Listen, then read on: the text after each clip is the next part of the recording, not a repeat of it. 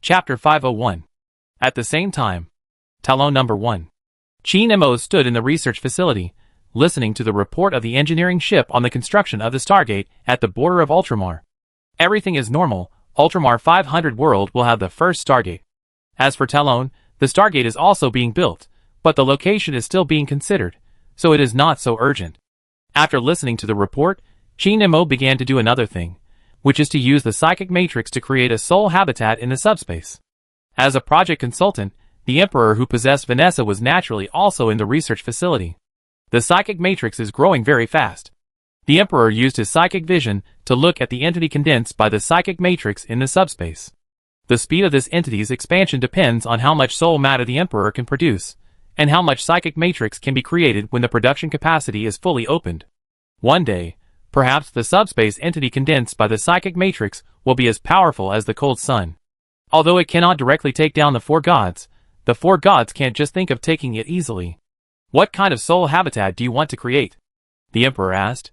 The kind that can be reincarnated, but the most important thing is to protect the soul. Nemo did not make a wish to the Emperor. The matter of controlling psychic entities needs to be completed by scholars, so he transmitted the order to the scholars. The scholars in the subspace immediately shaped the soul container. The subspace has an advantage, that is, the energy that can be used is inexhaustible, and the limitations of the real universe such as space and time do not exist in the subspace at all. Unfortunately, human souls must go through the subspace. Unless the Emperor can cry out the soul stone belonging to humans, the only way to protect the soul is in the subspace. It is not difficult to shape the soul container. It is not as difficult as using the soul of the devil as can raw materials. When Nemo gave the order, he quietly waited for the report of the scholars. The Emperor stood aside and looked at Nemo. Nemo was busy with the matter of the Stargate at this time. He tried to use the principle of shaping the Stargate to create a webway for the creatures in the real universe, which does not go through the subspace. There is no limit to the number of ways to travel at superluminal speeds, but the premise is that it does not touch the subspace. During the research, Nemo would occasionally take out a piece of soul crystal from the can on the table and eat it. The Emperor felt that it was the most extreme and worst thing he had ever seen. What kind of brain circuit could come up with the idea of processing the demon soul as raw material? All he could think of was to seal up the ancient holy cube full of demons, that's all. About Ryan. The Emperor spoke hesitantly. I don't care what Lion thinks of me. Nemo shook his head. Why don't you go with me to the outside of Talon's gate and meet him after I blow up the deceiver's head? The Emperor's humanity met Sanguinius and Gilliman, but not Lion. This puzzled Nemo. What can I say to Lion when I see him? The Emperor stood with his hands behind his back and asked Nemo, tell him, Dad loves you? Can he believe it? Why shouldn't he believe it? Your human will appear in front of him. He has been sleeping for 10,000 years, and feels unfamiliar with everything now. If you say something nice to him at this time, he will definitely feel comforted. Nemo said. The Emperor was silent. This part came from the pure humanity of the Emperor, who felt that he could say nice things to anyone, except Ryan. Ryan was his executioner 10,000 years ago, and did many things, guarded many secrets, and endured a lot of pressure, but he has never been recognized and rewarded. I don't know how you created Ryan.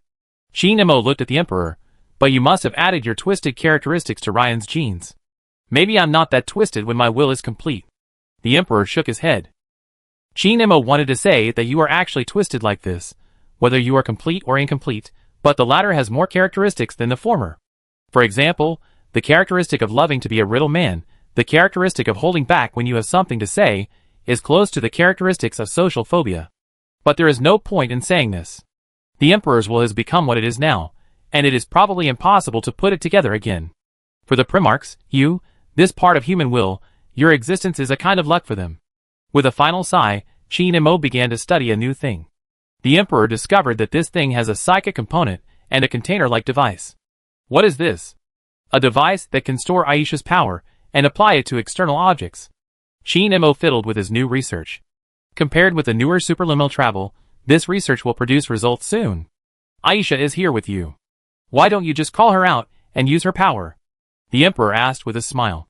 The smile on his face proved that he was asking even though he knew the answer. Nemo glanced at the Emperor and answered helplessly. I made this device for someone in the Terra Palace. Although he doesn't say it directly, and likes to be a riddler, although he doesn't necessarily agree with me, and some of his will still speaks ill of me when he meets his son, But he has endured 10,000 years of pain for the continuation of mankind. I have to do something to help him. Hey, that's right, buddy. The Emperor sat aside and waited quietly. After a moment, the Emperor suddenly remembered something, the smile on his face disappeared, and he sat on the chair immersed in his memories. At this moment, the Emperor felt that he was in the basement of the Terra Palace. The one who was busy at the side was the seal holder, the magic pattern Malkador. When the two were alone, Malkador would talk more. The Emperor was always the one who listened. He was not used to telling others what he thought, because in the long years he found that the people who listened to him always left one after another, and he had to say it again when the next person came. Will you leave me, Malkador? Like Erda and Orpesan? Of course not. We will fight side by side until mankind returns to prosperity and rationality. If you wish, we will find a planet with few people to live in seclusion and bring the Primarchs with us. The Emperor nodded silently, with a slight smile on his face. He believed what Malkador said. Let Mortarion farm. Let Perturabo do the hard labor. Let Guilliman manage the accounts, and Dorn will be responsible for building houses. The Emperor heard Malkador's voice echoing in his ears, but he was extremely sad, because he had seen Malkador's end with his own eyes. On the golden throne, a thin and dry man sat there, enduring outrageous torture. Malkador burned his life for humanity and the Empire. Praise the great Malkador, the Emperor said in his heart. Chapter 502. Complete. Qin Mo has already created a new invention. This is a thing that looks like a box, and there is something that looks like a signal beam. It doesn't have much technical content, and it mainly depends on Aisha to drive this thing. Qin Mo opened the webway portal and called Aisha out. The moment the webway was opened, a pile of soul stones flowed out from the webway exit. Then Aisha trudged through the soul stones and walked out of the webway. Crybaby? The Emperor looked disgusted. Qin Mo looked at Aisha helplessly. He knew that Aisha cried every day, but she was not crying for herself, but for her children. The Eldar were in a state of death, but not complete death. As the mother goddess, how could Aisha not cry? I'm sorry to disturb your sadness. I have something to ask for. Qin Mo picked up the device. Please charge it. Okay. Aisha wiped her eyes and walked to the square device to infuse it with divine power. The power of the goddess of life even made flowers and grass grow on the device made of living metal. This is the power of life. This is much more convenient now. Qin Mo turned to look at the Emperor. This thing looks like a decoration now. When I send it to Guilliman, Guilliman can put this device in front of the throne without explaining it to the Imperial Guards. The Emperor nodded, was silent for 2 seconds, and suddenly said, I hope this thing won't make me grow grass. It shouldn't. Qin Mo shook his head. Even if it grows, the Imperial Guards will pull it out. The Emperor fell silent. Qin Mo held the device and waited for Aisha to finish infusing it with divine power. For some reason, he suddenly laughed. What are you laughing at? The Emperor asked. What if this thing really makes you grow grass? Haha, Trajan will seriously analyze whether there is something wrong with what Guilliman gave you. Then I'm not sure if this will cause Guilliman to get into trouble. Then I have to use my psychic power to pull out the grass before the Imperial Guards find out that I have grass on my body, otherwise. Infusion is complete. Aisha took her hands off the device. The whole device looked green, and the living metal had merged with the flowers and plants growing on it, without even crowding out the flowers and plants through growth. This also indirectly confirmed how hard Aisha worked, and the entire device was almost filled with her. Thank you. Although Aisha was an Eldar god, she had helped a lot after all, and would help a lot in the future, so Qin Mo still thanked her respectfully. Aisha shook her head, hesitated for 2 seconds, and asked, I don't want to return to the claustrophobic webway so soon. So, of course, you can go out for a walk. This is an extension of your residence. You don't have to worry about your safety. As long as you don't go out, no one will catch you. Qin Mo said, as he handed the device prepared for the Emperor to the intelligence system of the research facility. The intelligence system that sent the errant Iron Man to clean the webway and arranged to receive the fresh soul stone from Aisha's tears immediately transmitted the device to the merchant ship that would go to Terra, and then added the order record of Lord Talon ordering the device to be sent to Guilliman in the ship's log. Aisha was really bored in the webway, but she didn't dare to run around, because she was still scared of the last time Guilliman took her outside the star zone and Slaanesh targeted her in an instant. So when Qin Mo was about to do the next thing, Aisha followed closely behind. Stay near the webway gate. The Emperor stood up and walked to Qin Mo's side. This place is full of human secrets, and has little to do with the Eldar and the Eldar gods. Oh, okay. Okay. Aisha was about to turn back to the webway, but was stopped by Chin Mo. It doesn't matter. There is nothing here that cannot be seen by others. They are all technological creations that have been used or will be used soon. Chin Mo led the Emperor and Aisha out of the room and went to the next door. This research facility, which occupies a large area of the ideal city planet, has many workshops, and in the next workshop, a living metal sphere with a diameter of 100 kilometers is being manufactured. What is this? A new celestial engine? The Emperor asked. No, it's the next component of the celestial engine. Chin Mo walked to the fence of the production workshop, looking down at the manufacturing plant below, which was as deep as a canyon, and the sphere that was suspended in the air using anti-gravity technology. It looked like a satellite. Aisha found the sphere interesting, but she had no idea what it was. The Eldar were not good at applying the physical science of the real universe, because they inherited the psychic technology of the ancient saints, and even the material used to make weapons was spiritual bones. The Eldar were like this, not to mention the Eldar goddess of life, who was always in a state of imprisonment and about to be imprisoned.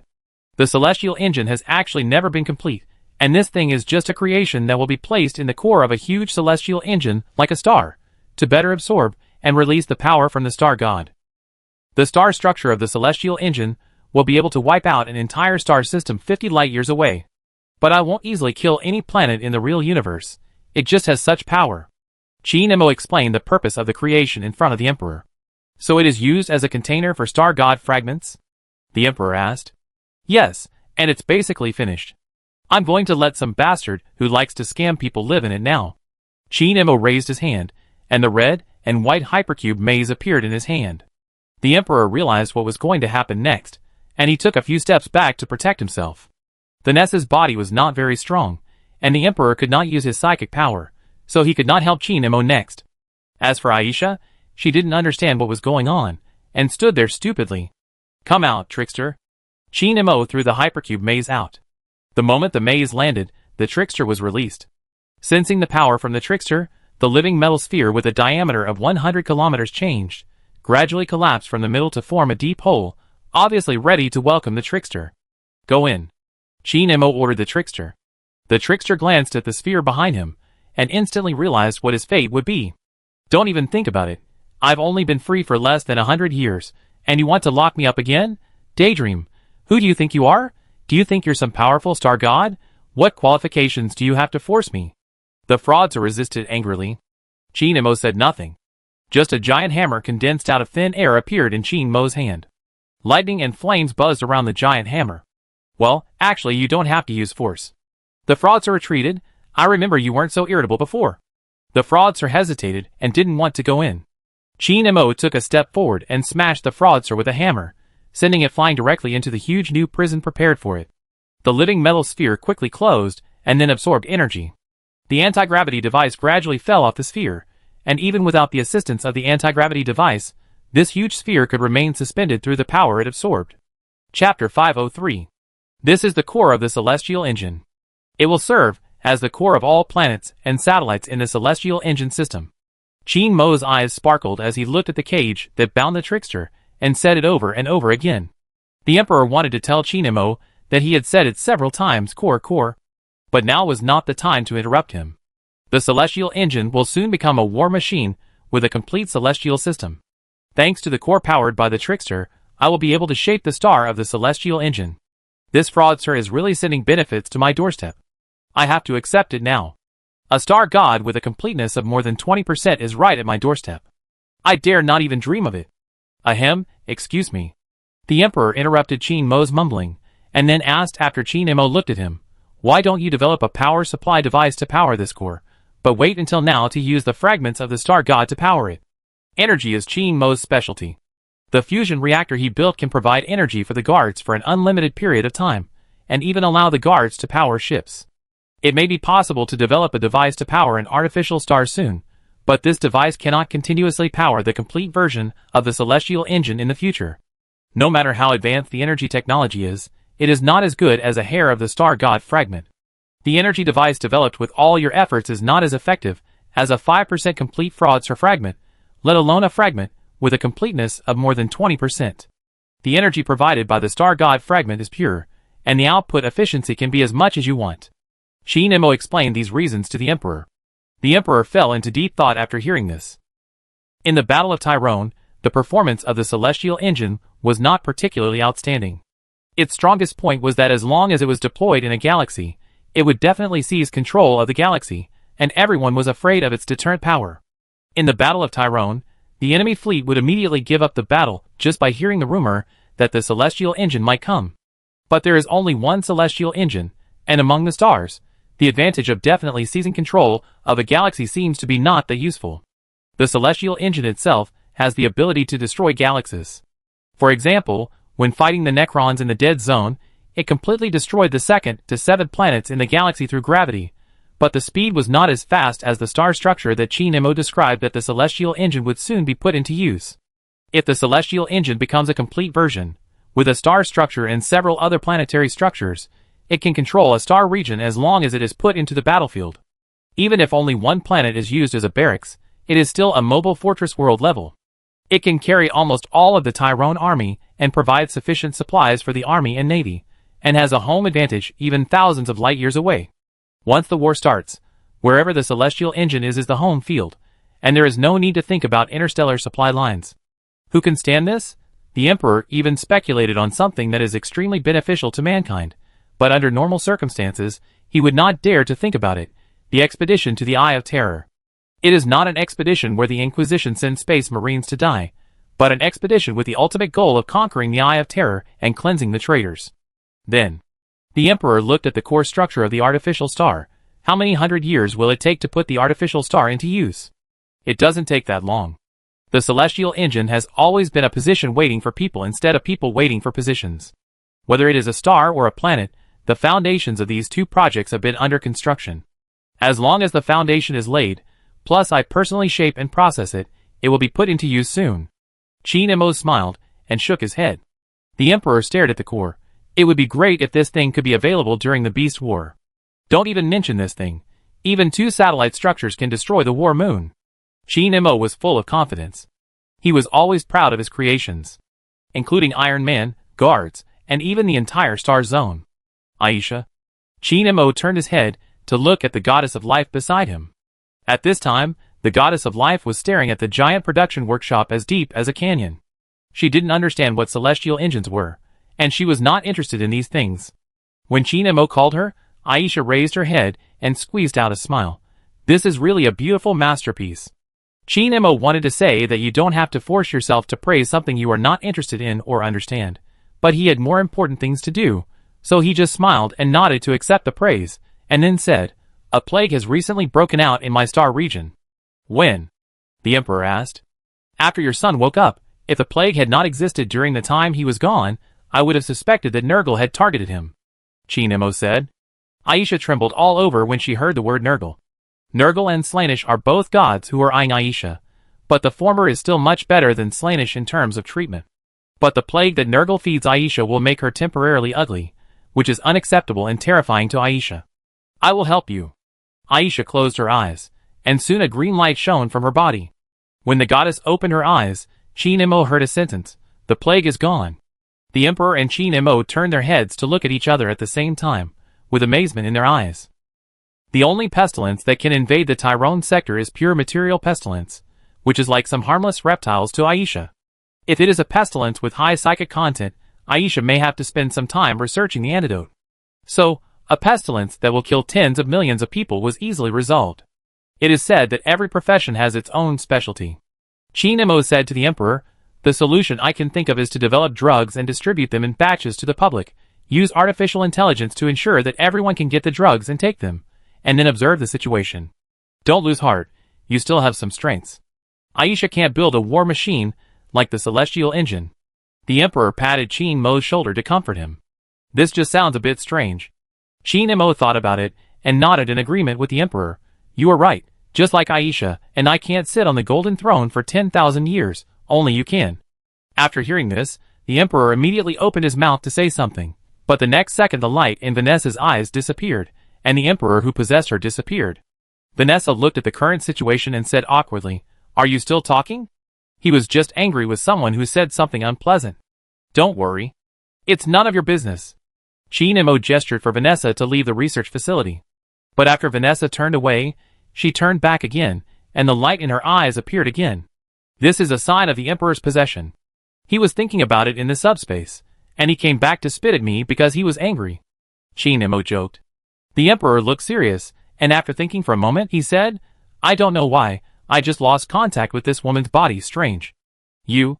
Qin Emo wanted to continue joking, but when the words came to his lips, he suddenly thought of something, and his expression gradually turned serious. But after thinking carefully, he couldn't figure out the reason. Maybe Ryan has arrived in Terra, and is talking to you in front of the throne, and this part of your humanity has been pulled back. It can't be that the hive mind sent a tentacle to Talon to make a temporary loss of contact between your psychic energy and the carrier? Chapter 504. Half a month later. Holy Terra. Guilliman was still dealing with the piles of documents.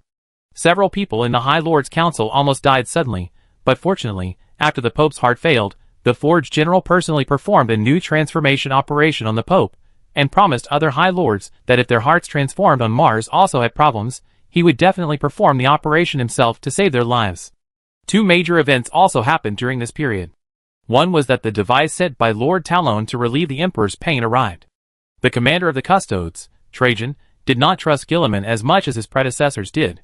If it were him, he would not only have promised Guilliman 10,000 years ago that the Custodes would not leave the palace, but he would even doubt whether Guilliman wanted to replace the Emperor. Trajan certainly could not agree to place the device in front of the Emperor's golden throne. But Guilliman used one sentence to make Trajan agree. My father is suffering. If you think I am not trustworthy, then you can arrange for the Custodes to guard the device 24 hours a day. If you think the Custodes are not enough, then let my honor guard assist you to prevent Lord Cypher from sneaking into the palace and escaping from the dungeon again. Trajan was speechless, and could only accept Guilliman's request. In addition, Lord Cypher really ran away. Escaped from the prison of the Terra Palace. No one knew how he ran away, just as no one knew how he entered the palace. Lord Cypher entered and left the palace as if he were in an empty space, and the defense that several guards had set up with wisdom, and could never have loopholes, was useless. This made Trajan wonder if there was a traitor who assisted Lord Cypher in entering and leaving the palace. But how could there be a traitor in the guards? How could Lord Cypher enter the palace if there was no traitor in the guards? How did he escape from the prison? Where else could there be a traitor besides the guards? This is the first thing. The second thing is that Lion entered the solar system. This happened 2 days ago. Guilliman had to think about how he should explain it to Lion. The Primarch thought that these two things were the only 2 episodes in his recent pile of official business, but he didn't expect there was another thing. Horst, who is known as the Undead Inquisitor, has arrived. Undead Inquisitor. When the Primarch saw Horst, he looked at the Inquisitor. It seems that he has not had many life-extending technology modifications, but he is still alive and kicking after living for thousands of years. When Horst met the Primarch, he seemed very calm, as if he had known that the Primarch would wake up. So Horst did not exchange small talk like other people who met the Primarch for the first time, but went straight to the point. We found a hive flee deep into the northern part of the galaxy. Horst got to the point a little too quickly, catching Guilliman off guard. Guilliman's compliment, I know you've done a lot for humanity, thank you, was choked back. It's not that I don't believe you, Horst. Guilliman took a breath and leaned back in his chair. But if the Tyranids come, the Lord of Tyrone will remind me first, they should have more advanced detection technology. The Zerg will go straight to Tyrone. Why do they need to remind you? Horst asked. Guilliman wanted to say something after hearing this. And Horst asked again, there has been a plague in the 500 worlds recently. The Talonians should not expect you to send troops to help. Wait. 500 worlds. Guilliman was stunned for a moment. Calgar didn't report this to me. How could you tell me that there was a plague in the 500 worlds before him? Faced with a Primarch's question, Horst calmly raised his hand and pointed to the Inquisition badge on his shoulder. Inquisition, sir. Guilliman glanced at the Inquisition badge, closed his mouth, and lowered his head in thought. Headache. The Primarch's superhuman body actually had a headache. First it was the Battle of Talon, and now it's the Zerg. There was also a plague on the 500 worlds. While the Primarch frowned and thought hard, Horst narrated the story. We, the Inquisition, discovered the Zerg before the Talonians, because the Inquisition personnel conducting investigations in the northern part of the Talon sector heard from the Eldar that a craft world was devoured by the Zerg. But I guess the Talonians have already detected it. We. As Horst continued to speak, Guilliman looked up at the Undead Inquisitor. We have to provide support. I know you have Inquisitors who are good at dealing with the Zerg. Ask them to go to Talon to help deal with the Zerg. No need. Horst shook his head. Gilliman narrowed his eyes. Horst explained, according to our investigation, during the defense of Baal, a more intense war broke out in the Hades system. Gilliman sat up straight after hearing this. He thought that the Battle of Baal, which forced the chapter to organize into a quasi-corps under heavy pressure, was already the most intense war. At that time, something in the Hades system was fighting a war of attrition with the Zerg. Fighting a war of attrition with Zerg that outnumbered them, this kind of behavior in the Astra Militarum would be enough to get a general executed. But such a thing exists. The planet was hollowed out, and of course the inorganic matter was gone. Just like all the planets that the Zerg had visited, but the problem is that the stones were gone. All the planets in the Hades galaxy have become a thin shell, which is not even made of stone, but the dust that drifts away when the minerals and stones of the entire planet are captured. Listening to Horst's story, Gilliman suddenly remembered something. Iron Man. But Gilliman did not speak out his guess, but pretended not to understand, asking knowingly, so what is it that is engaged in a war of attrition with the Zerg? Yes, what is it? Horst looked puzzled, and said in a low voice, what is it that can even consume stones, and is even more cruel than those Tyranids that eat organic matter, and this kind of thing is only available in the Tyrant sector? At this point in the conversation, Gilliman instantly realized that Horst had other intentions. He was not here to report that the Tyrone sector might be attacked by the Zerg, but to discuss the situation in the Hades system. That was why he said there was no need to send reinforcements to Tyrone, because they had weapons that were more insane than the Zerg. But Horst immediately turned the topic back to the sector. I came here to suggest that you stay calm and don't provide support yet. Then you, the Inquisition, can watch and get more information about the war machines in the Tyrone sector, right? Gilliman asked. Seeing that his purpose was exposed, Horst did not hide it. Yes. He just wanted to obtain information about the Iron Men, and wanted to observe and record another war of attrition between two crazy species, like the Hades galaxy. Then it depends on whether the Talonians give you this opportunity. It has nothing to do with me. Gilliman waved his hand to signal Horst that he could leave. Anyway, even if I don't let you conduct the investigation, you will leave the body of the Inquisitor on a planet in Talon. What's the point of telling me this? Horst nodded. He just wanted to reassure the Primarch, and then not interfere. It was that simple. Goodbye. Horst saluted and turned to leave. After watching Horst leave, Gilliman began to think about the Zerg. He didn't think the Empire should watch. Chapter 505. When Gilliman was worried about recent events, he did not realize that he would soon have another trouble. The Lion King arrived at Terra. There was no honorable welcome, no welcoming ceremony, and no identity investigation. Because the Lion did not give the Terrans the opportunity to hold a welcoming ceremony.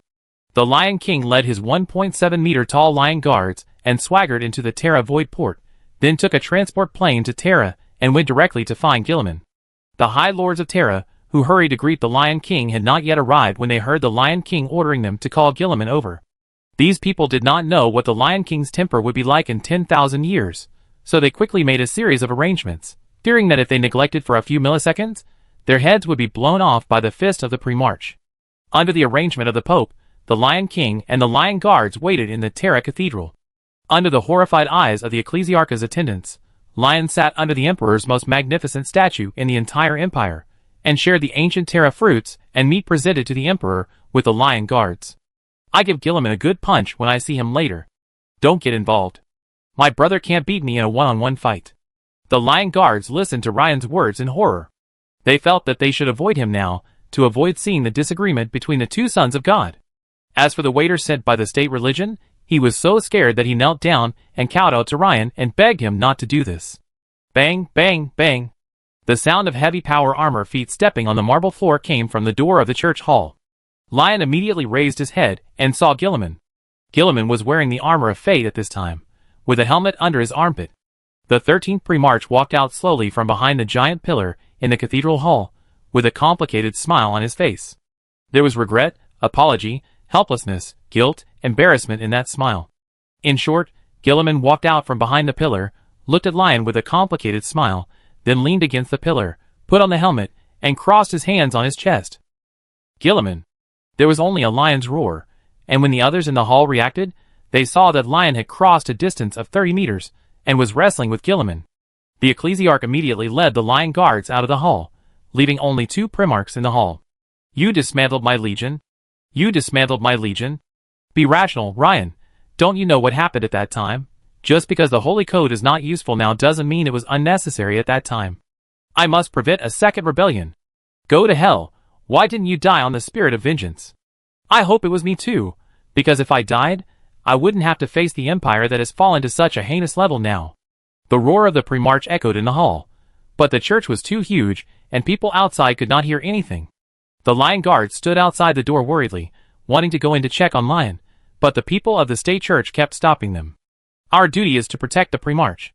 The captain of the Lion Guard roared at the waiter. The waiter still blocked them. You protect the pre-march? I don't let you in because I'm afraid you will be killed by the two sons of God without paying attention. There was no way. The Lion Guards could only stand outside and wait anxiously. They felt that the Terrans stood on Guilliman's side, and would definitely bully Lion. Just like the city people bullying the rural people on the mother planet. In the imagination of the Lion Guard, Lion was alone under the siege of Guilliman and the Terrans. A moment later, in the hall, Guilliman and Lion sat side by side on a collapsed and broken pillar. Guilliman and Lion both lowered their heads. The former had a little bruise on his arm, and the latter didn't even lose a hair. You did a good thing, bastard. Guilliman rubbed his hair. Pull my white hair out. Lion lowered his head, and glanced at the white hair in his hand. He stopped fighting when the white hair fell into his hand. This white hair suddenly reminded Lion of the current situation of the Empire, and that Guilliman had been dealing with the current mess before he arrived on Terra. Maybe he would have to deal with it after he arrived on Terra. Your personality has changed too much. Guilliman looked at Lion also. You seem to have aged a little.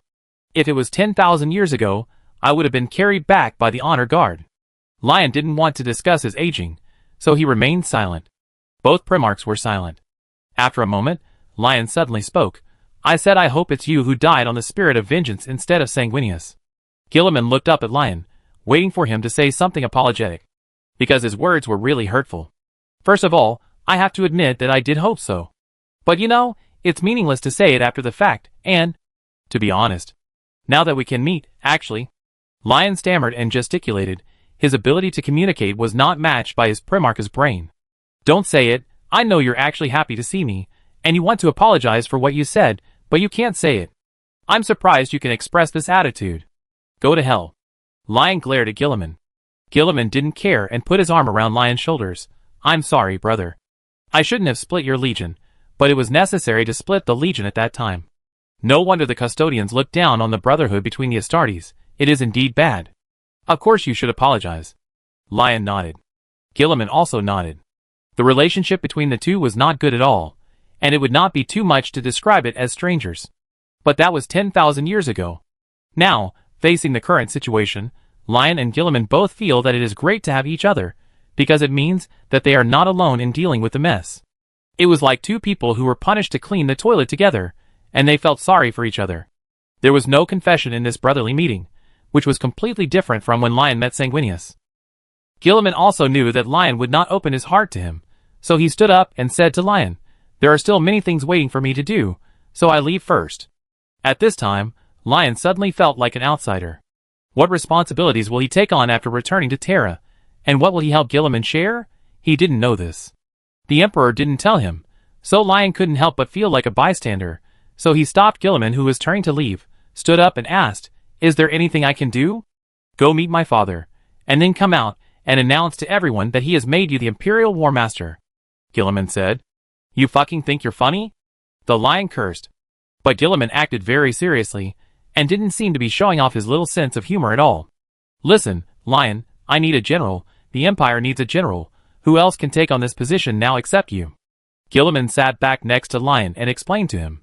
Guilliman always has a lot of reasons. He talked about the state religion, the current situation of the Empire, and why Lion must become the military commander of the Empire.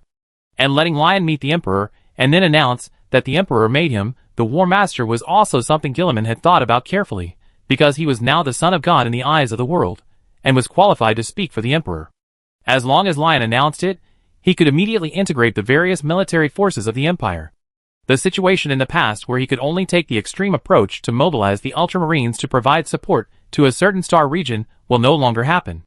Lion pondered for a moment and responded to Guilliman, you don't need a war master, you need a war puppet, who is easy to persuade you, and can control the military forces at your will. I trust you unconditionally, but you are so suspicious of me? Guilliman asked harshly. Lion lowered his head, his heart full of guilt.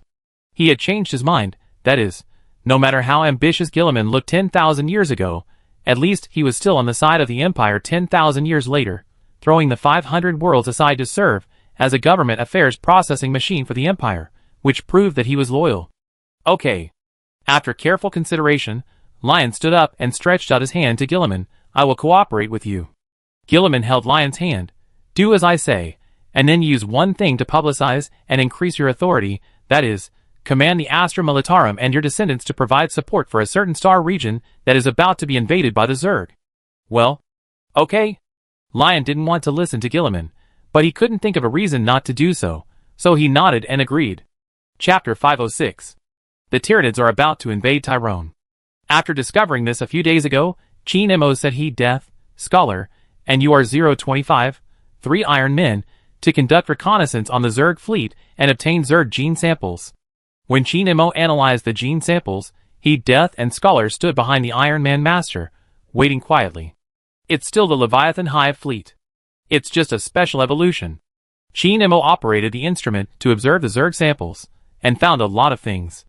The Leviathan Hive fleet is about to arrive. It fought against the Iron Man army in the Mincemeat War in the Hades galaxy. In the end, the burner threw a spear and pierced the biological ship where the Queen was. But the remnants of the Leviathan Hive fleet should have restored order and started invading again. The current Leviathan Hive fleet is very different from before. The shells and weapons of the Tyranids are mostly made of inorganic matter, which means that they want to use inorganic matter to fight a war of attrition when the Iron Man consumes the biomass first. There are a lot more psychic units in the war beasts, which is observed by scholars. This shows that the Hive fleet does not completely rely on the material conditions to compete with the Iron Man. The psychic power that can kill the Iron Man unit, such as Heat Death, in seconds has been proven to be effective. The genes of the Leviathan Hive fleet have merged some genes of other Hive fleets, and can digest metals, even living metals, which shows that the source of these additional genes is the Hive fleet that has fought against the Necrons. In addition to the outbreak of the Talon Defense War caused by the awakening of Choron, and playing with time, this race thousands of miles away has given another gift to the Talon Star region. The Leviathan Hive fleet is heading straight for Tyrone, with a clear goal. So it is hard for Chin Mo not to make a conclusion, after discovering the Iron Man, a predator opponent that is not yet a force to be reckoned with. The Hive will specifically try to evolve an army against the Iron Man. This invasion is just a test. Combine a fleet to test the results of the evolution. If the results are good, continue to evolve in the direction of the current Leviathan evolution. If not, find another way. The Leviathan Hive fleet is still 600 light-years away from the star zone. The scholar reminded, they will probably arrive this year. Let me deal with them. Heat Death stepped forward. In 3 months you will receive the Queen of the Leviathan Hive fleet and specimens made of new psychic units.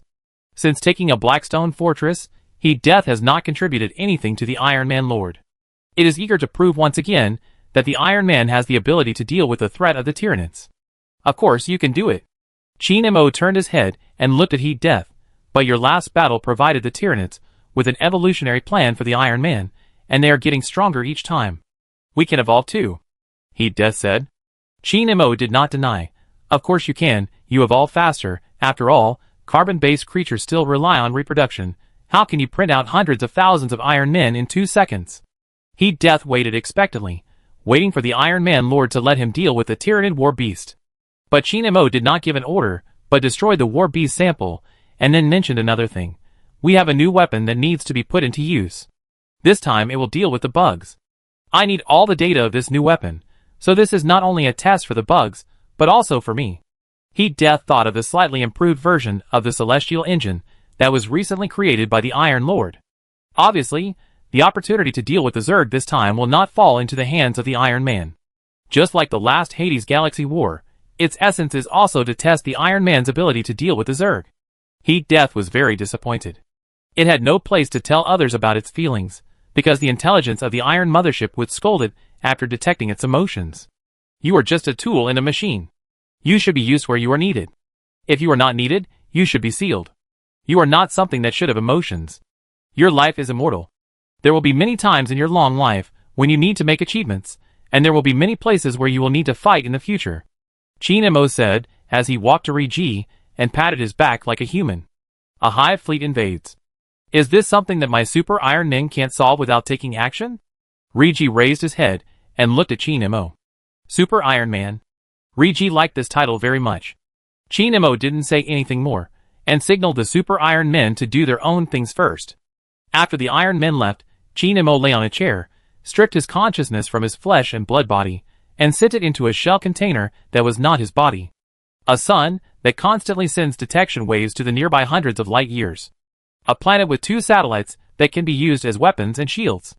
They are traveling in the universe. Lord Tyrone is here on the bridge. In a huge place similar to a bridge deep in the planetary structure, the celestial engine combatants, who were helping the Stone Man, heard the prompt sound of the artificial intelligence. Everyone stood up and looked at the gate. A 4-meter-tall metal giant slowly floated in, motioning everyone to sit down and continue working.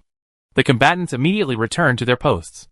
In the center of the bridge, the mimicry created a star map illusion, while the burner was adjusting the output power and gravity of the star structure, which required huge computing power.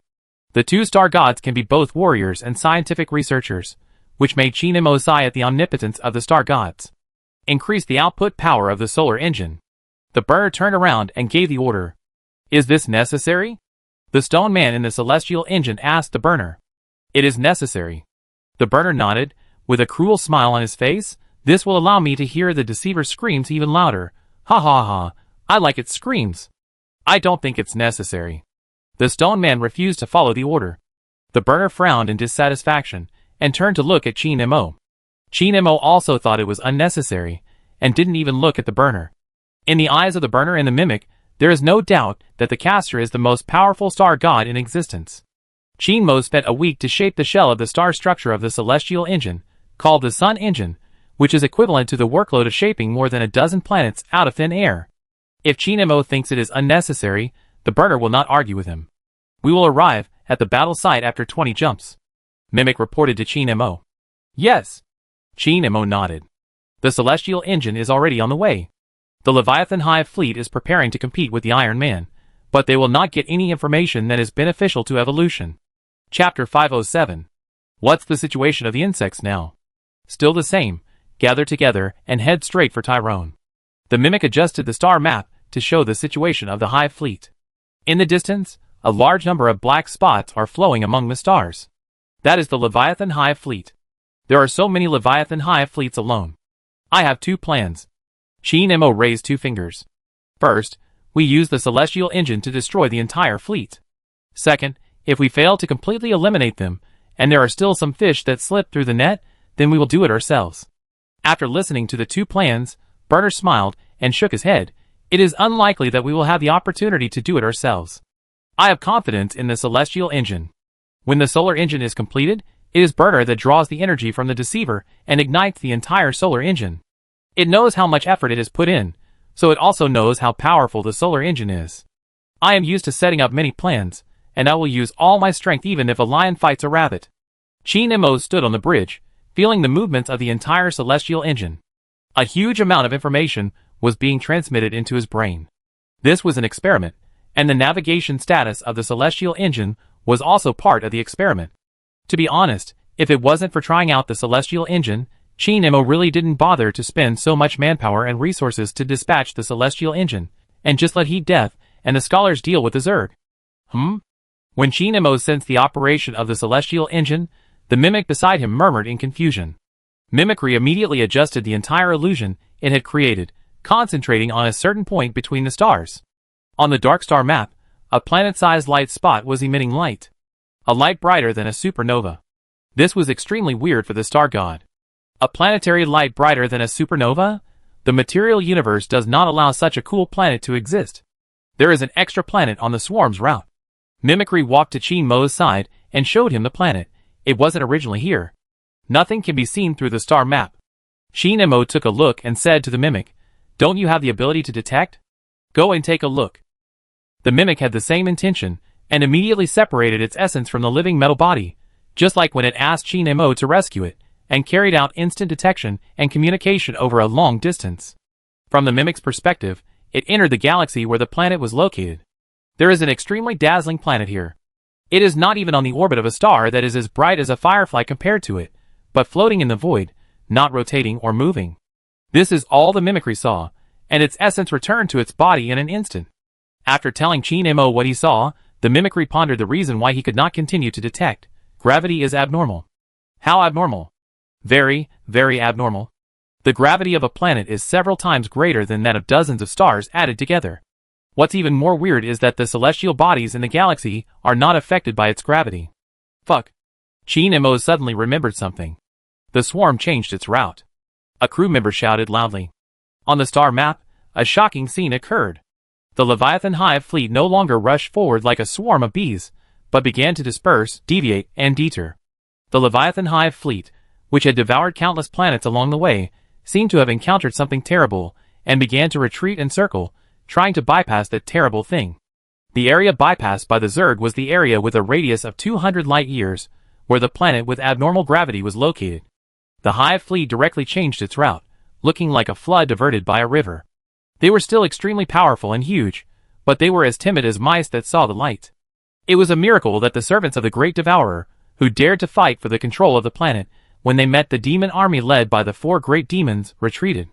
The Hive fleet is dispersed. They will not reunite. Predict the direction of the Hive fleet immediately. Chin Mo ordered. While the Stone Man was mobilizing his computing power to make calculations, the burner finished the calculations in an instant and spoke first. No need to calculate, they will split into 2 groups, one to the place called 500 Worlds by you humans, and the other to the Earth. The Leviathan Hive fleet was moving on the star map. They tried to find another way to the Talon Star Zone, and those black spots kept probing like tentacles. But the planet with abnormal gravity was retreating. When the tentacles of the Hive fleet went deep into the area with a radius of 200 light-years, where the planet was, it would immediately withdraw and change its route, as if it would rather die than get close to that strange planet. Something is invading the communication system. The Stone Man reported again, and then a voice came from the communication system. It was the voice of an ancient being. It didn't sound rational. They won't go to your homeland, Caster. Ha ha ha, of course not, because I forced them to change their route, these damn little bugs. What did you say? No, I'm not trying to show off my power, I just want them to get out of here. No, no, no, don't accuse me of interfering. If you say that again, I kick you out. The voice was talking to itself. And this crazy way of communication also existed in the Night Embracer, who had schizophrenia due to devouring too many star gods. The burner took a deep breath and looked at Chin Mo. It and the mimic had already learned the identity of the planet with abnormal gravity. The Outer. Saranoga. The only 2 complete star gods in the galaxy. Help me, please. The Outer seemed to be crying and begging, but then laughed. It's you, you're still complete. Great, great, you are still intact. Help Saranoga, for my sake. The Outer One is a crazy star god. It once devoured several of its own kind under the deception of the Eldar laughing god Zalago, and then fell into madness. It is in the Milky Way. The Inquisition once discovered this star god. Saranoga looks like a Dyson sphere, with extremely huge gravity. I don't know how much stellar energy it has absorbed over countless years to have its current mass. Chin Mo thought for a while, and said, I thank you for helping me, but you must get out of the way, let those bugs gather together again, and don't change their route. You have to promise that you are willing to help me first. The Outer One shouted. I promise, I promise. Chin Mo nodded. Then the dazzling planet on the star map flickered back and forth among the stars, forcing the scattered Leviathan Hive fleets to gather together again. The Outer One supervised and drove the swarm of insects, forcing these stink bugs to gather into a circle. Chapter 508. The Leviathan Hive fleet avoided the Outer Ones at all costs. They probably didn't have the ability to fear, but they just didn't want to fight a powerful enemy without biomass. However, seeking benefits and avoiding harm also proved the threat of the star god to the Tyranids. Don't create its image. The mimic was subconsciously trying to project Saranoga's appearance into the illusion, so that Chin Mo could see it more clearly. But after being reminded by Chin Mo, he remembered that there were not only star gods here, but also humans. The Outer One is a star god that is very deadly to living things. Any mortal who sees the Outer One will go crazy, and would rather die than stay in front of this terrifying existence for a while. Even mortals who are within the sight of the Outer One will go crazy. Fortunately, the celestial engine was designed with defense measures against the characteristics of the star god, so the people inside the celestial engine did not go crazy because of the Outer One's gaze, but they would still go crazy if they looked directly at the Outer One. Saranoga continued to drive away the swarm until the entire Leviathan Hive fleet gathered together, and headed straight for the celestial engine. The burner is also on your weapon. Why don't you let it burn these bugs with us? You probably want to experiment with your weapon. That's fine. It seems you are still used to relying on things other than your own strength. No, this is part of your power. Saranoga continued to speak its chaotic words. No one talked to it, but it seemed to be talking to a large group of people. The way the star god communicates is not human language, but similar to mimicry. When Chin Mo had not found it, he used celestial gravity as a medium to spread what he wanted to say. Of course, only the star god can hear and interpret these languages, unless the outsiders want to speak to mortals. He can do more than just build war machines now. The burner recalled what happened when Chin Mo returned. I noticed it. Saranoga observed Chin Mo. You have a stronger power, contained in the flesh and blood body you found from nowhere. Otherwise you have to become a sphere like me, and find a place to accommodate you. Saranoga made a judgment first, and then talked to himself. It can be seen that this star god is crazy now. Star god is not the purpose of Chin Mo's trip, but testing the celestial engine. Saranoga ran around diligently, blocking those branches of the Hive fleet that did not gather together. It was so considerate that it even helped the Hive fleet to come directly to a place less than 1 light year away from the celestial engine. It didn't know the range of the big guy made by the caster, so it could only rush closer. From this point, it can be seen that Saranoga is in urgent need of help. In the end, the entire Leviathan Hive fleet was gathered in an entire galaxy. That galaxy is less than a light year away from the celestial engine. The giant detection array mounted on the solar engine extracts the energy of the deceiver, releases detection waves, and the final returned results are displayed in a projection form. Use the solar engine to attack the galaxy, and then we go home. Chin Mo ordered. 6 planets in that galaxy. Mimic pointed at the projection. It's best not to destroy any celestial bodies. We can reduce the output power of the solar engine. Chin Mo signaled the stone man to start. The solar engine squeezed the energy in the fraud fragment in a more cruel way. The star structure as a component of the celestial engine became more dazzling. Its light was still very bright even after being weakened by the black light curtain covering the entire celestial engine. It is difficult for any technology to provide such abundant and surging energy for an artificial celestial body the size of a star, but the star god can, which is even equivalent to drawing some blood for the fraud fragment. The deceiver once deceived the Necroner race, using trickery to make the star gods cannibalize each other. No matter what its conspiracy was, it failed, otherwise it would not have been broken into pieces. But now, as a battery, the deceiver was so successful. Well done, deceiver. Chin Mo walked to the front of the bridge, and his eyes directly saw the outside world through the metal of the bridge. A sun was emitting supernova-like light. It was suspended on the left side of the celestial engine planetary structure, far more dazzling than the sun in any galaxy. This sun is not the power of the universe itself, but a giant engineering creation. The scene in front of him may not be shocking to the star god, but Chin Mo was shocked because he was once a human. When he saw his creation showing a power beyond nature, he was so excited that he wanted to use a few dimensional lightning bolts on the fragments of the deceiver in the sun engine to force it to work harder. Charging completed. When the stone man's prompt sounded, the giant engineering creation released a small ray of light into the deep void. It was like a spider as big as a building, but it only spit out silk threads that a spider the size of a finger can only spit out with all its strength. It looked very small and weak. But a moment later, Chin Mo's vision was filled with flashes in front of him. At this moment, Chin Mo recalled the feeling of playing games without turning on the lights in the middle of the night. After being hit by a flash bomb, the screen turned pale, just like now. Following the flash was the violent solar wind. The plasma flow washed the entire celestial engine star and planetary structure facing forward. The physical shield that was invisible when not under attack was now like a blue light bulb wrapped around the planetary structure. And these are just the residual power of the solar engine attack.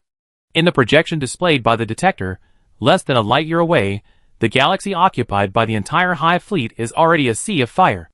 The attack effect presented in the form of flames envelopes the entire galaxy.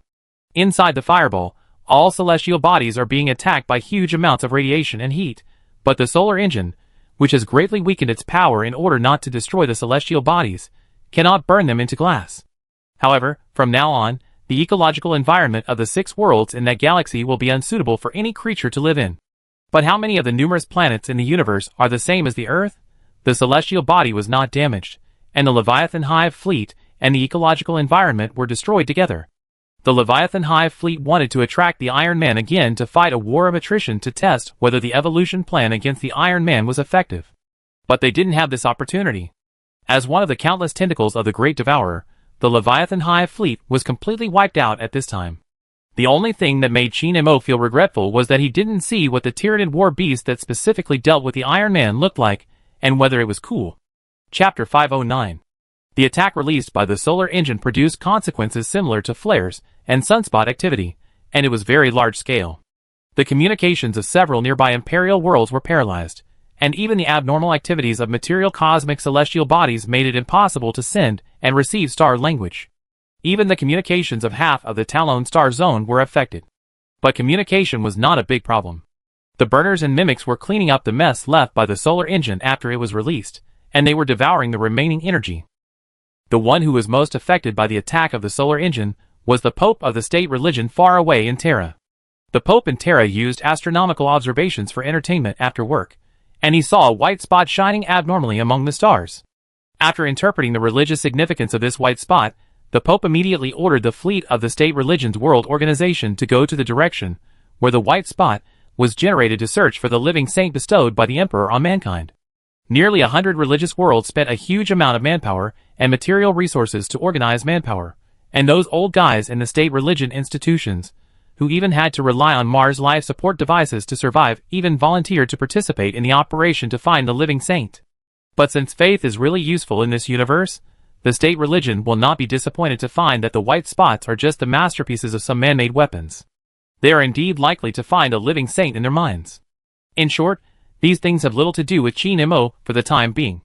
What is more important to him is to deal with another trouble. Saranoga. What do you want me to help you with?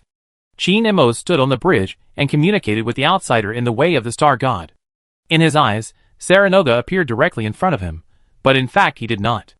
It was just a projection-like method. The Dyson sphere grew a hand and pointed at him. What else do you think I could ask you to help me with? Shin Mo just wanted to test whether Saranoga could ask for help clearly, and then judge its madness. Facts proved that it was not hopelessly crazy.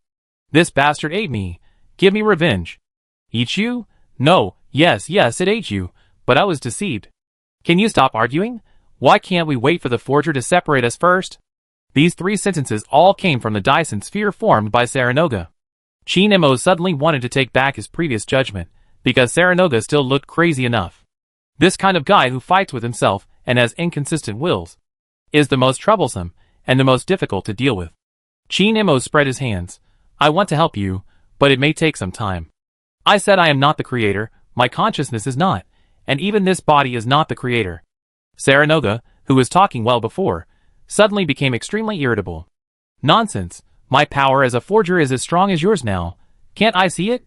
I don't care who you are, I don't care what you look like now, I only care whether you can separate me from this damn bastard. Shin Mo narrowed his eyes, and stared at the projection of Saranoga on his retina. Who is the bastard who just spoke with your mouth? Silence me. Fragments of the burner. Saranoga replied. Wait. The burner in the bridge had been watching Saranoga's ugly appearance like a play, but when he heard that his fragments were in Saranoga's body, he suddenly lost his composure. How could you? I don't really want to explain to you, because I was stupid enough to want to use the fragments of other star gods to neutralize my body. Saranoga said. The burner thought that you were stupid enough. I know you were deceived by the god of laughter, but how exactly did he deceive you? Shin Mo suddenly became curious. Saranoga did not answer in words, but just showed Shin Mo what happened in the past. Saranoga took 5 weak star gods and rushed through the galaxy. The Night Bearer is dealing with Cain, let's deal with Zalago. This waste doesn't sound like a tough guy. Just watch for a while. When Saranoga turned around to look at those weak star gods, the Eldar's god of laughter Zalago and other star gods stood together and nodded after listening to Saranoga's words. Saranoga was stunned for a moment, and then went straight to Zalago. It saw that it was instantly teleported from its galaxy to another galaxy. Those weak star gods disappeared, leaving only Zalago, who suddenly appeared. What's the point of your usual psychic tricks to transfer me out of that galaxy? Saranoga looked down on Zalago. In his eyes, this laughing god must die. Because there are civilians in that galaxy that I must protect. Zalago replied with a smile. Are you satisfied with my answer? The one talking to Zalago was the dimensional lightning released by Saranoga. Zalago dodged everywhere, and the dimensional lightning failed to hit it. Then Saranoga suddenly pounced on Zalago and swallowed it directly into his body. Just when Saranoga was thinking that he had won, another Zalago appeared. Saranoga devoured them one by one, swallowing 5 Zalago in a row. Until finally, the 5 weak star gods were all teleported to the galaxy where Saranoga was. Is the battle over? The weak star gods asked. It's over. The laughing god is extremely fragile and can't stand a single blow. No, it's not over yet. I swallowed it. How can it not be over? When this question came out of Saranoga''s living metal head, everything in front of him changed. It was still the same galaxy as before. The 5 weak star gods turned into Zalago, who laughed at Saranoga and ridiculed its stupidity, and then gradually merged into one. Saranoga found that the laughing god was not dead, and then it felt extremely painful, and found that there were its own star god companions in its body. The devoured star gods stung Saranoga like broken pieces of eaten glass. They were not dead, so their consciousness and thoughts could be clearly perceived by Saranoga. They seemed to share the same body with Saranoga himself. The Outer Ones fell into madness at this point. They rushed to the world where the followers of the god of laughter lived, killed the Eldar on every world, destroyed every world, and then turned into a Dyson sphere and disappeared. It was not until an unknown amount of time later that Saranoga sensed a signal coming from a very far distance. The path shown by Saranoga flowed in front of Chin Mo's eyes, like a revolving lantern. After watching everything, Chin Mo found that Saranoga''s fate was so similar to that of the Night Holder, except that the former was deceived by the god of laughter, and the latter was deceived by the deceiver. And both of them were showing the consequences of cannibalism of the star gods. You have to help me, Saranoga said. Chin Mo thought for a moment, and looked at the mimic. The mimic stared at Saranoga and said in a deep voice, A part of my fragments is actually in it. Chapter 510. Why did you think of using the fragments of other star gods to neutralize? Chin Mo did not understand Saranoga''s idea, and he had to try to understand Saranoga''s behavior, which would serve as a basis for judging how dangerous it was. Some star gods' powers can suppress each other. Saranoga directly projected the past events on Chin Mo's retina. Saranoga thought of a way in his madness, which was to try to devour the fragments of other star gods, so that the star gods with conflicting powers would suppress each other in its body. And it turns out that this is indeed effective, but the effect is not great. If the various star god powers in Saranoga''s body conflicted with each other, and this situation was quantified to 100, then after it devoured other star god fragments, 100 dropped to 99. It was only a difference of 1, but it also allowed Saranoga to temporarily regain some rationality, otherwise, it would not have been able to run over and communicate with the forger who he thought could save it. It's too crazy. The mimic looked at Chin Mo and spoke in a human way. As a star god, shouldn't it think about using technology to solve its own problems? Swallowing more star god fragments is not a solution that a normal mind can think of. It seems crazy enough. Chin Mo lowered his head and fell into deep thought. The burner looked at Chin Mo. It wanted to say that its fragments were in Saranoga, and its current feelings were beyond Chin Mo's comprehension. Including the mimicry, the two fragmented star gods scratched their heads like mortal creatures. It was like a person who was about to die of thirst in the desert saw a glass of pure water, but this person was so dehydrated that he could not move. The tragedy is that the pure water is right next to this person's mouth, but he can't raise his hand to drink the water. It's this urgent feeling. I think we should help. Saranoga is not a cruel god. It has helped mimicry before. The burner urged eagerly. Mimicry felt the same as the burner. If it were Chin Mo, it would definitely agree immediately, but it wasn't. After consideration, Mimicry said, Don't worry about Saranoga. It's not normal. It may destroy everything you have built and are proud of. What are you talking about? What else does it care about besides the 6 Catons including us? It was the mimic who said this, but it was not the mimic next to Chin Mo. Each piece of star god fragment has self-awareness, and the mimic in Saranoga speaks through Saranoga''s mouth. Things are not as simple as you think. I also want to merge with you, but... Then you make the caster promise to help Saranoga. Hurry up. I don't care what the caster cares about. Get me out quickly, or I will burn you to death. Saranoga alone can simulate the effect of multiple people talking at once. When Chin Mo heard the last sentence, he looked at the burner beside him.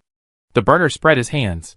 You know that each piece of star god fragment has self-awareness and different personalities, right? Chin Mo retracted his gaze and finally nodded. Okay, Saranoga, follow me. A wise decision. The burner nodded vigorously in agreement. Mimic looked at Chin Mo, hoping that he could think about it again. Chi Nemo shook his head. Who let it eat your fragments? I have to help now. But Saranoga is already a Dyson sphere. If it goes crazy, even the celestial engine may not be able to control it. So there must be a safety measure. The premise of my help to you is that you must stay in my dimension.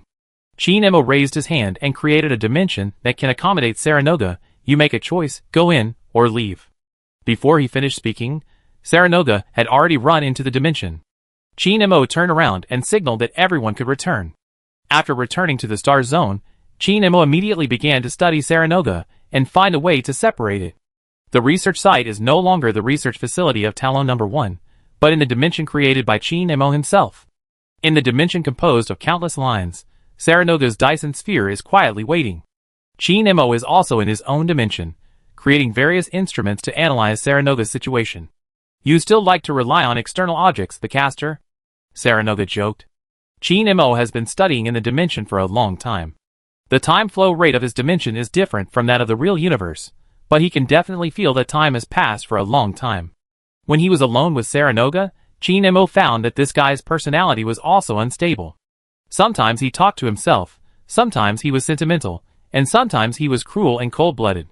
A star god's original personality could not be like Saranaga's, which shows how much trouble cannibalism would bring. How else can I detect you? Chi Nemo continued to fiddle with the instrument and read Saranaga's various data. I feel that I can only use the power of the forger. As for the senses, I am not like a god. I can't directly read all the data of another star god. That's right, do you know why? Saranoga asked. Why? Because we are a mass of energy without consciousness and senses, similar to a nebula. How can we have senses like the gods of Ida? You can sense matter, I can sense the spirits of others. This is within our power. It's good to be able to sense these. Okay. Chi Nemo checked Saranaga's data and began to analyze it. Saranaga's situation is very bad.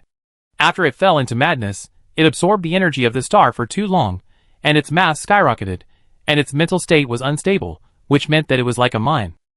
Whether it would explode or not depended on how much pressure it had.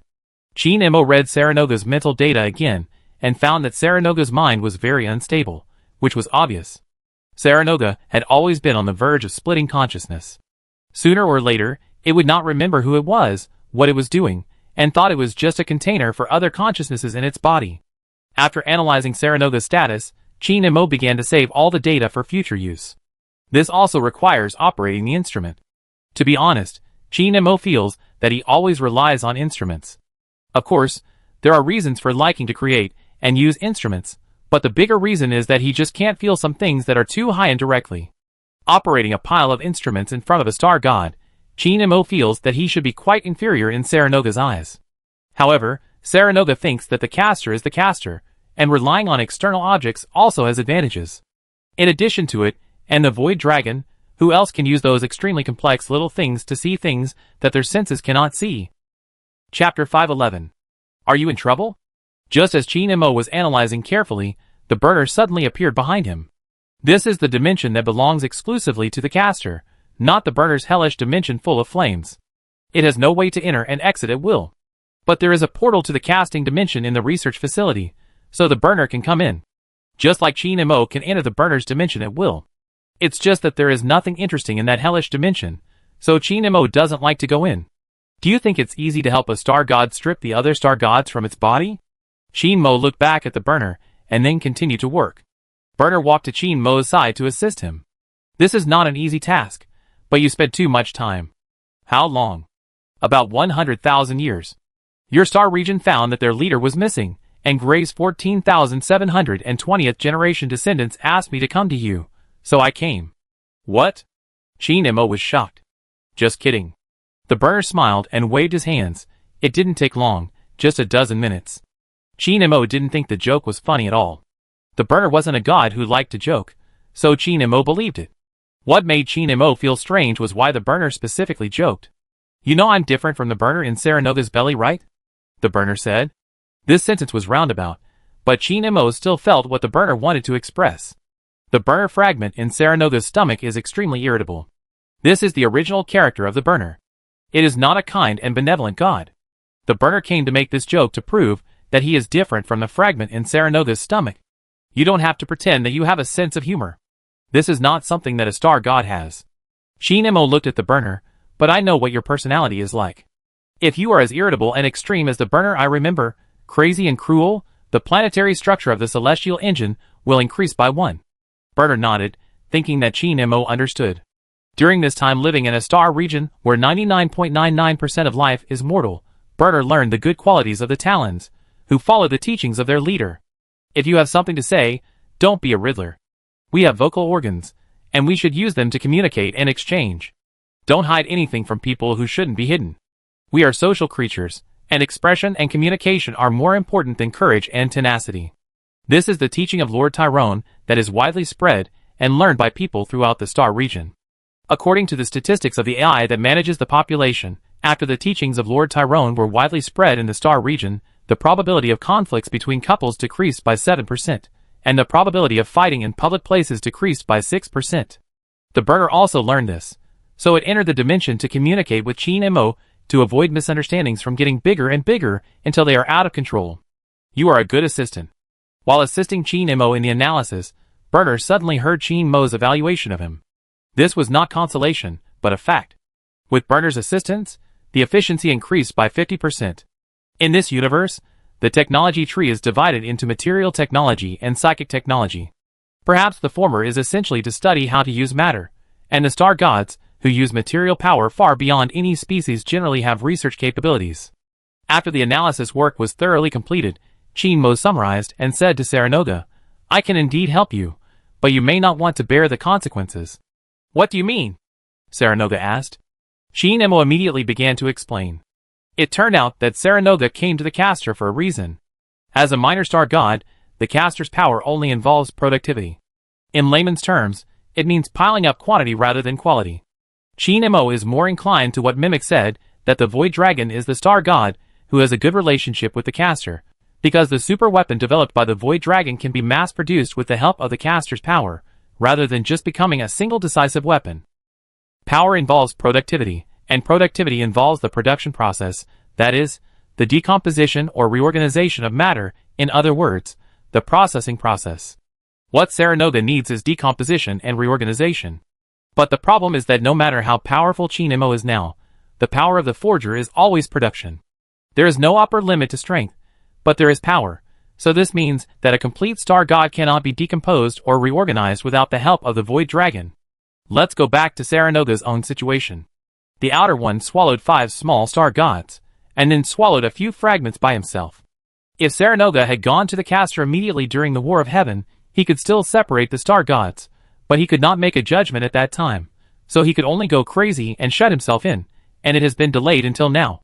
Saranoga has almost merged with the 5 star gods. So, if you really want to separate from those star gods, I must decompose you.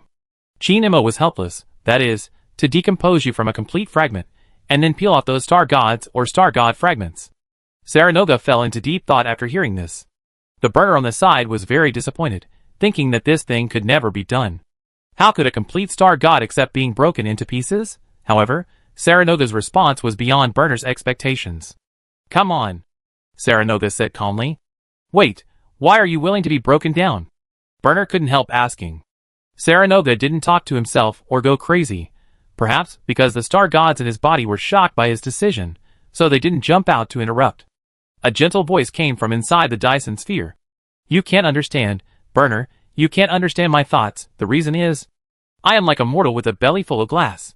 I am tortured all the time. From the war in heaven to now, I don't even know how many years have passed, but I remember that I collapsed countless times. After speaking of his feelings, Saranoga paused for a moment and continued to explain. It was because I underestimated the enemy that I was deceived by the Lego.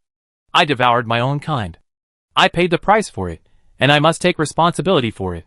I have to let them go. This is what I should do. Saranoga was now clear-headed, and the star gods who tortured it all calmed down. No star god was upright, because the abstract concepts in the subspace did not exist in the real universe, and there would be no punishment for breach of contract. But Saranoga believed that he should take responsibility because of its power. Wherever the outsiders looked, madness would appear, but the madness was caused by it, not by its power, but by it itself falling into madness after devouring its own kind. This madness distorted its power, and it was also radiated by its power. Therefore, Shin Mo believed that Saranaga's power might be reason, or mental control. Chapter 512. I promise, I will disassemble you and then reassemble you. Although the power after the reassembly may not be as good as your original power, I will reassemble it for you. Chin-Mo decided to start disassembling Saranoga. What are you going to do? I need you to release the star energy you have consumed over the years, and supply it to me. I will turn that energy into star iron felt. As for what happens next, you just need to bear it. The caster himself is a hammer god. As Saranoga commented, the caster is too dependent on external objects. It is precisely because of this characteristic of relying on external objects that the caster has more things that are not born with it, but can be shaped by it than ordinary star gods. Material forging hammer. Star iron felt. This combination represents the most primitive step after the formal emergence of the concept of production, that is, forging and forging. Okay. Saranoga agreed and immediately began to release the energy it had swallowed. In the countless years of madness, Saranoga has been absorbing the energy of stars. This may be because it can become more powerful and suppress the torture brought by those star gods. Or it may be because it has nothing to do. Regardless of the reason, the energy it possesses is far beyond that of all star gods. The vast stellar energy is released from the Dyson sphere transformed by Saranoga. Every bit of energy released every minute and every second is enough to power a double-digit full version of the celestial engine. And these vast energies are absorbed and used by Chin-Mo, and the star iron felt is forming under Saranoga. It was a celestial system composed of hundreds of celestial bodies. It was not as large as the celestial bodies in the real universe, and the arrangement and combination were more like tools than real star systems. These celestial bodies were formed by the gathering of blue energy.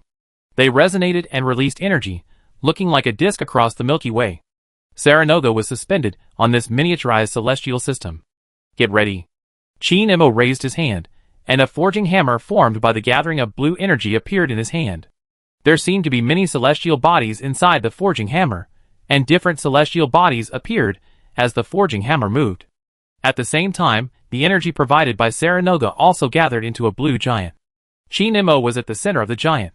He looked even bigger than the Dyson sphere that Saranoga had transformed into. Begin. Saranoga was ready. The forging hammer was raised high and then dropped. The laws of physics gathered into a whistling wind attached to the forging hammer. At the moment when the hammer head hit Saranoga, the stellar energy radiated and spread to the entire dimensional space. Saranoga screamed. At this moment, Chin-Mo was extremely glad that he had brought Saranoga into the dimensional space instead of leaving it in a corner of the Talon star zone.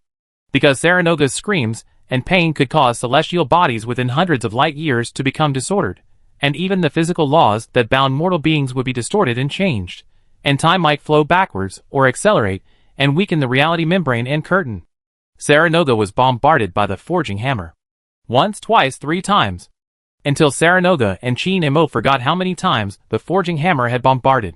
The body made of living metal began to crack, and Saranoga's body, which was living in the living metal body and merged with this body over the years, also began to crack. In the end, the energy shock generated by Saranoga's complete collapse mixed up the lines in half of the dimensional space, but these lines immediately returned to normal under Chin-Mo's control. And the outer Saranoga was also decomposed. How many fragments would be produced when a complete star god was shattered? This is an unsolved mystery, but now there is an answer. Countless Saranoga were running around in the dimensional space, and basically all their personalities were revealed in them. Some stayed in the corner and were autistic, some attacked other fragments, and some even ran wildly while laughing and crying. In short, it was not a mess. In the end, all these fragments were pulled and bound together by Chin-Mo, and then he began to look for fragments containing other star gods.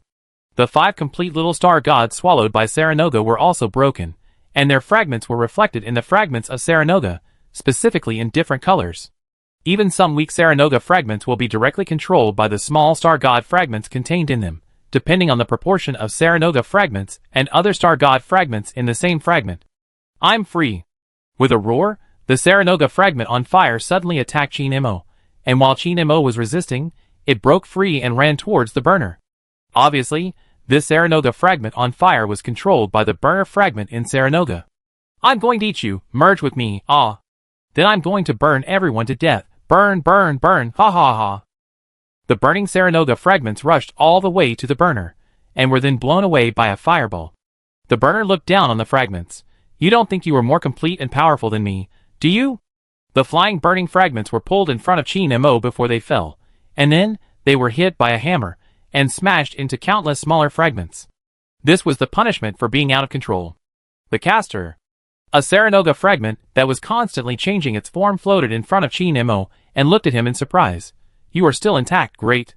Another strange Saranoga fragment came in front of Chin Mo, and it also recognized the caster like the mimic. It was a Saranoga fragment that looked like a book, and countless words were appearing on it.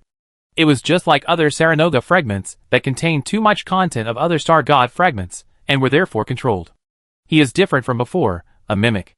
The fragment floated around Chin Mo and circled. "It seems we need to get to know each other again. Now is not the time to introduce ourselves." Chin Mo took out the forge. This item made by him, which contains his essence, can be used to extract stellar energy to feed other star gods in the past, present and future.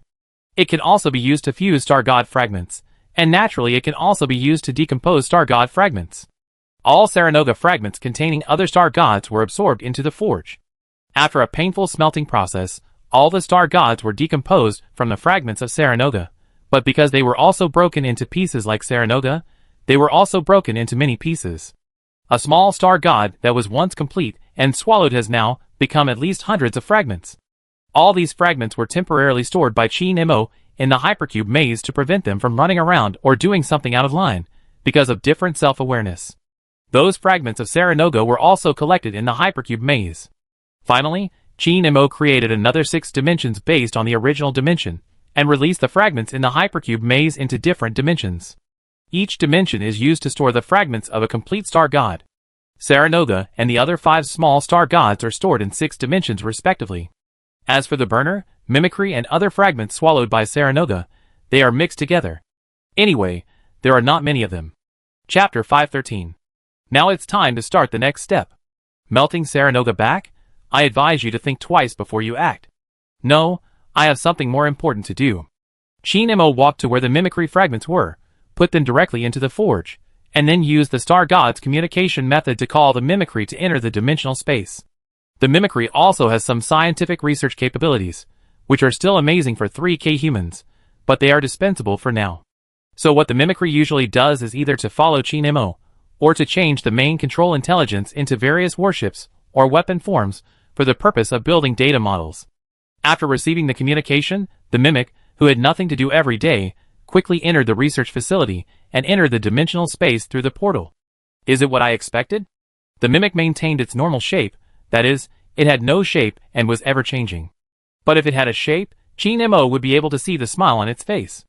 Yes. Chin Mo nodded, raised the forge, and sent the mimic into the furnace. The fusion process was extremely painful. It was not a physical torture, but a direct impact on the essence of the star god, just like torturing the human soul with psychic means. The degree of pain can be imagined. But the star god was still willing to accept the fusion, because compared with the series of problems caused by incompleteness, the pain of fusion was nothing. And when the painful fusion process is over, the mimicry will reach 26% completeness. Well, although I am not the first, but you have the best relationship. The burner sat down and waited quietly, while looking at the fragments that were knocked unconscious by his fireball. You have merged twice before, so this time it is of course the turn of the mimicry. Chin Mo sat next to the burner. If the mimic has been fused twice, I will also fuse it for you first. The burner really believed this. He believed it without a doubt. In the burner's impression, the caster was actually a guy who talked nonsense. Because it was weak, it had to deal with it. But Chin Mo was not like that. You promised Saranoga to fuse it, but the first thing you did was to give me and the mimic fusion fragments first. The burner laughed. Chin Mo said calmly, people come first and arrive later, things are prioritized, and relationships are close or distant. The human way of doing things? Yes, the human way of doing things. While the two were talking, the mimicry had already been integrated and came out of the forge. Chin Mo sensed that its completeness had reached 26%, which was several times more powerful than before. The mimicry expressed gratitude in its own way, and that way was sharing. The slightly more complete mimicry had stronger power, and it could directly share its feelings and emotions with Chin Mo. Chin Mo sensed it, and became ecstatic. The mimic tried to change its form, turning into a white-haired woman as Chin Mo needed before, and then it shared its feelings with Chin Mo. It became stronger, and its ability to change its form became stronger, that is, it was closer to the things it changed. In terms of turning into a human, the mimic can show richer emotions with expressions, and feel more things. Perfect. Chi Nemo clapped his hands, and then suddenly remembered something. You can share feelings, right? Mimicry smiled and nodded. Of course, this is my current ability. Then can you feel my feelings? Can I share them? With my ability, yes. After getting the answer, Chi Nemo lowered his head and frowned in thought. Mimicry looked at him with a smile, not knowing why he specifically asked about the ability of sharing feelings. Then Chi Nemo raised his head and smiled. Guess what I thought of? Mimicry smiled and shook his head, but soon thought of it, and the smile on his face gradually solidified. Stop talking, melt me first, okay? The burner stood up and walked to the stun fragment, carrying it back to Chi Nemo. The burner was then sent to the forge. While the burner was merging, Chi Nemo and Mimic went to see the book-like star god. This is a fragment, no doubt. All the star gods swallowed by Saranoga, whether they were complete before or not, have now become fragments. However, there are not just one fragment of this book-like star god, but many. Chi Nemo felt it. If they were all added together, the completeness would reach 100%. This is a star god that is about to be complete. The recorder. The mimic introduced to Chi Nemo, one of the 5 star gods, who survived with the caster and me during the War of Heaven, and also a member of the 7 gods mentioned by the burner. When the mimic introduced, 3 big characters appeared on the body of the recorder, indicating its name. Unlike the star gods with names such as Saranoga the Outer, Azagora the Night Embracer, and Gradros the Void Dragon, the recorder, the mimic, and the caster all have only a code-like name, so the recorder's name is the recorder. What are your abilities? Chi Nemo asked. Recording, writing, and telling stories. The recorder said. So this guy is a novelist. Chi Nemo thought. Even the weakest star god is still a star god. For example, a mimic can turn into a warship and fight against enemy ships that are several times larger than itself. But Chi Nemo really couldn't imagine what the ability of the star god recorder could be used for. Maybe he could be a publicity ambassador? It is estimated that the recorder's voice can be heard by the entire star region, and this should be its limit. Can I still get protection like I did during the war in heaven? The recorder turned his head and looked at the other fragments of himself behind him. Chi Nemo would of course protect the recorder, but he still had to figure out how to popularize the rules to the recorder. But in fact, communication between star gods does not need to be roundabout. If you want to get protection, you must take out a part of your essence, just like what we did to each other back then. The mimic explained directly to the recorder. This was not a difficult task for the weak star god. The recorder did not take out the essence directly because he did not know whether Chi Nemo's rules would be the same as those of the caster. Now that the rules are the same, there is no hesitation. The recorder's essence was taken out by it, and handed over to Chi Nemo. I promise that you will not be swallowed again. Chi Nemo accepted the essence, and naturally gave him protection. I can't do anything. I am lucky to be protected, so my requirements are very low. Just give me a star system without any creatures to live in, the recorder said. Looking at Chi Nemo and Mimic, the recorder changed his words and said, a planet, one with people on it will do. You will have a star system to live in, and I will provide you with food. Chi Nemo has already thought about how to arrange the recorder, that is, to place it in the defense zone of Tyrone's Gate.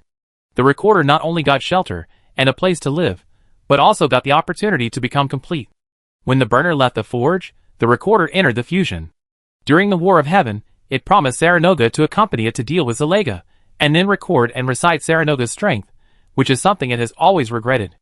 But being eaten by Saranoga at that time also allowed the recorder to merge directly into a complete one now, which is a blessing and a curse.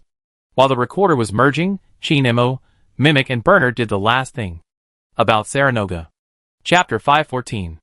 In the second-dimensional space created by Chi Nemo, densely packed Saranoga fragments are staying here. After entering the dimension, the burner quickly checked and found that there were tens of thousands of fragments.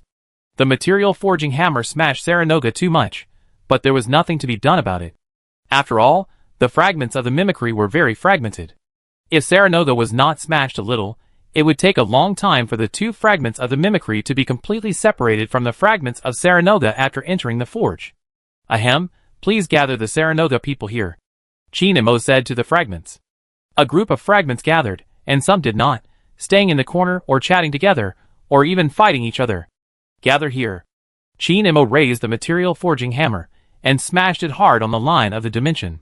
When the blue energy was released, all the Saranoga fragments gathered in front of Chi Nemo.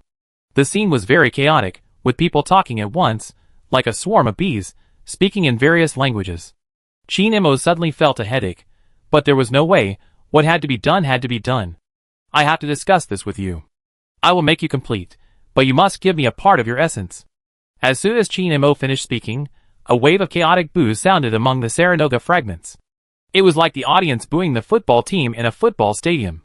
You promised us before that you would make us complete. You can't take advantage of God's danger. The caster broke his promise. Chin Imo raised his hand to signal the Saranoga to be quiet. I haven't finished speaking yet. We are finished. We can't become complete. It's over. It's all over. The caster is deceiving us. Ah, it's over. The scene was in chaos. Some Saranoga even lost control and shouted meaningless sounds, making the scene even more chaotic. Do you want me to merge you? Or do you want me to throw you into the universe like this? Chin Imo asked. When this question came up, Saranoga fell silent instantly. Chin Imo continued. I promised you that I would restore you, but I have to think more.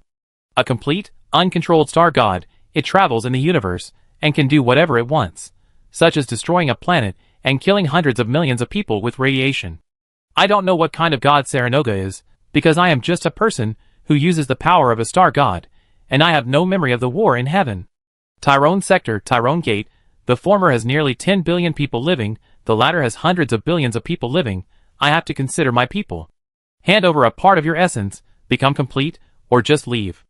After saying that, Chin Imo paused for 2 seconds, and then asked the Saranoga, I finished speaking, who agrees, who opposes? The wills of the Saranoga are not unified, many Saranoga agree, and some Saranoga oppose. Those Saranoga who agree, give me a part of your essence, and those Saranoga who oppose, I will send you out of the dimension space now. After Chin Imo said this, the Saranogas who were against it were no longer so opposed. In the end, it was passed unanimously. Chin Imo obtained the essence of Saranoga, and set all the Saranogas into the forge after the recorder left the forge. When Saranoga comes out of the forge, this series of things will be done. Chin Imo turned and walked towards the exit of the dimensional space, and at the same time looked at the mimic. It is this kind of guy with inconsistent will that is the most difficult to deal with, including the guy who often attaches himself to that blonde woman to find us. She seems to have a unified will. Of course it seems so, but just like Saranoga before, a lot of wills gathered together, some crazy, some normal. On the Talon one, before the recorder was about to set off for an uninhabited galaxy in the Talon Gate, Chin Imo convened a star god meeting. The purpose of the meeting was not to discuss some big things, but to figure out a mystery about the mimicry. Who exactly shattered the mimicry back then? Mimicry said that it was broken by the caster, but later said it was not. Sometimes it was, sometimes it was not. It was incomplete, and its memory was incomplete. This is when the usefulness of the recorder was reflected. About your question. The recorder quickly recalled the complete course of events and told it. It was not spoken with the mouth, but directly brought an immersive experience to the audience. Chin Imo, Mimicry and Burner seemed to have returned directly to the war in heaven. They could even feel the passage of time, the feeling brought by the cold void, and the feeling brought to them when a certain star god in the story stood in front of them. In this immersive story, the past of Mimicry is told. Mimicry remained intact until the end of the war in heaven, and then was shattered by a weapon called Godfall. This weapon was created by the Void Dragon. In order to enable the Necrons to fight the Eldar in the absence of the Star God, it created a weapon to kill the Eldar God, which is Godfall. However, it turned out that this weapon was meaningless, because without the presence of the Star God, the Necrons could strangle the strongest army of the Eldar, but could not get close to gods like Cain. The fall of the gods was modified after the war, and this modification gave the weapon a very high psychic content. The source of the modification technology was unknown to the recorder, but it is speculated that it came from the technology used in the weapons of the captured Vol amulet, that is, the vortex cannon of the Blackstone Fortress. Maybe the Eldar who stopped fighting after the destruction of the Old Saints also helped the Silent King, who wanted to avenge his people. In short, the Mimic was shattered by the fall of the gods. This does have something to do with the caster, because without the help of the caster, the fall of the gods cannot be mass-produced. Look! Chin Imo looked at the Mimic. You really wronged me. Mimic nodded guiltily and fell silent. What is the relationship between the caster and the Void Dragon? Chin Imo looked at the narrator. The narrator continued to narrate.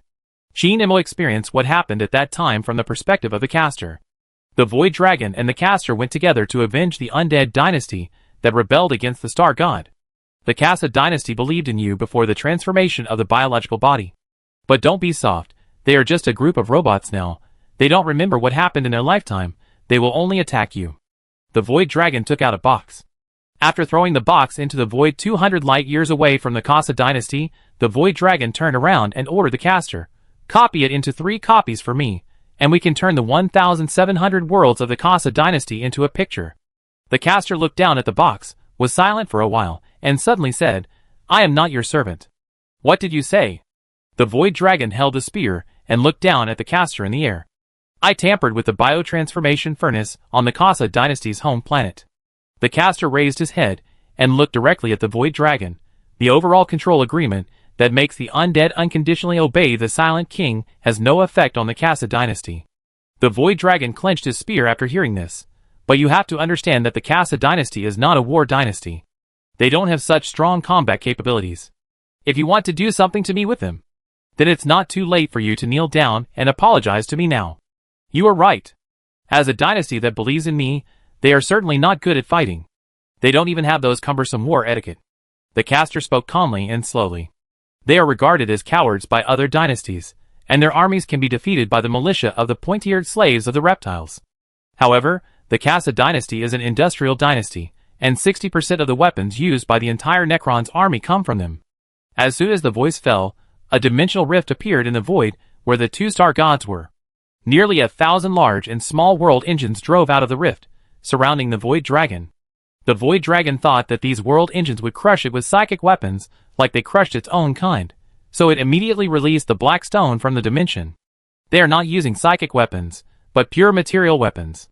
This weapon comes from you. You created such a weapon to defeat the Nightbringers."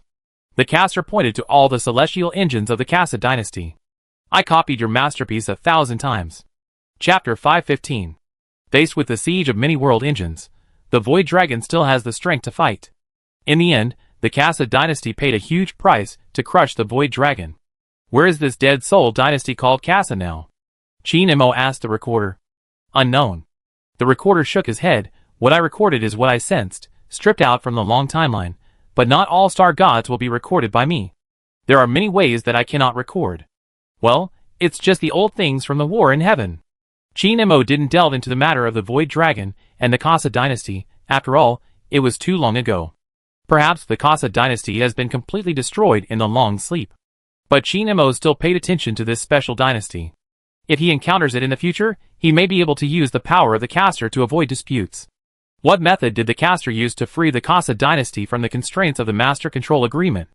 The burner suddenly asked. It asked the Void Dragon to create a carrier that can transfer consciousness. The Void Dragon created it, but this thing is more advanced than the hardware used by the Silent King and is very difficult to produce. The recorder replied, "But for the caster, the difficulty of production has never been a problem." The burner nodded thoughtfully. Chinemo suddenly remembered one thing, that is, the Necrons hated the Star God very much after the transformation of their biological bodies. So he asked, will the Casa dynasty not hate the caster? The Star God they believed in could not save them from becoming machines. There are also strong and weak Star Gods, and the Casa dynasty also understands this. The narrator showed the scenes before the Necrons underwent biological transformation. Just like those who were unwilling to undergo biological transformation among the Necromancers, the Star God forced them to do it. What could they do? Can the Forger deal with so many Star Gods? Hearing this, Chinemo fell into deep thought. In fact, what the burner said about the Necrons and the Necromancers has always been one-sided. It said that the Silent King was extremely stupid.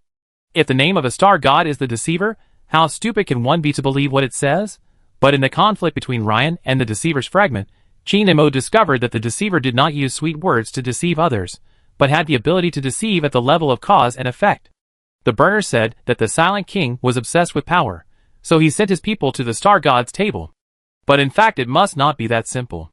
When the Void Dragon, the burner, the Nightbringer, these powerful Star Gods have set their sights on the souls of the Necrunner, and the Necrunner's technology is heavily dependent on these Star Gods, the Silent King has no choice in this situation. Don't say that the Silent King didn't know the consequences of biological transformation. Even if he knew, the Nightbearers forced the entire race of the Necrunner to roll into the biological transformation furnace. Did the Silent King have the ability to refuse? Even in the heyday of the Star God, the Silent King didn't have the ability to overturn the table. The fate of the Necronter race was already fixed. The entire race of the Necronter walked into the biological transformation furnace by themselves, and they were unwilling to enter the furnace, and were directly slaughtered by the star god to extract their souls. This is just the difference between a buffet and a buffet. After asking all the questions he wanted to ask, Chinemo signaled the recorder to go to the gate of Tyrone. And the mimic reminded, there are other star gods that were swallowed by Saranoga, and their fragments are still in the dimension. How to deal with them? Let's wait until Saranoga is fused, Chinemo said. The recorder left first. Until the recorder disappeared without a trace, the burner spoke to Chinemo. What use is a star god like the recorder other than consuming stellar energy? Its combat capability is even worse than that of mimicry. The recorder is a star god, and it will be useful as long as it exists in the star zone. Well, since it is your decision. At the same time, we are about to reach the gate of Tyrone. Be prepared to support the Tyrone army to fight the Zerg.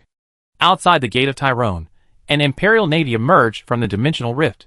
The one who led this fleet here was Lion, who had just met with the Emperor and publicly announced that his father had made him the War Master. I am still very happy to be the War Master, but this is Gilliman's idea, so Lion just feels unhappy.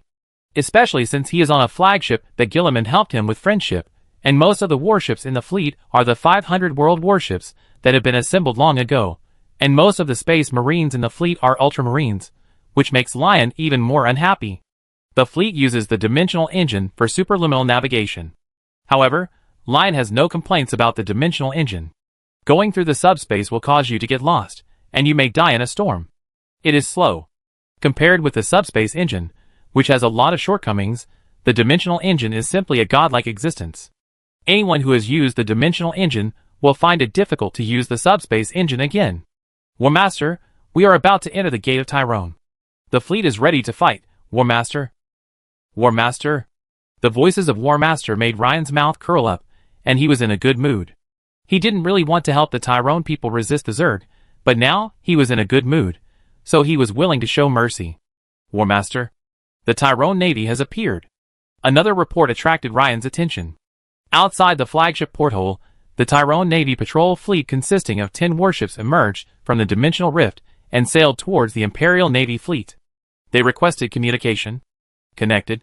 When Ryan agreed to communicate, the captain of the cruiser in the Tyrone Navy patrol fleet appeared in front of Ryan in the form of holographic projection. Pre-march. The captain saluted respectfully first, then asked, "May I ask what the purpose of the Imperial Navy is? If I am not mistaken, your fleet is heading directly towards the Tyrone Gate." This question made Ryan angry. Ryan thought to himself, I am here to help. If it weren't for my brother, who has a similar mind with the Lord of Tyrone asking me to come, I would not come to help. It would be fine if the Tyrone Navy didn't thank me, but they actually asked me what my purpose was?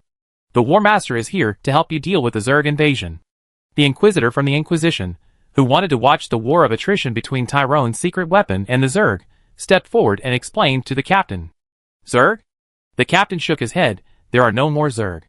The Lord of Tyrone personally led the fleet to kill the Zerg hive fleet that was heading straight for Tyrone. What? The Inquisitor thought there was something wrong with his ears. The Zerg hive fleet has been destroyed, and the crisis has been resolved. But even so, I still thank the Pre-March for his kindness on behalf of the sector. The captain bowed to Ryan.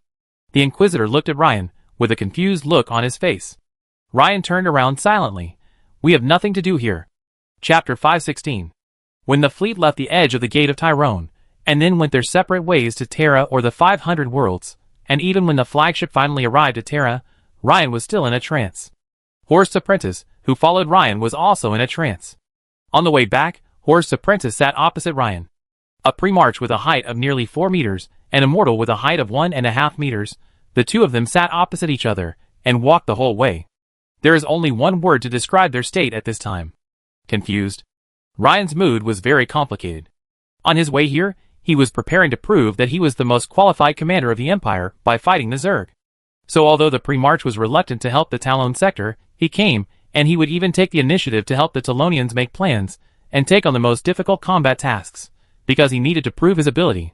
However, now, Ryan felt that he was just joining in the fun. He ran over happily to join in the fun, but unfortunately the fun was over, so he left.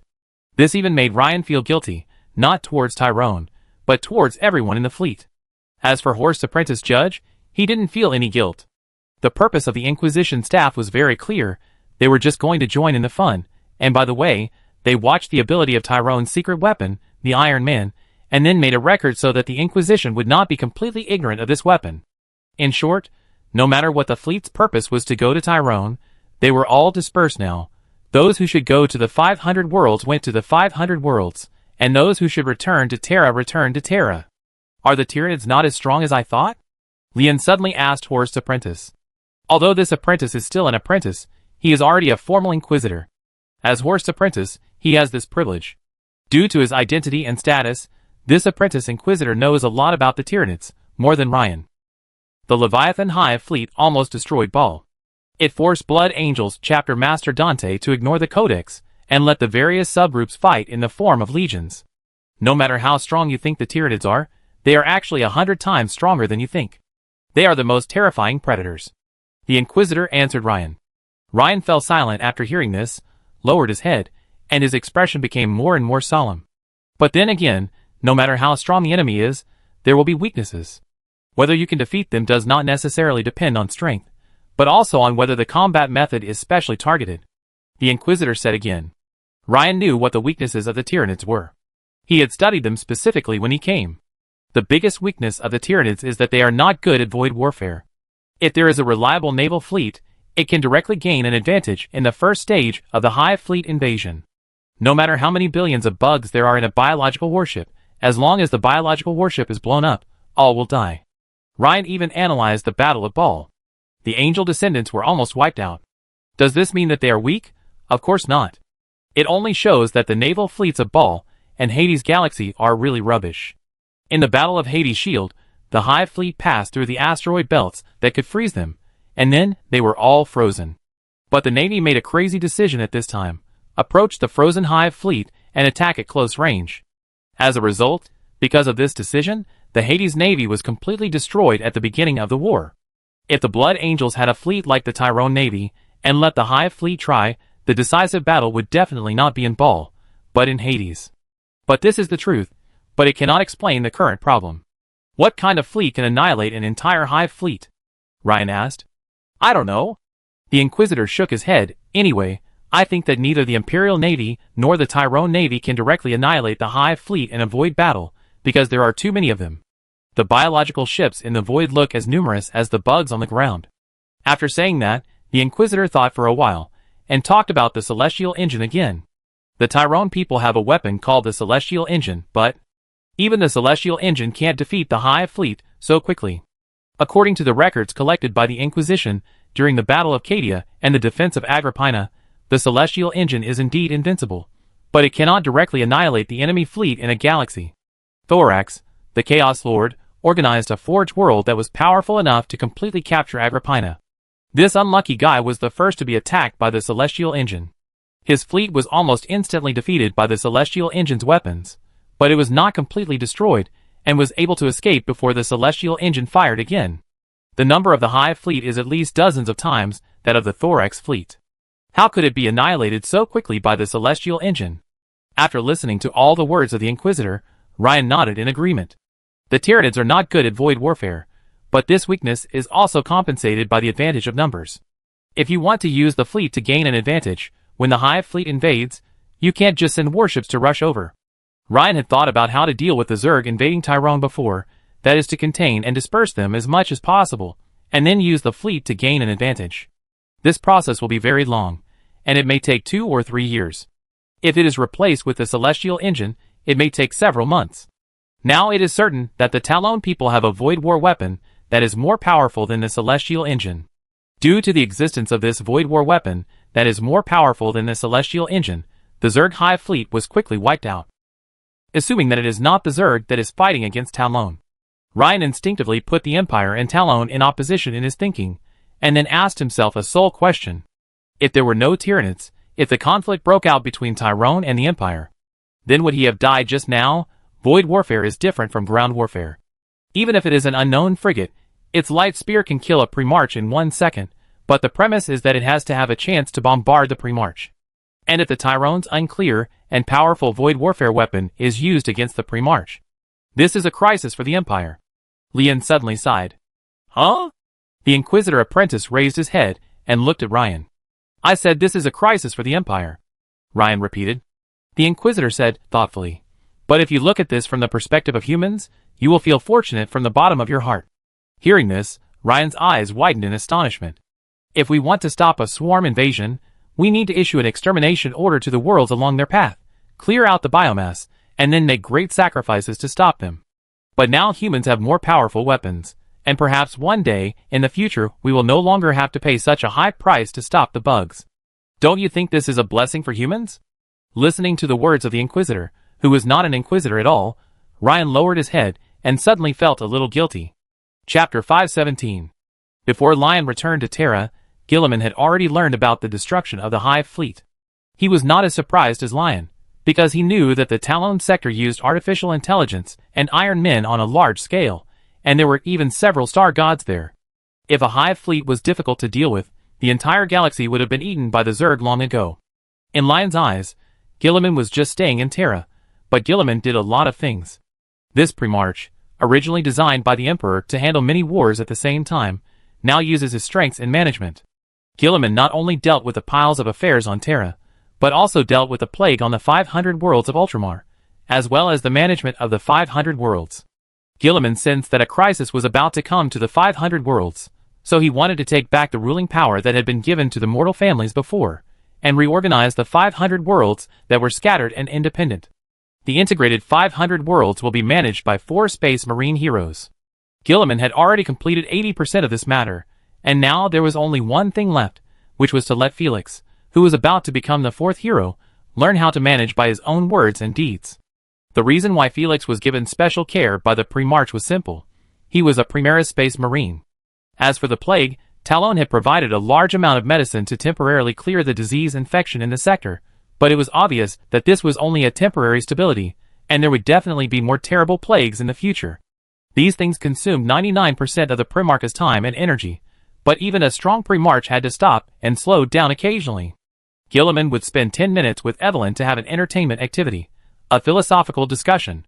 Before the cooperation between humans and the Death Army is finalized, the Prophet Evelyn will stay with Guilliman to communicate. Today's discussion is about the Imperial Truth. I know it's not nice to say this, but with all due respect, the Imperial Truth is a lie. Evelyn said to Guilliman that the Imperial Truth is a lie. Guilliman didn't want to admit it, but he had to admit it.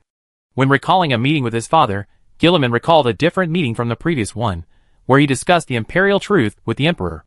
The Emperor's many wills all acknowledge that the Imperial Truth is a tool, and it is only used to serve a certain stage goal, namely the Webway Project. The Webway Project failed, so the Imperial Truth is useless. So what Evelyn said is right.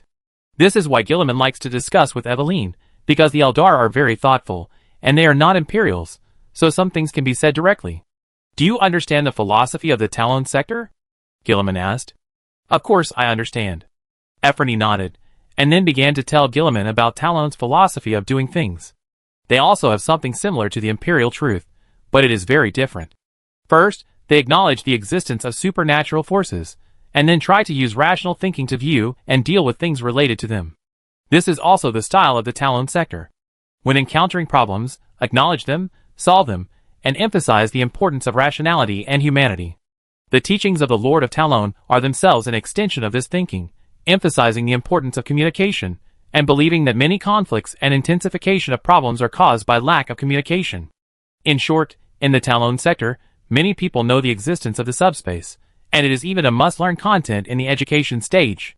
It is precisely because of the understanding of the subspace and the dangers of the subspace that the Talonians will be wary of any supernatural phenomena and influences when leaving the sector, and reduce the influence of the subspace through their technological creations created by analyzing the subspace. It sounds great. But the problem is that these cannot be copied. Even in private conversations, Jean Mo has warned Guilliman not to copy the management methods of the Talon sector. If people in places outside the Talon sector where the structure of reality has not been strengthened learn and understand the warp, or if some people acknowledge the existence of the warp and demons, then before they learn the harm of the warp and how to reduce its influence, the 4 gods will have used them to swipe out a large number of demons. It is for this reason that Guilliman discovered that Jean Mo was not as opposed to the state religion and the Inquisition as he was. He believed that both institutions were necessary because there were gods and supernatural powers in this universe. This was the only disagreement between Gilliman and Chin-mo. The Primarch and the Death Prophet discussed for 5 minutes, and then talked about all the Primarchs created by the Emperor. During the conversation, Gilliman was surprised to find that the Eldar knew his brothers very well. This is not only because the Eldar have the ability of psychic prophecy, but also because they are particularly sensitive and can often figure out a person's personality and habits in a few words. Lien is an executioner. Sensitive executioner. This is what Eveline said about Lion. Gilliman didn't agree with it, but he nodded when he thought that he didn't know Lion that well. That's why I won't talk or meet you in front of Lion, because he might think I have bad intentions and am colluding with the enemy. Eveline also nodded. The two were silent for a while, until Eveline suddenly wanted to give Gilliman, the big boy, some advice. I personally think you should talk to Lion and ask him what he talked about when he met with the Emperor. This may involve Lion's attitude towards Talon. Gilliman pondered for a moment, and felt that it was indeed necessary. Gilliman learned about Lion's duties 10,000 years ago, and the role he played under his father, after reading the confidential records of Terra. Recalling the memory of discussing the Talon sector when he met with his father, Gilliman summarized his father's attitude towards the Talon sector into 3 types. The first type, disgust and opposition.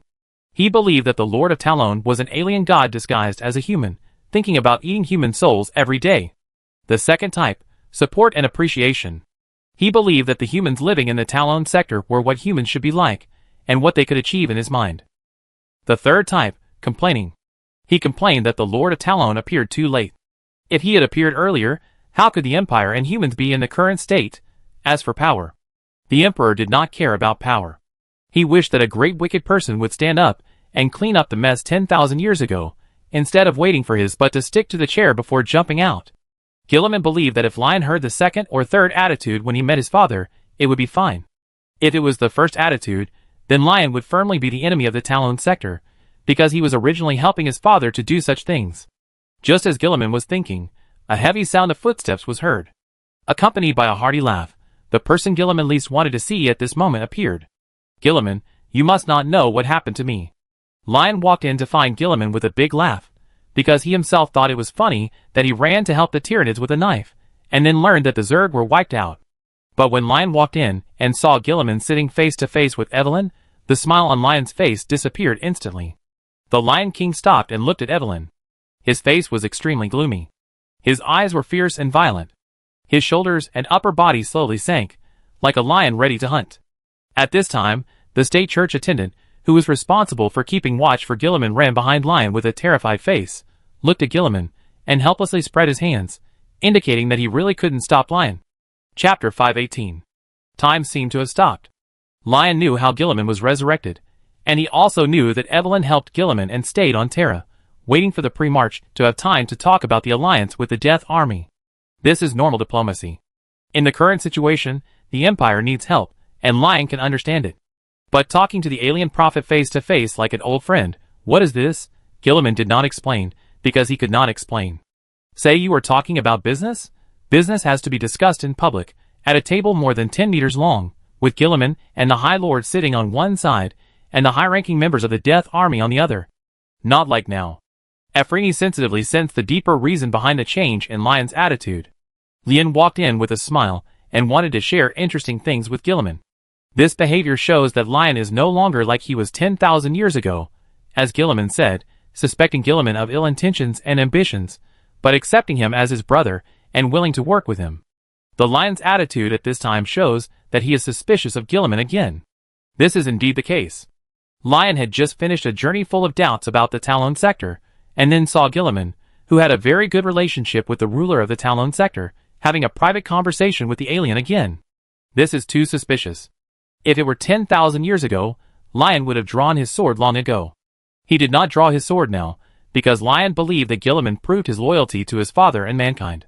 He ran his own country within a country 10,000 years ago, because he liked to do it, not because he was accumulating strength for rebellion.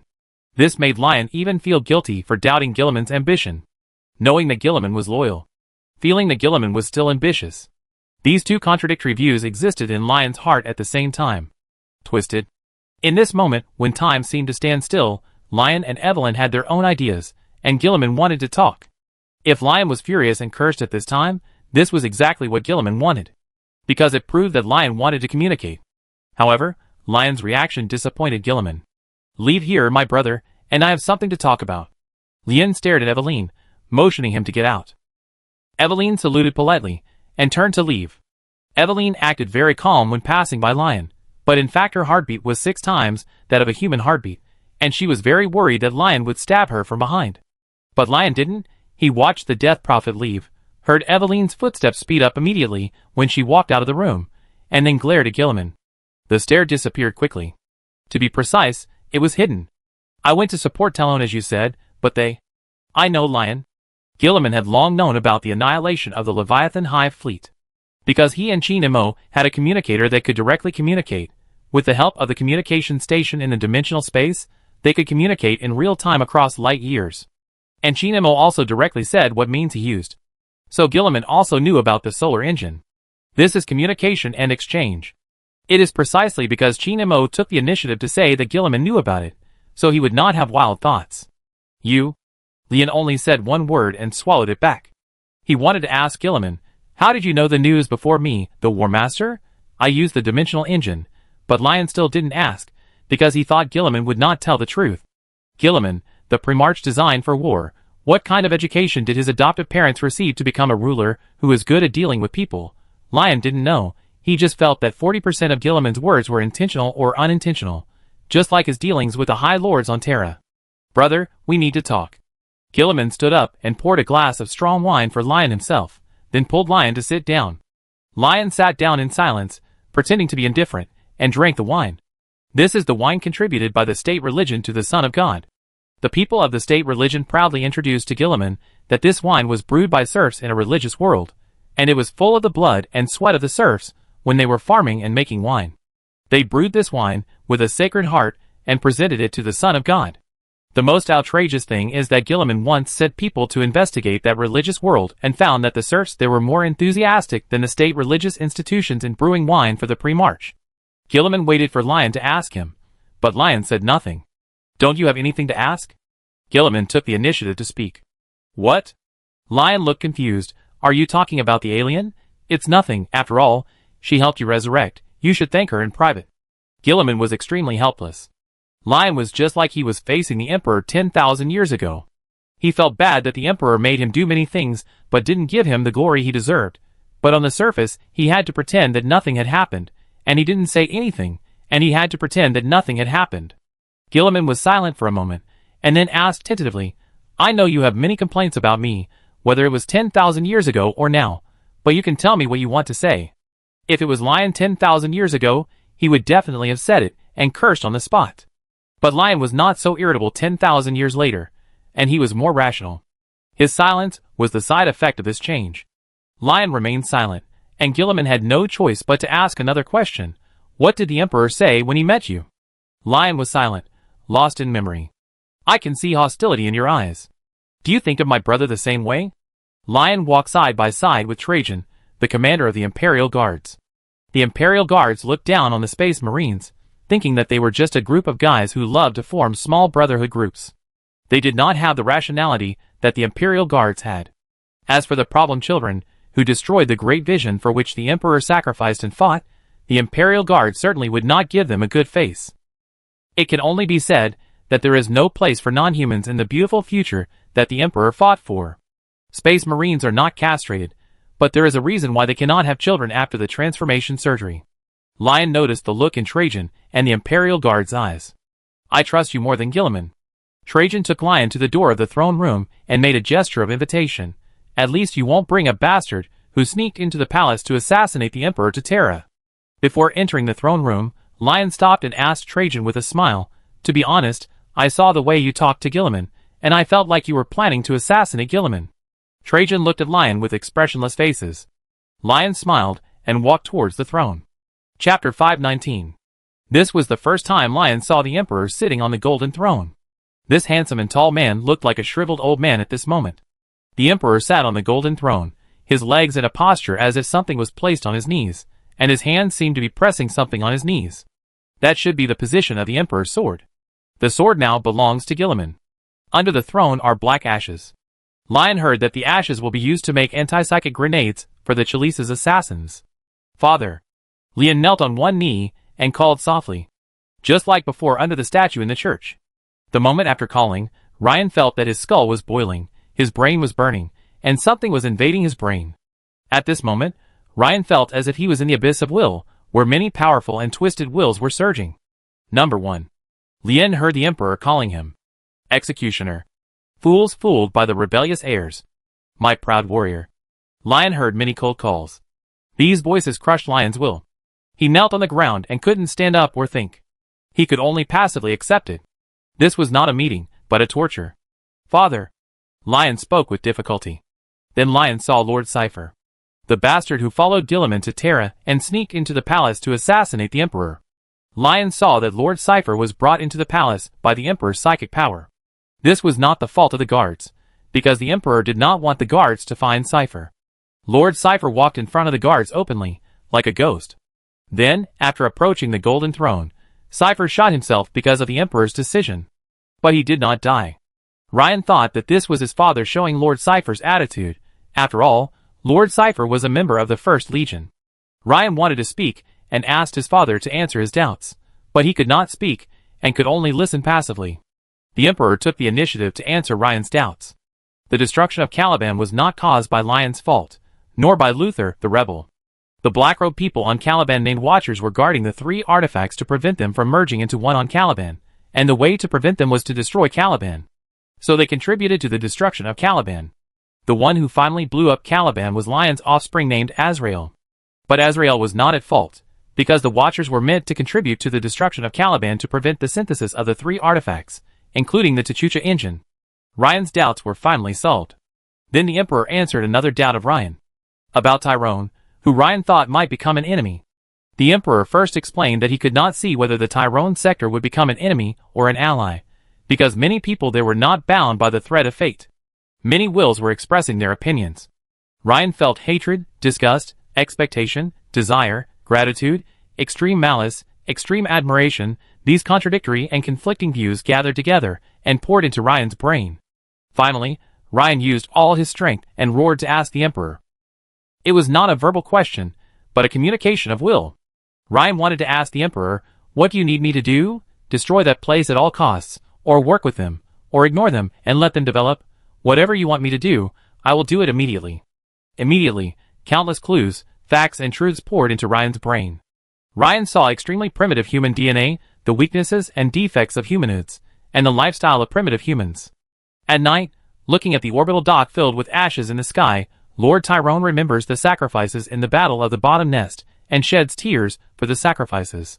Lord Tyrone lies on a chair on the beach of the ocean world, wearing sunglasses and pretending to be asleep, but actually admiring women. All this proves that Lord Tyrone is a human being both physically and in character. His genes come from the ancient times of Terra, without any transformation and without psychic components. Although such a person has no great significance except as a specimen and research material, he is a human being in the strict sense, even more human than the immortals. But just when Ryan thought Chin Mo was a pure primitive man, the Emperor showed another scene. A group of material gods born in the Big Bang period. They were found by the predecessor of the Necrons, the Necromancers, and given bodies. The star gods devoured the souls of the Necromancers. Then Chin Mo used the power of the star gods, devoured the energy of the stars with the star gods, and then turned into a meteor to smash millions of Huron infantry. No. I don't understand. Lion spoke painfully. The Emperor ignored him, and continued to show scenes. The Emperor revealed 2 destinies of the Talon sector, which he could not predict but could infer. One is that the Talon sector is just a replay of the soul-eating incident of the Necrontologists, and everyone's soul will be eaten. The other is that the sector will move towards eternal and ultimate prosperity. After showing all the endings, Lion still asked the Emperor what he wanted him to do. And all the wills of the Emperor finally came together. This time, you make the decision. Ryan was stunned. He didn't expect his father to give him the power to make decisions.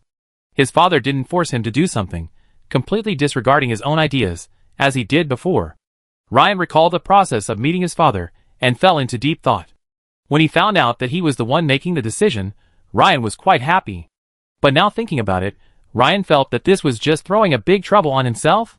What's the difference between this and shirking responsibility? Ryan thought about it more than once afterwards. First of all, this star region is too weird. Those strange things called star gods, and it really devoured souls. A race was destroyed by them, and turned into soulless iron golems. Secondly, they may not necessarily devour souls. But the problem is that what to do depends entirely on the ideas of those star gods. The fate of Tyrone and other humans depends on the decision made by the alien gods in a moment. This is what Ryan cannot accept, and is worried about. Lion. Gilliman pulled Lion back to reality from his contemplation. What did Father tell you? I told you what Father said to me before. Courtesy is reciprocity, you know. Lion did not respond immediately, leaning back in the chair, looking up at the ceiling and thinking for a while. Finally, the Lion King gave the Lord of 500 Worlds an answer. Father asked me to be the War Master. Chapter 520. If you don't want to say it, you don't have to. Gilliman didn't believe that his father told Lion to make him the War Master, because it was obviously his idea to make Lion the War Master, but Lion just looked at Gilliman. In less than half a second, Gilliman understood something. He realized that Lion might not want to evade him, but to express his attitude. War Master, War Leader, and whether the war starts and ends depends on the person who manages the empire. In other words, Lion's attitude is likely to be, you are smarter than others, so you decide what to do, and I will only bear the responsibilities of the War Master. Gilliman suddenly felt strange. Lion was not the kind of person who would be driven by a brother. Even after 10,000 years, he would not be a person who was willing to listen to his brother's orders. So this made Gilliman unsure whether Lion's attitude was what he imagined. However, the fact was that Lion gave Gilliman the right to make decisions. It was just that Lion was not willing to be driven by his brother, but he was willing to listen to Gilliman on the matter of the Talon sector. What else can we do? Lian thought that his father had thrown the hot potato to him, and he had better throw it to Gilliman and let Gilliman make the decision on this matter. If Gilliman's decision is correct, everyone will be happy. If it is not correct, he will be blamed. Lian. The two brothers looked at each other, and Gilliman judged from a few glances that the Lion really wanted him to make the decision. When did you become so indecisive? Gilliman asked. Lion suddenly jumped up, stood up and punched the table made of adamantium. My opinion is that we should go to war with Talon right now, otherwise they will become stronger in the future, and we will completely lose the opportunity to deal with this threat. But Gilliman, the Empire does not belong to me alone. If it was you, the bastard, who died on the vengeful spirit, and I was now the Regent and War Master, I would go to war immediately instead of making a decision with you, the Regent, so that you would not cut off my supplies and sell me out when I went to war. Looking at the angry Lion King, Gilliman nodded thoughtfully. I know what my father said to you. Lian was stunned at first, and then realized that he was fooled by Gilliman. He just wanted to ask indirectly about the conversation in front of the throne, or the general content of the conversation. Gilliman did not give Lion a chance to get angry again, and got up and returned to his desk to continue his work. Lian was so angry that he didn't want to leave just like that, but wanted to find something to blame Gilliman. So after a while, Lion walked to the desk and looked down at Gilliman, questioning, You stay in Terra every day. I don't know what the meaning of what you do is. I need you to explain the necessity of your existence as the Regent of the Empire. I have a lot of things to deal with, including the reintegration of the 500 worlds, the plague, the Inquisition, the guards, and the High Lords who disobey me. Gilliman answered Lion without raising his head. I even have to figure out how to get along with the state religion, and then let my rationality gradually control the entire state religion. Lion was silent for 2 seconds and nodded. Then you go ahead. Don't leave in a hurry. Gilliman picked up a document and handed it to Lion. I need you to choose someone with me. This person will become a bridge for communication between me and the state religion. Ryan lowered his head and looked at the document, which was all about one person. Matthew. 1 day ago. Tyrone Sector. The southern part of the Tyrone Gate Defense Zone. A frigate broke away from the Tyrone Navy Patrol Fleet and gradually sailed to the orbit of an ocean planet in the galaxy. The transport plane of the local planetary defense team flew out from the surface to the frigate. The captain went to the apron, and the medical consultant he brought with him walked towards the transport plane with a large pile of medical equipment. After the hatch was opened, a cold gust of wind rushed out. That was a sign of psychic power. Then a couple wrapped in cotton jackets came out, pushing the girl tied to a wheelchair. I will eat you. I will ravage your souls. The girl struggled and cursed frantically, and she even began to bite her father's arm.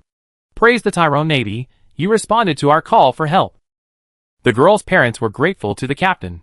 In the southern part of Tyrone's Gate, a planet damaged in the defense war, all ships were used to transport reconstruction materials issued by the Star region. The fleet had set off, but had not returned yet.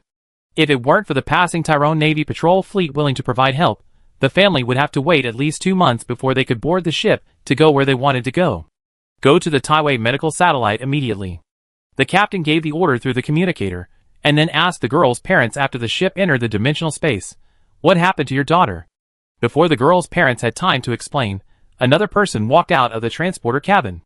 This person was extremely handsome, dressed like a believer of the state religion, wearing ragged clothes, and his handsome face had not been washed for a long time, looking a little dirty. In addition, a servo skull followed behind this person. "She is possessed by an filthy being." The man first answered the captain's question, then saluted and introduced himself, Matthew. "Why? How could she be possessed by a warp creature while she was in the gate of Talon?" The captain asked Matthew. "During the war, our world was occupied, and an evil wizard experimented on my daughter," the girl's mother explained. While everyone was talking, the captain's medical advisor had been checking the girl's condition, and then confirmed that she was possessed by a warp creature. The captain looked at the medical advisor, asking him if he could solve it.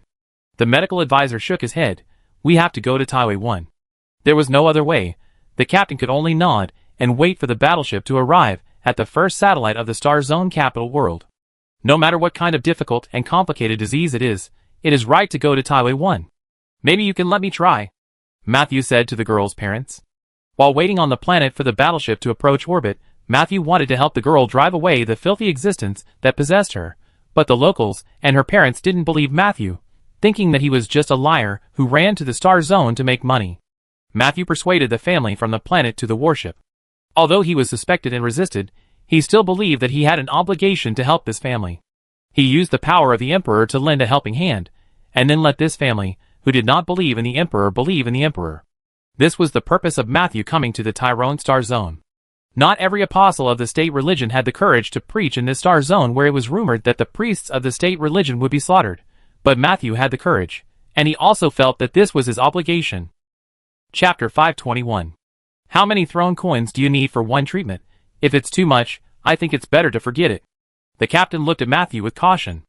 I have seen many state religion members, like you, claiming that chanting can cure diseases. How much do you charge? If it's more than 40 throne coins, forget it, because your method may not be as good as spending 20 throne coins to buy a potion. The captain's words were no different from the many doubts Matthew had heard before, but Matthew believed that they would eventually convince him. During his time in the Tyrone sector to spread the faith of the God Emperor, Matthew was there wherever there was trouble. He had traveled to many planets and helped people on the planet solve many problems. Matthew never wore the gorgeous and sacred clothes of the apostles or priests of the state religion. He was used to wearing rags that could not even cover his muscular body, because he felt that most people in the empire wore such clothes that were not revealing, so he had to wear them too. Even Matthew had to keep the same diet as the poorest people. This habit was also retained after coming to the Tyrone sector. However, the people of Tyrone live a good life. Matthew only eats the worst food in the sector, but he is still a little plump compared to when he first came to the sector. I don't take money. Matthew shook his head and showed his package without any money. I never use money. I came to your sector by taking a pilgrimage ship. If someone is willing to be merciful and give me some food or clothes, I will accept it, because food and clothes can be shared with my poor brothers and sisters. The captain looked at Matthew sideways, thinking that this guy should be different from the state religion scammers. Since he doesn't charge any money, why not let him try? Thinking of this, the captain looked at the girl's parents. Her parents didn't expect Matthew to not charge a penny. It seemed that he had only said that he would provide help before, and never talked about money. Finally, the couple nodded in agreement. Matthew immediately came to the girl, took out various ritual instruments from his back, and placed them on the ground. Then in front of the captain, Matthew began his seemingly mysterious ritual. Great and loving God, your devout servant prays to you. Please have mercy on this girl, who has been invaded by filth and debris, and please protect her soul. Matthew circled around the girl, shaking the bell, and sticking long yellow paper with skull symbols on the girl's body. And this method really works. The girl trembled all over, and something that looked like a soul flickered in her body, and this soul looked very hideous. The captain on the side thought that Matthew's attempt would be useless, but now it turns out that it is indeed useful. If the girl went to Taiwei, she would be sent to a hospital run by the soulless ones, and then she would be examined with various expensive instruments and placed in a device that isolates psychic energy, and then the possessed subspace creature would be extracted when it was extremely weak. This process was very complicated. Just like the corrupted people in the fleet that fought in the Maelstrom, they would go through a long treatment process and then return to normal. Matthew did not need those expensive instruments or doctors with soulless talents. He only needed to say a few words and ring a bell twice to do what the soulless ones in Taiwei could do together. Demon, get out of her body. Matthew pointed at the hideous soul that was constantly flickering in the girl's body and ordered loudly. The golden light flashed, and the subspace creature that possessed the girl was peeled off with a scream. The girl fell into a coma, and the demon stared at Matthew. The reality structure here was rejecting the demon. It was not expelled by Matthew, but its body was disintegrating. The demon could not penetrate the reality structure here and leave the real universe. It could only wander in the real universe and eventually dissipate into a wisp of spiritual energy. Matthew accelerated the death of the demon. When he stepped forward and swung the double-headed eagle scepter to beat the demon's soul, the demon screamed and broke into pieces. The girl's parents immediately knelt down to Matthew and took out all the money they had to thank him for saving their daughter. The captain also had to look at Matthew with a new eye. Matthew looked at the place where the demon's soul just dissipated and fell into deep thought. The girl was instilled with the demon's soul by Chaos believers during the Battle of Tyrone, which was no different from the demon host. But after so much time, the girl's soul still exists, and she has not become a demon host that kills everyone. Her parents can tie her to a wheelchair with ropes. Obviously, something has greatly weakened the demon. After thinking about it, Matthew knelt down to face the girl's parents, took the money from their hands, and put it back into their pockets. The Emperor protects everyone. He is the god of our human beings. We should serve him and follow him, Matthew said, as he took out 2 copies of the state religion scriptures he had written in his own handwriting from his back pocket, and gave them to the girl's parents. Then he took out the state religion symbols given to him by his colleagues in the state religion worlds and pilgrimage ships along the way, and gave them out. V. Matthew called the servo skull behind him. The skull named V immediately floated in front of its master, and signed Matthew's full name on the state religion scriptures he had written in his own handwriting under Matthew's command. The scriptures were written by Matthew himself, and he would give them to everyone who was helped by him, because he found that the scriptures he had written and signed with his name would have a protective effect. Now there is no need to go to Taiwai. The warship left the dimensional space, and sent the girl and her family back to their home world. Do you mind giving me a ride? Matthew said to the captain. Where do you want to go? The captain asked. Take me to the most dangerous planet in your sector, where there are the most poor people and suffering, and the most unbelievers.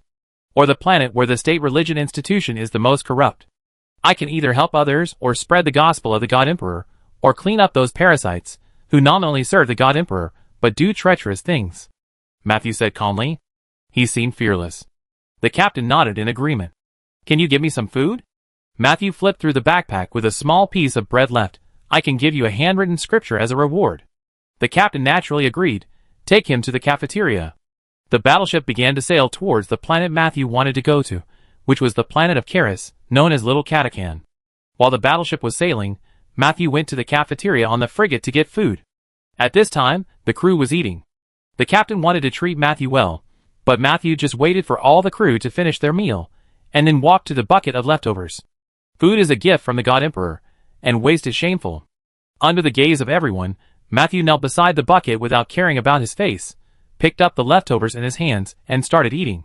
After eating, he put the leftovers in the bucket into his backpack. The crew surrounded Matthew and watched his behavior.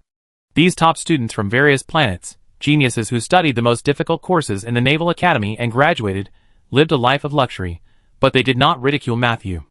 The crew was even embarrassed to look at Matthew. All of them lowered their heads, ashamed.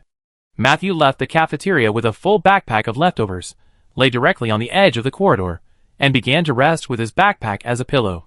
He was even curled up, because he didn't want to affect the crew walking back and forth in the corridor. Chapter 522. Your chosen one has come to me. What chosen one?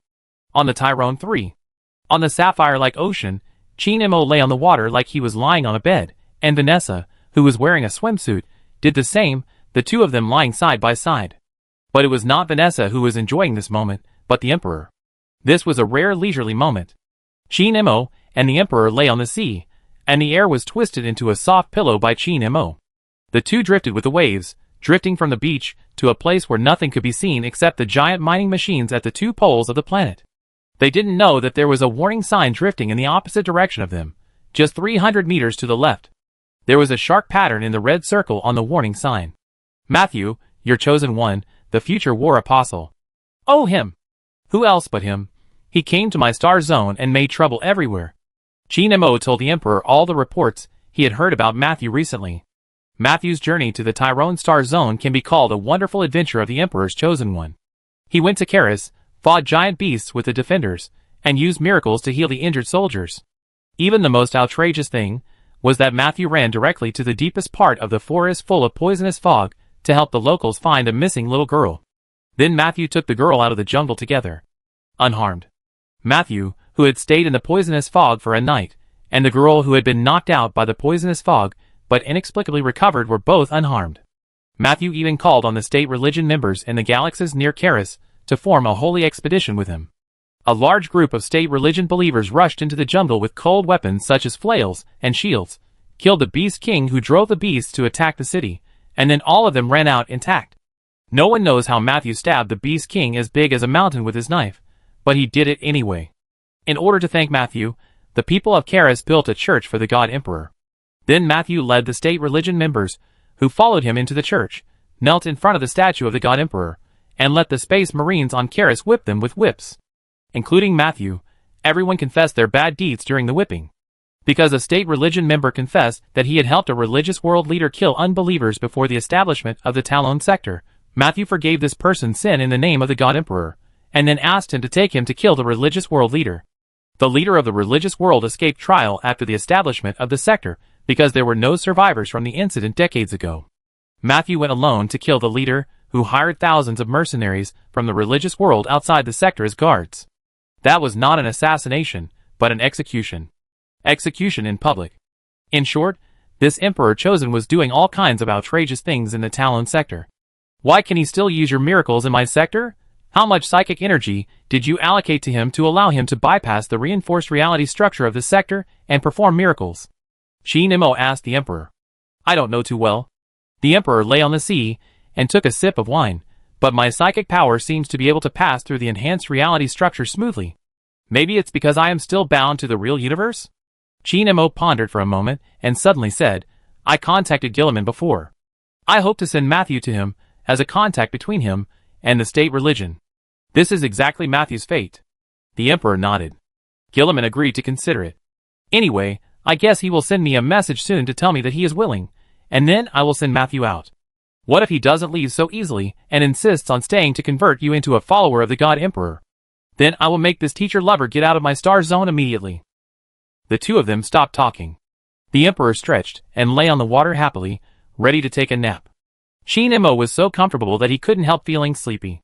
He closed his eyes, then opened them again, and suddenly felt something jump over, and the emperor, who was lying next to him, was gone. Vanessa? Emperor? Qin Mo called out tentatively. A moment later, the blood-covered emperor emerged from the water, and threw the shark's body to Qin Mo.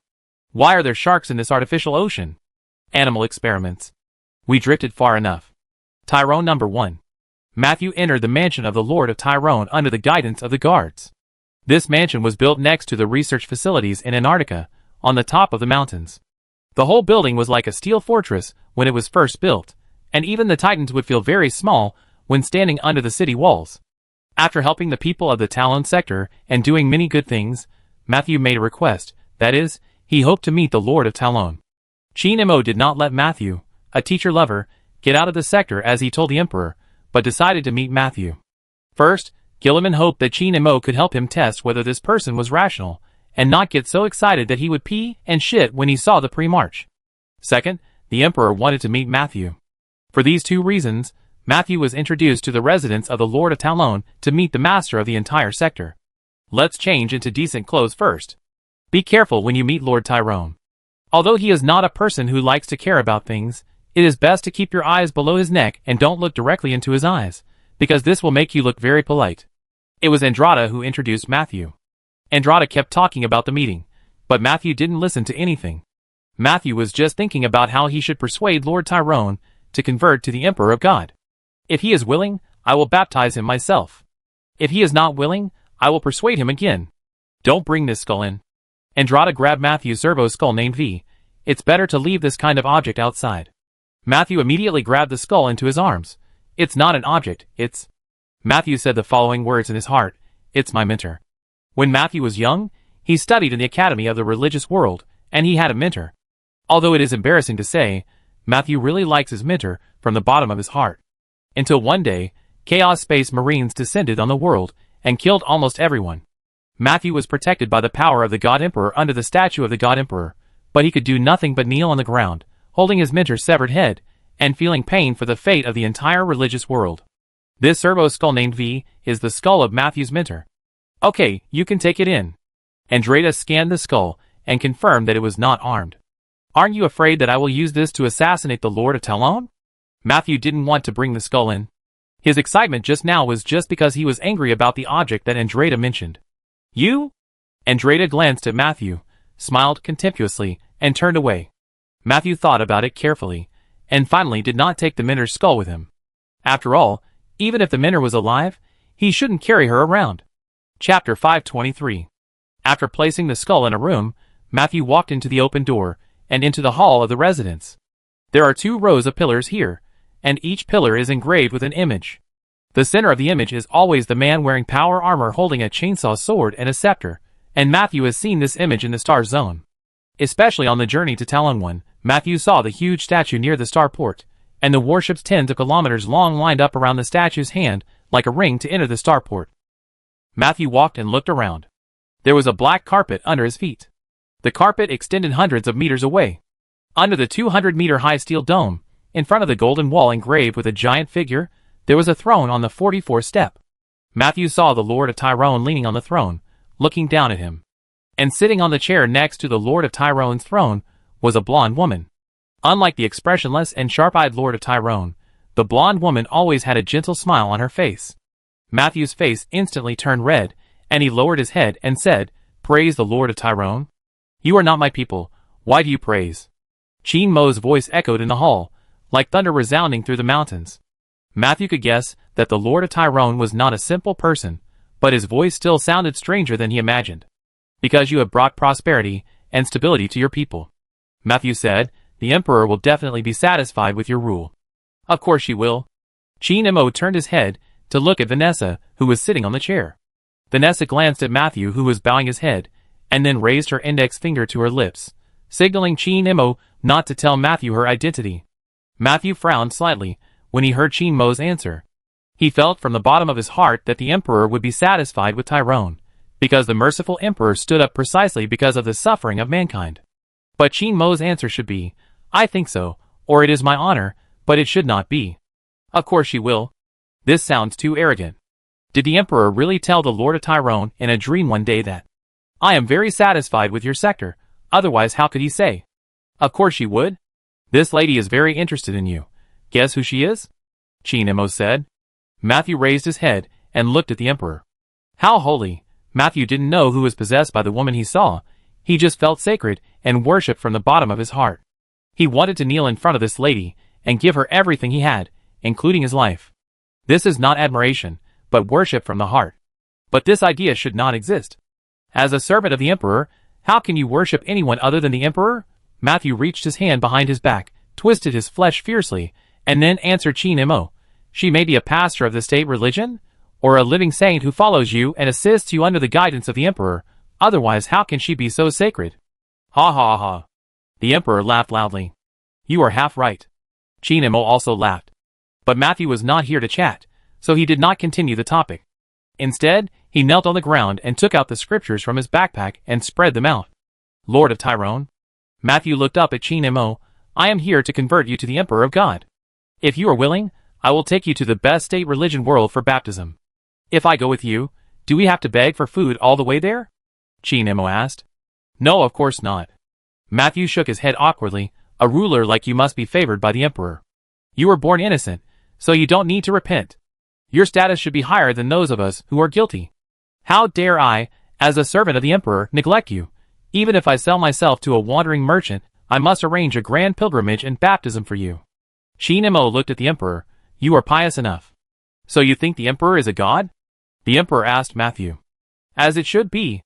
Matthew nodded vigorously, and was a little shocked. Why would this man who is more holy than a living saint ask such a blasphemous question? The emperor is not a god, and he has never said that he is a god. The emperor said, "Child, 10,000 years before you were born, when the emperor was still in charge of mankind, he hated religion very much. He did not allow anyone to say that he was a god, nor did he allow anyone to worship him. There was once a primarch who was punished for worshipping him as a god." Matthew's forehead was blue with veins when he heard this, but facing the holy lady in front of him, he still tried to be polite. "You are wrong, ma'am. The emperor is God. Although you may not believe it, I have seen the miracles of the emperor. He once protected me personally."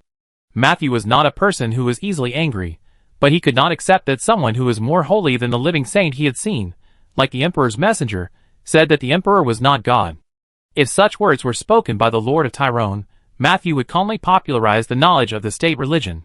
But a living saint said this, she was denying the power she had received. The emperor passed the power to her and let her spread his will, but she squandered the emperor's gift and denied the emperor. Matthew's fists hardened. If the emperor is a god, then he should be omnipotent. Why is he stuck to the chair and can't do anything now? The emperor asked. The emperor is definitely not omnipotent. Matthew argued loudly, but it is precisely because the emperor is not omnipotent that what he does is even more rare. Those state church priests always like to build statues with the most perfect image of the emperor, but I think the emperor's current shriveled and skinny appearance is the most worthy of worship. Because this is proof that he has done everything he can for the human race and dedicated everything he can. How noble! The emperor listened to Matthew's passionate words and looked at Chin Imo with wide eyes. Chin Imo smiled and looked like he was just watching the fun. The emperor looked at Matthew again and scolded, "Ignorance, stupidity, this is the look of the people I hate the most. Do you know that there was a primarch who was as fanatical as you, but he betrayed?" Unofficial history.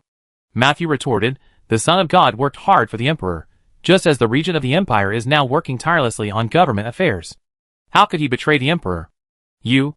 The emperor stood up and wanted to argue again, but then a feeling of pain came, which was the pain of Vanessa's soul huddled in the corner. So the emperor said no more, stood up and walked out of the hall, returning the control of his body to Vanessa. Matthew thought he had won a wonderful debate, and the Lord of Tyrone should be persuaded. However, Chin Imo, who was sitting on the throne, just stood up and said to the guards outside, "Throw this masochist teacher-lover out of my star zone." Chapter 524.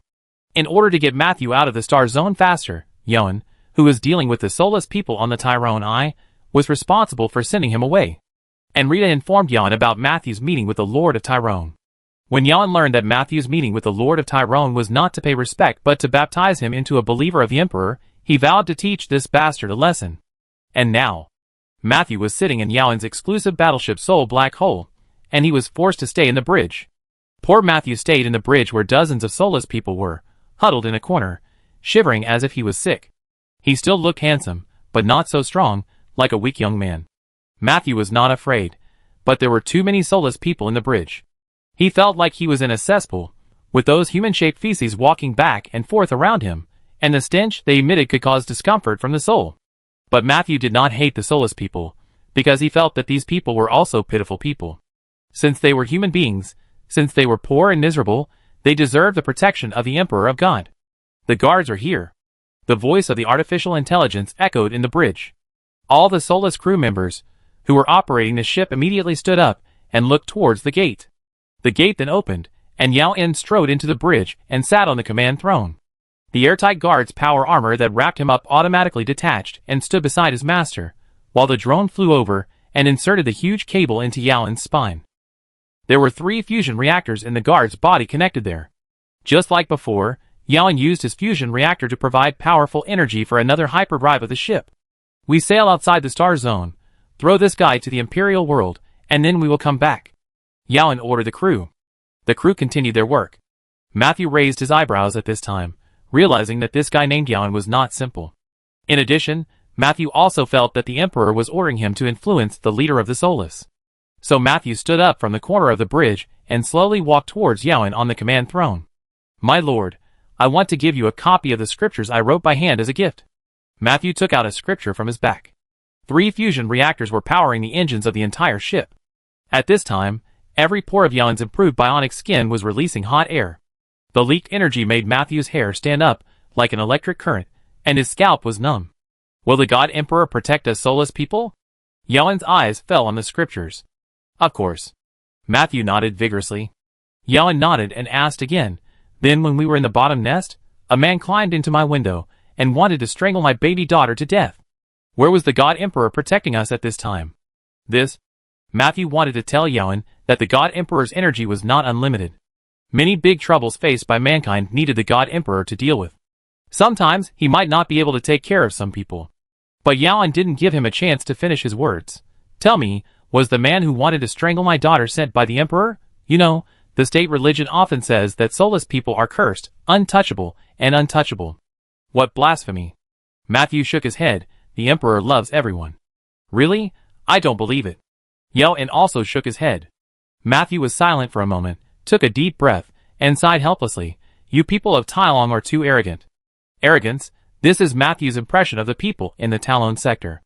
Not believing that the Emperor is a god is arrogance and blasphemy. In Matthew's opinion, the Emperor sacrificed for mankind for 10,000 years, but some humans do not believe in the Emperor. This is simply unreasonable. Maybe the priest is right. The Emperor just didn't have time to take care of a soulless people? Then it seems that he is very busy. At least he doesn't sit on the throne all day without moving. Otherwise, how could he be so busy that he didn't even have time to take care of the Sisters of Silence? Maybe he really does. Think about it. Otherwise, how could those persecuted small orders come to our sector? After the crew discussed, there was a burst of laughter in the bridge. Matthew's mouth twitched after hearing these words. You are as hopeless as your governor. Matthew said loudly, I don't regret coming to your sector to spread the faith of the God Emperor, but I regret preaching to your governor, because no matter how holy the ideas or how capable the priests are, they can't give enlightenment to lost lambs like him, and the same is true for you untouchables. It would have been fine if Matthew hadn't said this, but Yaoan got angry instantly after he did. How dare you preach to the Lord of Talon? Yaoan stood up from the command throne and looked down at Matthew. He was excited and emotional. He can release lightning to turn the plain into a basin by raising his hand, and he can release fire to turn the primeval forest into scorched earth by lowering his hand. He can create a magnificent giant fortress with just a thought, and he can create a satellite as long as he thinks. As long as he walks around the front line, countless soldiers will be willing to follow him. No matter how bad the battle situation is, as long as he is there, everyone will have one idea, that is, we will win. This is the God walking in the mortal world. You preach to a real God in the world, and let him believe in your so-called real God who sits on the throne and doesn't say a word. A long time ago, he did shout for the Emperor on the battlefield, but that was to boost the morale of us mortals who don't know that the real God in the world walks among us. Yaoan approached Matthew and put his finger on his chest. The hot gas sprayed from the pores made Matthew's whole body hot. The energy leak during the energy transmission made him feel as if he was in a place where lightning had struck, and his hair stood up and his scalp numbed. He showed his inner pride and pride in everything he built, created, and helped. This is the love from God. The silent Matthew did not show any weakness, and looked directly into Yaoan's eyes, and listened to everything he said. Matthew also heard about the miracles performed by the Lord of Talon when he helped people in the Star Zone, but he thought that they were all gifts from the God Emperor, just like a living saint who could exert the power of the God Emperor. It was because of this idea that Matthew had a good impression of the Lord of Talon, thinking that he was much better than those so-called rulers who were given power by the God Emperor. But now Matthew doesn't think so, and he has no good feelings towards Lord Tyrone. This is certainly because Lord Tyrone is a non-believer, but part of the reason is because of that sentence. Throw this masochist teacher lover out of my Star Zone. Damn it. How did he know? Matthew has always buried his love for his female mentor deep in his heart, and has never told anyone. Logically, only the Emperor of God should know about this. After thinking for a moment, Matthew said to Yaoan, Stop nearby, put me on the nearest world, and we will go our separate ways. I will find a way to leave the Star Zone of you non-believers. It is Lord Tyrone's order to send you out of the Star Zone. If he asked me to abandon you halfway, I would do it. But he didn't. So you must stay on my ship honestly until you leave the Star Zone and go wherever you want to go. Chapter 525. Matthew has left Talon. If you decide to let him become a bridge of communication between you and the ecclesiarchy, then send someone to pick him up. On Talon I, Chin Mo and Gilliman were communicating across the star system. At this time, it was not only Chin Mo who stood in front of the regent, but also Vanessa, who carried the human will of the Emperor. The Emperor then complained to the Primarch about Matthew, and told him about his personal debate with Matthew. After hearing the Emperor's words, Gilliman was stunned for a few seconds, and then laughed. What's so funny about this? The Emperor spread his hands helplessly. Do you think it's funny that I can't even prove to Matthew that I'm not a god? Gilliman immediately held back his words, and after a little thought, he said to Chinemo, "You are very good at selecting people. The contact person you chose for me to contact the state church is quite good. If it was another state church member, I guess he would have thought about burning my father and the woman who carries his will into ashes." After speaking, Gilliman looked at the Emperor again. "Times have changed, father. If you tell the ecclesiarchy that you are not a god on Terra, and if you reveal your identity, you will also be sent to the stake, because they will not believe you." The Emperor narrowed his eyes, and said in a low voice, "If they dare, try it." Although Vanessa was possessed by only a human will that was weak enough for mortals to bear, he was the Emperor after all, and still had the experience and talent to use psychic power.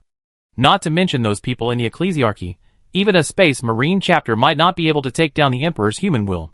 Dare and can do are two different things, father.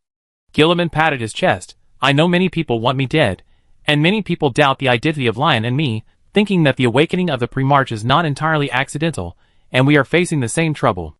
That's why I need Matthew.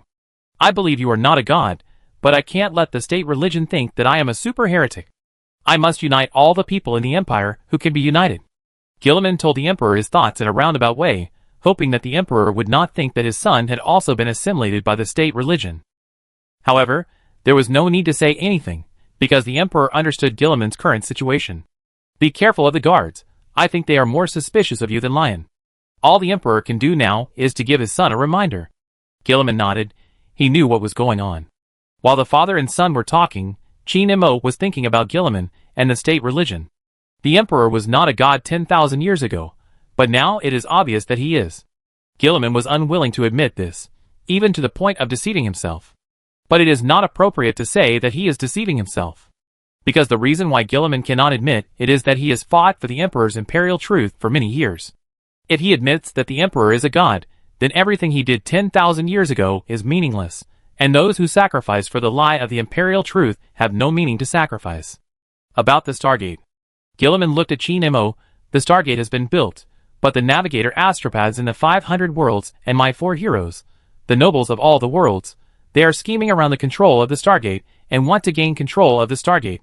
Chinemo nodded. "Not surprising. In the future, the Stargate will be the main navigation method for the 500 worlds. Whoever controls the Stargate will be equivalent to controlling the lifeblood of the 500 worlds. I suggest you give the control to your 4 heroes. They are involved in the intrigue just to keep the Stargate under the control of the Gene Father. They are definitely not doing it for their own interests," Chinemo said. "I understand." Gilliman nodded, "But the current situation of the 500 worlds is as complicated as the Empire. I must balance it. I can't just hand over the Stargate to the 4 heroes. So what did you decide?" "I flipped the table at the meeting and yelled that this Stargate was not mine, nor did it belong to any family, let alone a space marine. From now on, my servant will manage the Stargate." "Your servant? Cause Clone?" When Chinemo wondered who the servant was, Gilliman's answer surprised him. "A little guy, 15 years old." "Are you kidding?"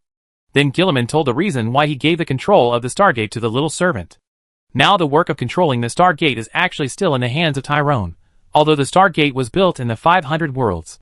Before the Stargate management team, students sent by the 500 worlds have completed their training, the Stargate will be fully controlled by the people of the Tyrone Star District. Therefore, it is meaningless to hand over the Stargate to anyone at this stage. What everyone is fighting for is the control of the Stargate after the students of the 500 worlds return, and the control is transferred to the 500 worlds. The Stargate is very important. It should be controlled by myself, not someone in the 500 worlds, so I decided to train a Stargate manager who will obey my orders from scratch," Gilliman said. Chinemo nodded after hearing this, thinking that it was right. To put it bluntly, Gilliman needed a puppet that was easy to control. This puppet would represent him to manage the Stargate control group formed in the future 500 worlds. This is called using one's arm as one's finger. In the case that Gilliman really couldn't make artificial intelligence appear in the 500 worlds, it was quite necessary to train a manager from scratch. "Anyway, your decision was too emotional." Chinemo felt that Gilliman was still not cautious. "This is the best decision I can think of." "You are right, I am emotional, but the problem is that if you are a ruler who needs to balance the forces of all parties, and countless troubles are waiting for you to solve, you will be furious at some point. To be honest, it is true." After a few words, Gilliman stopped talking about the Stargate, took a deep breath, and sat back at his desk. Chi Nemo saw that Gilliman's body on the holographic image was equipped with several exoskeleton-like appendages, which, together with his hands, processed more than a dozen documents at the same time. As Gilliman processed the documents, his white hair swayed as he wrote. I think. Chi Nemo wanted to send Gilliman an artificial intelligence or a stone man, but after thinking about it, he decided not to. Gilliman was not just a leader of a sector after all. He had too many things to deal with and balance, and many people were watching him. He had to do some things himself. What? Gilliman looked up at Chi Nemo, who was halfway through his words. Nothing. Chi Nemo shook his head. I should also go and deal with things. I wish you good luck. Is there anything that requires Lord Talon to personally intervene? Gilliman asked. It's nothing big. My people were developing colonies, and they encountered a world full of beast men. There were no colonies in this world, but a scientific expedition team went there to conduct research, and the expedition team was killed. This shouldn't have been my problem, but I was pissed off by them. Beastmen. Gilliman suddenly felt that he not only got along well with Chi Nemo, but also had similar experiences. Recently, he has also encountered trouble with beastmen. There is a beastman world that has started a rebellion, because the Inquisition has been sterilizing them. Gilliman believes that the Empire is at fault, so he sent an Inquisitor to talk to them. As a result, they killed the Inquisitor, and were determined to rebel. I have a hunch that something big is coming. There have been wars everywhere in the Empire recently. Gilliman lowered his head, and said in a deep voice, The plague in the 500 worlds has been effectively contained by the drugs you provided, but more kinds of plagues are emerging, and there are even reports of attacks by the Death Guard on the edge of the 500 worlds. Yes, Gilliman, the big one is coming, and you should focus on dealing with the Death Guard immediately. Chi Nemo nodded, and he was going to have a good talk with Gilliman when he was free. The Beastman Rebellion is not a big deal at all. Neither are the wars in various parts of the Empire. The upcoming Plague War is. Chapter 526. North of the Gate of Tyrone. Lian Star. This is an emerald green planet. 80% of the planet's surface is a large plain. A small number of giant mountains span the planet's continents, blocking the cold air from all over the planet, ensuring that the large plains always have a pleasant climate. Even the planet's position and axis from the star ensure that the planet is always well lit. This is a perfect planet that seems to be favored by the Creator. The colonization fleets organized by the agricultural world covet this planet, but they have to bypass this planet, because it is an iron rule that colonization is not allowed on inhabited planets. At this moment, on the largest plain on the planet, all the Beastmen tribes gathered here. Outside the fortress built by the tribe, 12 members of the scientific expedition team were skewered on wooden stakes like skewers. The Beastmen army gathered around the stakes, and everyone was ready for battle. Woo woo woo. Soon, the shaman's howl resounded throughout the plain, and soon all the Beastmen noticed something was wrong, all came out of the tent, and looked up at the sky. It was noon, but the entire plain had fallen into darkness. Countless Beastmen gathered together, and looked up to see a fleet that suddenly appeared from the galaxy. Those huge warships were arranged in a staggered manner, blocking the light of the stars. During the Battle of Talon, the planet Ryan was invaded. 2 warships from the Red Corsairs descended over the planet, and began to bomb the surface. It was a disaster for the Beastmen. Countless Beastmen died on that day. The shamans in the tribe called that day the Day of Doom. But Ryan was not destroyed on the Day of Doom, because the fleet of the Ultramarines drove away the Red Corsairs. Now the Doomsday has come again, and it is obvious that there are many more warships in front of the battle than the last Doomsday. The Beastmen immediately took action under the roar of the shaman, and everyone took up their weapons, and took everything they had to prepare for the battle. The Beastmen did not think that the Tyrone warships would directly destroy the planet, because the planet still had value in their eyes, so they would definitely send the army to land and fight. Although the Beastmen tribe on the Lean Star had a low level of technology, they lived in the 41st millennium after all, and they still understood a little bit of space-age combat.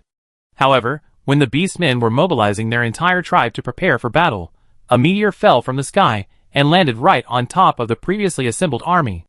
The moment the meteor landed, the entire dark plain was illuminated by strong light. The flames swept around like a tsunami. After the fire that almost burned the entire plain dissipated, the Beastmen army had disappeared, but even the Beastmen knew that they were all buried in the sea of fire, not teleported to a certain place. The imagined landing troops did not appear. Standing in the center of the raging fire on the scorched earth was a powerful being with a body on fire, and a height of 6 meters. The Beastmen could not understand what this thing was. They just instinctively felt that it was a powerful enemy, so the militia and shamans, who gathered later, surrounded the being in the center of the scorched earth. The burner, surrounded by these amazing numbers of beastmen, slowly stood up, and the stairs formed by the flame slowly gathered under its feet. It slowly floated to a higher place, looking down at the weak creatures around it. The burner did not launch an attack immediately, because it received an order to land and wait. Inside the battleship Lord of Tyrone, Chi Nemo stood on the observation deck and looked down at the green planet below. Next to him stood the Iron Man named Scholar. This was a punishment operation. Obviously, only a few warships were needed to deal with this planet, but Chi Nemo still mobilized many warships, and even sent the burner as a landing force. Victory was not the main purpose. The deterrent effect of the extremely terrible attack and sad ending encountered by the beastmen on Ryan was the purpose. These beastmen are dead. Chi Nemo stared coldly at the beastmen surrounding the burner on the plane. Before the colonization, Chi Nemo didn't know that there were beastmen in the Star Zone, but now he knows that there are not only beastmen in the Star Zone, but also many worlds where Ogren and Ratling live. There are even 6 worlds where people are legal subhumans with cat heads and human bodies. There is also a low-gravity world in the Gate of Tyrone, where long-legged people, a legal subhuman, live. Those long-legged people look exactly like aliens, just like siren monsters without long sirens. But no matter how strange these legal subhumans are, they are all derivatives of humans. The empire established by the Emperor during the Great Crusade still protected them, and the current Talon sector will not treat them as aliens. Even the long-legged people with strange and scary looks can serve as scouts in the Talon army. The song and dance troupe composed of cat people is very popular in every world, and any large-scale event held in the Talon sector cannot be without them. Any subhuman can find their place in Talon and have a place, except for the beastmen.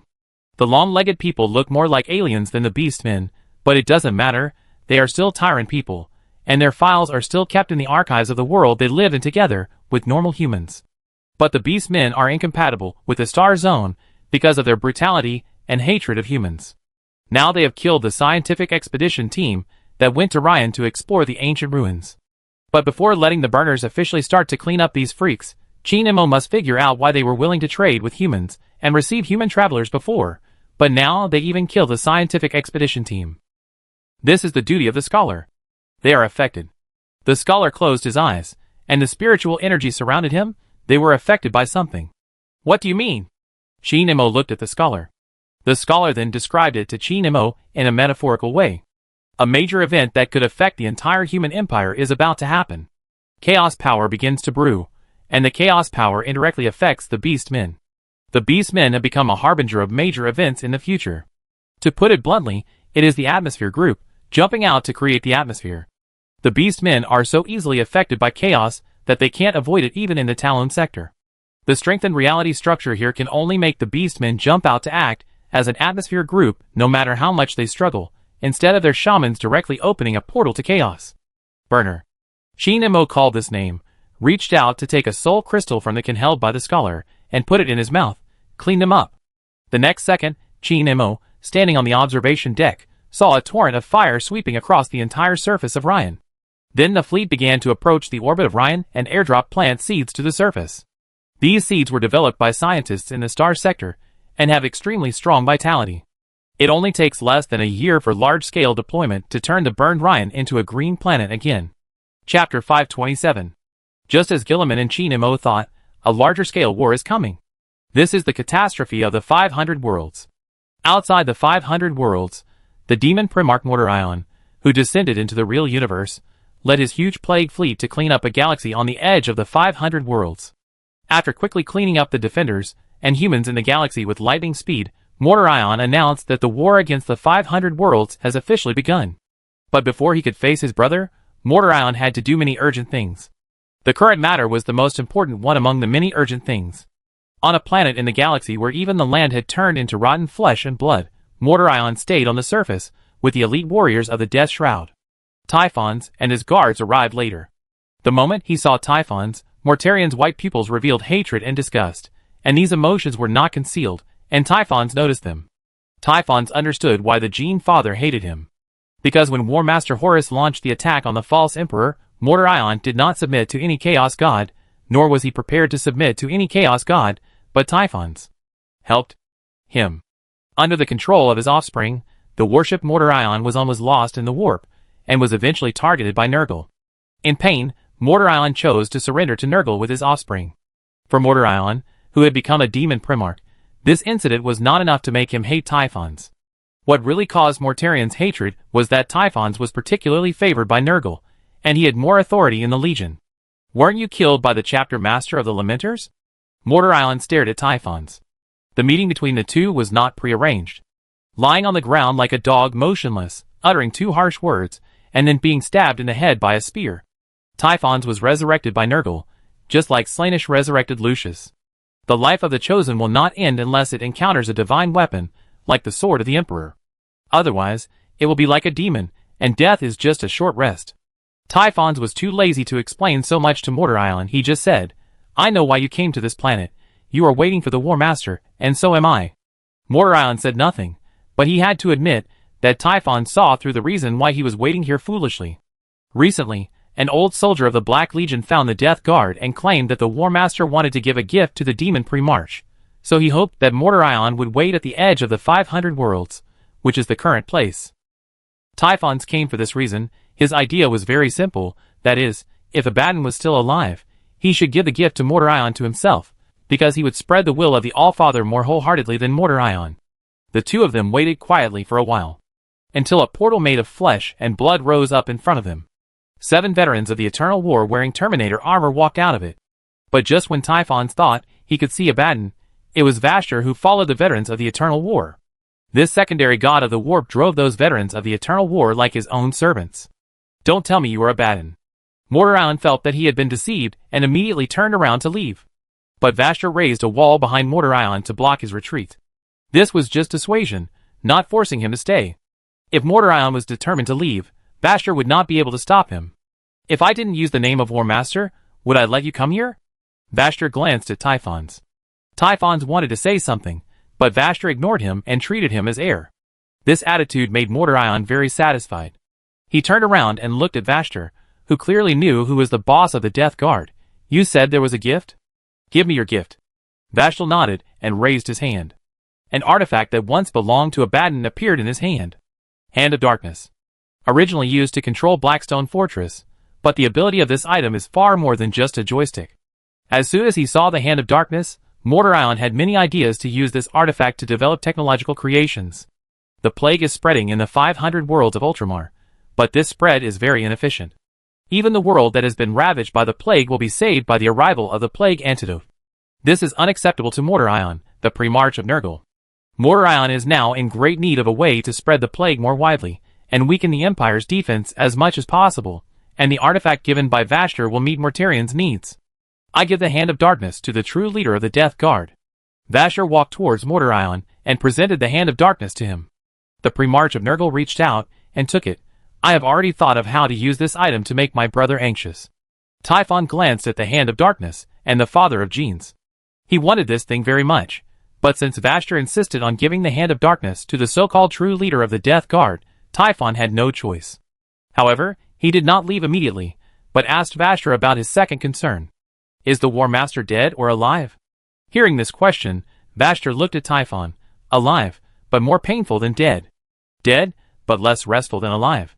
So Abaddon is useless now," Typhon said. Vashtor was silent for a moment and nodded. Typhons took the Death Guards, who came with him, and turned to teleport back to the warship. Mortar-Ion began to study the derivative products of the artifact called the Hand of Darkness on the spot. He couldn't make things right away, but he could feel that he could use the Hand of Darkness to study more powerful plague creations, and then set off a plague frenzy in the entire Ultramar 500 world. "I can help you," Vashtor said. Mortar-Ion looked up sharply. He believed that this secondary god whose power was technology could help him, but he had a question in his mind. "I thought you were loyal to Abaddon now." "I am not loyal to anyone." Vashtor turned his head and glanced at the veterans of the Eternal War. "They followed me only because they thought I could help their War Master revive. At least they thought I could." Mortar-Ion had a good impression of Vashtor. This lesser god could tell who was the boss of the Death Guard. He just glanced at Typhons and handed the Hand of Darkness to himself. After thinking for a while, Mortar-Ion, who had a better impression of Vashtor, agreed without hesitation. "Come, let's create a creature that can turn the entire 500 worlds into hell." Chapter 528. Espander is an agricultural world. The surface of the planet is mostly wilderness. Most of the population lives in cities on the western continent, and the rest live in farms of various sizes. Thanks to the fact that rationality still exists within the 500 worlds, the people on this planet live a relatively good life, with an average life expectancy of around 25 years. This is not 25 years in Terran years, but about 60 or 70 years in Terran years, so life is quite long for the people here. In the taverns in the cities of the western continent, farmers who have finished their busy farming seasons will drive here to drink and chat. Recently, everyone is discussing a rumor. Have you heard about the raid on the border of the 500 worlds? It's just a rumor. Are there not many rumors like this? I have heard such rumors 100 times since I was a child, but none of them came true. Who knows? Anyway, the war probably won't reach us. People were talking about it, but only one person in the corner knew that the rumors were true. The war will soon reach here, and we all be dead. The man dressed as a mercenary stood up from the corner of the tavern and shouted desperate words to everyone. When they heard this, everyone was stunned at first, and then laughed. Even if the war reached here in Espando, it would not end, because the war often did not reach here in Espando, and who would target a useless agricultural world? If Espando was a nest city, a fortress world, then it would be understandable that it was invaded. I just returned to the 500 worlds, and I know what happened outside. The mercenary continued to shout. He told his origins, saying that he had been hired by a wandering trader and encountered enemies spreading the plague at the border of the 500 worlds, who had just occupied a galaxy. The mercenary also said that the wandering trader, he was loyal to his call to the enemy commander, who expressed his willingness to release the wanderer, but the wanderer had to spread the news that the plague army was about to arrive at the 500 worlds, and they clearly stated that Espander would be the first target. After hearing this series of words, the people in the tavern gradually became serious. This mercenary did not seem to be lying, and if the rumors were true, the 500 worlds were probably still investigating. Things involving war often do not get results quickly. It often happens that the defenders get the news only after the attackers have captured 2 or 3 star systems. The efficiency of the 500 worlds is already high, especially now that the 4 heroes and the Astartes have started to manage the 500 worlds again, but the problem is that the astropaths are not always that efficient, and the messenger ship system based on the dimensional engine has just begun to be established. However, no matter how serious it is, people are reluctant to believe that Espando will become the enemy's first target. In terms of military value, there are many worlds with military value near Espando. Believe me, brothers and sisters, our world is definitely the first target. The mercenary continued to shout. The roving trader who hired me has reported to the governor. We must be vigilant. For the sake of the 500 worlds, we should organize defense immediately. Those who live on the farm, you should bring your family to the city immediately. The mercenary shouted and persuaded everyone, and people left the tavern one after another. Until finally a team of Ultramar auxiliary soldiers rushed into the tavern and interrupted the mercenary shouting. Shut up. Everyone sit back in your seats. The auxiliary soldiers pointed their guns at everyone present, forcing these civilians to lie on the ground immediately, as if they were forcing enemies. This was an unusual attitude, and these soldiers simply treated everyone as an enemy. After everyone lay on the ground, an officer came out and said, I'm sorry, but we have to do this. As long as you are checked, you can leave. What happened? The mercenary who had persuaded everyone to leave immediately asked. A drone with the Talon Star Zone logo detached from the bracket behind an auxiliary soldier flew to everyone and projected a green beam to scan everyone. When it was the mercenary's turn to be scanned, the officer raised his gun and aimed at the next person waiting to be scanned. While answering the mercenary's question, the wandering traders brought the virus to our world, and the governor's mansion is now full of plague zombies. As soon as he finished speaking, the Tyrone drone paused in front of the mercenary, and then continued to scan the rest of the people. Finally, the drone released an augmented reality image, and all the people in the tavern who were suspected of being infected were marked in red. The mercenary, as well as those who sat near him or were splashed by his saliva when he spoke loudly before, were marked as infected. The soldiers immediately pointed their guns at the infected people. The mercenary was stunned for a second, and then suddenly drew his gun. The soldiers thought the mercenaries wanted to resist, but when they were about to open fire, they heard a gunshot. The mercenary who put the muzzle of the gun in his mouth pulled the trigger and broke his head in half. This mercenary was obviously a good man. He ran to the tavern and persuaded everyone to realize the impending danger in the place where there were the most people, and persuaded the people scattered in the farms to come to the city because this was his home planet. Even though the rogue trader warned him that he was not allowed to publicize what they encountered before he met with the governor, the mercenary still ran to publicize it at the risk of being executed. The mercenary shot himself the moment he learned that he was infected. He didn't want the soldiers to hesitate whether to kill him. But this action brought even greater trouble. The mercenary, whose brain was half shot off, lay on the ground. His body twitched a few times and stood up again. Mosquitoes surrounded his body. The mercenary, who had become a plague zombie, howled and pounced on the nearest person. The soldiers immediately opened fire. The bullets broke the mercenary's hands and feet and pierced his organs, but did not curb his behavior at all. Just as the zombie was about to bite the first person it caught, a state priest in the tavern stood up and smashed the mercenary's head with his scepter. The sacred object exerted a force far greater than that of a bullet on the zombie, and the zombie was knocked down and motionless. The soldiers did not immediately kill the remaining infected people, but only took the uninfected civilians out of the tavern. Go to the road leading to the governor's mansion to support those soldiers. They will give you guns. For the 500 worlds, for Macridge, we Espandos must defend this before the reinforcements arrive. At the officer's command, everyone ran to the road leading to the governor's mansion, and the guards in the city had gathered there to resist the plague zombies. After everyone left, the officer looked at the remaining infected people in the tavern, slowly retreated, and threw a fire bomb. Chapter 529. 1 month later. Macridge's glory. The Primarch, who had entered the flagship from Terra by transport plane, sat on the throne, under the gaze of everyone. Matthew, who had already reported to the Primarch to become a war apostle, was also on the command deck. The Death Army Prophet Eveline and the Ulthwi Ark Prophet Ulthlin Eldred, the two Eldar advisors, were also there. Call's body was naturally not absent. The people who resurrected Guilliman that year, except Greyfax and Celestine, were all on the command deck. Greyfax didn't know what he was doing. In addition, Guilliman heard that Celestine died on the battlefield. However, the absence of these two people was not a problem, and the big trouble on the 500 worlds did not need these two people. "Father, the war has begun," Captain Calgar reported to Guilliman. Just as Guilliman thought, a big trouble has come. The plague that was prevalent in the 500 worlds was indeed a precursor to the war, and the plague warriors' plunder of the borders of the 500 worlds was not for supplies, but for reconnaissance. The war seemed to have started in an instant. The plague fleet invaded the 500 worlds. The Death Guard inexplicably bypassed their strategic goals predicted by the four heroes, and went directly to attack an agricultural world called Espander.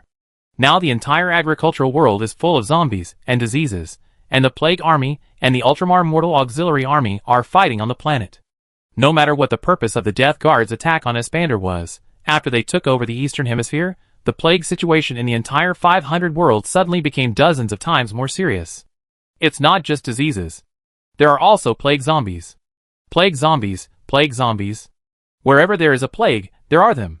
They can inexplicably come out from some dark corners. This is because the management level of the 500 worlds is relatively high.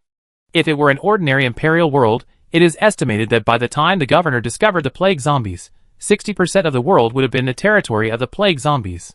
The rampant diseases and plague zombies are not the most troublesome. What is more troublesome is that rebels have appeared everywhere in the 500 worlds. Rebels, diseases, zombies. They appeared at the beginning of the war, and made a huge scene. This is the current situation. Calgar reported, on Espander, a large number of zombies will emerge from the forest or farm every 7 hours. 7. Guilliman looked at the Prophet Ulthlin. The latter nodded, the holy number of the god of plague. I must return to the 500 worlds. Guilliman said the decision he had made long ago. He has decided to return to the 500 worlds to deal with the war personally. As for the affairs on Terra, they were handed over to Lion. Lion was not good at management and ruling, but he was a ruthless character in the eyes of others. Guilliman felt very relieved to have him in charge of Terra. Activate the communication ship system, and then we will start to discuss countermeasures, Guilliman ordered Calgar. The so-called communication ship system is a stupid way to communicate at superluminal speed. Guilliman wanted to use the dimensional communication station directly, but the Ultramarines, including Calgar and the four heroes, were extremely opposed. They trusted the Telonians, but they were unwilling to put the lifeblood of communication in the hands of others. So Guilliman had to compromise, and use a communication ship.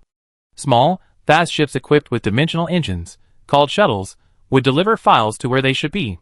What was outrageous was that, judging from the results of several tests conducted within the 500 worlds before, This method seemed as stupid as a primitive man, but it was extremely useful, and it was more stable and faster than star language.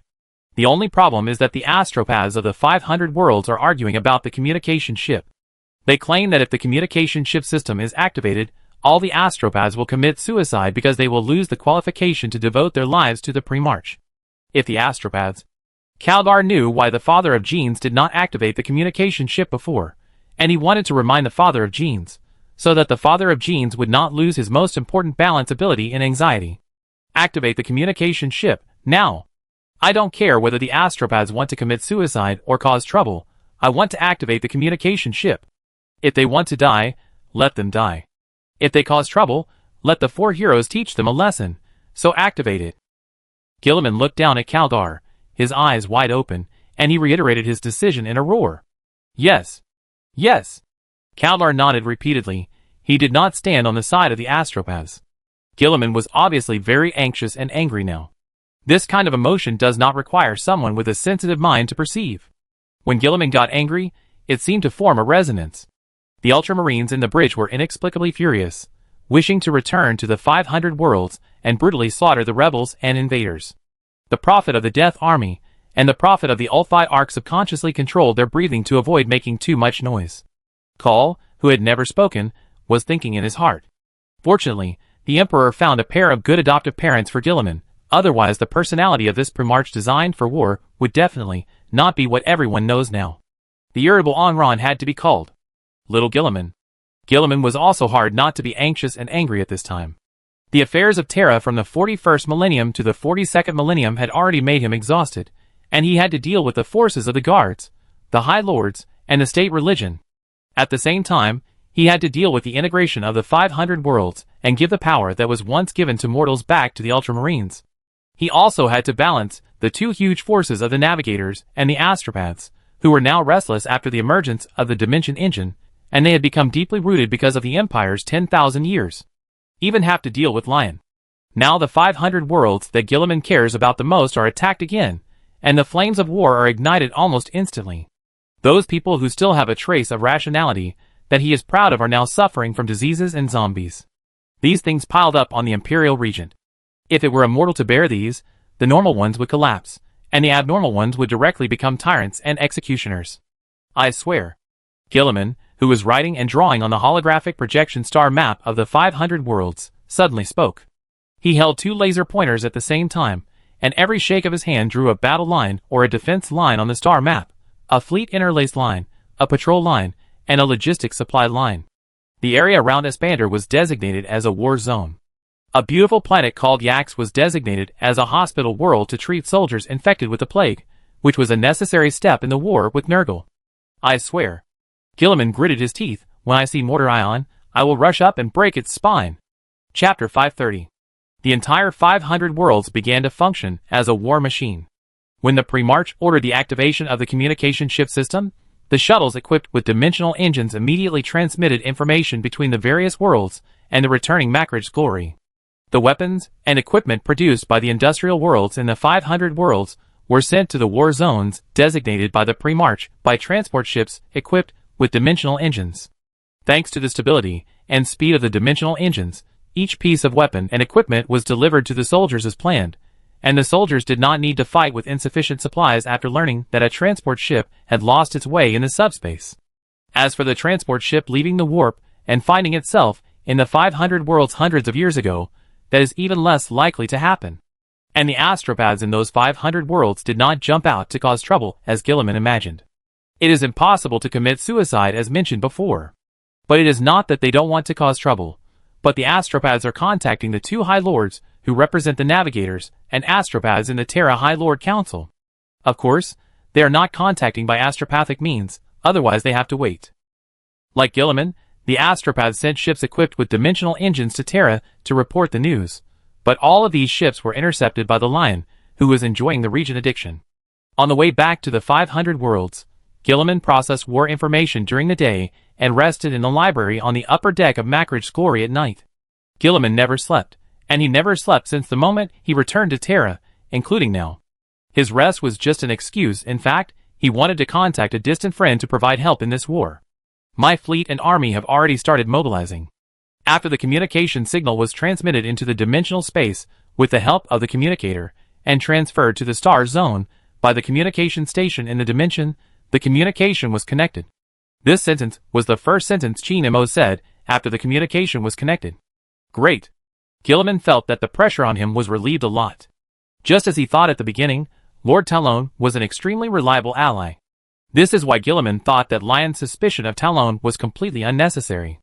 No matter what the reason is for the Lord of Tyrone to be so enthusiastic, this attitude of not being in danger and not being in Tyrone is very trustworthy and reliable. Just like when the Tyrone sector supported Cadia, which had nothing to do with them. Supported Baal, who they could have ignored. And now they will also provide help to the 500 worlds. This is what we should do. After all, you also came to support us during the defense of Tyrone. Chin Mo has always wanted to thank Gilliman. Although it has been proven that even if Chin Mo disappears in the warp, the Talon sector will not collapse, but if it does, Gilliman's proudest son, Calgar, will play a huge role. One of the father and son will ensure that the sector does not fall into complete chaos in Talon and establish the Senate system in the manner of Macrage. The other will manage the Empire in Terra and prevent forces such as the Inquisition from taking advantage of the situation. Although the Talonians have formed their own parliament, it is undeniable that Gilliman and Calvar will play a huge role in the event of an emergency. Cred said you can predict the future. Is that true? Gilliman once called Creed, the High Lord of Cadia, to Terra to be awarded a medal, and they met at that time. The two talked about Talon, and Creed said Chin Mo could predict the future. And now Gilliman needs this ability. Yes. Chin Mo would tell him without Gilliman asking, I know the direction of this war. But I have to admit that this war also caught me off guard. I expected it to start a few centuries later. The Plague War did not start at the beginning of the 42nd millennium. Just like the return of Lion. It happened too early.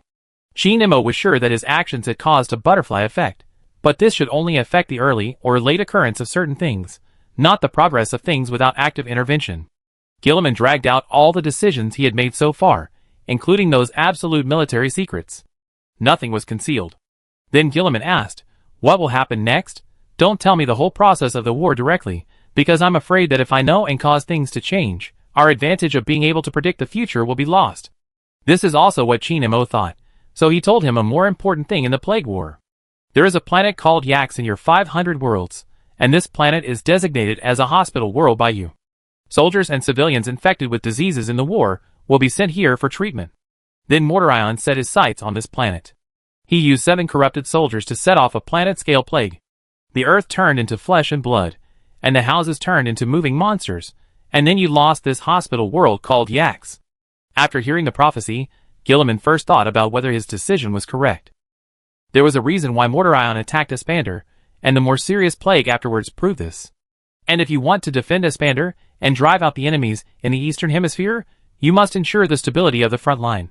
It is absolutely correct to designate Yax, not far from Espander, as a hospital world. After thinking about it, Gilliman began to discuss with Chin Mo how to deal with it. I know the names of the 7 corrupted soldiers. You can pick them out, but Mortarion can find another 7 soldiers. My suggestion is that if Yax is invaded after I have completed the mobilization, I can let my Iron Man and AI named Scholar manage Yax, use shadows similar to those of the Tyranids to block Yax, and then let the AI conduct the most precise control. And if it is invaded before I have completed the mobilization or the Iron Man and AI arrive, then Chin Mo did not continue to speak, because if there is not enough time, Yax will be breached. In essence, Yax was conquered from the inside by 7 corrupted soldiers. Chin Mo knew the names of the 7 soldiers by heart, but the problem was that if Gilliman pulled those 7 out in advance, Mortarion could just find 7 more, which was not a difficult task. Even if Gilliman stepped up his management efforts and even conducted background checks on the wounded transported to Yax, it would be difficult to prevent Mortarion from using Nurgle's power to plant mines in Yax. Just like in Cadia, just swipe a psychic to open a portal. If the Dark Gods are willing to personally take action, it won't be a difficult task. There are always psychics in the 500 worlds. I can only do what you say. I, who was once captured alive by Carlos, really have no experience in dealing with psychics. Gilliman nodded helplessly. After talking about Yax, Gilliman discussed many details about the war. First of all, it was confirmed that the Tyrone Navy and Army would provide assistance. This made Gilliman the happiest, and even made him feel happy. The Tyrone Army used a lot of teleportation and dimensional technology. If someone was facing them head-on, They didn't need to draw a battle line, they could just teleport over and raid. Secondly, reinforcements also need supplies. The equipment level of the Tyrone army requires higher standard supplies, which will greatly increase the pressure on the supply line. However, the supply of the Tyrone army does not rely on the supply line. Their army transport ships have both transportation and manufacturing capabilities, plus the powerful production capacity of printing equipment, so there is no need for transportation at all. Even the arrival of the Tyrone army will ease the supply pressure. It is a matter of convenience to print a few rifles for friendly forces. In addition, Chin Mo also said that the command of some elite troops can be handed over to Gilliman. It is a very happy thing for the commander to command an army that can be teleported everywhere and always in time. Since the Talon sector has joined the war, things like intelligence sharing are also necessary. And Gilliman promised Chin Mo that his soldiers would have a privilege, that is, the commander-level officers can call the Space Marines for help. After discussing the details, Gilliman should get up and leave to return to the command deck. At this time, Chin Mo told him another thing. There are some plague machines made by Mortar Ion in the eastern hemisphere of Espander. When the machine takes effect, the plague virus will spread among the 500 worlds like a web, unaffected by astronomical scales. This machine is made using a divine artifact called the Hand of Darkness. I don't know why Mortar Ion got the Hand of Darkness now that Abaddon is gone. Anyway, this machine is related to the Hand of Darkness. Gilliman's doubts were answered. Although he didn't quite understand the function of the plague machine, he felt that it was something with nodes, like a witchcraft ritual, and Espander was one of the nodes. Chapter 531. Also, about the Primaris Space Marines. Before the communication ended, Gilliman suddenly remembered something particularly important. The Primaris Space Marines were no longer a secret, but Gilliman had not yet sent them to various chapters because he could not find a good reason for the time being. Call had said one thing, that is, Lord Talon asked him to help upgrade the Primaris for the Lamenters, so Gilliman thought Chin Mo should know which chapter needed, and was willing to accept the Primaris Space Marines. Chin Mo has the ability to predict the future. Gilliman really needs his advice. My advice is to communicate more. Chin Mo spread his hands and said, most of the chapters think that the Primaris Space Marines are colorful Ultramarines, so you have to talk to them more, and tell them about the defects of the gene seed, otherwise they are unlikely to accept the Primaris Space Marines. I think the most difficult ones are the Space Wolves. Gilliman said. That's right. Chin Mo agreed very much. Do you know what you will do if you send Primaris Space Marines to the Space Wolves? You will kneel down to Logan and beg him, but Logan will not give you face, and even when they know you are going there, they will start to discuss whether to kill you. Hearing this, Gilliman laughed at first, thinking it was unlikely, but thinking carefully, reasoning step by step, he felt that he seemed to really do as Chin Mo said.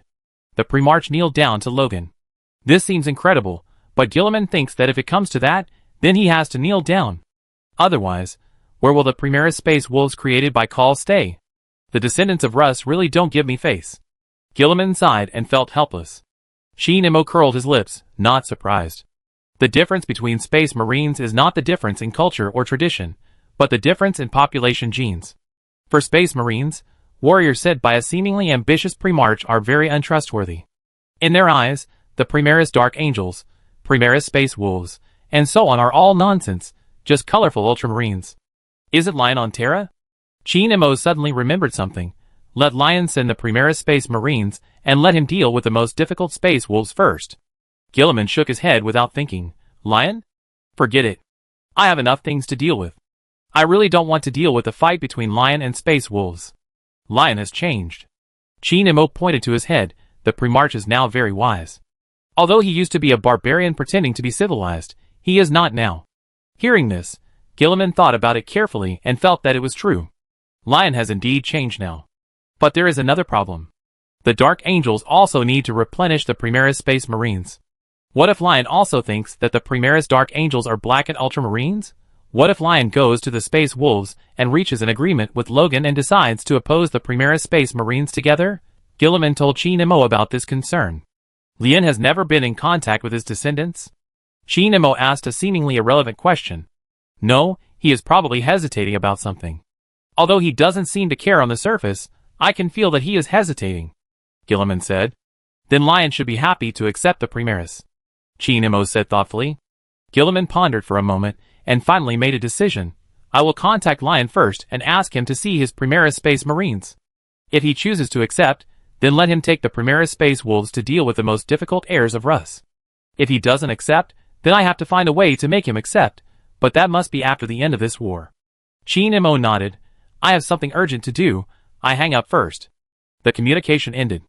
Guilliman leaned back in his chair and thought about Qin Mo's matter. Lien is really hopeless. Espander. This world, which was previously synonymous with tranquility and peace, has now become the most intense battlefield. On the plains covered with rotten mud, the auxiliary army of the 500 worlds prepared to resist the next wave of enemies in the trenches they dug. Facts have proved that the 500 worlds managed by Guilliman have always been the backbone of the human empire.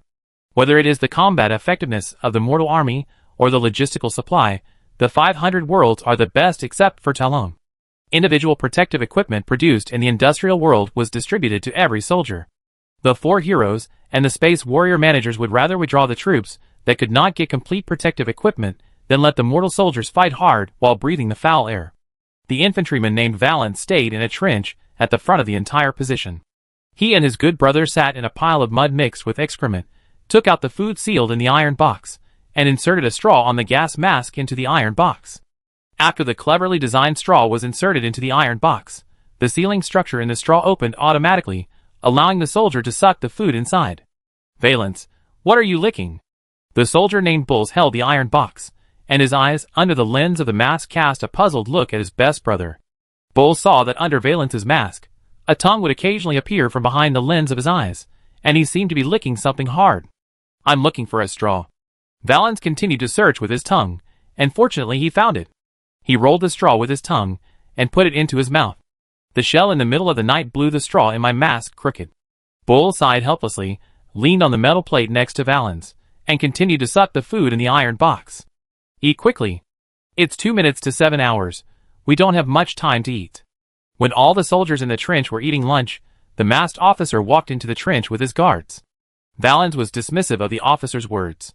He knew that the officer was a noble. He could go directly into a sealed cabin, take off his mask and eat, instead of sitting in the trench like a soldier, with shrapnel in the mud hitting his buttocks, and struggling to suck the food in the iron box. God Emperor. Valance sighed in his heart. He felt that he was almost short of oxygen because of the action of sucking hard. Ding ding ding ding. The alarm in the trench suddenly sounded. All the soldiers, including Valance and Bulls, subconsciously threw away the iron box, picked up the laser rifle, and lay on the shooting position, waiting with bated breath. The alarm just now was a 7-hour alarm. Because on the battlefield of Espando, after the enemy's offensive was disintegrated, it would start attacking again every 7 hours.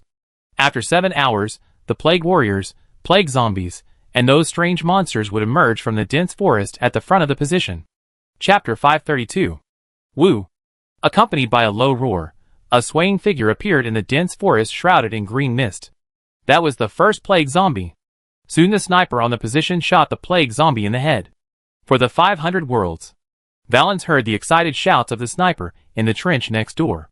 That guy would be credited for this first shot. After the first plague zombie fell, the dense forest was quiet for a while. But the people on the position did not relax their vigilance. Instead, they held the laser rifle more tightly, and their breathing became more rapid. Then the ground began to tremble, and a large group of plague zombies ran out of the forest. Their running posture can even be called enchanting. Countless zombies, swept out of the dense forest like a tsunami. Along with them rushing towards the position, there was also green fog. But this green fog had lingered on the position before, and the soldiers who had been on the position for a long time were not too worried about the fog. For Macridge. For the 500 worlds. Faced with the sea of corpses, the mortal soldiers on the battlefield always need to shout something to boost morale before they can continue to pull the trigger motionlessly. Heavy logging guns, heavy artillery, hundreds of thousands of laser rifles, these weapons form a barrage of bullets that kill the plague zombies. The laser rifles in the hands of the infantry have the power of TNT. When the attack hits the zombies, it can instantly penetrate the zombies, but the zombies will only be paused by the attack with too strong penetration, and then continue to rush forward. Artillery and explosives are the most effective against zombies. Shortly after the battle began, Valance and Burroughs received a grenade launcher. Valance leaned against the trench and raised the grenade launcher and pulled the trigger. The drum magazine rotated quickly, and soon all 10 grenades were fired, causing 10 explosions among the plague zombies. After the magazine was empty, Valens pulled out the empty magazine and threw it to Burrows. Burrows took the magazine in one hand and handed over a magazine full of grenades in the other hand, and then began to refill the empty magazine with grenades. Valens, who was in charge of firing grenades, could empty the magazine in 2 seconds with one pull of the trigger. He didn't even need to aim to blow up the zombies. But Bulls, who was in charge of loading the magazine, was in a difficult situation. Even though he had found the trick to loading grenades, he still couldn't use them for Valens. In the loud urging of Valens, Bulls roared and complained, "Do you think I'm one of those Mechanicus monks with 3 heads and 6 arms? My brother is more powerful than the Mechanicus monks." Valens threw the empty magazine back to Bulls again, quick. Bulls could only continue to load, pouring the grenades from the ammunition boxes in the trench, and loading 2 magazines with both hands at the same time. After repeating this cycle for a while, Valens suddenly stopped firing grenades so quickly. Because Valens saw another kind of enemy. Plague warriors. Those rebellious space marines appeared behind the plague zombies, driving the plague zombies to fight, and using bolters to destroy the fire points while they attracted fire. These plague warriors were covered with lesions, and the exposed skin was either ulcerated or inflamed. Inside the broken armor were swollen pustules and swollen abdomens. In order to accommodate their swollen bodies due to lesions, their armor had to grow bigger and fatter. The plague warriors suffered from unimaginable pain, but their exposed faces were filled with cheerful smiles, and they kept telling the people around them about their pain. While Valens was observing, a plague warrior's head was suddenly pierced by a laser, and the whole person fell down with a thump. "Did you see that?" The sniper in the next trench shouted loudly. Then the sniper was targeted by another plague warrior. The explosive shells will make 3 sounds. They will make the first sound when they pass through the weapon in the hands of the plague warrior. When the target is penetrated, there is a sound of tearing flesh. Then, there is a third sound when the explosion blows up the people nearby. The sniper's chest was pierced by the bullet, and his entire upper body was torn off. Then the bullet hit the metal plate behind him and exploded. The flying bullets and metal fragments killed 3 people nearby. Valens watched the whole scene, but his first reaction was not to retreat in fear, but to realize that as a living firepower point, he must continue to provide firepower support to friendly forces. So Valens stood up from the trench, raised the grenade and fired in the direction of the plague warriors. It suddenly started to rain. The rain soon accumulated ankle deep in the trench. Valens, who kept using grenades, felt an itch on his back, which quickly spread from his spine to his neck. He looked back. Behind the battle line were only the ruins of the city ruled by Connor. Valens stretched out his hand and slapped his neck hard, then brought his hand in front of his eyes to observe carefully. Through the fog lens, one could see a fat dead fly lying on his palm, a fly that had exploded. Valens wiped his hands on his clothes a few times, and then continued to focus on the battle. All to ashes, all to ashes, all to ashes. The plague warriors were approaching, and Valens could already hear the sounds coming from their rotten, stinking mouths. After approaching the position, each plague warrior threw out a head, which exploded like a grenade after landing, releasing poisonous gas. The poison gas entered the masks of several soldiers, causing them to fall to the ground instantly. Valens didn't know how they were poisoned while wearing masks, but he thought the masks should be able to filter the virus, otherwise he and Bulls would not be vomiting from the stench of the plague warriors, but would be directly poisoned to death. Under the cover of the poison gas, the plague warriors rushed to the battlefield. All ashes. You are the first. A plague warrior raised his grenade gun and pointed it at Valens. While Valens was stunned, Bulls, with a mask full of vomit, came out from under the plague warrior's armpit and raised his laser rifle to the plague warrior's face. The plague warrior had a furious look on his face, but before he could do anything, Valens pulled the trigger and shot him in the head. The 2-meter-tall warrior fell and crushed Bulls. He died, and his rotten flesh seemed to be unable to continue to exist. Pus and excrement rushed out of his body and poured all over Bulls. When Bulls was about to be drowned by the filth, Valens immediately stepped forward and dragged his brother out from under the plague warrior's body. At this time, Valens relied entirely on his brother's curses to identify his position, because countless fat flies were hitting his mask, and all he could see were the flies trying to break the lens and rush into the mask. Chapter 533. The position has been breached. The roar of the plague zombies seemed to be right next to Valens' ears. The figures of the plague warriors appeared in the trenches. You are the first. Another plague warrior who killed others walked towards Valens. Valens picked up a few grenades from the ground and held them in his arms. He wanted to die with the enemy. But just as Valens was about to die, a short guy wearing power armor suddenly appeared. He walked out of the crack behind the plague warrior and fired at the plague warrior's head with a gun. The weapon in that guy's hand seemed to be able to fire pixels, and the bullets fired directly hit the entire head and upper body of the plague warrior into quicksand that splashed all around. Valens wanted to thank him, but suddenly saw another plague warrior raising his gun to him, so he shouted, "Be careful!" The short warrior in power armor jumped back and disappeared in front of Valens, and appeared again from behind the plague warrior, who launched the attack, and shot again. Then more warriors wearing power armor, and about the same height as normal people suddenly appeared on the battlefield, and began to clean up the zombies and plague warriors, who had killed them on the battlefield. Protect them. Just like the warriors of the 500 worlds protect our brothers and sisters. The shouts rang out. The battle instantly became fierce. The short snipers that teleported everywhere sniped the lone plague warriors. The soldiers in power armor used their guns to beat the groups of zombies into a substance like quicksand. There were even huge humans in power armor. That was Ogren. Valens saw with his own eyes an Ogren in power armor roaring and rushing towards the plague warrior, lifting the plague warrior up and tearing him in half, and the drones flew over his head quickly, dropping incendiary bombs on the plague zombies. The position was saved, and the enemy's offensive was broken. From the moment the enemy retreated, the alarm bell started counting down for 7 hours again. The soldier who had been teleporting and sniping the plague warriors before teleported to Valens, and put a collar-like thing around his neck. "Your mask is damaged," Valens heard the short soldier say to himself, and at the same time, the collar extended a film-like energy upwards, wrapping his entire head. The damaged mask was melted, and turned into black matter flowing in the energy film. Tyrone? Valens looked at the emblem on the chest of the short soldier. Had the reinforcements that the Lord of the 500 Worlds mentioned arrived? No, the Tyrone reinforcements are still gathering. We are just the advanced team sent out. The short soldier took off his helmet, and said that he also wore a collar-like device around his neck, and also had an energy film. This is obviously a lifeling. Captain of the lifeling sniper team of the 44th Infantry Regiment. The lifeling stretched out his hand.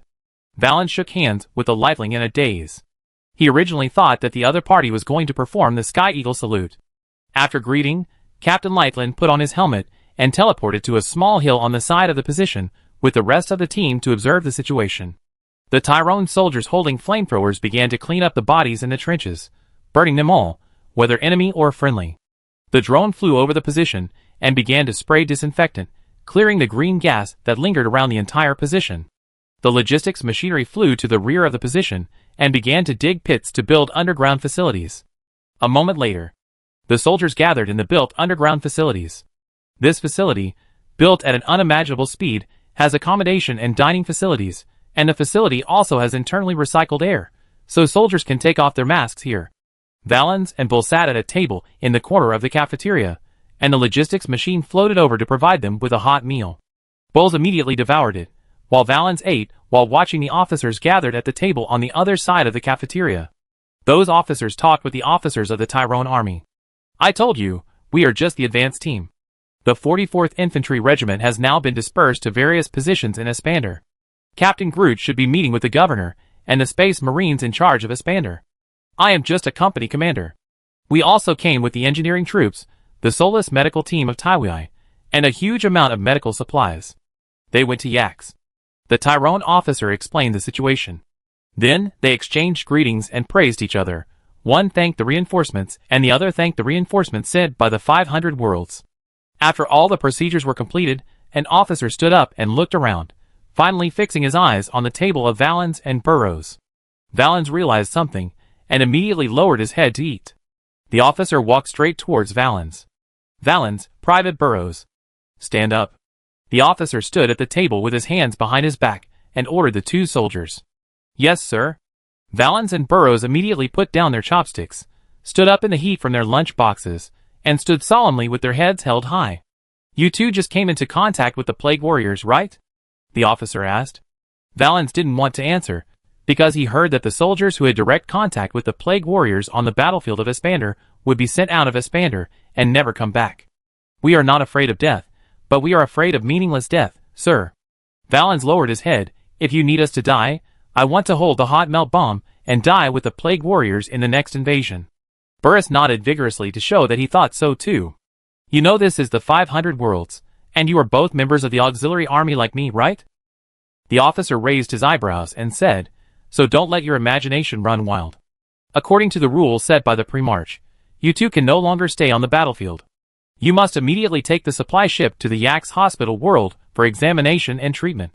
Primarch, I hope you two are as fine as you look on the surface, and don't be poisoned or anything. Anyway, go to the hospital world for treatment. The officer took out a folded booklet from his pocket, took off his gloves, and began to write permission to send Valens and Bulls to Yax on the spot. Yax? Garden World Yax? Valens couldn't believe it. Why? I heard that it was a place only officers could go. Yax is now a hospital world. Anyone who may be infected or has been infected with a disease must go to Yax for treatment. The officer tore off the permission from the booklet and handed it to Valens. In the name of the Primarch, I allow you to temporarily escape from the hell called Espander. Valens took the note. He didn't really want to go to Yax because he felt that he still had a duty to fight. Bulls was much more excited than Valens. Praise the 500 worlds. Praise the Lord of Ultramar. Chapter 534. The medical ship carrying wounded soldiers from battlefields of 500 worlds slowly sailed out of the stargate of the galaxy where Yax was. Valens, who was sleeping on the deck of the medical ship, was awakened by Bulls, and then the two of them hurried to the porthole to look out. Yax. This amazingly beautiful garden world is already in sight. After the dimensional energy that enveloped the ship gradually faded, Valens could see the garden world more clearly. As an ordinary soldier, Valens and Bulls probably would never have the opportunity to go to the garden world in their lifetime, unless one day the garden world was attacked and they were ordered to protect it. But when that time comes, the garden world will be destroyed and not so beautiful. Now that Yax has been designated as a hospital world by the Primarch, Valens and Bulls have the opportunity to go to the garden world. Just seeing the appearance of Yax is enough to make Valens and Bulls feel that their hearts have been healed, and then they will go to the surface of Yax, which makes them tremble with excitement. Yax, Yax? My mother's lifelong dream is to go to Yax, even if it's just for an hour. But she obviously doesn't have such good luck as me. I can only save money, so that I can put her urn in the cemetery in Yax one day in the future. Buell said excitedly. Valens suddenly remembered that Bulls was always reluctant to spend money, and the reason might be because of what he said. Being buried in Yax is also an unattainable dream for ordinary people. Since you want to save money, why did you crawl out from under the armpit of the Plague Warrior to kill him and almost get crushed to death by him? Aren't you afraid that you won't be able to save money if you die? Valens asked. Bull still looked at Yax excitedly, his eyes sparkling. If I die, my pension will be enough for my mother to be buried in the Yax cemetery. This sentence suddenly made the atmosphere heavy. Valens lowered his head and remained silent. You must die after me. Bull smiled and looked at Valens. I also want you to tell the captain on my behalf to use my pension and savings to bury my mother in Yax. Don't say such heavy words, man. Valens rolled his eyes at Burroughs. Burroughs didn't think it was heavy at all. He was always open-minded. In Burroughs' words, we who were born in the 41st millennium should live one day at a time. The two good brothers lay in front of the porthole, staring at the beautiful Yax. The two men didn't know that Yax, who was so beautiful in their eyes, was a thorn in the eyes of an evil god in the subspace. The existence of this beautiful hospital world was a middle finger to the dark gods. The medical ships gradually approached Yax and docked at the starport built by the Tyrone Engineering Corps. Then, there was a long inspection process. The doctors of Yax would enter the medical ship and disinfect every place of the medical ship with drones, and then check one by one whether the people on the medical ship were infected with the disease, what disease they were infected with, and how to treat it.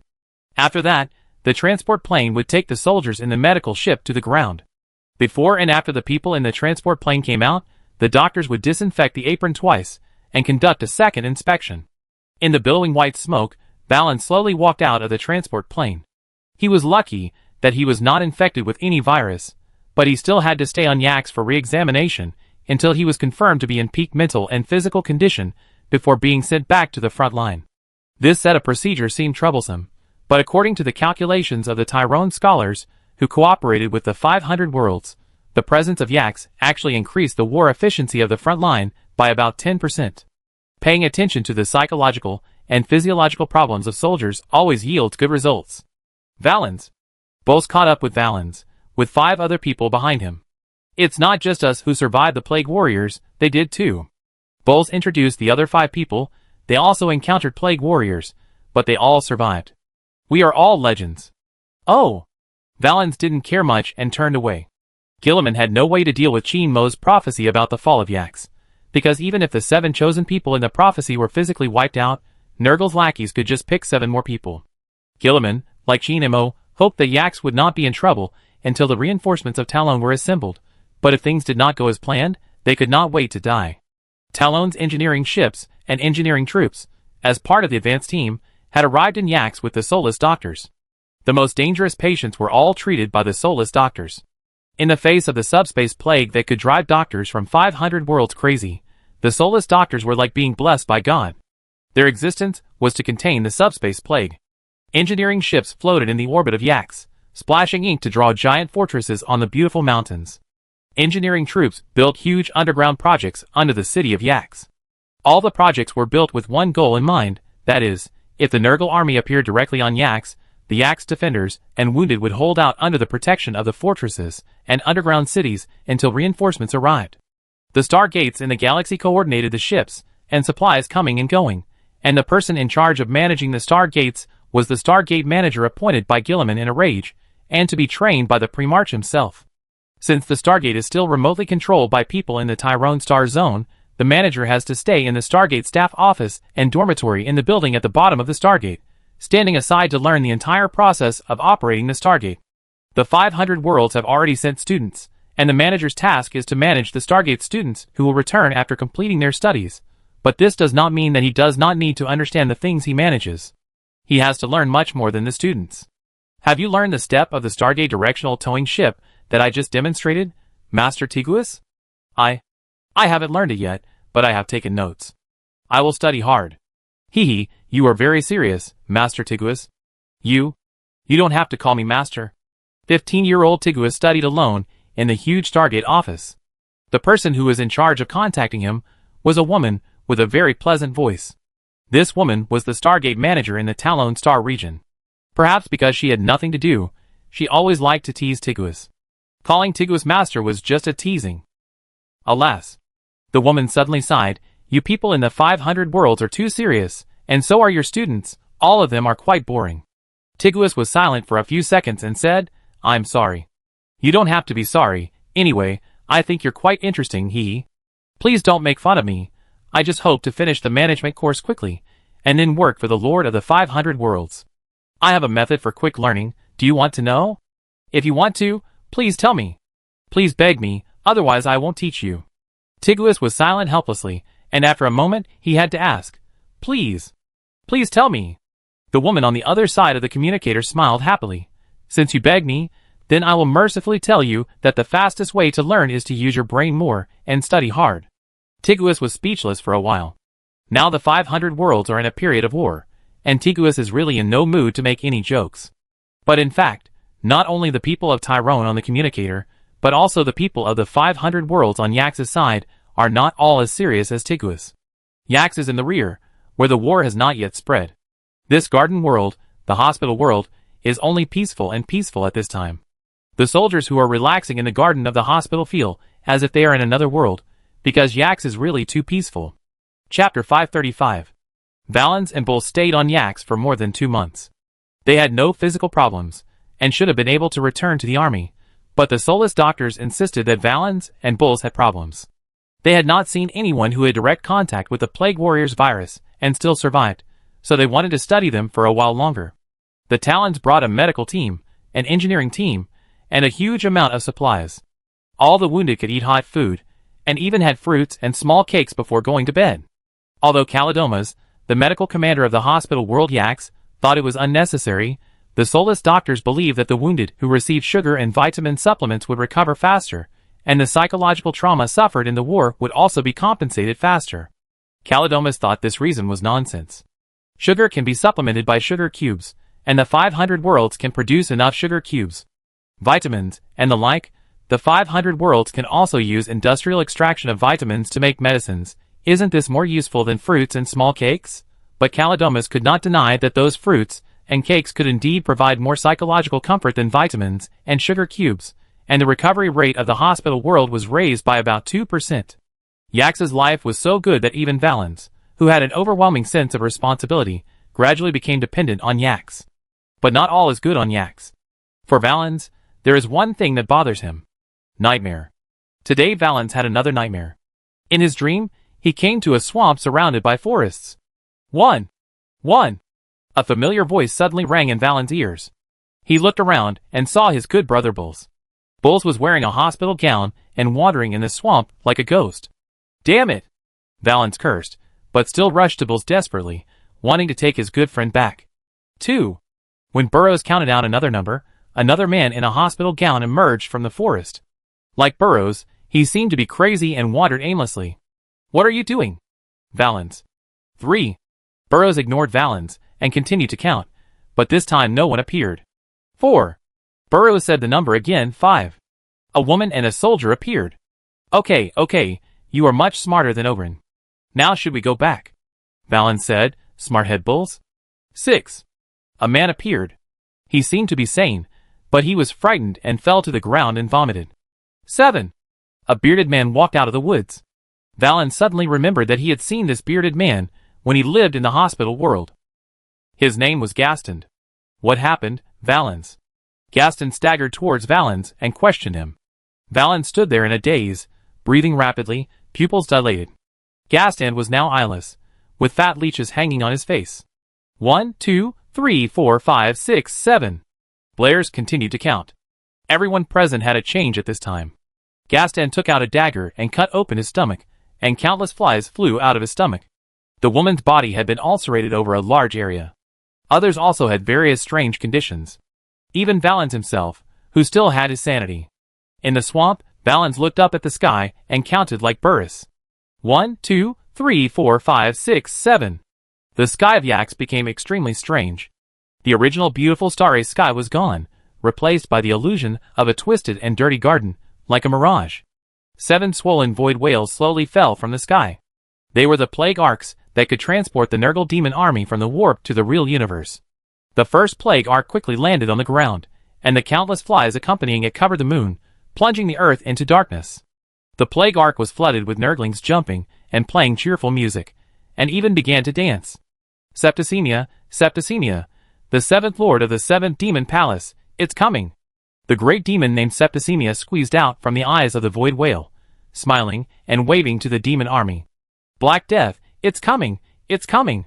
The second plague arc landed, and another fat great demon walked out of it. It was the happiest of all the Nurgling great demons. When it appeared, the music played by the Nurglings reached its climax. Then all the plague arcs landed, and the plague lords came out one after another. Bad throat, beggar. A total of 6 great unclean ones appeared. They were the commanders of the Nurgle demon army, who came to the material world. But there were 7 plague arcs, and the demons had to face the last heavyweight monster. Kugas, the father of plague. Amid the cheerful music, the extremely fat Kugath appeared in a sedan chair. Stop singing! This is not the place to play music, be serious. Kugas scolded the demons while slapping those who were still playing music. Enough. Father Nurgle. Septicemia commanded his demons to play music more happily under Kugath's scolding, while Black Death just danced. Its fat little legs often entangled its intestines, but it didn't care. It would rather break its intestines than continue to play music and dance. Why do we always have to have music? Kugath questioned Septic. Because Father Nurgle needs happiness. Septic continued to play more cheerful music. Kugath is out of tune with all the great Nurgle demons because he doesn't like happiness. Kugath was once just a Nurgling sitting on the crucible of Nurgle. He slipped into the cauldron and drank the plague brewed by Nurgle. When Kugath reacted, he had become a great demon soaked in the crucible, and then realized that he had taken away the perfect plague created by the father. Nurgle just stood by the pot and laughed at Kugath's antics. Kugath felt guilty, but Nurgle didn't care. He just took Kugath out and started brewing the plague again. The favor intolerance made Kugath feel more guilty. He vowed to create the perfect plague for his father. In his opinion, acting in the name of Nurgle was a very serious and focused matter. Septicemia and the Black Death were just squandering the favor and tolerance of his father. They were not professional at all. Soon, the laughing colleagues shut up, but Kugath was not happy because the reason for shutting them up was not good. The previously open rift leading to the material universe has been completely closed, and the entire sky has become a pure starry sky. In the beautiful mountains directly in front of the Nurgle demon army, there are giant fortresses connected together. The blackstone creations in these fortresses are emitting the power to contain the warp. This even caused a void whale to be crushed by its own weight, and the bursting internal organs and blood rushed out the demon army inside. The wounded in the hospital world have been transferred to various cities in the center of the defense line, because the souls of the wounded cannot withstand the suppression of the Black Stone, and they cannot be placed directly in the fortress. There is nothing on this planet that can kill us. Spread the will of the Father. Sitting on the sedan chair carried by the nerdlings, Kugath raised his hand and pointed to the mountains. Chapter 536. Yax held out for 2 days, under the attack of the demon army led by the 7 unclean ones. The defenders inside the mountain fortress endured the suppression of the soul by the Black Stone and the mental torture brought by those supernatural and terrifying enemies, but they still held on. The defenders did not know that Gilliman on the glory of Macrich was grateful and excited for their persistence. Until the 47th hour, when the 7 wounded soldiers summoned the Plague Ark, many warships of the Plague Fleet suddenly appeared in the galaxy and stretched out their claws to other planets. The Stargate in the galaxy naturally attracted the attention of the enemy. They are approaching the Stargate. There was only one person in the entire Stargate office, and the mortal rebels following Father Nurgle were sweeping the entire building under the Stargate. Fortunately, because the Black Stone was integrated under the Stargate, the Plague Warriors with too high a mutation level did not dare to enter the building, otherwise they would become paralyzed wastes that even 3-year-old children could stab them. My mother said before she died that I was the child chosen by the Son of God, and he would protect me. You think so too, right? Tiguus hid under the table and shivered, holding a laser pistol in his hand. When Gilliman explained the identity of this little guy to Chinemo, he said he was 15 years old. But if calculated according to Macrich's dating method, Tiguus was only 5 years old. Hey Tiguus, I said you will be fine, I promise you. In the name of Lord Talon, I promise. The person on the other side of the communicator was still the big sister who often teased Tiguus, but she didn't dare to find fun in Tiguus at this time, but comforted and guided him as much as possible. There is an escape hatch in the Stargate structure. You just need to go there, enter a capsule, and then be launched into the dimension. I am here to help you monitor everything in the Stargate building. I will tell you when to go, when to stop, and where to go. Don't be afraid of being nervous. Tigris nodded vigorously, indicating that he would. There is a reason why he was brought by Gilliman. Even if he would not be selected by Gilliman to manage the Stargate, Gilliman would personally train him to be a general, a politician, a historian. In short, whatever Gilliman needs Tigris to do, Tigris will learn. Now, wait, I'm receiving a communication. Tigris heard the voice coming from the communicator. He took a deep breath and waited. At this time, he could even see 10 disgusting and twisted warships parked outside through the porthole of the office. And the office monitoring screen also showed that many people entered the Stargate. Tigris. The voice sounded again from the communicator. What you need to do is very simple. Walk to the porthole and look at the Stargate core above. Tigris did as he was told. He walked to the porthole and looked up. The Stargate had temporarily stopped operating to prevent the contamination in the galaxy from spreading. And then? Tigris asked. And then? Watch the reinforcements teach the bastards who invaded your hometown a painful lesson. As soon as the words fell, the Stargate started to operate. The ring structure flashed with light, which was the reaction of the Stargate redirection. Tigris could not see the whole picture because the Stargate office building where he was under the Stargate, but he knew that something was about to come out of the energy waves rising from the Stargate. The first was a 40-kilometer-long battleship. When it emerged from the Stargate, it sailed forward rapidly, ignoring the warships parked on its forward track and directly ramming them. The 10 frigate-level plague warships were like small fishing boats hit by aircraft carriers on the sea, rolling and swinging outward under the heavy blows of the large ships. Then more and more warships poured out of the Stargate, and the 10 plague warships were soon submerged by this huge fleet. Rays of light flashed inside the building below the Stargate. The Tyrone army had landed on the Stargate and began to clear the enemies entering the Stargate. That was undoubtedly reinforcements. Tiguus looked at the Tyrone Navy warship in front of him in astonishment. He couldn't believe it. So the Stargate was redirected to a Stargate in your galaxy, and then your fleet sailed directly across such a long distance? You are very smart.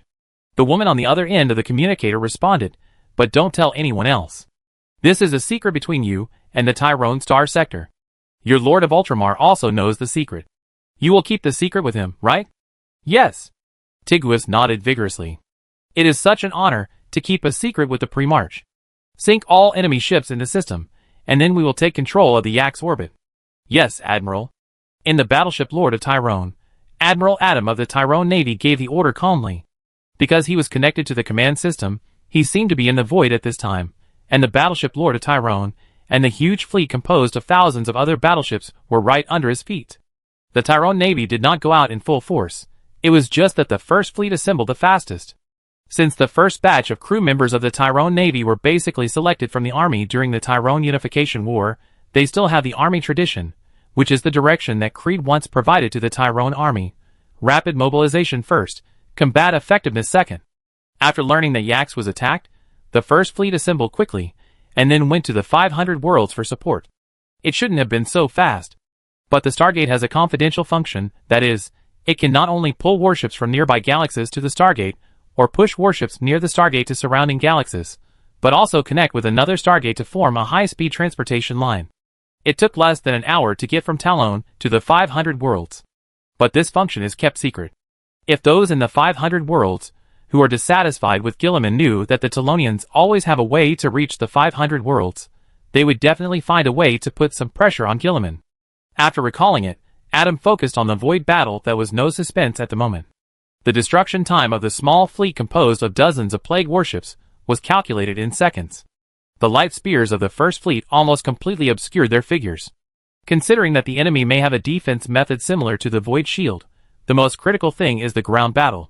Iron Man will be responsible for fighting the demon army. Iron Man.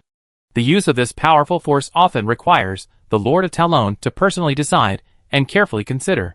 After all, there is a Crimson Agreement that prohibits Iron Man and artificial intelligence. But it doesn't matter now, anyway, it's no secret. Chapter 537.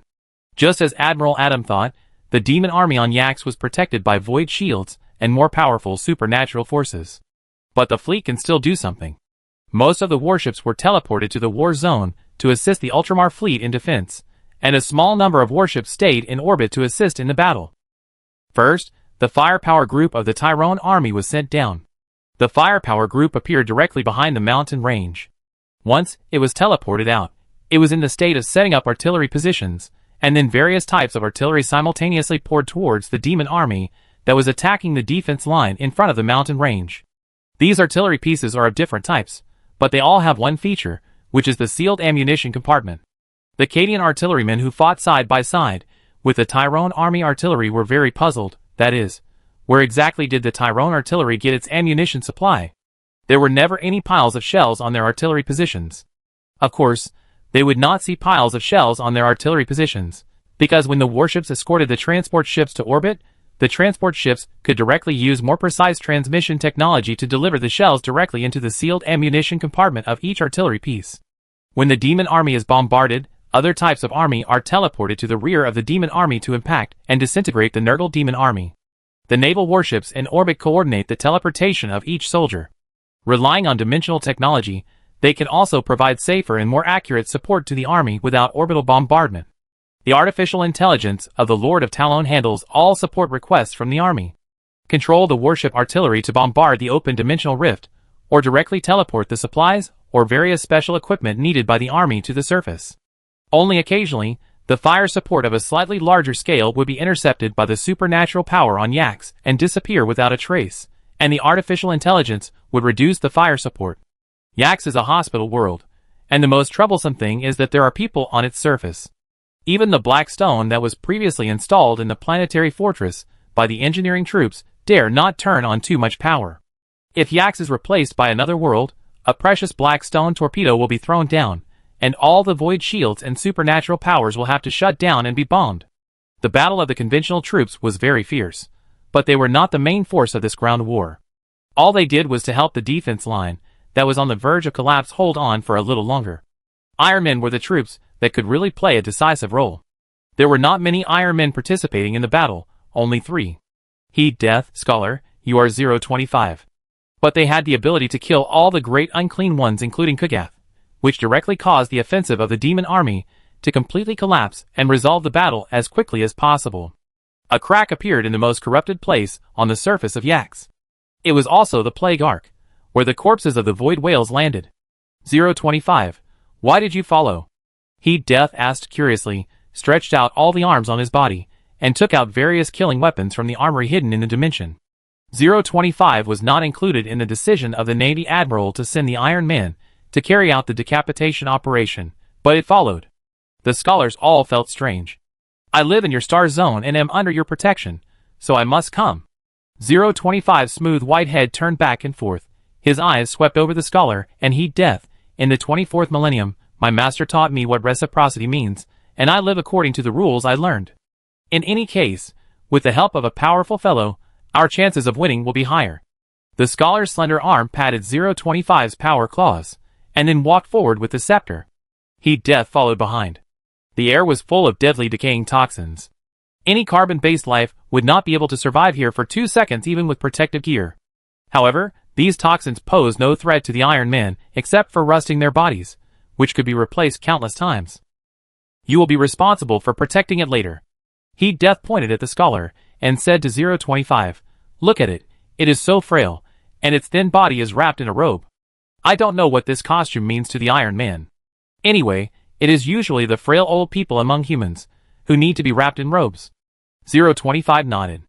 It analyzed that its combat power was far inferior to that of Heat Death and the scholar. So its mission should naturally be to share the pressure of melee combat for the scholar, who was not good at melee combat when Heat Death and the scholar were killing everyone. The 3 Iron Men walked a few steps in the wilderness, and then came to the 7 rotten corpses of void whales. The scholar noticed something and stopped. Heat Death found that there was something wrong with his body after he stopped.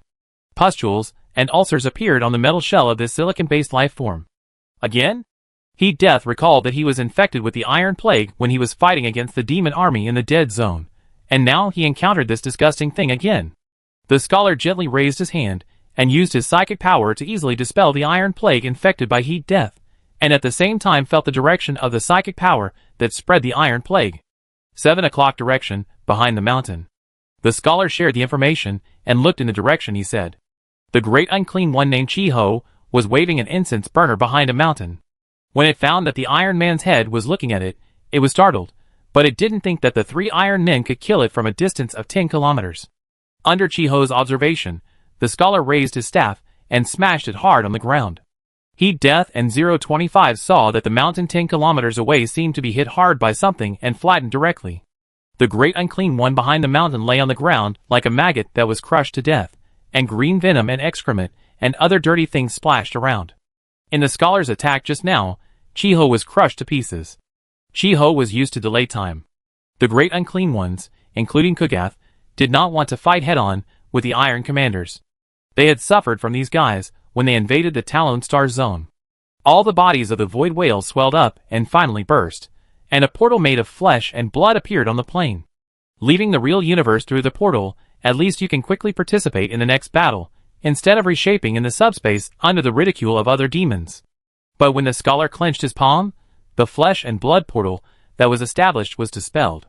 Kugath tried to gain an advantage by corrupting the Psychers, but the moment he arrived at Yax, the scholar found all the Psychers on the planet, including potential Psychers, and protected their souls, making it impossible for Kugath to touch them. Even the scholars mobilized the entities formed by the psychic matrix in the subspace to cast shadows on Yax, cutting off the connection between the great unclean ones and the demon army, so that they could not mobilize reinforcements back. In the end, the great unclean ones had to stand up and fight to the death with the Iron Men. On the corrupted flesh and blood plane, there were 3 Iron Men on one side. On the other side were 6 great unclean ones, and the Nurgle demons such as the Nurgle beast plague spreaders that they left with them. A deadly green wind composed a plague whistle between the 2 opposing sides. Today, either the great unclean ones were exiled or the Iron Men were recast. Chapter 538. After a brief exchange of glances, Heat Death took the first step. The demons, including the Nurgle beast, and 2 great unclean ones went straight for Heat Death. They knew how much of a threat this Iron Man who specialized in fighting could pose. The remaining great unclean ones besieged the scholar and 025. They would rather thrust their fat bodies and slowly swing their weapons to hit the scholar than wrestle with the scholar in the psychic field. However, if they wanted to suppress Heat Death, it was still a bit too much to rely on just 2 great unclean ones and a bunch of demons. Heat Death's hands and appendages, as well as the various weapons he used, could face all kinds of attacks from all directions at the same time. He shuttled back and forth between Nurgle demons, splashing green pulp wherever he passed, and the demons' limbs or heads were separated from their bodies. This was simply a killing performance by Heat Death, slaughtering Nurgle demons in the most efficient and cruel way. Until the two great unclean ones finally realized what means they should use to deal with this Iron Man without psychic power. The great unclean ones waved the plague censer, and the plague that could corrode steel infected heat death. The poisonous substances such as fleshy tumors that could never grow on the body of the Iron Man continued to grow, instantly making heat death lose his ability to fight. Scholar.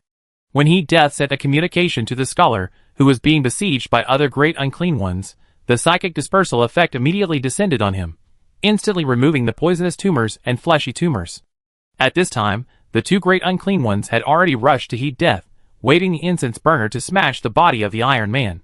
However, when the two incense burners hit heat death, they did not cause any effective damage. I can even withstand the armor-piercing bullets of the poison blade, pick a plague. Heat death took advantage of this situation, and used various weapons to make hundreds of holes in the bodies of the great unclean ones. The melee weapons such as the power sword held in both hands cut the fat bodies of the great unclean ones into thousands of pieces in 1 second. Heat death quickly slaughtered other demons nearby in the splashing virus liquid. When the fragments of the great unclean one's body splashed to the ground, the demons following the great unclean one had been slaughtered. The scholar and 025 were facing the fierce attack of 3 other unclean ones: Kugath, Septicemia, and Bad Throat. There were originally 4 unclean ones, and Black Death was among them, but Black Death was defeated by the scholar in one move, which was just to reveal his own subspace nature to Black Death. Black Death saw a factory that processed demonic products. In the real universe, tens of thousands of demons were processed in the cold factory every minute and every second. Seeing this nature, the unclean ones fled frantically, and were eventually shattered by 025's assault gun. Kugath, Septicemia, Bad Throat, 3 of the 7 demon lords besieged the scholar at the same time, doing everything they could to prevent him from using his psychic power. If he couldn't use his psychic power, the thin scholar couldn't have the pure physical attack power of heat death. Fortunately, 025 tried his best to contain the great unclean ones at all costs. Although he was always beaten by the great unclean ones and flew around, he did have the effect of containing them. The scholar, who got free, immediately released his psychic power, smashed 025 away, and the 3 great unclean ones approaching the scholar were suppressed by the psychic lightning. The electronic observer on the scholar's head turned from red to purple. The majestic psychic energy was being mobilized by it, burning its physical body, but fortunately it was designed to be an Iron Man for psychic energy. The outer shell attached to the back and torso under the black robe opened, and the psychic radiator was discharging the subspace heat energy generated by excessive psychic energy used to the surroundings. But this heat energy made the battlefield environment even colder. The scholar walked forward with the scepter in his left hand, and 5 psychic lightning bolts were released from the fingertips of his right hand. The great unclean ones, including Kugath, were trembling and retreating step by step. Kugath tried to ask for strength from the father, but he found that he could not contact the father, nor could he feel the father's loving gaze. The whole yak seemed to be wrapped by something, and things outside could not get in, and things inside could not easily get out. Kugath did not understand how there could be such a material existence in the real universe that was good at using psychic energy. Even the great demon could not compete with it in the psychic wrestling. When Septicemia and Bad Throat tried to use psychic energy to resist the attack, the psychic energy was dispelled. Just like the think tank directors of the Space Marine chapters. No matter how powerful the Space Marines are, they will be helpless against supernatural corruption, but the think tank directors can dispel supernatural influences, and even close the portals opened by the demons. What Kugath didn't know was that no matter how powerful these great demons were, they were differentiated from the essence of the 4 gods, and the scholars fighting against them directly used the power of the subspace entity gathered by the psychic matrix. The subspace entity gathered by the psychic matrix is no match for any dark god, but it is still unlikely that the things differentiated from the essence of the dark god want to wrestle with the scholars, who pull the power of the subspace entity at the psychic level. Unless it was Tsench's Lord of Change. "Father, merciful Father, save me!" Kugath raised his head and screamed in the torture of psychic lightning. It was a scream from the essence of his soul. Under the will of a dark god, who was concerned about Kugath's situation, the scream passed through the shadow shaped by the warp entity, and the curtain between the real universe and the warp, and entered the realm of Nurgle. The Nurgle demons laughed at the screams of Kugath, who was usually serious.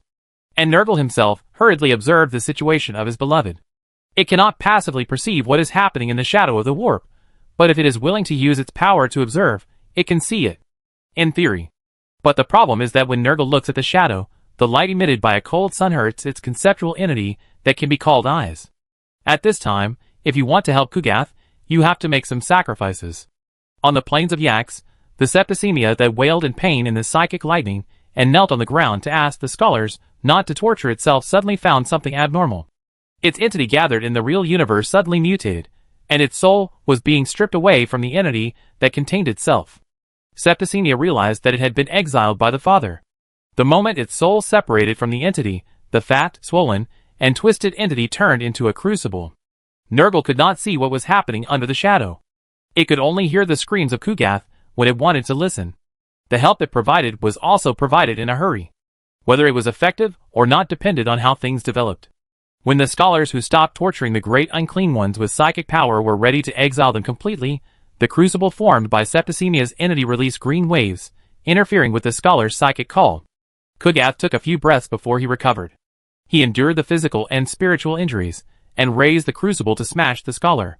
This was not the correct way to use the crucible, but the power from the Dark God himself would be effective no matter how it was used. The crucible smashed the scholar's hastily condensed psychic shield, and the powerful psychic attack that was brewing again was deflected. As the scholar's body was smashed, Bad Throat, who was laughing beside Kugath, was beaten into rotten meat scattered all over the ground by psychic energy. Chapter 539. At this time, there was only one unclean one left on the battlefield, Kugath. The scholar and Bad Throat died together. 025, who was knocked away before, was still walking back. The only one who could destroy Kugath was Heat Death. Kugath stared at Heat Death angrily, looking very unhappy. This was the difference between him and other Nurgle demons. The Black Death was always laughing before he died, but Kugath never laughed. He fought for Father Nurgle with a sense of guilt, not for fun in the name of Father Nurgle. I can kill you with just a wave of my hand, Kugath said, raising the crucible. It still didn't know the correct use of the gift from its father.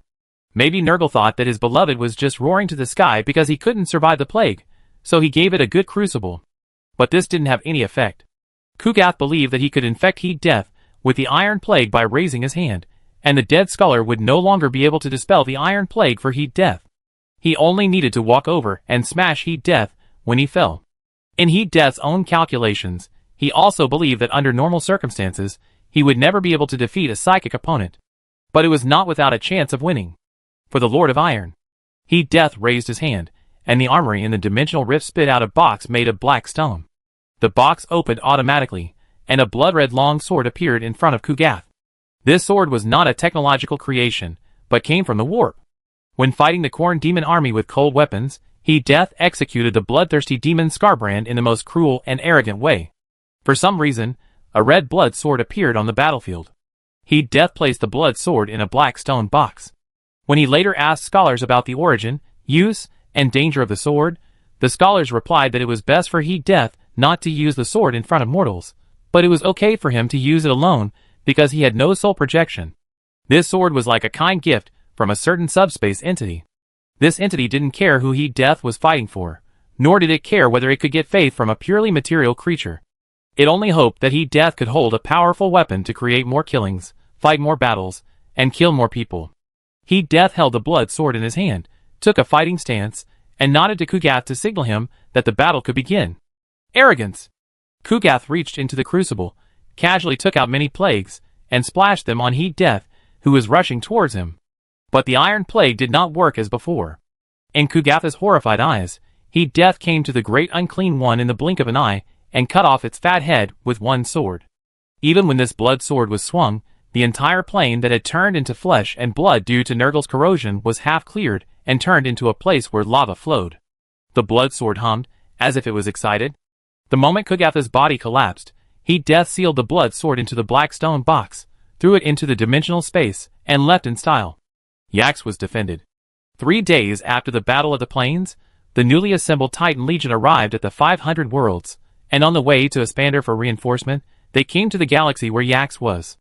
The Titan Legion of the Blade of the Oem Messiah had little effect on Yax, but Diana would be very useful.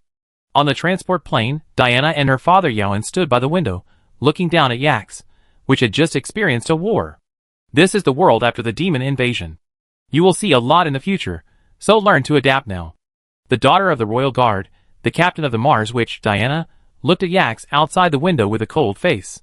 She heard that this was a garden world, and thought that it would not be too bad after being invaded by Nurgle, but the fact was just the opposite.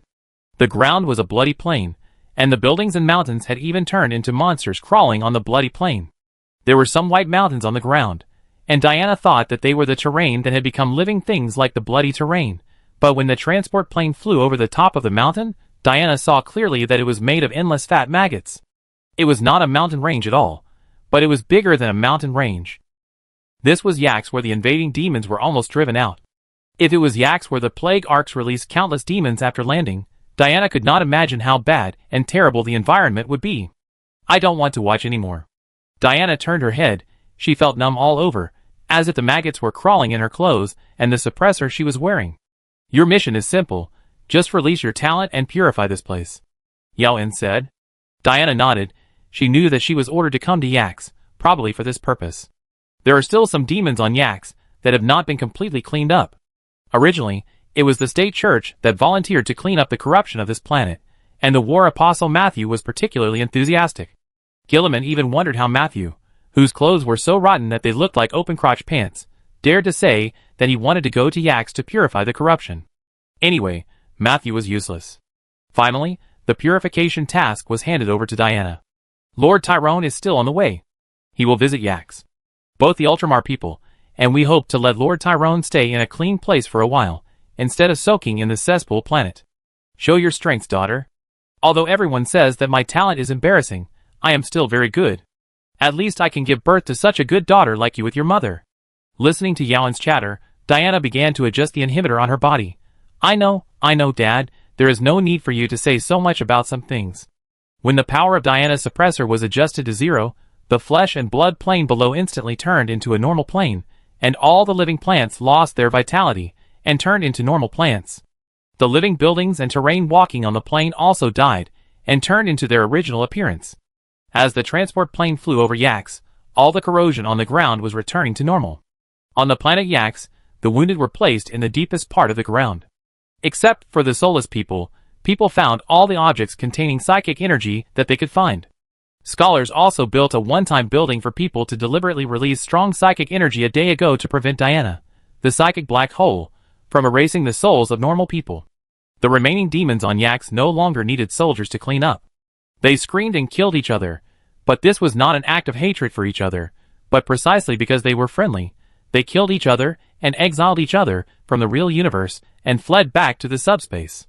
At this time, in the scholar's psychic vision, a black hole circled above Yax, then shrank, and went wherever it should go. The purification was very successful. Chapter 540. A large transport plane is heading towards Makridge.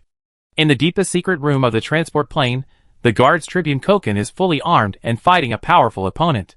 If there were people from the 500 worlds present at this moment, they would definitely find out in surprise and anger that the one fighting with Koken for his life was not a demon or a plague warrior, but Gilliman, the lord of the 500 worlds of Ultramar. In the eyes of others, you are a diligent imperial regent, but not in our eyes. You are a villain who wants to steal my lord's achievements. As your problem child brothers have judged, you are an ambitious bastard. Koken held the shield to block Gilliman's continuous slashes. The flaming sword left several marks on the special adamantine shield. Koken's strength was almost all used to hold the shield to block Gilliman's fierce attack. This special shield was too heavy, but its performance was far beyond the expectations of Koken and other guards. Gilliman had no way to deal with Koken, who was blocking with the shield. And in the mocking words and tone of Kirkin, Gilliman got angry, as the guards had expected. What are you waiting for, lion? Kirkin roared towards the empty space. This guy who gets angry easily got a pair of adoptive parents who love him, while you have been struggling to survive in the dangerous forest of Caliban for a long time, venting your anger and jealousy to this ambitious thing. As soon as the voice fell, a lion jumped out of the wall out of thin air. With Lion joining the battle, Koken didn't have to just block. While the two beasts in Koken's eyes were fighting, Koken looked for an opportunity. Finally, after Gilliman's arm was cut off by Lion's sword, Koken threw away his shield, held the spear tightly with both hands, rushed forward and stabbed Gilliman in the back. This level of attack could not make the Primarch lose his fighting power. Gilliman turned back and roared at Koken in pain and rage. But the roar soon stopped. because Lion took Gilliman's flaming sword and cut off the head of the Lord of the 500 Worlds of Ultramar with one sword. Then Gilliman and Lion turned from flesh and blood people into blurred pixels, and then gradually disappeared. The lights in the secret room came on, and the voice of the servitor sounded. The 121st simulated battle is over. As usual, Koken would check his performance in the battle just now, and then try to analyze his own shortcomings and advantages, as well as Gilliman's disadvantages from the battle video, and think about what it would be like if he really fought with the pre-march. But Koken didn't have time at the moment. He just used the free time when the transport plane flew to Makridge to practice. It's not too late to watch the battle video when he has time. Besides, the simulated battle is inevitably insufficient due to the limitation of equipment and data. It's better to follow the pre-march and analyze the real advantages and disadvantages of the pre-march. It's better not to let me find out anything, Regent. Koken put down his shield and spear, turned around and walked out of the secret room. The transport plane was about to enter the atmosphere of Makridge. Coming out of the secret room, Koken and his colleagues holding spears and shields looked at each other, nodded, and then stood in front of the hatch waiting. At this time, Koken glanced at the window and saw a warship suddenly appear outside. The warship was full of the style of the Talon Star Zone, black, angular and adamantine shell, but the way it appeared was not the common style of Talon warships. It was like a picture of this warship was splashed with ink, which looked blurry, and then this blurry warship rushed from a distance to the vicinity of Makridge's orbit, and then gradually became clear. If Koken saw it right, if the eyes of the Imperial Guard Tribune had not been deteriorating due to staying in the palace for too long, then the warship was just as Koken saw it, coming directly from the star of Makridge. The ship took an extremely fast straight line without avoiding anything. The new superluminal technology of the Talonians? Koken heard a colleague ask himself. I don't know. Koken shook his head. After saying that, Koken was silent for 2 seconds and added another sentence. Even I don't know? The transport plane trembled, and the 10 guards, who followed Koken to the 500 worlds immediately held their heads high, shields erected in front of them, and leaned on their spears. The hatch slowly opened, and Koken led the guards out of the transport plane. The guards tribune first saw the wounded soldiers waiting to board the transport plane to yaks near the landing pad. A hint of contempt flashed across Koken's face under his golden helmet. Then the guards tribune looked away and saw Gilliman, who had come to the landing pad surrounded by Calgar and the Ultramarines' various subgroups. They had just walked up the steps. Shoot! Just as Koken was about to greet him politely, Gilliman and his men passed by him, walked to an empty place, and stood still. Then a crack opened in front of Gilliman, and 4 people walked out. The one in the middle was the Lord of Talon. Koken had never seen him, but he could guess. Beside the Lord of Talon was a blonde woman. The moment Koken saw this woman, he narrowed his eyes. And behind the Lord of Talon stood 2 guards on the left and right. One of the guards' power armor emitted hot air. You're finally here. We ran into a Death Guard warship on the way, wasting a few minutes. There was a laugh over there, and Koken listened to the conversation between the 2 masters of the 500 worlds and the Talon sector. They seemed to have a good relationship, and even the Lord of Talon floated up and hugged Gilliman, then held his hand and introduced the people he brought to Gilliman. Vanessa, you've met. Gilliman walked to Vanessa, squatted down and observed the lady's pupils, smiled and stretched out his hand. It seems that I should call you madam at this time, instead of anything else. What else? Vanessa's pupils flashed with golden light. Unless you want to call me dad in front of so many people. Hearing this, Calvar and the captains of the subgroups who followed Gilliman burst into exclamations, whispering about why this blonde lady's mouth was so foul. We know each other and have a good relationship, so it's just a joke. You know, a little humor of your gene father. Gilliman turned around awkwardly to explain to his descendants, and then walked to the guards behind Chin Mo. Gray, the commander of the Royal Guard, and Rita, a civilian in the Royal Guard. The former had just powered the hyperdrive engine on the Royal Guard, and the power armor was still dissipating heat. Gilliman had seen the latter before, and it was Rita who was responsible for taking care of the pre-march during the first trip to Talon. After shaking hands with the people brought by Chin Mo one by one, Gilliman and Chin Mo walked side by side to the Royal Guard Tribune Koken.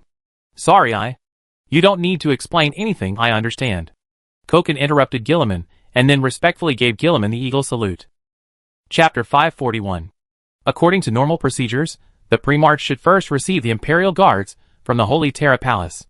If Matthew was present today, Gilliman would have to listen to his nagging. The Emperor's servants, the devout, wholehearted servants, have arrived, but Gilliman received a lord or governor of a star region in front of him.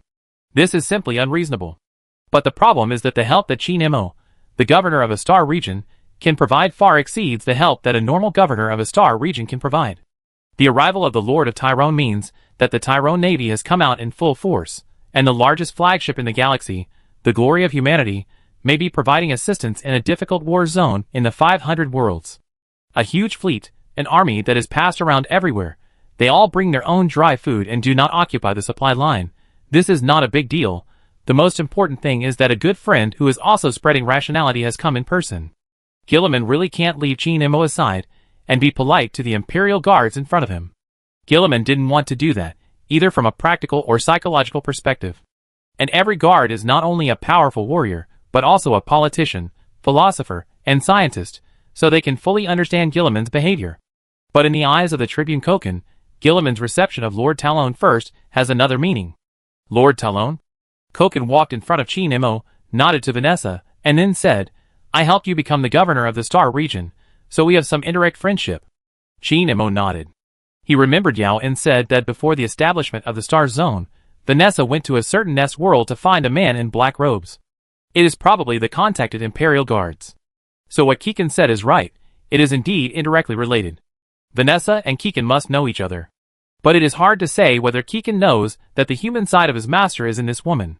You Tyrant people may have your own culture or dialect. Don't misunderstand what I said.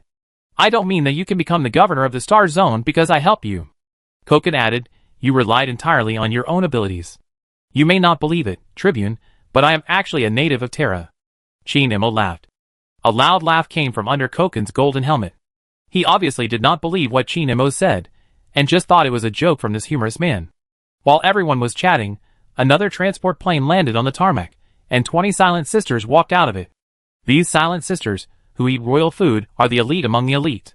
Although they are not very popular like other small orders, at least no one bullies them. All the people that Koken brought with him, this time are here. 10 guards of the Imperial Guards, 20 Sisters of Silence. As for why Koken came, it was because Gilliman left too hastily, and Trajan wanted to arrange a few of his own people to Gilliman. Now that the war in the 500 worlds has become fierce, it is just an opportunity. Koken came in the name of assisting the Primarch. What he didn't know was that Chi Nemo believed that the Imperial Guards should have been by Gilliman's side a long time ago, but the great rift that tore the galaxy did not open, and the Indomitus Crusade did not proceed, so the Imperial Guards did not follow Gilliman from beginning to end. Take the reinforcements from the palace to the conference hall. Gilliman turned to Calgar and gave him an order, then said to Koken, I have arranged a grand meeting to discuss the recent war. Since you are here, please attend it. It is my honor, Primarch. Koken glanced at Gilliman's back and nodded in agreement. Chi Nemo knew that the next meeting would be very important, so he said to Gray and Andrada, you should also go with Captain Calvar. A moment later, when all the participants gathered in the conference hall, Gilliman still did not show up. Gilliman had something to discuss with his father and friends, so he walked slowly with Chi Nemo and Vanessa on the way to the conference hall. You embarrassed me just now, father. Gilliman looked helpless. You shouldn't have said that in front of my offspring, it made me very embarrassed. The Primarch was referring to this sentence unless you want to call me dad in front of so many people. I didn't mean to embarrass you. The golden pupils looked away. That was Vanessa's words, not mine. I believe you, so I decided to punish Vanessa's disrespect to me with the most cruel punishment. Don't, okay, I admit, I said it, I deliberately hid the light in my pupils to deceive you, but, you know, we haven't seen each other for so long I missed you, so you pranked me. Gilliman ended his conversation with his father with a sigh. He felt that the humanity of his father, which was attached to Vanessa, was too pure, and there was really no personality other than humanity. Gilliman felt from the bottom of his heart that although this human father gave people a feeling of closeness and fun, he was really more difficult to deal with than a complete father. However, Gilliman was not the first person to see the Emperor's interesting side. Orpesan had also seen it when the Emperor's personality had not yet been turned into steel by the long years, and the separation of countless companions. Orpesan, the Eternal, the first War Master. Even though the Emperor was stabbed by Orpesan because of a disagreement, he really couldn't hate Orpesan. The Emperor even wanted to take the initiative to win back Orpesan. This man who couldn't express his love to his sons wrote a disgusting apology letter to Orpesan to explain his faults. As you said, Mortar Ion did research a machine that deliberately ignored astronomical distances to spread plague and rebellion. My people took video footage of the machine. Gilliman stopped and talked to Chin Mo about business. This is what you want to discuss in this meeting, right? Of course, I decided to launch a military operation to destroy the machines on Espander. Yeah. When Gilliman told the plan, Chin Mo hummed. He understood what Gilliman needed. It was just a statement from a powerful reinforcement leader, and his persistence helped Gilliman to settle other opinions. The 500 worlds and Talon are fundamentally different. It's hard to believe that Gilliman, the Lord of the 500 worlds, Son of God, Primarch, Regent of the Empire, who has many titles, does not have the absolute ruling power in the 500 worlds like Chin Mo in Talon. Although Gilliman has completed the integration of the star regions, this completion is only a formal completion, and people's hearts are not in harmony. My fleet is stationed in your star region, and the purpose of leaving the flagship and coming here in person is to support you, including if you want to personally lead the military operation against Espander. I will also support you. Chin Mo said seriously. Gilliman wanted to say something to thank him, but Chin Mo just patted him on the shoulder and went to the conference hall first. Chapter 542. In the Grand Macrage Grand Conference Hall, Gilliman sat on the throne, with the Imperial Guards, Kaldar, and the chapter masters standing on Gilliman's left and right. Chin Mo sat in the VIP seat of the Grand Conference Hall. Opposite the group was a large group of nobles from the 500 worlds and diplomats from various worlds. The 500 worlds are now managed by the 4 heroes and Space Marines, but the transfer of the ruling power of the 500 worlds is not as simple as who gives power to whom, and whoever takes over the power is done. There is still a series of complex tasks to be handled, and it has to be dealt with while the war is going on. Gilliman just wanted to discuss the plague machine created by Mortar Ion. He wanted to tell the mortals who still have certain management rights on various worlds the reasons for everything that has happened so far, such as why there are so many rebellions and plagues that spread inexplicably. But the mortals obviously want to discuss more than that. A burst of discussion sounded after Gilliman walked into the conference room. People obviously wanted to discuss the 4 heroes more. They questioned Gilliman's decision, and even questioned the meaning of Gilliman's existence. Gilliman heard these doubts, so he decided to put these things on the table for everyone to discuss, so he started the topic. The topic was a decision. The decision to expand the power of the Space Marines. Organize 8 Primaris Space Marines in the 500 worlds, including the Ultramarines and the sides of the Emperor, a total of 10 regiments to protect the Ultramar sector. When Gilliman expressed the decision, the participants immediately expressed their dissatisfaction. People's discussions became louder and louder, and they began to discuss Felix, one of the 4 heroes. Felix had nothing to do with the decision announced by Gilliman in a strict sense, but these 2 things were Gilliman's arrangements for the Space Marines after his return. And this involves people's views on the Primaris Space Marines. In short, this matter involves all aspects, and it can instantly push people's dissatisfaction to the highest point. Some people think that the Primaris Space Marines are Gilliman's private soldiers, and he wants to completely control the entire 500 worlds. Although Chin Mo and the Space Marines knew that the 500 worlds originally belonged to Gilliman, and it was Gilliman who gave the ruling power to mortals, the mortals present did not think so, because too much time had passed, and they thought that Ultramar had been controlled by them a long, long time ago. Their right to rule was not granted by Gilliman, but by the Emperor himself. Others believed that Gilliman was dividing his forces, and that he would lose his own chapter. Gilliman listened quietly, without saying a word, waiting for a brave man to stand up and ask him questions, instead of whispering to each other. My lord. A female diplomat stood up and asked Gilliman, you need to explain one thing, that is, why do you still have 9 chapters of extracurricular sons after the promulgation of the Holy Code? They are not. Gilliman said simply, the Codex never stipulates that I have any army. Vanessa was also present at this time. The Emperor who possessed her left because the Emperor wanted her to learn how to manage. But Vanessa didn't understand anything. She was confused. Why did the Primarch first talk about the Primaris Space Marines, and then everyone started talking about Felix? What's the connection? Why did the female diplomat stand up and ask the Primarch to explain the Codex and the extra-order children? How did this meeting jump to the matter of the Holy Scripture and the extracurricular children? Gilliman's explanation seemed a bit too confusing to Vanessa. Besides, shouldn't this meeting discuss the matter of Espander? Why did they start talking about the Holy Scripture? With many doubts, Vanessa looked at Chin Mo for help. Chin Mo looked at Vanessa helplessly. Why did you follow me here? And Rita, let her wake up. And Rita walked behind Vanessa and whispered to her to explain the current situation. In fact, you don't have to take what they talk about seriously, to understand, to analyze, or anything like that. This meeting was originally to discuss the matter of Espander, but the Primarch is not only facing the war troubles brought by his brother, but also the issue of ruling Ultramar. He has been away for too long. So no matter what the Primarch and others are talking about, they are only discussing one issue, the ownership of power. After hearing the explanation, Vanessa suddenly realized. It turns out that what they talked about was not to discuss the matter itself, the issue of the four heroes, the Holy Scripture. These are just bargaining chips used to express opinions. While Vanessa was listening to Andrea's explanation, Guilliman had already spoken to those mortals. Finally, when the doubts reached their peak, one person stood up and said that his power was granted by the Emperor himself. Guilliman said to them in a low voice that their power did not come from the Emperor, but from the Terra Council, which he helped to establish, so it was obvious where their ruling power came from. Finally, the Tribune Koken agreed with Guilliman's words. The mortals were speechless. After calming people down, Guilliman began to talk about business. Sisters. Guilliman first looked at the Sisters of Silence, then nodded to Kaldar. Although Guilliman did not say what he wanted the Sisters of Silence to do, the Sisters of Silence had already formed a habit of knowing what role they could play and what role they should play, so they dispersed and stood in every corner of the conference room. Kaldar used a projector to play the content of the videotape. That was what Felix filmed on Espander.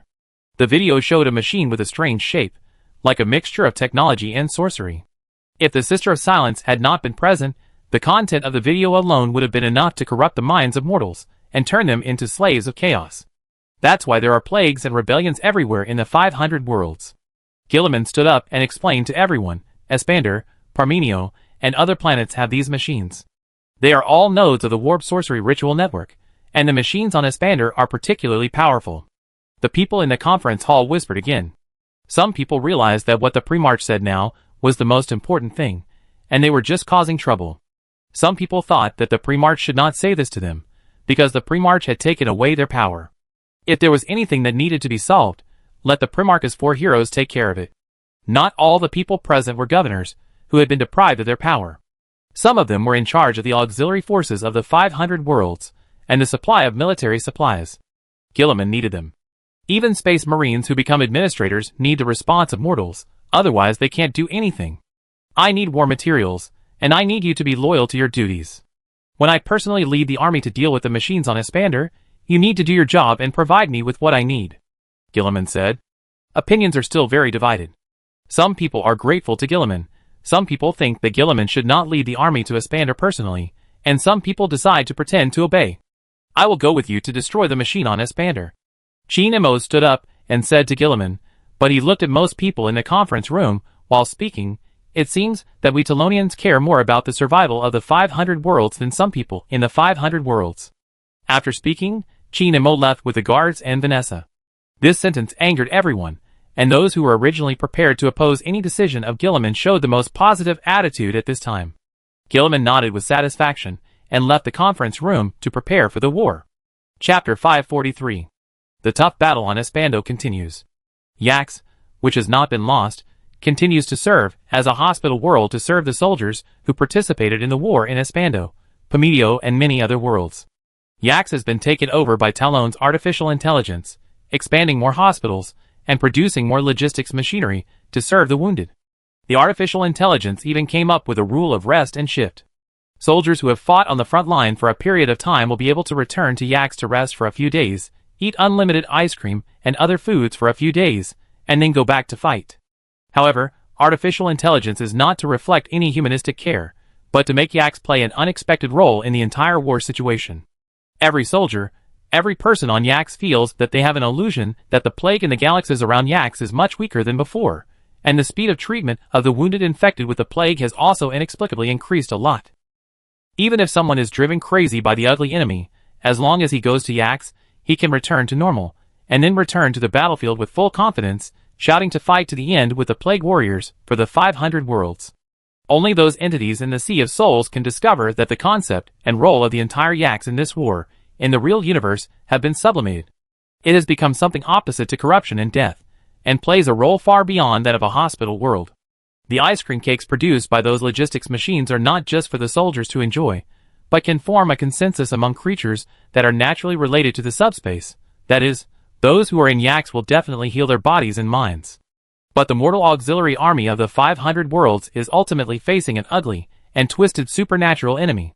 Even if Yax heals everyone's body and mind, they can only fight a stalemate with the enemy. The stalemate in Espander was reversed after the arrival of the pre-march. In the command deck of Macridge's Glory, Gilliman sat in a chair and dealt with hundreds of battlefields in Espander at the same time. The war operation that the pre-march will personally participate in this time is called the Spear of Espander. The Ultramarines have already dropped into the enemy-occupied eastern continent and started to clear the enemy's air defense positions. Also under Gilliman's command was the 44th Regiment of the Tyrone Army, which was the army that Chi Nemo had mentioned in the communication before, which could be commanded by the pre-march. The 44th Infantry Regiment had the ability to teleport, and all of them were elite soldiers, including Ogren, Ratlings, and long-legged people, who were subhuman soldiers armed with special equipment to become super war machines, and even those Space Marines, who had been persecuted by the Inquisition or the state religion, but were unwilling to surrender to chaos. Because the Inquisition suspected them of being potential traitors, the Burning Falcon Space Marines were designed to be slaughtered until only 3 of them were left. They wore flying backpacks that could be used to fly at a speed of 2 Mach, energy shields, and all melee and long-range weapons were equipped. The sons of Antaeus, who were extremely sturdy and nearly as tall as the Primarchs, wore heavier armor than the Terminator armor worn by the Primarchs during the Great Crusade, and looked like siege dreadnoughts from the 30th millennium. The Black Dragon Space Marines, whose gene seed mutations made them prone to bone spurs, also wore heavy Terminator power armor, equipped with various defensive force fields and energy shields, so that they could fully exert their combat capabilities in close combat. There were also various other Space Marines, all of whom received weapons and equipment from the Talon sector that far exceeded those of the Forge world. Gilliman was incredulous when he commanded the 44th Infantry Regiment and the Tyrone Space Marines. The Tyrone sector had assembled a Space Marine unit of about 200 people. No matter what regiment the individuals in this Space Marine unit belonged to or what their fighting style was, the Tyrone sector would tailor the most suitable combat plan and the best weapons and equipment for them. In order to help Chi Nemo test the combat capabilities of these Space Marines, Gilliman specially arranged for them to attack the large fortress set up by the traitors in the core of the East Continent together with the 44th Infantry Regiment and the 1st and 2nd Companies of the Ultramarines. Stand behind the sons of Antaeus. A Ratling had just dealt with 2 heavy weapons operators on the fortress wall through dimensional teleportation, and his arm was shattered by the bomb that flew in. The fallen angel Zabril stepped forward to drag the Ratling back, and then the sons of Antaeus, who participated in the attack on the fortress, took heavy steps, roared, and walked past Zabril. There were 3 sons of Antaeus combat teams in total. Each combat team had 6 people, all wearing the heaviest new Terminator power armor. They looked even stronger and bigger than the dreadnoughts.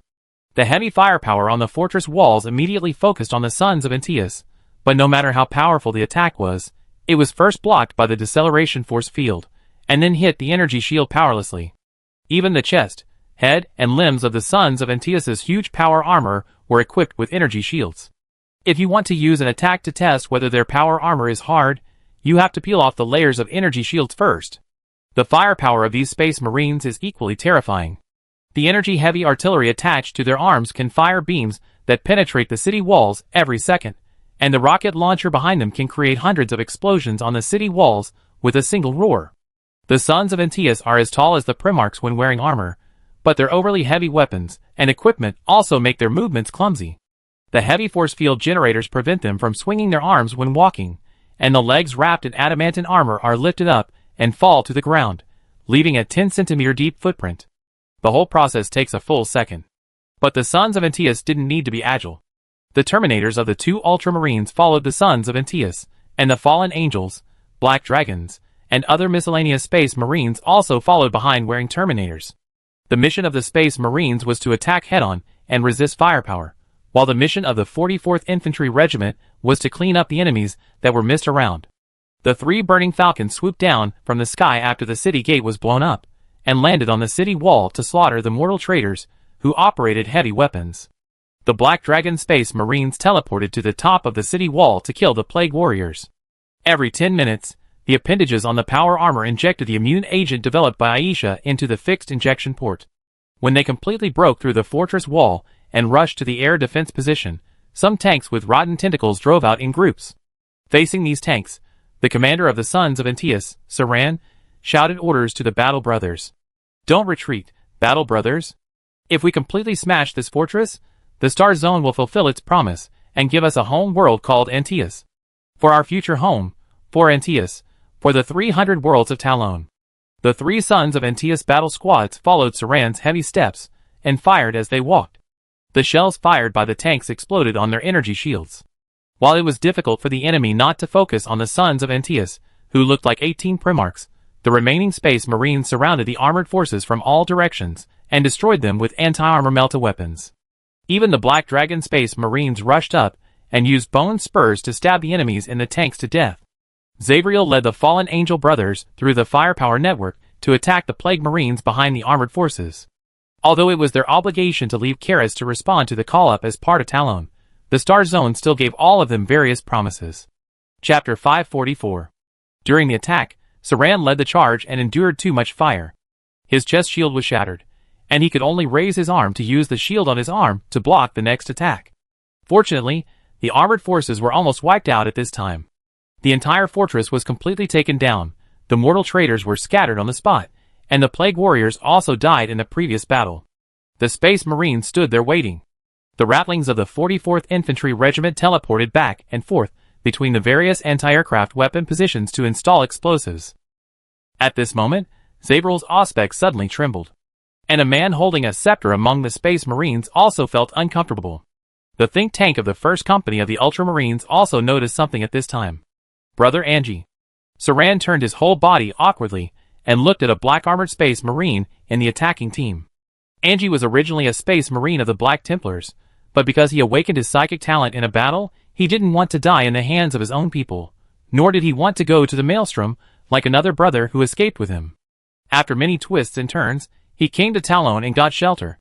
Angie's psychic specialized Terminator power armor is equipped with a device that pulls the warp psychic matrix entity to form a small protective shadow, and a psychic radiator for discharging the warp heat. But Angie is not a psychic who is good at fighting. He is better at foreknowledge, so he is considered a think tank for the Space Marines on Karis. I see it. Angie pressed his right hand on his forehead, and purple light was released from the electronic observer in his eye. What Angie saw was completely different from others. First, there was a bird's-eye view of the entire fortress. The screen rotated, then flickered, and passed through several heavy metal gates to the deepest part. The screen in front of me was noisy and flickered continuously. Several wizards appeared with machines, and they walked slowly, and then it was as if someone pressed the fast-forward button. The wizards quickly walked a few hundred meters, and installed the machine in an inconspicuous building in the fortress. The screen zoomed out, zoomed in, shrank, enlarged, and flickered. Mortarion walked to the machine very quickly as if in fast-forward, and said something with his teeth and claws, but Angie couldn't hear it clearly because of the speed. It was just that Mortarion in the picture turned his head and looked in the direction where Angie's sight was directed, but he left without seeing anything. The picture fast-forwarded again, the machine was there, and Mortarion and the wizards had left. Angie didn't know that if he didn't wear the shadow shielding device, his psychic talent that allowed him to see too many things would allow Mortarion a month ago to detect him and corrupt him. I saw it, that thing is in the fortress. The light in Angie's eyes dissipated, and he said to everyone present. The Ultramarines didn't trust Angie very much, because they didn't know how accurate this guy's psychic predictions were. Think librarians often couldn't see a continuous picture. But the Space Marines, including Zavriel and Saran, believed it. Report to Lord Talon. Zavriel ordered his battle brothers. Report to the Primarch. The Ultramarines also began to communicate. Guilliman and Chinemo, who were far away on the glory of Macrich, received the news at the same time. They wanted to confirm it again, but the Emperor possessed Vanessa and verified the accuracy of the news for them. The machine made by Mortarion is placed in the fortress. It turns out that Angie is right. A moment later, in front of the Space Marines, Chinemo and Guilliman teleported out, accompanied by the guards Tribune Koken and "Follow me." Guilliman subconsciously gave orders, but was pulled by Chinemo. "Don't let them go with us, let them stay here." After saying that, Chinemo said to Saran, the commander of the Sons of Antaeus, "Stay here." Guilliman nodded thoughtfully, and said to the Ultramarines, "Stay here." Koken wanted to follow, but Guilliman threatened to send them back to the palace, so he left the Imperial Guards and the Sisters of Silence behind. Chinemo knew that if the Imperial Guards followed, there would be casualties, and one of the Imperial Guards would be killed by the great demon named Karima. In the end, Chinemo and Guilliman walked alone to where the machine was. After walking 100 meters, Chi Nemo raised his hand and directly pulled the building where the machine was placed in front of him. After entering the gate, Gilliman saw the machine on the video with his own eyes. It was like a hybrid of technology and witchcraft. In the beaker at the core of the machine was a mass of moving black matter. It was not a natural element or energy body, but a bunch of fat flies that would burst if you slapped them. It's done. Chi Nemo pulled out the chainsaw sword and the scepter, prepared and signaled Gilliman to start. Gilliman pulled out the Emperor's sword and cut the machine in one stroke, as neat as a hot knife cutting butter. After the machine was destroyed, a Nurgle demon named Karama came out. It looked like a rotten dragon, not a fat Nurgle boy that was so fat that his intestines couldn't hold it. This Nurgle demon was even stronger than the Demon Prince, who was killed by Chi Nemo and Cardo in the subspace. When Karama appeared, Chi Nemo and Gilliman seemed to be trapped in a green vortex. Its power was even stronger than Chi Nemo expected. When Karama wanted to say something, the oncoming flaming sword and chainsaw sword forced it to close its rotten and smelly mouth. I know you are Karama, I told him. Chi Nemo pulled the chainsaw sword out of Karama's decayed body, and instead struck Karama's head with the scepter wrapped in lightning. Gilliman jumped up and landed on Karama's back, and the flaming sword broke through his body, causing great pain to the demon. Karama tried to throw Gilliman off his back, turning his body and waving his wings to hit Chi Nemo, attacking two enemies at the same time, but the lightning that pierced the roof and landed on his body completely made him unable to move. What followed was a torrent of surging flames. Gilliman and Karama were both scorched, but the former was not affected by the flames. The Primarch roared, and after Karama, who was injured by lightning and flames and had no ability to move, was completely unable to struggle, the flaming sword broke through its rotten body and pierced its vitals. The flaming sword, which didn't look that long, even went into Karama's back and came out from his chest. Very good. Chi Nemo put the scepter and chainsaw sword behind his back and clapped his hands, quickly killed Karama with two people. You knew it would come out? No wonder you didn't let me take anyone else with you. Gilliman jumped down and sheathed his sword. Chi Nemo knew that Gilliman was always in a dilemma. Sometimes it wasn't because he liked to fight alone, but because no one else could do it except him.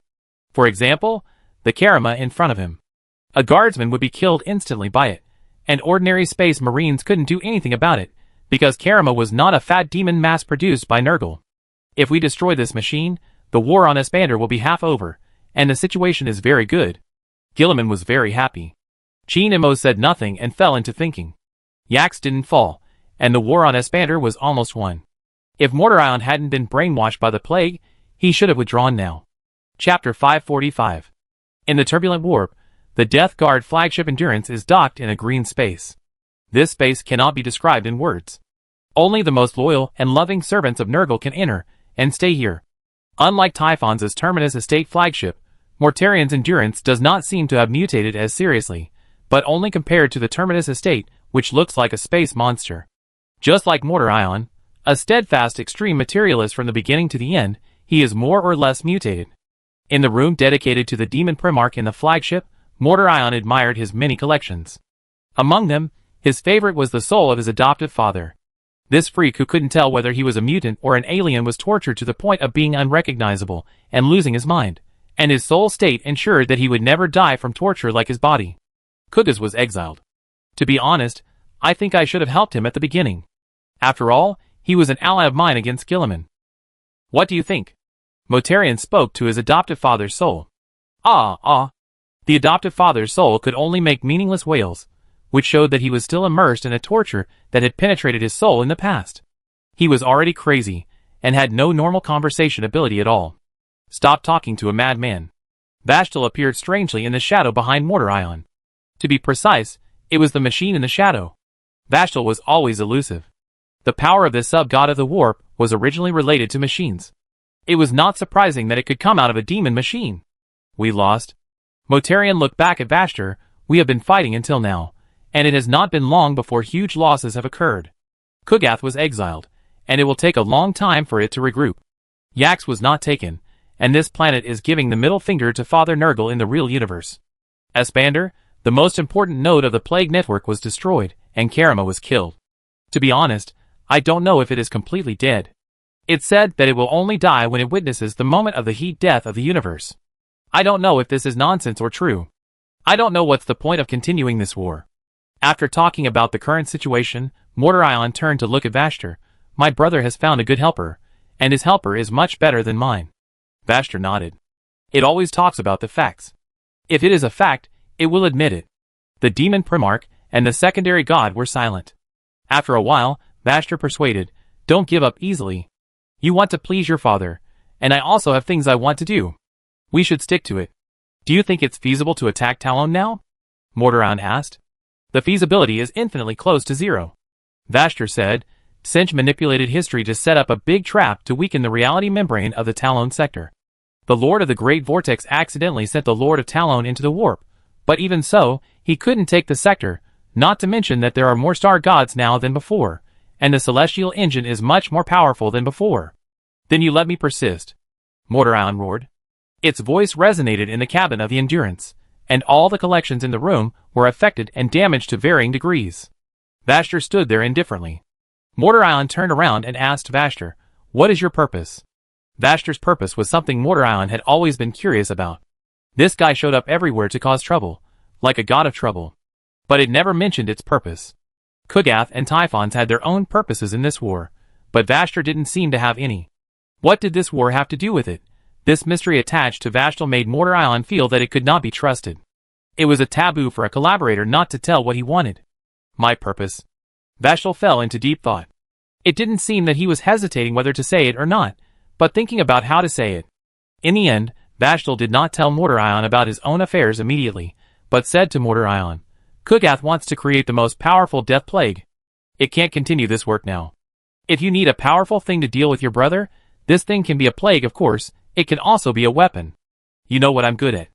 Manufacturing invention. I was made by the arms race between two powerful races during the war in heaven.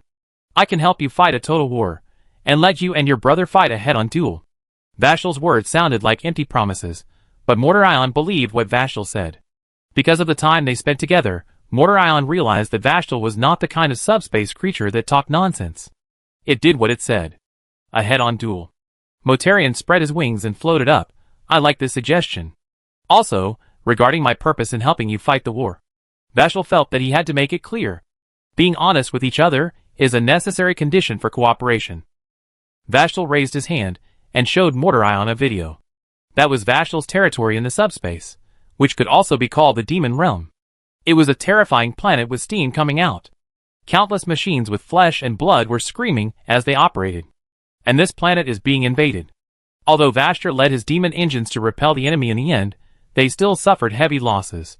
The factories used to produce Terminator power armor for the Black Legion, the factories that produced demon engines, and the buildings used to trade with demons were all destroyed. In the last scene shown by Vashtor, an 8-legged demon engine recorded the enemy it saw during the battle. A sturdy skeleton. It looks like a human skeleton, but the skeleton is made of metal. Nano-tendons with flesh and blood connected the skeleton. The alloy skeleton had a cruel smile on its face, and held a weapon, with the properties of a living creature in its hand. The next second, the demon engine was pierced from behind by another alloy skeleton. I have only one purpose for cooperating with you, that is, you must help me find the ownership of these alloy skeletons in the subspace later. Vashtor said, as he walked to a huge clock in Mortarion's collection, and his slender and twisted claws stroked the glass-like subspace energy that sealed the clock. I have a competitor. Chapter 546. The War of the 500 Worlds did not end with the success of the Spear of Espander. However, the plague was indeed weakened a lot. In addition to Espander, many other worlds were equipped with the machines invented by Mortarion, but these machines did not have a second Karama in them, so the effect was not as good as the one on Espander.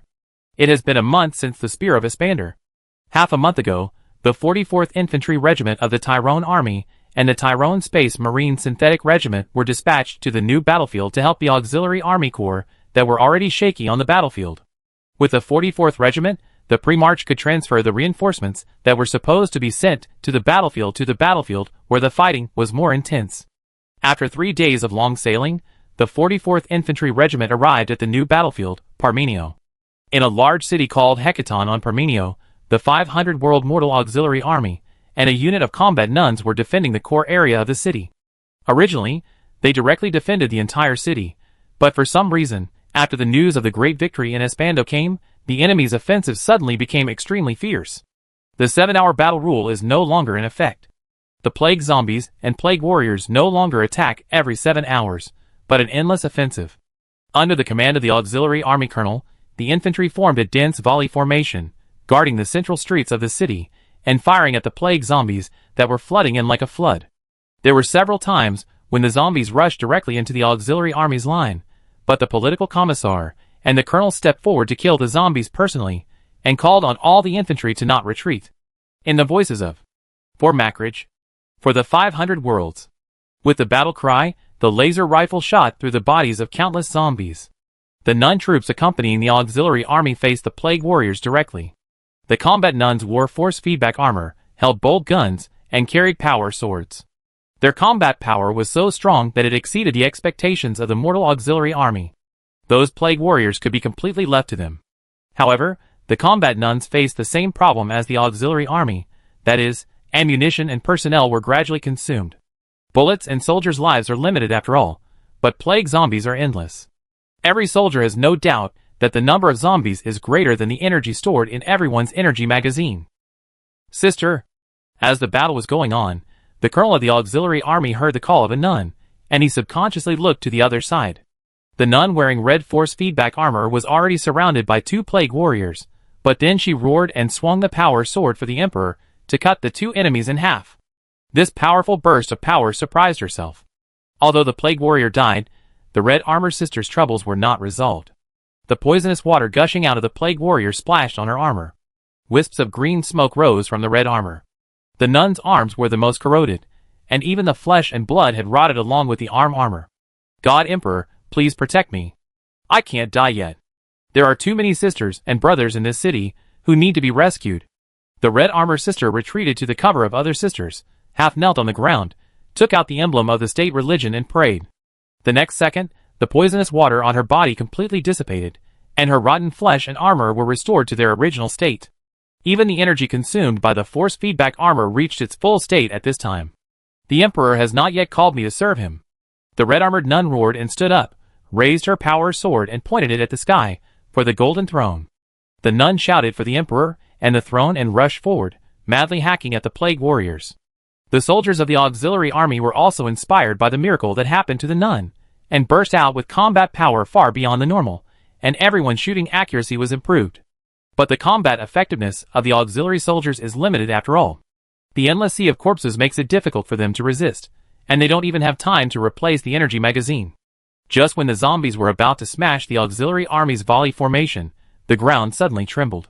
The colonel who commanded the auxiliary army chopped a zombie, then felt the tremor, and laughed loudly to the political commissar beside him. The armored troops have arrived.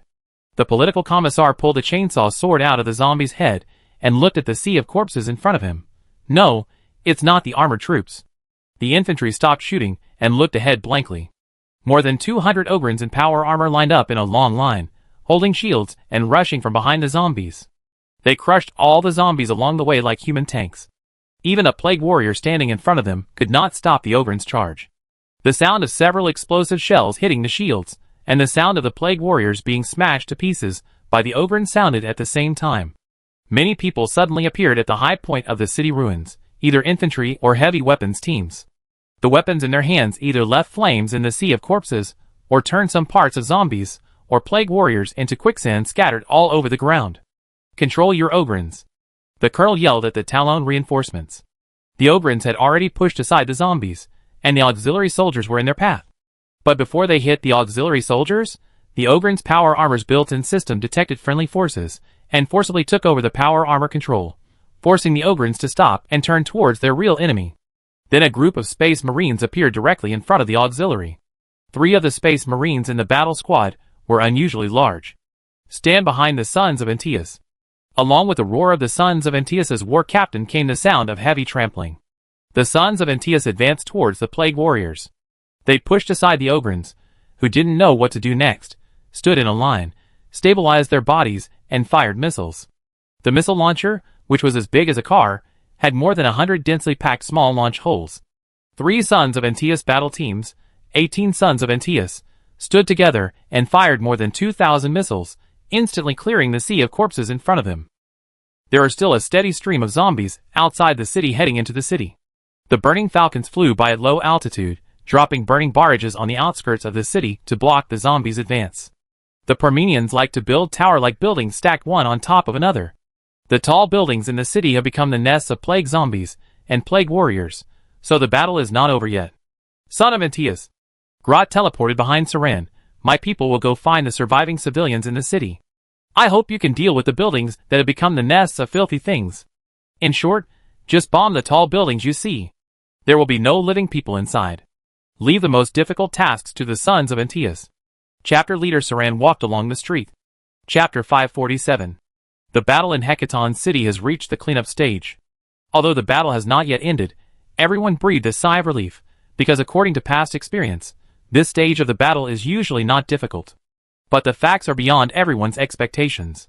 When the sons of Antiochus opened fire to demolish the building, another building behind the street suddenly collapsed, and 5 huge and fat monsters rushed out of the ruins, howling and slapping everything around them, even disrupting the line of the sons of Antiochus. Those green monsters are the chaos spawns of Nurgle. Just like the bombs installed in the dark corners before, they give the defenders an unexpected effect. These 5 chaos spawns have the characteristics of their special species, such as long mouths and long teeth all over their bodies. At this time, the chaos spawns in Hecaton are much larger than ordinary chaos spawns, with a height of about 7 meters, and they also have a body as strong as a poison blade tank. Along with the chaos spawns, there are also hundreds of plague warriors who appear from nowhere. The soldiers of the 500 Worlds Auxiliary Army and the Tyrone Army surrounded the Chaos Egg and fired at it. The laser rifles could not penetrate the Chaos Egg's body, but they could contain it and prevent it from attacking the sons of Antiochus, who were reorganizing their formation. Every time the Tyrone Army's rifles fired, they could turn part of the Chaos Egg's rotten flesh into quicksand, but just like using a spoon to dig a mountain, this level of attack could not completely destroy the Chaos Egg. The Fallen Angel, the Black Dragon, the Burning Falcon, and other Space Marines who came with the 44th Regiment rushed over to help, and the Battle Sisters naturally could not stand by and watch. It would not be a big deal to just deal with the Chaos Egg, but the problem was that there were Plague Warriors interfering, and the battle became fierce and chaotic. In this chaotic battle, the Red Armored Sister, the Auxiliary Colonel, and Groot, the commanders of the 3 troops, stood together before the battle, and now they were also facing a Chaos Egg at the same time. The Chaos Egg howled and slapped Groot's ogring guards away 50 meters, and its big mouth with rotten pus on its body made a deafening howl. The Red Armored Sister subconsciously wanted Groot and the Colonel to retreat. After all, they were just regular army, and had never dealt with things like Chaos Eggs. They should be scared, then retreat and run away in fear, which is normal. But the Colonel did not run away. After trembling for a while, he rushed forward with a chainsaw sword raised. Groot's reaction was more intense than the Colonel's. He was not afraid at all. Facing this monster called Chaos Egg, which slapped away the ogring guard, who accompanied him from squad leader to leader of the 44th Regiment, Groot felt that his entire chest was filled with anger. The fighting instinct in Groot's genes drove him to fight to the death, instead of running away, when facing more terrifying monsters. Groot rushed forward with a gravity hammer in hand, 1 step ahead of the red-armored nun. Gravity hammer, this weapon originally belonging to the guards, is the only proof that Groot had been a guard. Chaos Egg instinctively roared at Groot. Groot, who rushed towards the Chaos Egg, roared in anger at the big mouth that could swallow a car when it opened, and then smashed the Chaos Egg's mouth with a hammer. The gravity hammer smashed the Chaos Egg's mouth into pieces and twisted it. The Chaos Egg's huge body leaned back, and its tentacles kept waving, and accidentally hit the Auxiliary Army Colonel, who was also rushing forward. Ah! Groot roared like a monster, with an extremely ferocious expression on his face under the power armor helmet. Sticky saliva stuck between his upper and lower teeth, and the roar from his throat could not even be covered by the helmet. But no matter how brave he was, Groot was still slapped away by the Chaos Egg and smashed directly into a relatively intact house next to the street, breaking 3 pillars and hitting the wall. The Colonel who was slapped away earlier no longer dared to rush over. This is the reaction of a normal person. But Groot, who was knocked away and had his arm broken, was not afraid at all. He stood up from the ruins, took out an adrenaline from his waist, and inserted it into the damaged part of the power armor, and once again raised the gravity hammer to charge at the Chaos Egg. God Emperor. The red-armored nun sighed in her heart. He looks like a green skin. The Chaos Egg targeted Groot and charged at him. Groot was not Ogryn, and the power armor on his body could not protect him from the Chaos Egg's beating. But just as the Chaos Egg's arm with a huge tumor was about to hit Groot, and Groot was thinking that he could smash the Chaos Egg while being beaten to death, a strange cry sounded. WRY. A missile fell rapidly from the sky above the Chaos Egg. Groot didn't know if he was crazy or what. He saw that the missile had eyes and a mouth. The missile screamed and drilled into the Chaos Egg's body, and then exploded. The shock wave produced blew Groot and the red-armored nun away. What the hell? Groot got up from the ground, endured the severe pain and looked around. Finally, 500 meters away, a person was marked in the enhanced vision displayed by the mask. Looks like a human. Human structure, human skull, human limbs. But all of this is made of alloy. That guy looks like a skeleton made of alloy, but it's a particularly strong skeleton. The armored limbs are stronger than those of Space Marines, and the height is 3 meters. In his hand, he holds a weapon with the same physiological structure. That is definitely not a Necron warrior, because the skull structure of the Necron is different from that of humans. Their warriors don't look like that. While Groot was still observing, the red-armored sister had already opened fire at the Iron Skull. A series of explosive bombs created several sparks on the Iron Skull's body. The Iron Skull lowered his head, touched the scratches left by the explosive bombs, and looked up at the red-armored sister. Groot suddenly felt something was wrong, and yelled to the red-armored sister, "Get out of the way!"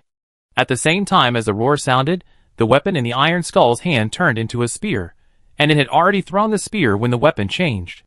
The red-armored sister rolled to the side to avoid it, and after a series of clean and neat tactical moves, she stood up, and then her body stagnated. Looking down, the spear had already emerged from the belly of the force feedback armor. "Hello, ma'am." The biological spear winked at the nun. "I don't want to stab you, but I don't want to be punished by my master either." The Iron Skull raised his hand, and the spear was pulled out of the nun's belly, turning into a drone and flying back to the skeleton. When the Space Marines had dealt with all the Chaos Spawns and Plague Warriors and rushed over, Groot looked again, and the Iron Skull was gone. The red-armored nun covered her bleeding abdomen and knelt down helplessly. Groot rushed to the nun, took out a potion from behind, and inserted it into her neck. Chapter 548. The silver liquid in the transparent medicine container was slowly injected. When the red-armored nun thought she was stabbed with a tube of mercury, the organic robot had already been completely injected into her blood and was running throughout her body with her blood flow. The robots extracted the nun's biological tissues that had little use, such as fat, and then began to repair the nun's severe abdominal injuries. In the end, the robots themselves were attached to the wound as a repair material. "Get up." Groot leaned on the gravity hammer and stretched out his hand to the nun. The nun grabbed Groot's hand and stood up. "Ilanth." "Groot." After introducing himself like the nun, Groot walked towards the auxiliary army colonel and stretched out his hand to pull him up. "Devilish." The colonel said his name. "Thank you for your support. I've heard of you. It was you who killed the Oathbreaker Kosolax." Another nun came over and said. Groot's name had been spread by the Cadians. Among the stars, Groot has a title, Kothorax the Terminator. As for why it is Kothorax instead of Thorax, the reason is that Kothorax is a pseudonym Thorax uses to the outside world, and Thorax is his real name. This was said by Thorax when Groot fought Thorax in the end. Killing Thorax is an honor, but Groot doesn't want to talk about it. In the Battle of Titan I, Groot caught up with Thorax who wanted to escape, hoping to use a glorious duel to exchange for a life-and-death ending. But in the end, he didn't kill Thorax with a knife or anything, but with a bomb. People also knew about this, but Immortal killed a Space Marine, and the Lord of the Forsworn warband, which was enough to make people excited. Yes, the one standing in front of you is the Terminator of Kothorax. Zabril walked to Groot, took off his helmet, and asked him, "What should we do next?" The face of the red-armored sister Ilanth under the helmet showed a puzzled look, squinting her eyes, and looking at the fallen angel, very surprised. As Ilanth's eyes moved back and forth between the helmet and Zabril's arms and his face, Groot said, "Defense this city. You will be responsible for defending the fortress city on Karis. I need your defense experience. You can command my people to deploy the defense." "It's my honor." Zabril turned around, put on his helmet, and left with his fallen angel brothers. He also called the leaders of the engineering company and the Burning Falcon trio in the 44th Regiment. "Go find the survivors." Groot turned around and gave orders to the remaining people, then limped to personally participate in the operation to find survivors. There were few survivors in Hecaton. The 44th Regiment used the scanning system to scan half of the city, and did not find a single person. But surprisingly, the auxiliary army Colonel Devors said that there were still living people in other places. During the conversation, Groot learned that the entire Parmenio had become a state of survival in the end of the zombies. Just like what was written in the novels in the Talon Star Zone, the entire planet was full of zombies, and the survivors were struggling to survive. If Hecaton stabilizes, the auxiliary army can send a signal to the survivors on the planet, and ask them to come to Hecaton for shelter. In addition, although the 44th Regiment did not find any survivors after sweeping half of Hecaton, the Battle Sisters and auxiliary soldiers have sheltered a large group of people. These civilians hid in the underground shelters behind the auxiliary army's front line during the battle. In short, this is the situation. Devors finished introducing the general situation of Parmenio. At this time, Groot, the red-armored sister, and Devors were all sitting by the campfire. Islanth did not speak, but nodded after Devors finished speaking to indicate that this was the case. Groot fell silent, feeling that he was still a little late, and the reason for his late arrival was really hard to explain. After the Spear of Espander operation was over, Groot insisted on letting the troops rest on Yax for 2 days, and it was these 2 days that delayed the time. By the way, do you need communication equipment? I have it here. Groot raised his head to talk to Devors about the communication equipment, but saw that the army colonel's eyes occasionally glanced at the red-armored sister Islanth. Islanth was sitting tiredly beside the campfire, without a helmet. I don't know if every nun is as beautiful as Islanth, or if Islanth is special. Anyway, she is very beautiful. The only flaw on her face is 2 scars, but for a tough guy who has been fighting on the battlefield all his life, those 2 scars make Islanth more charming. Hearing the interruption of the conversation between the 2 men, Islanth noticed something and looked up at Devors. Colonel, don't force me to dig your eyes out. Devils quickly retracted his gaze and said to Groot, we not only need communication equipment, but also weapons and ammunition. The nun's force feedback armor also needs energy supply, so please provide us with some logistical support. Of course. Groot nodded, we will help you, just like you helped us in the defense of Tyrone. Thank you, we are so lucky to have your help. Devors saluted Groot with the eagle salute. Groot also stood up and saluted in return. After saying what they needed to say, the 3 continued to sit by the campfire. The relatively intact houses in Hecaton were all occupied by the wounded and the elderly, so the 3 military commanders could only make do in the leaky ruins. The logistics machinery could not come to build standardized dormitories for the people because they were taken by Zabril to build fortifications. Colonel! A soldier suddenly crawled in through the deformed door frame of the ruins, holding a boy holding a laser pistol. The boy tried to struggle, but was held tightly by the soldier, and could not break free. This kid stole a pistol, and tried to run to the south of the city. Fortunately, I caught him, said the soldier. Seeing the boy, Groot suddenly stood up, and walked to the boy. Captain Groot, he is just a child. Devors immediately became nervous. Sister Islanth on the side also put her hand on the weapon. In the previous battle, Groot left them with a cruel and crazy impression. How could a sane person yell and fight with a chaos spawn? They were worried that Groot would do something bad. But Groot didn't. He just knelt down on one knee, level with the boy, and asked, what are you going to do with the gun? Don't lie to me. My sister and I were separated in the south of the city. When the alarm sounded? The boy said, you only searched half of the city, there is still hope, I have to find her. Groot thought of his sister. This kind of separation between close relatives is the most painful, but Groot is still a sentimental person. I will lead people to search the south of the city, and all you, the little warrior, have to do is wait here. Groot took the boy's pistol and handed it to the soldier behind him. I promise you, I will search every house in the south of the city, even the darkest and most remote alleys. The boy nodded. Guard him. Colonel Devors ordered his soldiers. No need, I have those little fearless guards. Groot left without looking back. Islanth glanced at the direction where Groot left, and when he looked back, he happened to meet Devors' gaze. Devors was a little flustered, and quickly covered up. This leader is quite friendly, right? Islanth glared at Devors, put on his helmet, and left the ruins. Chapter 549. The sound of gunfire echoed above the city of Hecaton. The attack of the plague zombies never stopped, but fortunately the city's defenses had been established. A circle of repaired city walls protected the entire Hecaton. The city walls were full of heavy weapons that appeared from nowhere. Soldiers took turns to operate heavy weapons to shoot plague zombies. The entire Hecaton was a sea of fire. Drones that also appeared from nowhere were patrolling every street in the city. The white drones, protected by the black drones, headed for every inhabited house or military camp. The black drones carrying weapons issue cold broadcasts, ordering everyone to obey the order. The white drones treated the wounded or scanned everyone for the plague. Order and safety.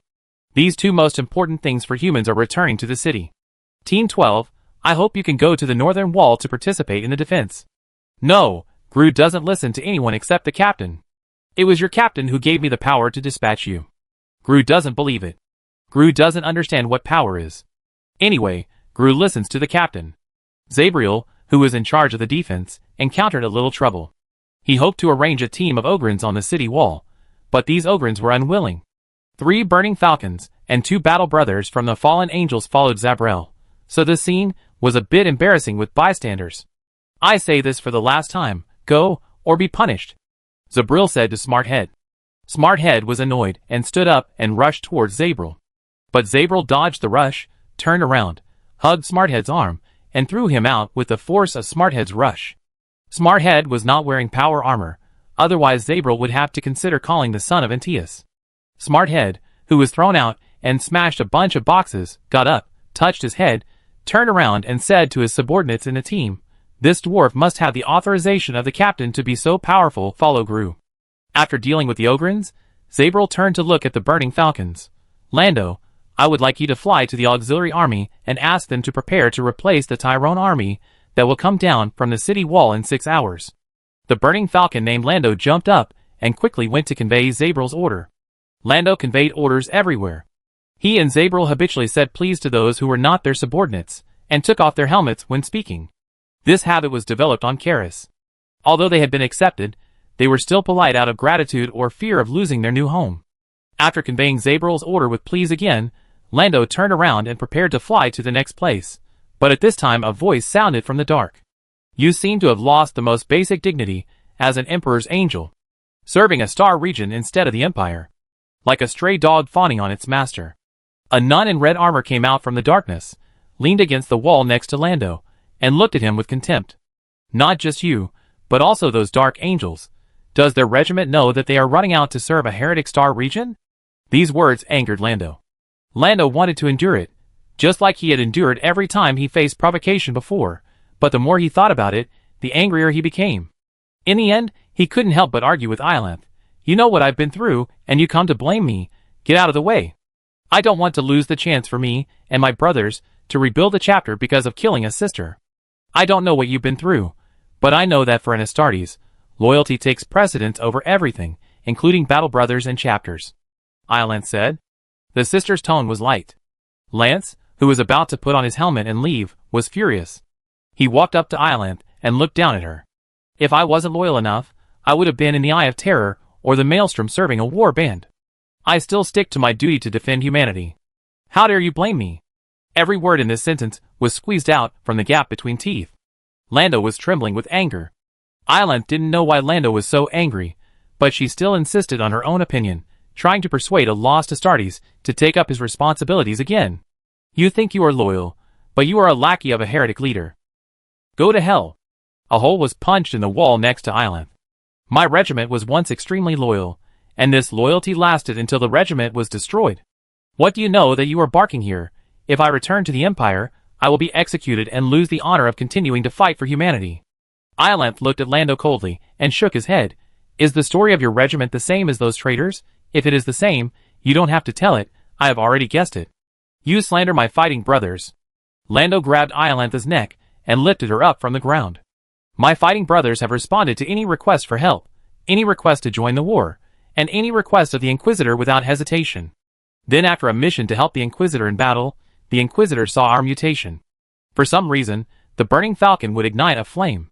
This flame would not harm itself or any good people, but it still became the reason for our suspicion. Ilanth listened to every syllable of anger and grievance, searching for information about the burning falcon in her mind, but found nothing. She didn't even know there was such a war band. Then the Inquisitor did something to us. Tears flowed from the corners of Lando's eyes, and dripped onto his shoulder armor. The Inquisitor said he wanted to thank us, and let us attend the celebration party, and then we believed it and passed it over. What awaits us is not glory, not reward, but another chapter.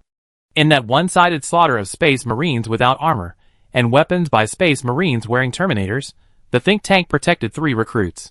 The librarian burned himself to create the portal, and the 3 recruits walked in. At the moment the portal closed, the recruits saw the chapter master with his limbs cut off rolling and knocking over a space marine to prevent the guy from rushing into the portal and killing all 3 recruits. And the librarian had his head crushed by the librarian of another chapter. I am one of the 3 recruits. Lando talked about the past of the chapter, and his hands were more powerful. Ilanth heard the sound of the force feedback armor breaking, and heard the sound of his bones rubbing under the pressure. Lando was crying, and had a fierce look on his face. But he suddenly burst into laughter. Ha ha ha. An Inquisitor can decide the life and death of a war group. He killed a war group with just his mouth, and did something that many enemies couldn't do. Ha ha ha. Lando felt that this matter was ridiculous and pathetic from the bottom of his heart. His eyes drooped and tears kept flowing, but he laughed at the same time. Sister Ilanth. Just when the red-armored nun was about to be strangled to death, a white-armored nun suddenly came in front of the two. She found this place by following the locator of the force feedback armor, and wanted to report something, but suddenly ran into this terrible scene. Lando loosened his hands, put on his helmet and walked away. The nun raised the grenade launcher. Stand there and don't move. Lando glanced back at the nun, turned around and continued walking. You fire. A member of the Tyrone army died at the hands of the Inquisition. I don't mind using my life to open the prelude to the destruction of the Inquisition. The nun was about to pull the trigger, but Ilanth, who had recovered, stopped her. Let him go. Sister, let him go. The nun put away her bolter, and ran to Ilanth to help her up. The nun helped Ilanth walk while reporting. Captain Grot found a survivor in the south of the city, a girl. Is there anything you need to report to me about this? Ilanth asked. No, but that girl. She killed a dozen plague warriors outside the southern wall of Hecaton. Chapter 550. Groot did not find the boy's sister in the south of the city, but when he was close to the edge of the southern city wall, he scanned 2 living normal creatures in the nearest town outside the city. So Groot took his guards to the town outside the city to check. In the town full of Nurgle corrosion, there was a house that was still intact, and this was where the 2 biological signals were. Groot entered the house carefully, and saw a girl huddled by the stove, holding a girl younger than her in her arms. The town was full of plague zombies, but the 2 of them could live here as if nothing had happened. Groot couldn't believe what he saw. Although he found a living person, Groot didn't immediately rescue the 2 girls, but carefully explored them first. The exploration method was the standard procedure for detecting chaos corrosion in the Talon Star Zone. Introduce the psychic energy of the psychic matrix to deeply detect the soul, and then check the detection results of the instruments and equipment connected to the psychic matrix to check whether the target's soul has other components and whether the mind is normal. While the standard inspection process was going on, Groot's heart was pounding. This town had obviously been deeply corroded. The wells he saw along the way were full of flies, mosquitoes and maggots. The ground was also full of maggots. There was only one thing Groot feared the most, and that was bugs. He was afraid of bugs without legs and bugs with many legs. If he hadn't been wearing power armor, Groot would never have wanted to enter the town, and he would have sent a few livelings to deal with the matter. In short, the corrosion is so serious. And the 2 girls living in the town may have been corrupted. If the test results show a little bad information, all Groot can do is to give them a quick death. This is also for the girls' good. Their young souls should not become toys of subspace creatures after being corrupted. Test completed, Captain. The medical soldier on the side came over and handed the panel to Groot. Groot frowned and took a look, and was surprised to find that the test result was, the possibility of corrosion was 0.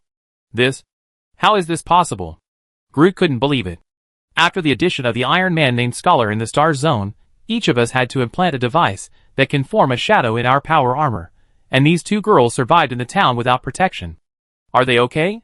The medic nodded. The test results are like this. Maybe I can report it to the Scholar, and ask him to personally investigate these 2 little guys. Groot was confused. He knelt on one knee to the girl who was holding a girl much younger than himself, and asked after he was on the same level, "What do you eat and drink?"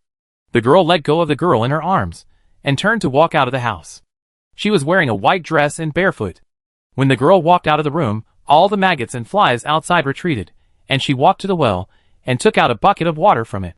Grot thought that the bucket of water should be full of fat maggots, but when he walked over to check it out with his own eyes, he found that the bucket was extremely clean water. This is a living saint. Grot said to others, just like the golden-haired woman I found in the ruins of a city when I followed the Lord of Tyrone to fight in the bottom nest of Tyrone No. 1, She is also a living saint. After that, Groot muttered again, "Why do I always find living saints? Whatever she is, we have to go." A soldier stepped forward. A large number of hostile creatures are approaching the town. Prepare to teleport. Groot raised his hand and clenched his fist, signaling everyone to come to him. But the girl who could purify even dirty well water was unwilling to leave. She didn't say anything, and pulled Groot's arm to point to the house where she lived. "You go first." Groot signaled others to leave first, and he followed the girl into the house. The girl protected by the girl had been forcibly taken away by the soldiers with protective equipment. At this time, there were only the girl and Groot in the dangerous town. The two of them rummaged through the house. The girl said nothing, but Groot somehow knew what she wanted to find. A book. A book that recorded the real names of many demons. At the same time, Groot also inexplicably knew the girl's memory. The reason she lived in this house was to find the book. The book was not brought by her, but was kept here by another living saint. While Groot was sweating and searching, the girl suddenly walked to the living room on the first floor of the house, stood behind the door, and stared at the door. Soon the door broke, and a plague warrior with appendages all over his body rushed in with a roar. The girl's eyes were covered with a layer of golden light, and holy power surged in her body. When her body floated up, and the plague warrior instinctively ran away, Groot suddenly rushed down from upstairs, and hugged the floating girl in his arms, and ran out. "I found the book."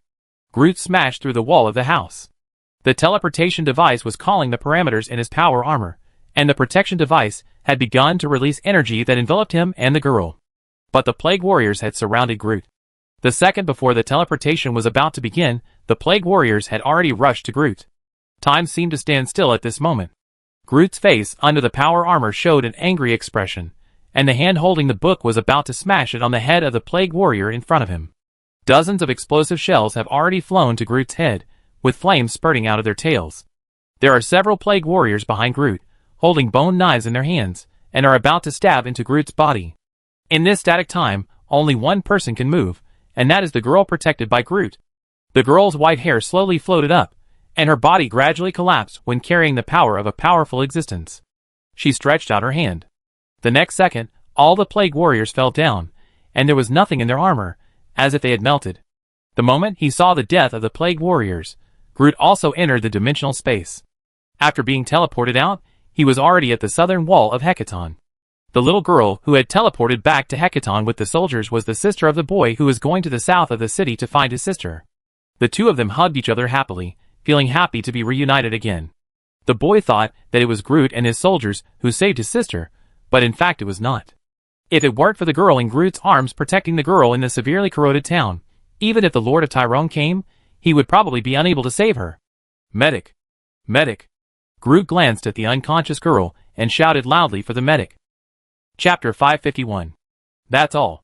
While the medic was examining the girl, Groot explained the whole story to Ilanth and Devoris, who had hurried over. A living saint. Devilis couldn't believe it. A living saint was born in this remote place like Parmenio. It is estimated that in the future, the pilgrims of the state religion will help the people on this planet develop the service industry and make a lot of money. Even the state religion will invest in the planet at all costs and build churches and so on. That's really as much money as you want. But the premise is that Parmenio can survive this war.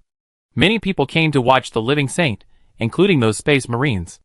Lando, who almost strangled Sister Ilanth to death just now, was among them. The burning falcon was burning with flames, looked at Ilanth, then walked to Groot and whispered something to him. Ilanth thought it was a complaint. After hearing this, Groot just nodded expressionlessly, and then motioned Lando to do what he should do. Lando flew into the sky and went to another wall. "Don't watch, this girl will be protected by our nuns." Ilanth dispersed the crowd, walked over and picked up the girl. Devoris didn't have any objections. Although he was Hekaton's current master, he felt that the girl was safest under the protection of the nuns. After all, they were all people who represented the will of the God Emperor. However, Groot didn't think so. He keenly noticed that there was something wrong with what Ilanth said just now. "We will protect this girl." Not, "We will protect this living saint." This shows that Ilanth does not think that the girl is a living saint. Groot is sure that he is not overthinking. He is such a complicated person. He is prone to rage and likes to fight, but he is also careful, sensitive, sentimental, and can always detect things that many people cannot detect. In the standardized dormitory built by logistics machinery, Ilanth laid the unconscious girl flat on the bed and covered her with a quilt. When he saw the girl was only wearing a thin white dress, Ilanth took off his armor, tore off the clothes under the armor, and made a cloak to wrap around the girl. After doing all this, Ilanth put on the armor and walked out of the room. Because the power system has not been connected yet, the lights in the corridor are dim. In the moonlight projected into the corridor, Ilanth saw a person standing against the wall at the end of the corridor. Tyrone Army Officer Model Power Armor. The gravity hammer behind him. "How is the living saint?" Grodd asked. "Living saint? No, there is no living saint before confirmation." As Grodd noticed, the nun did not think the girl was a living saint. Faced with Ilanth's answer, Grodd was silent for a moment, and finally said something that had nothing to do with the current situation. "Do you think the Emperor has any special hobbies? There is also a living saint in the Talon sector, also a woman. When I found her more than 10 years ago, she released psychic energy that had special effects on humans. No one wanted to hurt her, and she couldn't even be supervised." Groot, like everyone except Chin Mo, didn't know that Vanessa could be possessed by the Emperor. But Vanessa had met him by chance a few times. The sensitive Groot summed up Vanessa's two states. The first one was submissive and polite. The second one was holding her head high, speaking bluntly, and running around in the star zone. The difference between these two states was whether there was a golden pupil. At that time, Groot only thought that Vanessa might have some special abilities, and didn't know what the golden pupil meant. But when he saw the girl's golden pupils during the rescue, Groot realized it. No wonder Lord Talon brought Vanessa with him. That woman is also a living saint who can be possessed by the Emperor. "What special hobby? Speak clearly, Captain," Ilanth asked coldly. "You know, pretending to be a woman," Groot said. Ilanth pulled out a bolt pistol and pointed it at Groot, who was 10 meters away. "If you blaspheme again, I will blow your head off." "You don't have the guts." Groot tapped his visor, "just like you wouldn't dare blow the head off that burning Falcon Space Marine." Then, there was a barrage of abuse. "What do you know to insult Lando's battle brothers, and his loyalty to the entire human race? You're a mouthful, troublemaking bitch. Are you hoping Lando will just run into the Maelstrom, and the Eye of Terror, so he can take you to the Emperor as soon as he sees you?" Ilanth listened to these words quietly, and then put the bolter back to his waist. Thinking about it afterwards, Ilanth thought he was wrong. What happened to Lando was indeed very bad. But Ilanth only admitted that he was indeed a slut for insulting Lando's fighting brothers, and did not admit that Lando was right to defect to the heretics. Loyalty itself is a reward. What Lando should have done was not to run away and serve the heretics, but to start a Sinatomet expedition with his remaining brothers. Lando is also a good man. He respects the nuns, otherwise he can kill you all. Groot continued, "When he came to me before, he told me about you and him. He was even worried that he would cause trouble for the Star Zone, but in fact he would not." Ilanth raised his hand to signal Groot to shut up, and then said, "If you see Lando, please tell him that Sister Ilanth admits that she is a bitch who likes to cause trouble, and admits that she really shouldn't say those words." After that, the nun asked again, "Are you satisfied?" Groot turned off the recording function of the power armor with a thought. The two were silent for a while. Ilanth knew that Groot didn't come here to vent his anger on Lando, but wanted to know about the girl. So Ilanth laid his cards on the table. She is not a living saint for the time being. Before she proves that she is indeed a living saint, she needs to go through a test called the witch test. Those cruel steps will test her will and loyalty to ensure that she is not a psychic witch. Hearing this, Groot was no longer calm. What is the witch test? Everyone in Tyrone has learned it. The state church has been hunting witches, and they have to do a round of testing before sending witches to the stake. Groot didn't know what methods the nuns would use to test witches, but the methods of the priests of the state church were quite simple and crude. Throw the suspected witch into the oil pan. If it is cooked, it means she is a good person. If it is not cooked, it means she is a witch, and will be directly burned at the stake. If she is not dead after being put on the stake, it means she is a powerful witch and can only be killed by artillery. Chapter 552. That little girl killed a dozen plague warriors and purified the well. I don't know why you think she is someone who needs to be tested as a witch. If she doesn't distinguish between friend and foe, then I wouldn't mind you testing her right away, but I saw with my own eyes that everything she did was on the side of humanity. If the Emperor really wants to exert his power on someone, then this girl must be the one who carries the Emperor's power. Groot said his own opinion. Ilanth let it go in one ear and out the other. In fact, Groot didn't need to talk nonsense, because Ilanth had heard Groot talk about everything about the girl before, such as the testing methods of the Tyrones, miracles, and so on. But Ilanth didn't care. I could have ignored you, but out of respect for you, I must explain to you. The red-armored nun leaned against the wall, and slowly explained her reasons to Groot. You know, nuns can access many things that ordinary people can't access, such as real history, chronicles of living saints, etc. In a history I've seen, there is such a record. A living saint has become a high-ranking official in the state religion. Everyone believes that he is the spokesperson for the emperors, well, because the miracles he has performed are so powerful that even zombies infected by the plague can be restored to normal by him. Then this living saint accused many Astartes regiments of being disloyal, and ordered them to go on a penance expedition in the name of the emperor. At this point, Ilanth laughed at himself. Then it turns out that those Astartes were all loyalists, and that living saint was corrupted, but what he did was irreversible, and those loyal space marines became the running dogs of the dark false gods in desperate situations. I said this just to tell you that the enemy will use what we want to see against us, and those dark false gods don't mind disguising their dirty power as some kind of miracle from the emperor. After listening to all the words, Groot fell into deep thought.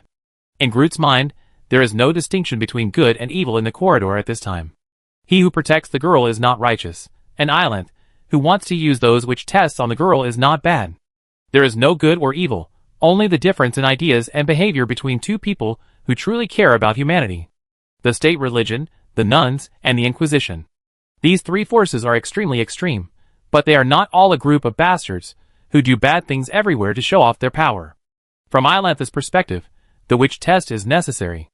Otherwise, just because of the false miracles that have been presented in history, would the dark gods believe that the girl is a living saint, and then praise her to a high place, and finally allow her to cause irreparable and huge damage? Groot recalled what Chi Nemo had said. Humanity has experienced too many cruel things in this dark universe. The lessons learned from the consumption of tens of billions of lives have forced them to become extreme, because if they underestimate the enemy, the consequence will be another tragedy with the extinction of tens of billions, hundreds of billions, or even trillions of lives. Humans are like a frightened cat, full of fear and vigilance towards everything, whether it is well-intentioned or malicious, and the Inquisition is the pawn of this frightened cat. After thinking, Groot said to the nun, "We tested her in our way, and her soul is pure. If you don't believe it, I can apply for the scholar who specializes in using psychic energy to come here to conduct the test in person. Is your testing method recognized by the Empire and the State Church?" Ilanth asked. "I am just an ordinary nun. I don't have the authority to decide whether your testing method is effective. I can only act according to the experience accumulated by my predecessors." Groot was silent. Ilanth continued, "Besides, I can't believe you. You are the Terminator of Thorax. You fought him alone and won. It's hard for me not to think that you are blessed by something. The Emperor of God will not care about those who don't believe. So what is blessing you?" This sentence is an accusation. Groot did not admit the accusation, but the nun's words made him fall into memory. That was a memory that he was most reluctant to recall, and most reluctant to let others know. The battle for Titan. On the structure of the celestial engine satellite, Groot lay in the ruins. The angel who descended from the sky restored his body, just restored it, and then flew away. Groot could not believe that he survived, and the lower body that was blown off by the bomb returned, and the intestines that were pressed under the ruins were still outside, but he could not feel that he was missing anything. The power armor self-check confirmed that Groot was in good health. What courage! What determination! A thunderous voice echoed in Groot's ears. The voice made his head ache, and visions appeared before his eyes. Groot found that he was no longer under the ruins of Tian Wei, but standing on a bloody plain made of brass and skulls. A red demon was speaking to Groot. Follow it to my throne. You will gain a powerful force that no mortal being can ever possess. I will shape you into a warrior who does not need to die with thorax, but can slaughter thousands of thoraxes with just an axe." A giant brass throne seemed to appear behind the red demon. Groot fell into deep thought. Everything in front of him felt familiar, just like the feeling in the lower nest arena, where blood flowed like a river, and the statue of the brave champion stood in the pool of blood. Groot's eyes moved upwards, looking directly at the throne. Then I will become a bastard like my brother, who doesn't distinguish between friend and foe, and slaughters the weak. The being on the throne spoke with the mouth of a demon, and every syllable gave Groot a splitting headache. Your brother is not qualified to be my servant. He succumbed to the pleasure of slaughtering the weak, like a twisted reptile, but you are not. You asked to duel with a Chaos Lord of a war band, and even because Thorax was injured, you took off your power armor and said that this was fair. You humiliated a Chaos Lord with your behavior. What determination, what a feat, what courage. The battles between you are not as fierce as those between the Space Marines, but they please me more than any killing in the universe. Listening to the praise from the devil, Groot felt calm. But my brother did become a killer after he believed in you. He used to be a person with strong empathy, and would help the weak without hesitation when he saw them being bullied. So I think. Groot stared at the throne. You are a god of cowards, and your followers are all cowards. Those who believe in you will bully the weak and become cowards, who only enjoy the pleasure of killing and don't care why they fight. Otherwise, how did my brother become like that? The devil was silent. After a moment, the devil raised his hand and pointed at Groot. The surging anger filled Groot's chest, and his body became taller and stronger, and blood-red wings emerged from behind him. You know, I don't need to consider whether you are willing to be my servant. I personally talked to you, what a grace, but you trampled on this grace and looked at me with prejudice. Groot couldn't respond. His will was used to resist the things that invaded him. But his will was not enough to form a defense. All kinds of things poured into his brain like a torrent. Groot knew what was in front of him. The blood god. I also know what those followers of Thorax are like. They want to please the followers of the blood god by killing people. And what I am going through now is the process of ascending to the devil, which is exactly what those followers of the blood god dream of. I don't need to sacrifice my skull in killing, and I don't need to become a champion in fighting. In a sense, this is indeed a grace. But Groot is unwilling to accept this. It's going well. I was worried that you would become a chaos egg. Groot lowered his head and saw that one of his hands was intact, and the other hand had turned into a blood-red arm thicker than an adult's chest. However, these changes soon gradually dissipated. Groot felt something helping him build a defense, and everything that his weak will as a mortal could not resist was resisted. All the illusions in front of him disappeared. Groot woke up and found himself still lying in the ruins. Everything he had just experienced seemed like a dream. If Chin Mo knew about this, Chin Mo would be scared for Groot. Groot was almost forcibly promoted to a demon by Korn, like Valkia, the bride of Korn, who would not be punished by Korn even if he always failed without improving his performance. I was not blessed by any power. Groot returned to reality from his memories. Of course, I couldn't beat Thorax. He knocked me down with just a few moves, and he wanted me to be loyal to him. In the end, I detonated the bomb and died together, but the power armor protected me, and I didn't die. Only you know what happened. You are a Talonian. Even if what you experienced is enough to make you be investigated by the Inquisition for decades, you will not be investigated by anyone, because no one dares to compete with the Talonian Navy. Island said, and walked out of the dormitory. Chapter 553. The war situation is improving. After resolving battles in several star systems, Gilliman was finally able to withdraw his military strength to Parmenio, and he even planned to go there in person to make up for the fact that Parmenio was almost destroyed because he only sent a Tyrone army regiment to help. Gilliman once did not understand why his father was so cold. When faced with a dilemma, he always made decisions without hesitation, like a cold monarch and executioner. But now Gilliman understood that in a war that was too big, all a leader could do was to make choices. Just like there were two rotten apples, one had to choose the less rotten one. As Mortar Ion and Typhon's attack on the entire 500 worlds was severely frustrated, they seemed to not want to continue fighting. At least in a series of intelligence that Gilliman learned, the Death Guard, whether ground forces or fleets, were avoiding the edge of the Tyrone Navy and the 500 worlds Navy. This calm situation gave Gilliman time to do something else. For example, entertainment. The first satellite structure of the Celestial Engine has become a battlefield. Countless soldiers are fighting on Tianwei, and the gaps in the mechanical structures of those giant weapon arrays have even become battlefields. Cadia's soldiers and the Tyrone army are fighting with the enemy on Tianwei. And in the gaps between the giant weapon arrays, various large war machines are bombarding each other. I said it's not my fault, it's my high latency. High latency? How can the latency be high? Are you an Ultramar? If you are going to support the army soldiers of the 500 worlds, then what you should do is fight instead of playing games. Shut up your stinky mouth, or I will strike you with lightning through the network. Strike me with lightning? Do you think you are the Lord of Talon? While Gilliman was seriously learning how to play the game, Chin Mo was arguing with his teammates. Finally, the battle ended, the teammate who had argued with Chin Mo withdrew, and Gilliman learned how to play. The battle for Titan in the Battle of Cartier was made into a game in the Talon Star Zone, with hundreds of thousands of people playing the role of enemy, and friendly soldiers fighting a meat-crushing battle on Titan. Players with good luck can grab fighters, tanks or titans, and can even accumulate points by killing enemies to become space warriors. For those we cherish, we stand with honor. Foros pulled the spear out of the corpse, raised the weapon high, and uttered the iconic battle cry of the Weepers. Gilliman checked his hero options, and there was Foros, the captain of the Weepers, but he was locked and there was no way to unlock him. Why can't I use Foros, but you can? Gilliman looked at Chinemo, who had turned into Foros. Because you didn't participate in the Weepers Worship fundraising event half a year ago. Only those who participated in the event can get the redemption code, Chinemo said. Gilliman nodded, and searched for other hero characters, armored vehicles, and titans in the game, and then sighed. It's a pity that there is no pre-march here, otherwise it would be very interesting for me to play myself. I know the company that made this game wants to add the pre-march, but unfortunately the state religion won't let it. The state religion won't let it. Does the state religion in your star zone have such great power?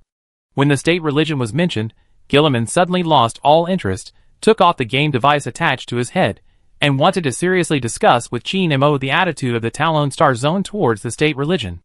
Chinemo also took off the device attached to the back of his head, disconnected the mental link, and returned to the top of the Macridge's glory from the game. This matter has nothing to do with whether the state religion has power. The problem is that the state religion sued the game company. The state religion is unlikely to win, but these people who read scriptures every day and do nothing else have plenty of time and spare money. Anyone who does real work does not want to argue with them again and again. This is the new game rule that the state religion found in Tehran, that is, not to send people to the stake, but to use other ways to cause trouble for non-believers. Chinemo explained this issue about the state religion to Gilliman. Gilliman was very upset after hearing this. As a staunch opponent of the state religion, Gilliman didn't want to talk about anything about the state religion. He wasn't so sensitive a few days ago, until Matthew pestered him every day to tell him about the divinity of the Emperor, which made him angry. Matthew was scolded by the pre-march in public, and was asked to get out of the glory of Macridge. Matthew immediately packed up and left, and said that because this was the order of the Son of God, he would execute it unconditionally. Speaking of the state religion, that girl. The topic of the state religion was like an introduction, turning more things about the state religion into something that Gilliman urgently needed to think about.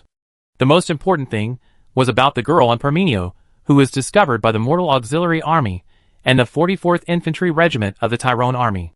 The girl who was suspected of being possessed by the Emperor. I think she is a psychic witch. Gilliman said his thoughts. If my father wanted me to do something, he would find me directly, instead of going around in circles to possess a girl. Besides, didn't he already have Vanessa? Why couldn't he just use Vanessa, but went to find another so-called living saint instead? That must be a psychic witch.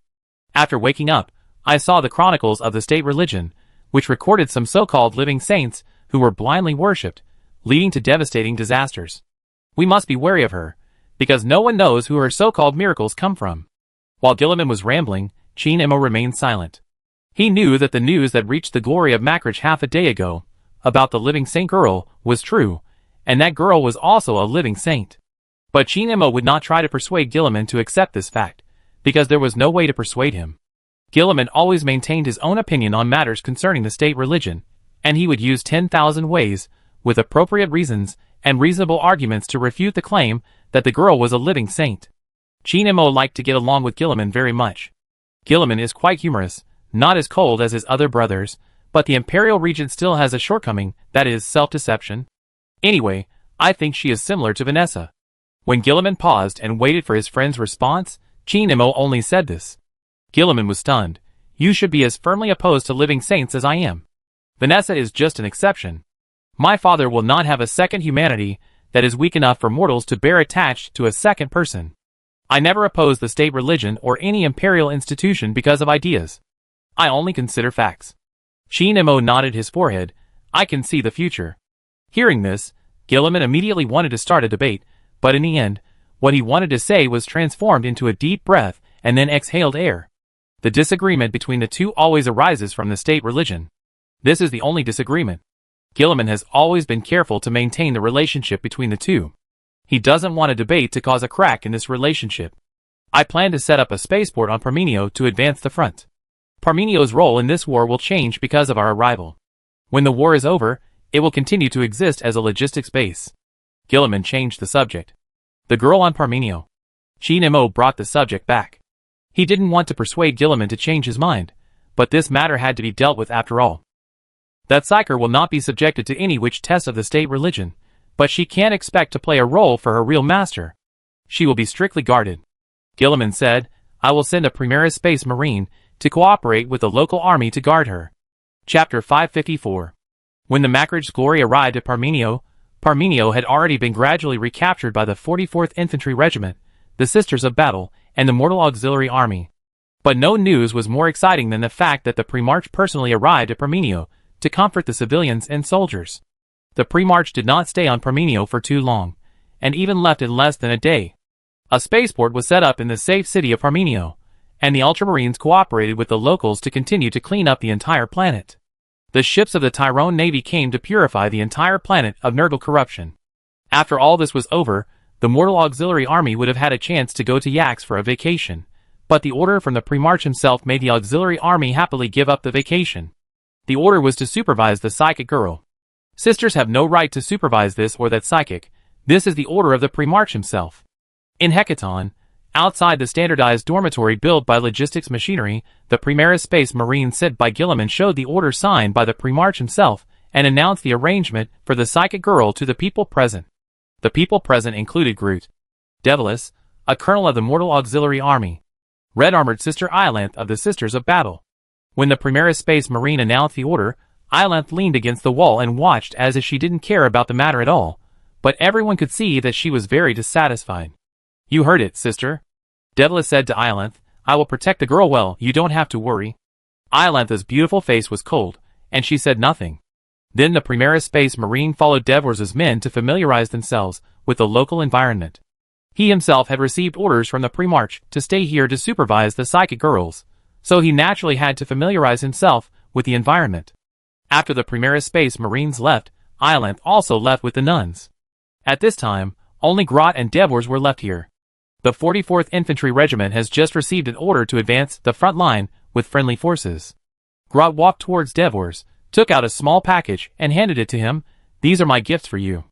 Groot had been working with Devors for some time. He found that Devors was a good man, and they got along well. This relationship was not very good, but it was a friendship on the battlefield after all. Thank you, thank you. Devors took the package with emotion and opened it to see what was inside. A teleportation beacon. A box of potions. A box of rapid biomass. Potions can save lives. Groot pointed at the potion and told Devors how to use it. If your injury is not serious, just inject the potion.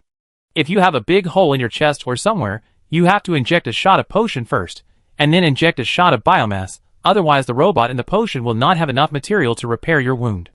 Thank you, Captain Grot. Devoris put the two things in his backpack and gave Grot a hug. Groot patted Devoris on the shoulder and looked at the teleportation beacon. He himself didn't know why he gave the teleportation beacon to Devoris. It was not his own idea, but an order from Lord Talon. But since it was an order from Lord Talon, he just did it. I should go.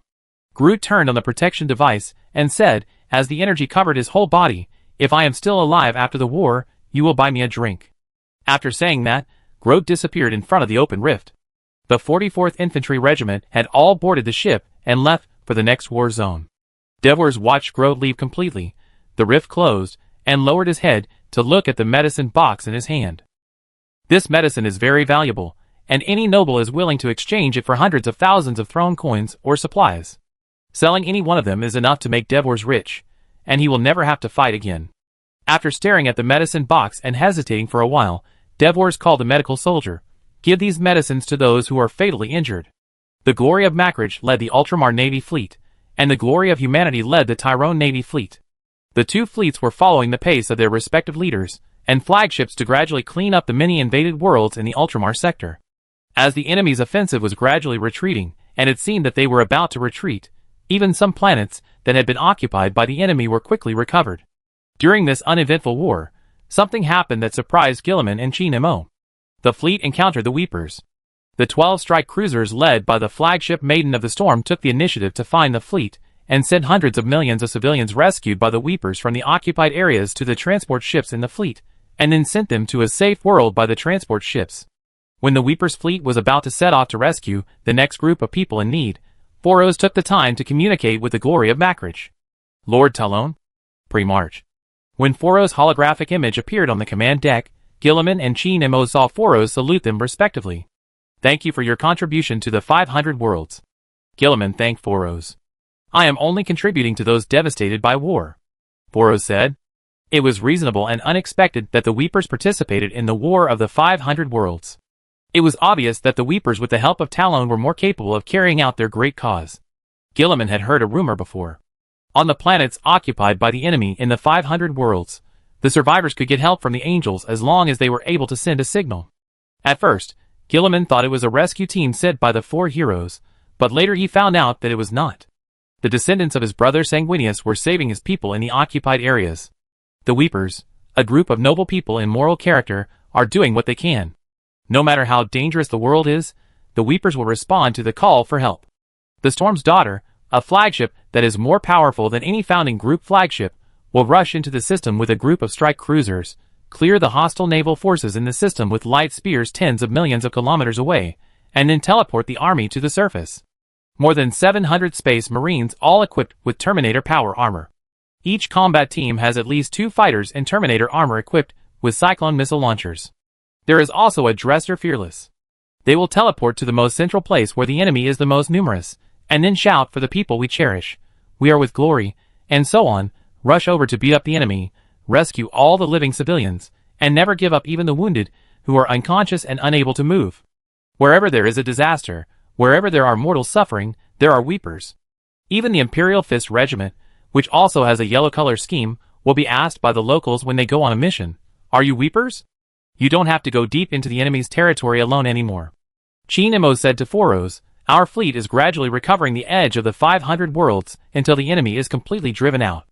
We will fight until everyone in the 500 worlds returns to stability. Let my regiment be the vanguard. Foros said firmly, the Weepers will serve as the vanguard of the huge fleet, breaking through the enemy's defenses and giving hope to those struggling with the plague. It was not surprising that Foros made this request, and Gilliman agreed without hesitation. Under the helmet of the Primarch, his eyes were filled with tears. How noble! Gilliman sighed in his heart. Although Gilliman did not see the meeting between the Weepers and their Gene father, he guessed that his brother must be proud of these offspring from the bottom of his heart. So the Primarch really couldn't bear to reject Foros' request. But Chinemo didn't want the Weepers to be the vanguard. Last time, they were the vanguard of the reinforcements, supporting the defense of Tyrone first, but they ran into the ambush set up by the Red Corsairs for the entire reinforcements, more than a dozen war bands and hundreds of millions of mortal soldiers. Who knows what will happen this time? But if you think about it carefully, Foros and his subordinates can't be stopped. No matter how unlucky they are, their material strength is strong after all, and they can always hold on. What do you think? Although Gilliman agreed to the Weepers, he only represented himself, and there was another person's opinion that must be considered. I think it's okay. Chinemo nodded. Captain Foros, please replenish the supplies here before you leave. Chapter 555. We have replenished 300 Terminator power armors, and there are countless storm bolters, melta weapons, and plasma weapons. The various devices of the warships have also been checked, and each warship is in full condition. Other technological creations from the Talon Star Zone have also been replenished, such as 10 boxes of potions. In the bridge of the Storm Daughter, the Weeper Technical Sergeant reported the supply situation to Foros. The Terminator power armor is not easy to break, and there is actually no need to replenish it. In addition, the technical sergeants in the regiment are better at repairing and debugging Terminators than the technical sergeants of any other Astartes regiment.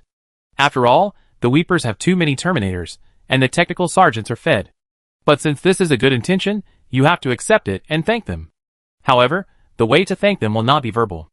Foros knows that language is the most powerless thing in this universe, and actual actions are far better than all exquisite words. And the Lord of Tyrone's help to the Weepers is not to listen to a Superman warrior's thanks, but this noble man hopes that the entire Weepers can better save people. Captain Tessa. Foros looked at the woman in white uniform in the bridge. Tessa. The girl who was rescued by Foros from a planet full of plague zombies in the Battle of the Faithless Plague in the Tyrone sector, is now the captain of the entire flagship of the Daughter of the Storm. The female priest who wanted to adopt Tessa failed to do so because she swallowed the gold in the state religion decorations and committed suicide after knowing that she was infected with the plague. But fortunately, Tessa and her sister grew up in an orphanage on the Tyrone I. One became a naval officer and insisted on serving on the Weeper flagship, and the other stayed on the Tyrone I as an ordinary manager. Their fate finally improved.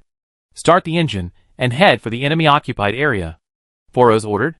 Yes, Chapter Master. Tessa nodded.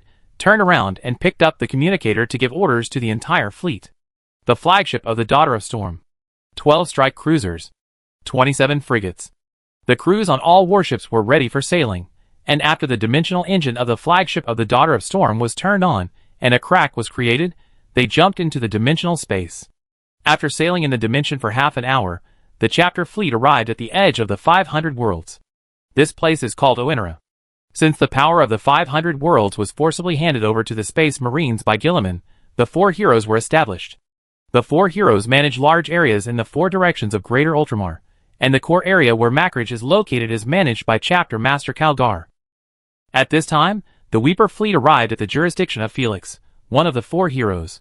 This place suffered the most fierce attack, and the entire area has fallen by a small half.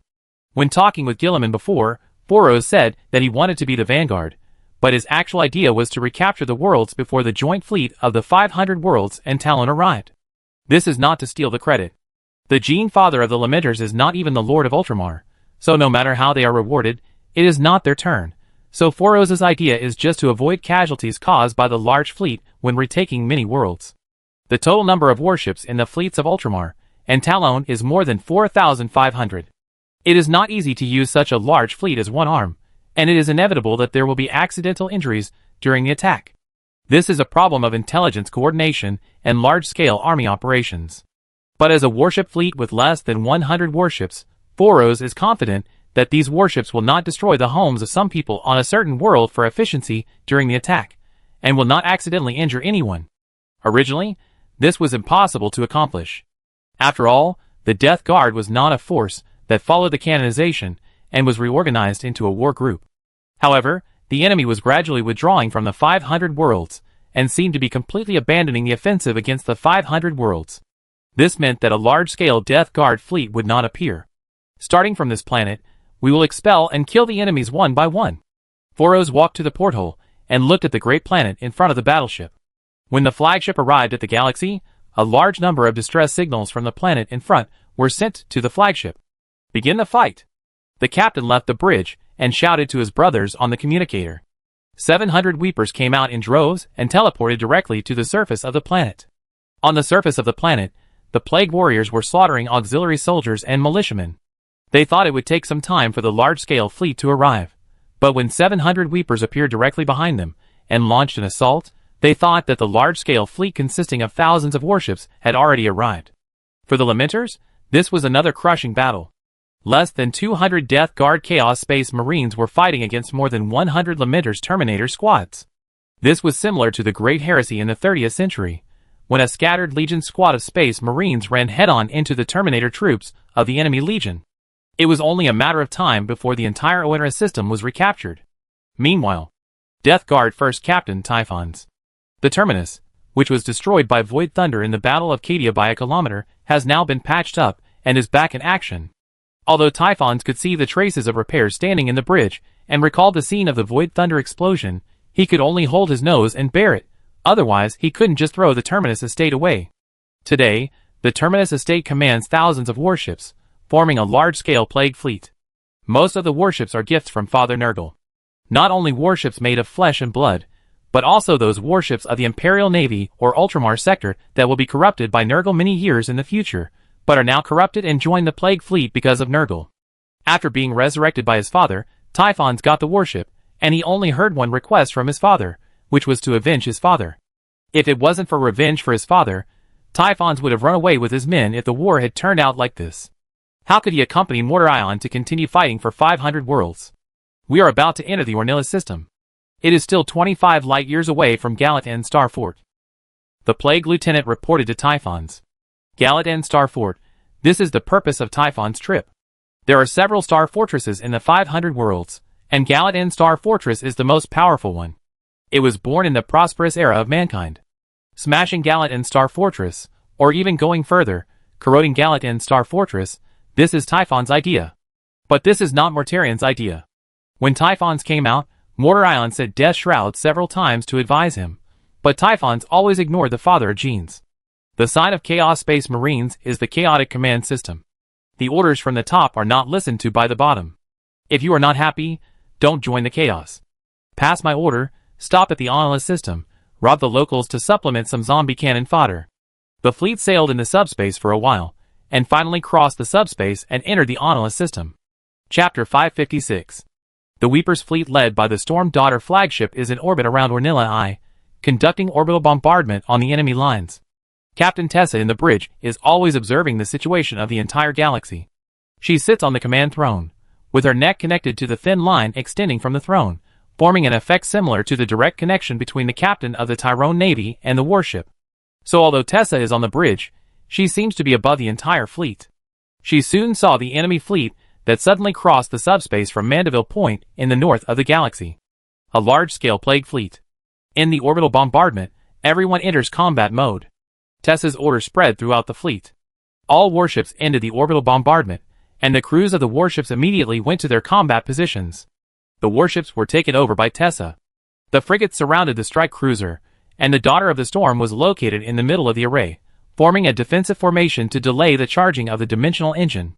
The plague fleet led by Typhons on the opposite side saw the Weeper's fleet, but due to the low efficiency of communication, only the warships in front that actually saw the enemy ships formed a combat formation at the first time, while the warships in the back slowly assembled after the Auspex detected the enemy ships.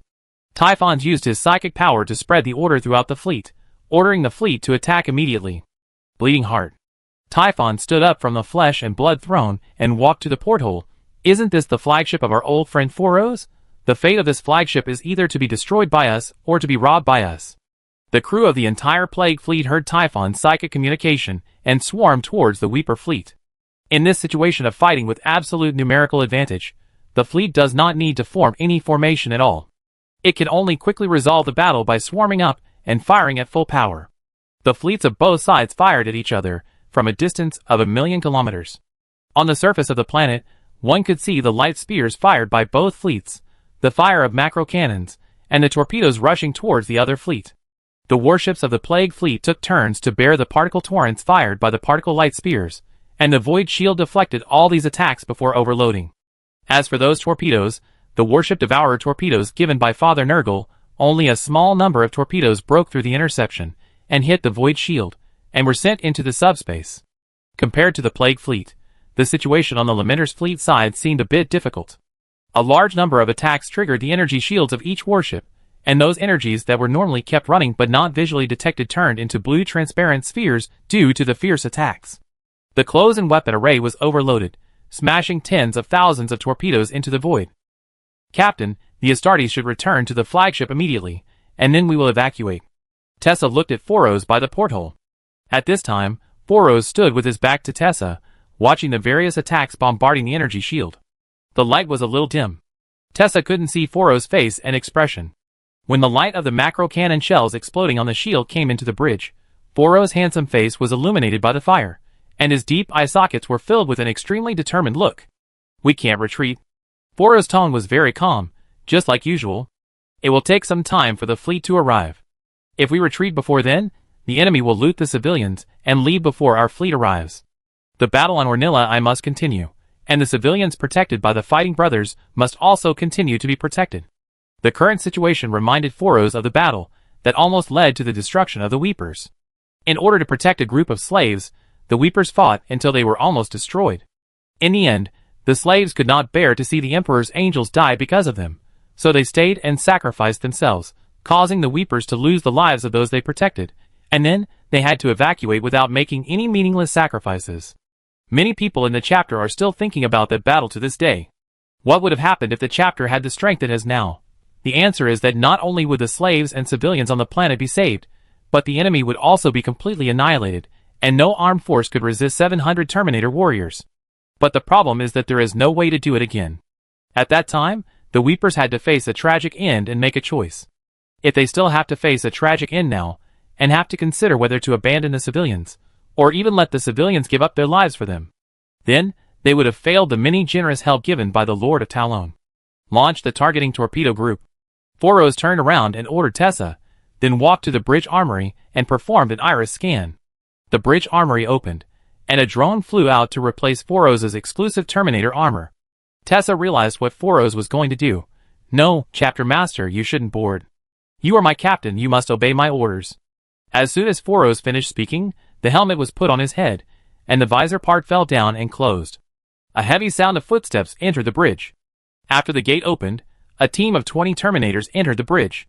These 20 people are the guards of Foros. Their name is Sons of Pride.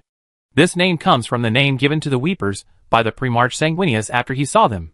When Sanguinius's living metal body was sent to Baal, all the daughter groups rushed to Baal to meet their father. Sanguinius told everyone in public that he was proud of his children like the Weepers. So the name of the Foros guards was given by Sanguinius as Sons of Pride, which is the name of the strongest fighters representing the entire Weepers chapter. These 20 soldiers have fought since the founding of the chapter. They are even older than Foros. Each of them could become the chapter master, but the reason they didn't is that the previous chapter master chose Foros, and Foros proved that he was better than anyone else in leadership and could convince the veterans in the chapter. Each of the 20 warriors of the Proud Sons Guard has participated in all the wars in the history of the chapter and survived until now. But this is because the Lamenters have been understaffed since their establishment, and even the most senior veterans have to fight in person. Every Terminator armor of every member of the Proud Sons Guard was improved and designed by the technical sergeant himself, and no two Guard Terminators are the same. Our mission is to ensure that Typhons does not escape before the arrival of the Grand Fleet, Foros said to the Proud Sons. Chapter 557. The Storm Daughter and other warships in the fleet fired torpedoes at the flagship of the Plague Fleet, the Terminus Estate. All of them were locating torpedoes modified from heavy breaching torpedoes. A total of thousands of torpedoes were released from the launch tubes and headed straight for the Terminus Estate. Their number would ensure that this launch would definitely allow the locator to be embedded in the enemy flagship. Since only one transmission locator was installed in the torpedo, there was a lot of space for other things, such as fuel. The speed of positioning torpedoes is much faster than that of light torpedoes. When crossing 1,000,000 kilometers and entering the torpedo interception range of the Plague Fleet, all positioning torpedoes are secondary propulsion, and close-in weapons and energy shields extend from the inside to shoot the live ammunition of the interception weapons that cover them, and the lasers are blocked by the energy shield. But even so, most of the positioning torpedoes are intercepted by the living frigates in the Plague warships. Among the thousands of torpedoes, only the last 10 torpedoes fired by a strike cruiser are about to break through the heavy interception. But at this time, the tentacles attached to the Terminus Estate stretched out, and it only needed one swing to knock all the positioning torpedoes off course. However, the intelligence system on the torpedoes worked. The close-in defense weapons of the 9 torpedoes fired at the tentacles at the same time. These torpedoes were either blown away by the tentacles or shattered by the close-in defense firepower that was not intercepted. In the end, in the explosion, only one torpedo passed through the interception of the broken tentacles and close-in defense weapons and crashed into the hull of the Terminus Estate. Be careful of weapons changing their firing modes to something like a laser excavator, and make sure the torpedo reaches deeper into the Terminus before its kinetic energy is completely exhausted. In the engine room at the center of the Terminus, the torpedo crashed through the flesh and blood wall and plowed to death several unlucky people before stopping. Resist the explosion. The Plague Adjutant in the engine room yelled and lay on the ground first. Then all the crew members also lay on the ground, but their severely mutated bodies made their movements slow and clumsy, and even the one with a large tumor on his chest had to turn around again after lying down and realizing that something was wrong. The torpedo made a dinging sound, the shell opened, and a sphere extended out and fell to the ground.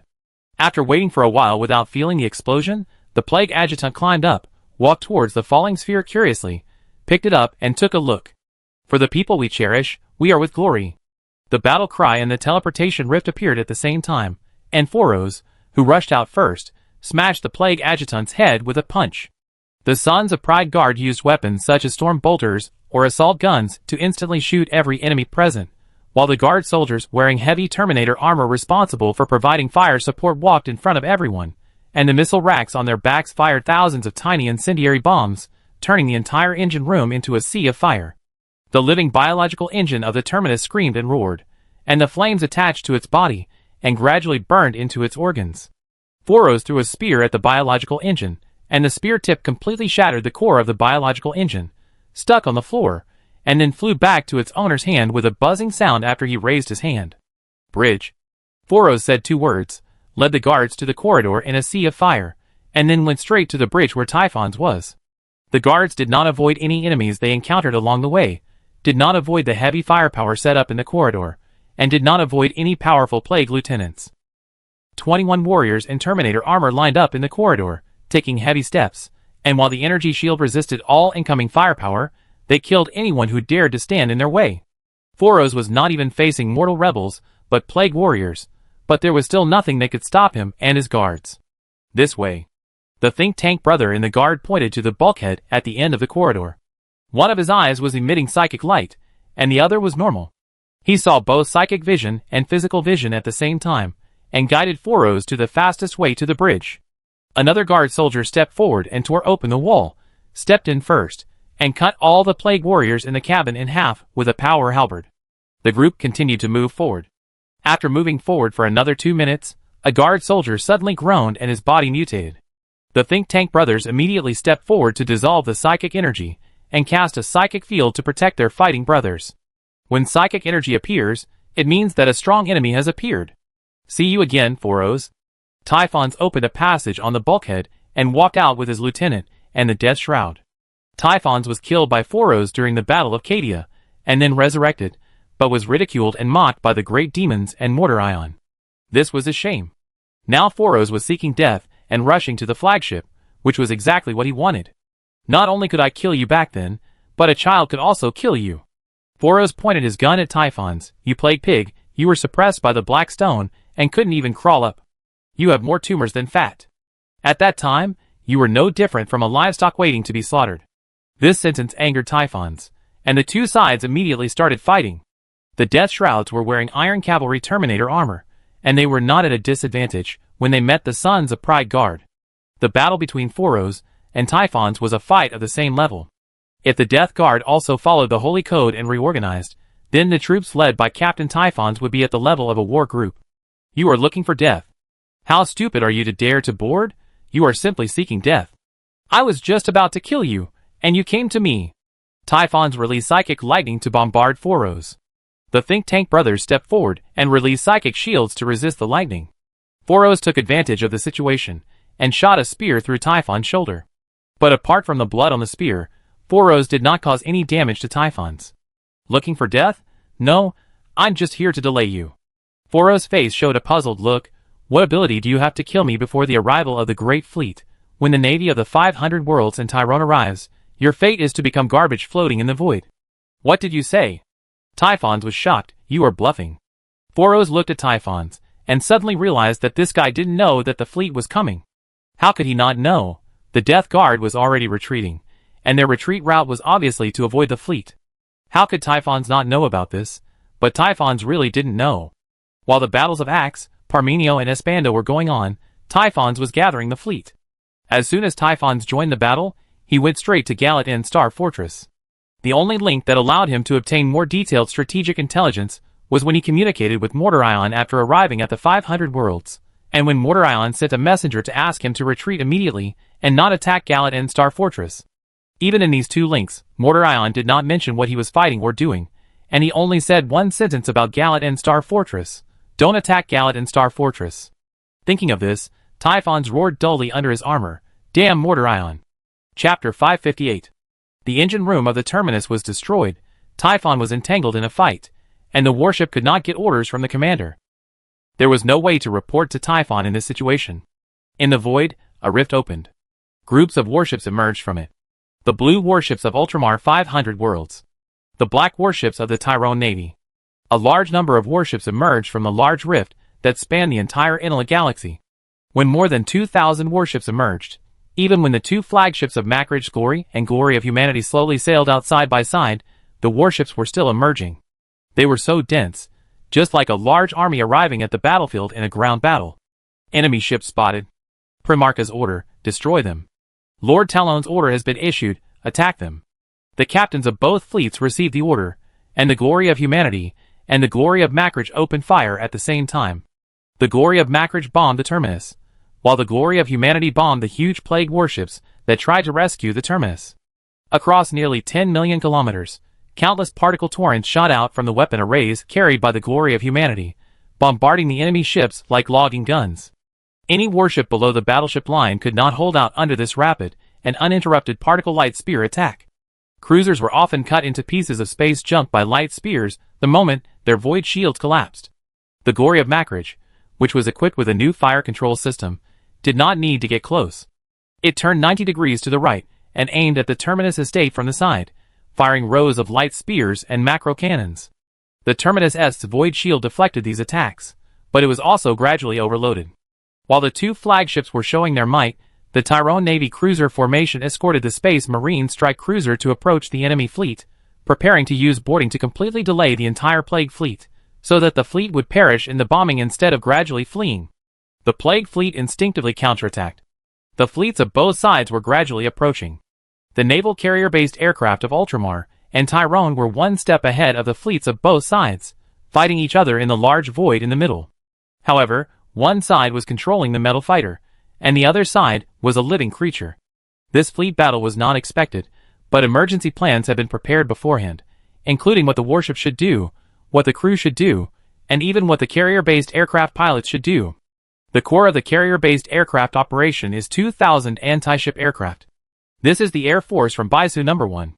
They are famous for their most ferocious and fearless bombing in the attack and defense of Baisu No. 1, and were promoted from the Planetary Defense Force to the Tyrone Navy, from the Defender of the Hive to the Defender of the Star Zone, and even the entire human species. This anti-ship aircraft unit is called the Fearless Squadron. When the fleets of both sides approached each other, and the carrier-based aircraft from the 500 worlds and Tyrone entangled with the living flying creatures, and finally made progress, it was time for the anti-ship aircraft to appear. On the flight deck of the Tyrone Navy's flagship Glory Human, 2,000 fighters have been debugged. All pilots entered the cabin with only one human container, and plugged the connection line into the brain-computer interface. Then the pilots and the fighters merged into one on the spiritual level. The squadron's lead fighter was a Scarlet aircraft. On the left and right wings of the fighter were written the words Fearless in the Terran super-ancient language that Governor He Qixing had learned. This squadron didn't care about any collateral damage or sacrifices during the mission, they only cared about whether the mission could be completed. 2,000 fighters flew out of the deck of the Glory Human, penetrated the thin energy curtain that isolated the void, and flew towards the enemy fleet. Along the way, they passed through the area where the fighters of both sides exchanged fire, passed through the dense group of flying creatures, and completely handed over the task of escort and clearing the way to the friendly forces. No matter what kind of blockage and attack they faced, they did not flinch, and would not even change the distance and position between each fighter. In the end, the fleet penetrated the void shield against the close defense firepower of the Plague fleet. This process even required deceleration, because anything that was too fast would be deflected into the subspace by the void shield. After passing through the purple subspace energy, the surviving fighters dived down to drop deadly heavy-duty torpedoes. These torpedoes were slow to fly and difficult to break through the closed defense firepower. They were special torpedoes for carrier-based aircraft, and when they were dropped at close range, the destructive effect was amazing. When the Dreadnought Squadron finished dropping bombs and returned home after losing hundreds of fighters, behind them, hundreds of Plague warships turned into a ball of fire burning in the void. And in the nearly suicidal bombing mission just now, 10 fighters were hit when breaking through the firepower network, and they decisively carried out what they should do after they could not return home, and crashed into the center of the hull of the Terminus estate with torpedoes. A violent explosion occurred in the middle of the Terminus estate. The entire warship was twisted by the explosion, and the hull was pushed to the side by the explosion in the wailing of flesh and metal for 3 kilometers, and the bow and stern were twisted to the point that they seemed to be greeting each other face to face. The explosion was only the first damage caused by the torpedo, and there were even more terrible collateral damages. The airtightness of the ship was rapidly decreasing, and the middle part of the ship that was hit gradually broke due to the twisting of the bow and stern. Countless crew members were sucked into the void, and the flames caused by the explosion were extinguished at this time. The third damage was more serious, and the bow and stern of the Terminus estate were cracked. The fourth damage was caused by the glory of Macrage. The macro cannon hit the broken tail, causing the tail to be pushed by the kinetic energy of the explosion to crash into the floating bow. The violent impact caused by the collision between the tail and the bow instantly killed 80% of the crew members in the battleship. The news of the Weeper's boarding operation had reached the interior of the Macrage's glory long before, and the reason why it could fire without worry was that the Storm Daughter used the transmission beacon to launch a cutting bomb, separating the part of the structure carrying Phoros and Typhons from the entire Terminus estate, which had already floated in the void. Typhons did not die in the Terminus estate, but this meant that he had to stand in the separated part and watch his flagship being destroyed in an extremely tragic way. My Terminus. Typhons even forgot that he was still fighting with Phoros, and knelt down in grief, watching the remaining body of the Terminus disintegrate in the void and then be captured by the gravity of the planet. This Glory Queen class survived the Battle of Cadia, survived the void battle facing the Celestial Engine, and survived the final stage of the evacuation. A battened spirit of vengeance was blown up, but the Terminus survived. But now it is buried in the war of invading the 500 worlds, which is not even a super battle. If only the people sent by Mortarion could say, the enemy's joint fleet has been assembled. The Terminus estate must not end up like this. Your worship is finished, and you will be finished again. Phoros pulled the spear out of the corpse of the Death Shroud, walked behind Typhons, grabbed his helmet, and put the spear against the back of his neck. I said, I will kill you as many times as you resurrect. Typhons did not respond. Kneeling on the ground looking at his Terminus estate, he felt his heart was broken, and he didn't care about dying again. Chapter 559. That bastard Typhons is dead. Inside the flagship Endurance, Mortarion observed the imaging equipment made of rotten flesh and steel metal, which accurately displayed the entire war in the Inla system. Even microscopic details can be observed. The equipment showed that Typhons was pierced by the spear of Phoros, but he did not die just like that, but released psychic energy and disappeared. For Typhons, pure material damage no longer posed any threat, unless there was a black stone to suppress it. We should take action. Vasher walked to Mortarion with his scepter. We have withdrawn our forces for the next war, and all the things I gave you have been added to your fleet. Now is the time for the real Lord of Death to take action. Mortarion wanted to refute Vasher. What does it mean to give me things? But Vasher's words about the real Lord of Death satisfied Mortarion, and he nodded. I have actually been looking forward to a war, but I didn't have the ability to fight a war before. Although the Death Guard has not been split into war bands, it still faces the same troubles as other mixed forces. Logistics supply issues. Power division issues. The Death Guard has been divided into several small war bands. But the situation is different now. Vasher has taken on the logistics supply of the Death Guard. It promises to provide a full range of supplies from power armor to weapons. Among the Dark Gods, the demon servants of the three gods either play plague all day long or indulge in conspiracy and pleasure. Only the demons of Khorne can forge war machines, and there is even a demon who can build airplanes, but Mortarion is not on, and even if he is, he may not be able to command the demons of Khorne. Now Vasher has taken on the responsibility of logistics very well. Not only power armor and weapons, but also more powerful war machines. I will bring a great battle to my brother. Mortarion turned around, and his broad wings flapped to drive his tall body, raising a strong gust of foul wind. Vasher watched Mortarion leave, lowered his head, and said to himself, It's time for me to do my job. The plague fleet in the Inla system has been reduced to only 200 ships. All the warships of the Ultramar and Talon navies faced the plague fleet and launched the final attack. At this moment, a subspace rift appeared at Mandeville Point directly behind all the warships of the fleet, and a huge fleet of 2,000 warships slowly emerged from the rift. This fleet is composed of all the warships that Mortarion can use. It can be said that if these warships sink here, the Death Guard will not be able to carry out large-scale wars in the real universe for 2,000 years. And this is almost certain. Although they appeared from the rear of the Tyrone and Ultramar navies, and although this fleet, which is twice the number and quality of the Mortarion fleet, needs time to turn, they still have an overwhelming advantage in quantity and quality. Mortarion's fleet seemed to be here to die. However, as the flagship Endurance crossed the warp, the probe of the glorious humanity scanned another type of war machine. 120 fortresses emerged from the warp. Each fortress has turrets of the same level as an orbital defense platform, and these turrets are all over the fortress, and the fortress obviously uses cutting-edge technology, similar to the subspace energy shield of the Vol amulet that can decompose material attacks. Even the Tyrone Navy rarely engages in a confrontation with an orbital defense platform without a huge advantage, because these big guys don't need to consider the time it takes to replenish supplies, the time it takes to use fuel, the turning speed, the sailing speed. They only need to carry the most weapons and float in the planetary orbit. The 120 fortresses that emerged from the warp were defense platforms among orbital defense platforms, the strongest of the strongest. Mortarion shouldn't have these things. Inside the Macridge's glory, Gilliman and Chinemo stood side by side in front of the porthole, staring at the fortresses that gradually emerged from the cracks. The appearance of these fortresses was extremely twisted and distorted. They didn't look like void buildings like boulders or Galathans, but rather like irregularly shaped demons. Those fortresses might be demons, or perhaps countless demons formed its foundation, turrets, and engines. At the tail of those fortresses, purple flames were breathing out of bloody mouths, pushing the fortresses forward. "Father!" Tigurius, the head of the think tank of the Ultramarines, stepped into the bridge and reported to Gilliman, "I saw a huge army being deployed to Onara. They fought with the Weepers and deployed the corroded black stone, and then the entire system and our entire fleet fell into destruction." Gilliman turned around and looked at his offspring. Tigurius was the head of the think tank. What he said he saw must be what was predicted by psychic power, not what happened at the moment. But then the communication from the Glory Human reported a message that a large number of enemy armies were heading to Onira through the warp transmission. Think tank. Chin Mo turned around. "In your prediction, did you see the destruction of my fleet?" "No, I can't predict it, but I saw the destruction of the Glory of Macridge, which means that the Tyrone Navy either evacuated or has already."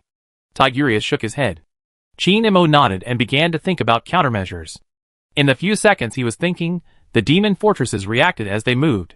Each demon fortress accumulated energy in an instant, and then the 120th fortress released a resonant energy attack, and the Glory of Macridge was their target. The void shield of the entire warship was instantly overloaded, and the residual power of the attack pierced the side of the Primarchus flagship. The previously modified energy shield was urgently put into use to resist the remaining attacks, but it was obviously unable to hold out for too long. "We should stop the enemy on Ornella immediately, but..." Gilliman was thinking. But every tactic he calculated was difficult to be effective in the Void War. "Leave the Void War to me, and you fight the ground war." Chin Mo stared at the fortresses. "This is a weapon far superior to the warship, and I also have weapons like this. I will ensure the victory of the Void War." "But you?" Gilliman wanted to ask Chin Mo what he wanted to do, but he didn't ask.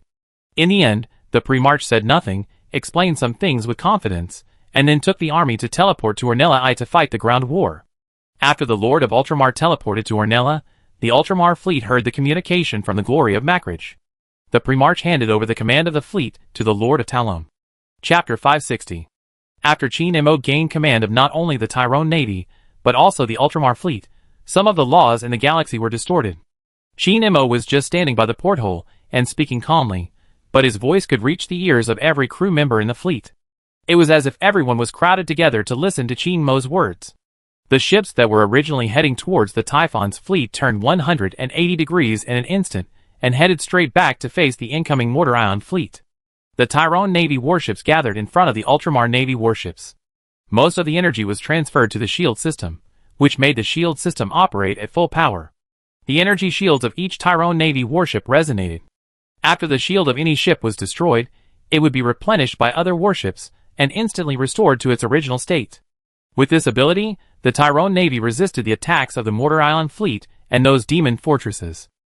But even so, the enemy's attack was still incredibly powerful. The energy shield of the flagship of the Glory of Humanity was shattered several times, just like the flagship of the Glory of Macridge. The Ultramar Navy warships, under the protection of the Tyrone Navy, were only affected by the residual power of the demon fortress, and their void shields were paralyzed, and the hulls were damaged. But this cannot be used as a proof of the fragility of the fleet. But the opponents of the same level as the demon fortress have not joined the battle yet. "What should we do next?" the crew of the Glory of Macridge asked Chin Mo. "Wait." Chin Mo said 2 words, and turned to walk out of the bridge. "Where do you want to go?" Tigurius followed and asked. He did not follow the Gene Father to Ornilla because Gilliman hoped that he could use his psychic power to assist Chin Mo in commanding the Ultramar fleet. Chin Mo said nothing, but raised his hand. The entire Macridge's glory moved downward 10 kilometers. The positions of Chin Mo and Tigurius did not change, but they were directly exposed in the void after the ship moved downward. Tigurius was not wearing a helmet, so he subconsciously held his breath, but he found that he could breathe fresh air in the void just like on the surface. Chin Mo, who was also not wearing a helmet, raised his scepter to the rear of the enemy fleet. The scepter could not introduce his power, but Chin Mo had such a habit. Anyway, he raised the scepter. The satellite of the last planet in the Onira galaxy was immediately stripped off, decomposed, and reassembled into a huge ring-shaped object. If this satellite is used to hit enemy ships, the demon fortresses of similar size to the satellite may not suffer any damage, or even be unaffected, because they are pure warp creations, and real matter cannot even pass through the warp energy surrounding the fortresses. Just like the powerful weapons of the glorious human cannot break through the defense of the warp energy. But now the satellite has been shaped into a delicate ring object. Tigurius looked closely, and was shocked to find that it was a Stargate building that was magnified several times. In the center of the Stargate, a metal planet slowly emerged from the thin curtain of activated energy. This is the Celestial Engine. In the War of the 500 Worlds, the Celestial Engine was used to protect Yax and its surrounding galaxies, allowing the hospital world to continue to humiliate Nurgle. Now with the appearance of the Demon Fortress and the Mortar Ion fleet, it should also take on combat missions. What emerged from the Stargate was only the planetary engine of the Celestial Engine, without the solar engine, but a planetary structure alone was enough. At the moment of drilling out of the Stargate, the giant light spear array on the Celestial Engine satellite structure, which was like a mountain range, opened fire and emitted a dense red beam of light. This beam strung the 10 demon fortresses together like a string of candied haws, and then after 2 seconds, the 10 demon fortresses turned into brilliant fireworks. Chinmo had never seen such gorgeous fireworks. It was like a gaseous planet was ignited by the flames of the burner and then exploded, except that the size of the demon fortress was only the size of a satellite, but it was also very spectacular. After firing, the particle light spear array extracted the energy of the Nightbringer fragments to charge, and the arc weapon array fired the next second. The yellow arc sea rushed towards the Plague Fleet. Most of the arcs were blocked by the subspace energy surrounding the demon fortress, but some of them still hit Mortarian's fleet, and a quarter of the warships were wiped out on the spot. The defense mechanism of the demon fortress is still very powerful. But no matter how powerful the shield is, there is a limit. The particle light spear that is good at single body penetration can penetrate the demon fortress and its shield together, but the arc that pursues a larger range of attacks does not have such strong penetration ability. Chinmo was very satisfied with the effect of the 2 rounds of attacks. It turned out that although the defense mechanism of the demon fortress looked the same as that of the Blackstone Fortress, it was not as strong as that of the Blackstone Fortress. Otherwise, the 10 fortresses that were blown up earlier would have been like the Blackstone Fortress in the Battle of Cadia, and would have fought several rounds with the Celestial Engine. The appearance of the Celestial Engine forced the Demon Fortress and the fleet to divert their attention and focus their fire on the Celestial Engine. The satellite structure that was constantly orbiting the planetary structure easily withstood rounds of bombing, and after another recharge, it focused its fire on the Demon Fortress array. Before the fire was concentrated, the gravity device of the planetary structure caught the demon fortresses, pulling them to collide with each other and gather into a group. So this attack caused the destruction of at least 40 demon fortresses. The 2 attacks of the Celestial Engine were a long process, but as long as it was in place, the victory of the Void War was only a matter of time. Chinmo didn't care how long it took the Celestial Engine to destroy those demon fortresses, as long as this Void War could be won. While the giant war machines of the same level were bombarding each other, the naval fleets of both sides rushed towards each other. The demon fortress is not completely useless. The gravitational restraint of the Celestial Engine soon became ineffective, and even the physical laws were broken down by the subspace energy surrounding the demon fortress. However, they could not produce more powerful weapons to fight against a war planet. Leave it to you here.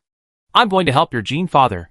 The glory of Macridge moved horizontally 10 kilometers upward.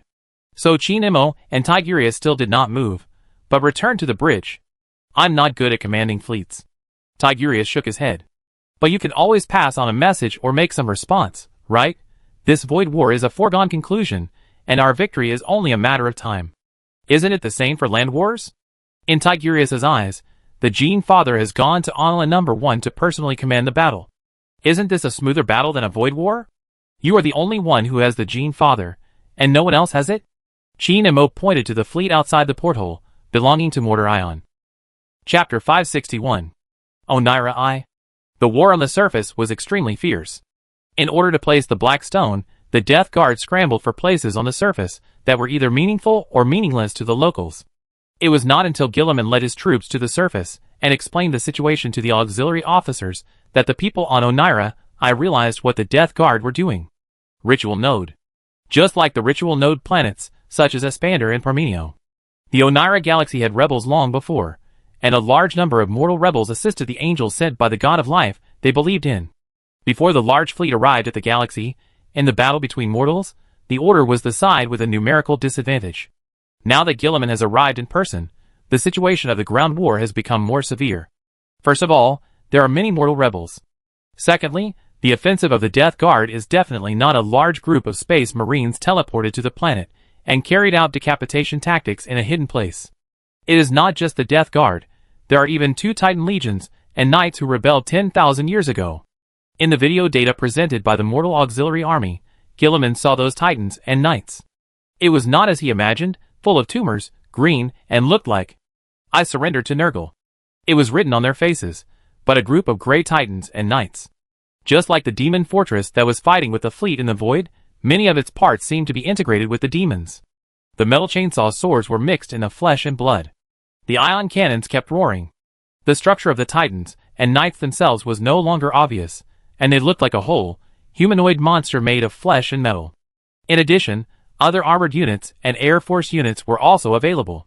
These things could instantly turn the battle between mortals on Onira No. 1, which was like playing house, into an apocalyptic war full of monsters and demons.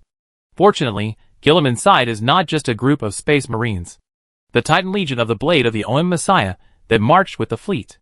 The Knight family of the 500 worlds.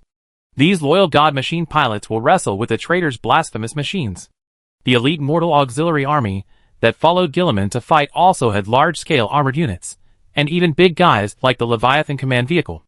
Under Gilliman's proper arrangement, the armies of both sides launched a large-scale confrontation on the plains. In fact, the two sides did not fight on the plains at the beginning. There were not so many plains on Onila I. The planet was more common, with low mountains and hills. But less than an hour after the war started, everyone was fighting on the plains. The Titans clashed at the forefront of the two fronts. The Knights conducted reconnaissance activities, or followed the Titans to move forward with the army. Only fast-moving armored units could follow the Titans, and Knights to participate in the war on the front line, because the regular army would be destroyed as a whole if they were hit by stray bullets during the Titans' exchange of fire. The Death Guard and the Ultramarines fought each other to decapitate, or lurked in the battle lines, giving the most fatal blow to the mortal armies that were caught off guard and attacked. The ground battle on Inala I and the void battle in the Inala system were the largest and most brutal wars in the countless war zones in the Empire. The Eldar Death Army emerged from the webway on the planet, led by Eveline and Eldred Uslan. Eveline did not return to the 500 worlds with Gilliman, but went to help an Eldar Ark that believed in the goddess of life, Aisha, to resist the invasion of greenskins. But the Prophet Urslan predicted that a war between Primarchs was about to begin, and the Death Army must participate in the war, so they appeared on the battlefield.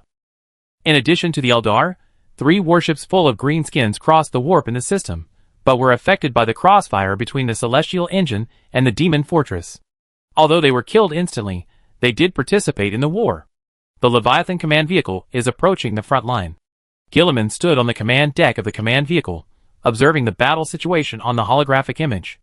As soon as the Oem Messiah Blade Titan Legion was teleported out, it destroyed several enemy Warlord-class Titans. The 2 Warmaster-class Titans, Agrippina's Glory and Mars, which were unstoppable. While the Titan Legion gained an advantage and opened up a path for the army to advance, on the other side of the front line, a war between knights began. It was a war caused by a knight ambushed by the enemy. The knight families participating in the exhibition had an agreement with each other, that is, they needed to cooperate with each other on the battlefield. If someone was injured or killed in battle, the other families must avenge the dead at all costs. Then dozens of knights rushed over and engaged in a fierce exchange of fire with nearly 100 enemy knights. When the knights of their own side were at a disadvantage, a white light suddenly appeared. In the white light, an elegant Eldar Nether Knight slowly stood up. The heart of this Nether Knight was engraved with a red heart symbol, which meant that it was a Nether Knight belonging to the Eldar Aisha Prayer Arc world. What Gilliman didn't know was that the person driving this Eldar Knight was actually a member of the Death Army. At least it used to be. The pilot named Thrall was among the Nether Knights. He was tricked by Uslan into becoming a Nether Knight. He would not have served the Death Army again, but the Death Army helped Aisha's Prayer Arc world, so he had to join the war in return. The Nether Knight stood up and rushed towards the enemy knights, who were fighting against the knight family of the 500 worlds. 3 enemy knights found him, and turned around and stood in a row to focus their fire on Thrall. Thrall raised his hand to cover his head, and several explosions appeared on his arm. Then, before he could bear more firepower, he slid on the spot, slid behind the enemy knight, stood up, and drew his sword, all in one go. The upper and lower bodies of the 3 knights split at the same time. This elegant fighting style is exactly the style of the Eldar, and their Titans can even make difficult maneuvers. After assisting the 500 World Knights to deal with the enemy knights, Thrall, who was driving the Nether Knight, sent a communication to the Leviathan command vehicle. "See you again, Lord Talon." Wait. What Thrall saw was not Chin Mo, but Gilliman. Why not Lord Talon? Then isn't the Titan Legion fighting on the front line Talon's Titan Legion? Thank you for coming to support us. Guilliman said to Thrall, I now ask you to go to the front line immediately to assist the Death Army. Prophet Uslan and Evelyn are entangled by 2 Warhound Titans. Sorry, I wish Uslan would die soon. Thrall closed the communication after speaking, but still did what Guilliman said. Chapter 562. The Leviathan command vehicle continued to move forward on the plain, until the driver slowed down the speed for the safety of the pre-march, so that this giant war machine did not rush to the front line. This was also instructed by Guilliman's honor guard, because they knew the character of the Gene Father. However, something happened far away from the front line. When the Leviathan command vehicle passed a scorched earth, thick white fog rose on the plain. The entire terrain seemed to have changed, with forests and plants appearing in places where there shouldn't have been trees. Guilliman realized something, put on his armor of destiny, picked up the Emperor's sword, and prepared to fight this fateful battle himself. Pre-march, you shouldn't get off the car. The Tribune Koken stepped forward to dissuade him. Guilliman glanced at the golden armored guard and turned to look straight ahead. I will lead the charge, as a matter of course, he insisted. Koken looked at Guilliman's powerful honor guards. But the honor guard was ready to face the enemy together with the Gene Father. There was really no other way, and Koken could only leave the Leviathan command vehicle with Guilliman. The guards of the Imperial Guard, the Honor Guard, the first company of the Ultramarines, these elite forces followed the pre-march and guarded him. There was nothing in the thick fog, but the fog could swallow everything, even the sound of gunfire and the roar of Titans. My brother is a coward. Guilliman turned around and said to everyone, then turned his head and raised the Emperor's sword, Motarian. The Primarch's roar echoed in the thick fog. I am the loyal son of the Emperor, your brother. If you still have a little courage, then stand up and face me. You coward who surrendered to the creatures of the warp. Guilliman roared and chopped the surrounding trees. When the flames of the Emperor's sword scorched those supernatural plants, the thick fog lightened a little, and large areas of plants were burned. The Psyker in the Leviathan command vehicle reported to Guilliman what they detected. Demons. A lot of demons are approaching. A moment later, 77 figures appeared in the thick fog. They were not ordinary demons, nor were they the plague warriors of Guilliman's traitorous brother. These 77 Nurgle vanguards consisted of fat demons and sturdy demon princes. Kugath, Septicemia, Black Death. These demons were not one of the 77 Nurgle vanguards. They had been exiled, and would not come back so soon. But the demons and demon princes in this group of Nurgle vanguards were much more powerful than the unreliable Black Death and Septicemia. We are here to seek revenge, but not against you. A demon prince stepped forward and said, the one who will deal with you is behind us. It doesn't matter, I hate you. Guilliman raised the Emperor's sword and charged first. The Custodians, the Sisters of Silence, and Guilliman's champions followed closely behind. Nurgle's demon prince did not lie, there really was a follow-up team. When Guilliman and his party were fighting with Nurgle's vanguard, a large number of demons, and 7 great demons led by them appeared. Guilliman wielded the Emperor's sword and slashed at any enemy he saw. His attack was extremely fierce. The great demons and demons did not want to be completely wiped out by the Emperor's sword, so they avoided the sword. In the end, a demon prince in the vanguard of Nurgle took action and blocked the Emperor's sword that was heading straight for Guilliman's throat.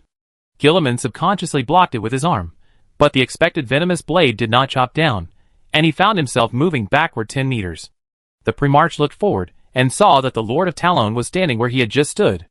The Lord of Tyrone grabbed the blade of the demon prince and stretched out his right hand to strangle its throat when it was caught off guard. Lightning and fire surged, and the smell of burning spread. The body of the demon prince struggled a few times and turned into a ball of charcoal. If you want to avenge the plague pig hiding in the mansion, then follow me to fight on Osmos. Chin Mo threw away the carbon block in his hand, stood up and rushed to the satellite of Osmos I. 76 demon princes and the great demons looked at each other and rushed to the satellite, but before they left, they also took the great demon, who was dealing with Guilliman, away, so that their team still met the number of 77. The 6 remaining demons led the demon army to fight Guilliman. When the Emperor's sword collided with the giant sword of a demon, the demon looked at the burning flames and said anxiously, I am just here to make up the numbers. We have no hatred or grudges. You can fight another demon. Guilliman didn't care about that, and used more force. The flames on the Emperor's sword became more vigorous. The flames even frightened the demon who could wrestle with Guilliman and made him retreat 7 steps. Another demon was about to kill him, but when Guilliman turned around and pointed his sword at it, it immediately stopped and retreated. These great demons who serve Nurgle dare to shout that they will fight for their father even if they encounter bloodthirsty demons. But the problem is that bloodthirsty demons can only smash them to pieces. But if they are killed by the Emperor's sword in Guilliman's hand, they will die forever like the mortals they have abused. The demons are not afraid of exile, but they are afraid of death. Man, let's fight with swords, don't risk your life. A great demon put down his weapon and raised his hands, indicating that Guilliman did not need to be so radical. These great demons are not here to fight, but they are forcibly brought here by one of the beloved sons of the Father to pave the way for the appearance of this beloved son, so that this beloved son looks very grand and impressive. However, Guilliman did not care about the pleas of these great demons. He charged forward with the Emperor's sword held high. In Guilliman's superhuman brain, the countless painful choices he had made and the war hardships suffered in the Ultramar sector flashed one after another. At this time, the Primarch was as crazy and furious as Amron. But in a place that the Primarch could not perceive, a demon prince used his psychic power to explore everything happening on the battlefield. This demon prince was once a psyker, who suffered torture and succumbed to the power of destruction when his home planet was attacked by Nurgle servants. After he became a demon prince, he still retained the powerful psychic power when he was still in the flesh, and even this psychic power became stronger after receiving the gift of Nurgle's father. As Guilliman charged at the demon, the Emperor's sword slashed into the demon's fat, rotten body, and the demon prince realized that his chance had come. In the burning body of the demon, amid its miserable and shrill screams, the demon prince emerged from a rotten organ and slashed at the weak point of Guilliman's armor. This was an unexpected attack. Guilliman could not imagine that a demon prince could emerge from the rotten organs of a dying demon to slash him with a sword. Although the demon prince was beheaded by Guilliman with a sword, Guilliman was also injured. The Destiny armor and Superman's body were resisting the invading virus, but those viruses could serve as a medium of destructive power as long as they were not eliminated. Finally, a figure appeared on the battlefield. When this figure appeared, Guilliman immediately looked over, roared in anger and charged at it, but when he really got close to the figure, his body seemed to be restrained by something and could not move. Insect wings like moss spread out on the battlefield. The figure's white pupils stared at Guilliman, and the thing on his face that looked like a respirator occasionally emitted a foul-smelling yellow mist. The demon Primarch, the Lord of Death. Mortarion has arrived. No one can help you this time, brother. Mortarion laughed. Guilliman looked around. The champion guards were entangled by the demon army. The custodians led by Kirkin, and the Sisters of Silence were isolated in the distance by the great demon. Guilliman tried to move again, and found that he was still bound, and the power that bound him came from the wound caused by the demon prince before. Only then did the Primarch realize that he rushed too fast and too far. However, Mortarion didn't know that there would be another person to stop him at this time. Chapter 563. 2 days ago. Parmenio. Ilanth walked alone on the road to the standard dormitory. Her bolter was loaded, and ready to kill anyone as long as it was pulled out. While walking, Ilanth recalled what happened yesterday. She met Matthew. The legendary great monk, the war apostle of the Primarch, Master Matthew. Matthew proved to the nun that the girl who looked like a witch was not a witch, but a real living saint. And this living saint himself will appear in the prophecy that Matthew knows. She has a sacred mission. Save the Primarch. Matthew asked Ilanth to do one thing. Bring out the girl who was under Guilliman's supervision, and then send her to the battlefield where the Primarch is. I will do whatever it takes, Master Matthew. Ilanth murmured this sentence. She also said this to Matthew yesterday. Before entering the standard dormitory, Ilanth saw a group of fully armed nuns gathered at the door. She nodded to her sisters, and led the team into the dormitory. The Sisters of Silence and Primaris Space Marines in the room next to the girl stood up immediately after seeing Ilanthi, but they were immediately suppressed by the firepower of other Sisters of Battle. Finally, Ilanthi entered the room with a Forbidden Area label and met Colonel Devors, who was having dinner with the girl. Sister? Devors immediately stood up and reached for his waist, pretending that he knew nothing. What do you want? Devors was answered by a gunshot. The bomb penetrated Devors' waist, shattering everything below his waist, including his outstretched hand and the gun on his waist. All the items in Devors' backpack fell out. Some photos of his daughter. Half a box of medicine. A sphere. The girl shuddered in fear and huddled in the corner, looking at Ilanth in horror. Listen. Ilanth knelt down and hugged the girl. I have to take you away, but these people won't let me take you away. We each have our own masters. I will atone for my actions, but you must come with me now, okay? Hearing this, the girl glanced at Devors, who was lying in a pool of blood, and nodded. Islanth took the girl away immediately. But just when the nun thought that she would take the girl away without any hindrance, a blue light flashed in the room where Devors was, and then a space marine with a flaming body activated a flying backpack in the corridor, flew to Islanth, grabbed the red-armored nun's neck, and crashed through the wall into the ruins. This space marine with a flaming body was Lando. You really did what Lord Talon said. Lando grabbed the nun's neck with his left hand, clenched his right hand, and punched the nun's force feedback helmet. Groot gave Devors a teleportation beacon, and both of them thought it was just a souvenir. But it wasn't. Only Lando, who didn't leave with the 44th Regiment and hid in a corner of Parmenio, knew that the teleportation beacon was for him. 3 days ago, Lord Talon had a private communication with Lando. He predicted that the nuns would forcibly snatch people, and asked Lando to intervene in the matter. The order given by Lord Tyrone was very simple, that is, to let Lando communicate with the nuns and the soldiers who supervised the girl, so as to prevent Islanth from taking her away by killing her. The original intention was good, but the result was to kill each other, which was not acceptable. Lord Tyrone also said that the auxiliary soldiers, like Devors, would not listen to other people's orders, and the nuns were not obedient people, so he hoped that Lando would use his fists to force Islanth to calm down, and finally reach an outcome where he could take the girl away without killing anyone. But what Lord Talon did not predict was that Lando and the nun had a personal grudge. You killed a diligent auxiliary army officer, you executioner. Lando was enraged by Iolantha's behavior. He never expected that the nun would enter the room and blow up Devores' body without saying a word. Iolantha wanted to block Lando's fist and then explain, but her hands could only pull Lando's arms weakly twice, and her mouth full of armor fragments could only make a few meaningless whimpers.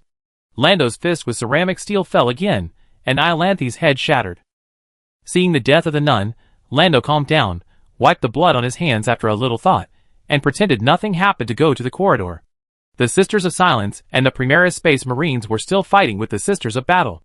Lando threw out a gravity mine to knock everyone unconscious, then tied up the nuns, ran to Devors' room, picked up the potion and inserted it into the dying Devors and other injured people. There is one last potion left, and one last dead person.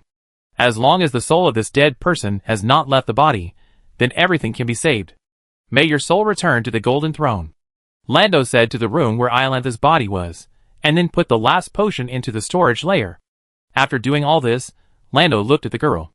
The girl blinked and looked at Lando. Oniara number 1. Mortarion looked at his brother.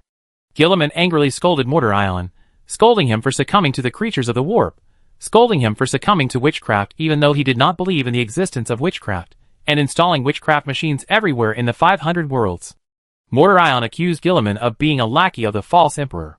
That guy created us to make us his servants, and a stumbling block on his way to becoming a god. You are not a fool, but your stupidity is beyond my expectation. You still work for this so-called father. You don't even know that you have become a tool of this tyrant. If humans become his sacrifice to become a god in the future, you will be the number 1 sinner of the human race. Guilliman refuted Mortarion. You think you are on the right side, but you are spreading destruction for humanity. You are plotting your father's so-called conspiracy to ascend to the gods, but I didn't see him sacrifice any human beings. I only saw you as a lackey spreading plague and creating suffering in Ultramar. Faced with such accusations, Mortarion was unconvinced. Your vision is so short-sighted, you only see destruction, while I see prosperity. The current destruction is just one of the reincarnations of rebirth, prosperity, withering, and death. Mortarion began to recount his heretical theories, but stopped midway. Why should I waste my words on you? To reason with a loyal puppet of the false emperor is like talking to a beast. The demon Primarch's eyes moved down to Guilliman's body, and finally landed on his legs. The scythe in Mortarion's hand was raised. Guilliman immediately realized what Mortarion wanted to do. This bastard wanted to cut off his legs, and then his hands. But just as the scythe was about to fall, everything stopped. Korkin was slashing at the demon, and his mouth opened wide under his helmet, and uttered the last syllable of the sentence. Go to the Primarch. The Sisters of Silence and the guards rushed towards Mortarion desperately, and their swords slashed the body of the demon, leaving festering wounds. When everything stopped, the Space Marine Lando of the Burning Falcon flew from orbit to the battlefield, and the girl in his arms was placed steadily on the ground. The girl walked towards Guilliman and Mortarion. She had long white hair, and walked barefoot on the muddy ground full of poison. As she approached the 2 Primarchs, her eyes were attached to light, and golden light shone behind her. Go to the Primarch. Koken roared the last syllable, and saw the girl from the corner of his eye. The girl was still walking, extremely holy. My lord. Koken's golden helmet made a low voice. The girl glanced at Koken. Time flowed. The fight continued. The girl floated across the battlefield, and then a curtain of light extended to cover the entire battlefield. The energy that bound Gilliman was dispelled, and the demons howled miserably. The fog was dispelled. Every exhausted person had plenty of energy. This was what the girl could do. Her weak body could not bear more power, but just to save Gilliman from being chopped off by Mortar Ion was already a feat that was enough to go down in human history. Mortar Ion. Gilliman swung his sword and roared in anger. Come and receive the reward for your betrayal. Go to the Pre-March. Protect the Pre-March. Koken roared. The tribune of the custodians had once been full of doubt and hostility towards Gilliman, but now he had to act to protect Gilliman. The demons were falling. As the custodians rushed, Mortar Ion raised his side to block the Emperor's sword, and a green crack opened behind its flapping insect wings. It's not time for the final battle yet. Mortar Ion glanced at the girl and turned to rush towards the rift. Gilliman wanted to stop him, but he had no wings. But Mortar Ion did not escape as he wished. When half of his body entered the rift, some force grabbed his wings and threw him out. Mortar Ion flew 2 kilometers before landing and crashed into a mountain. The demon Primarch opened the rift again, but found himself back to Gilliman in the blink of an eye. He even returned to the mountain behind him across a distance of 2 kilometers. Space was twisted and folded.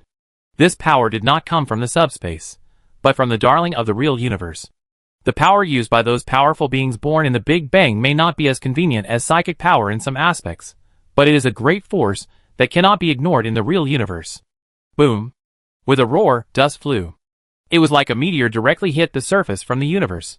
But it was not a meteor that fell, but a person. He held a scepter and a power sword, and there were large patches of damage on the power armor on his body.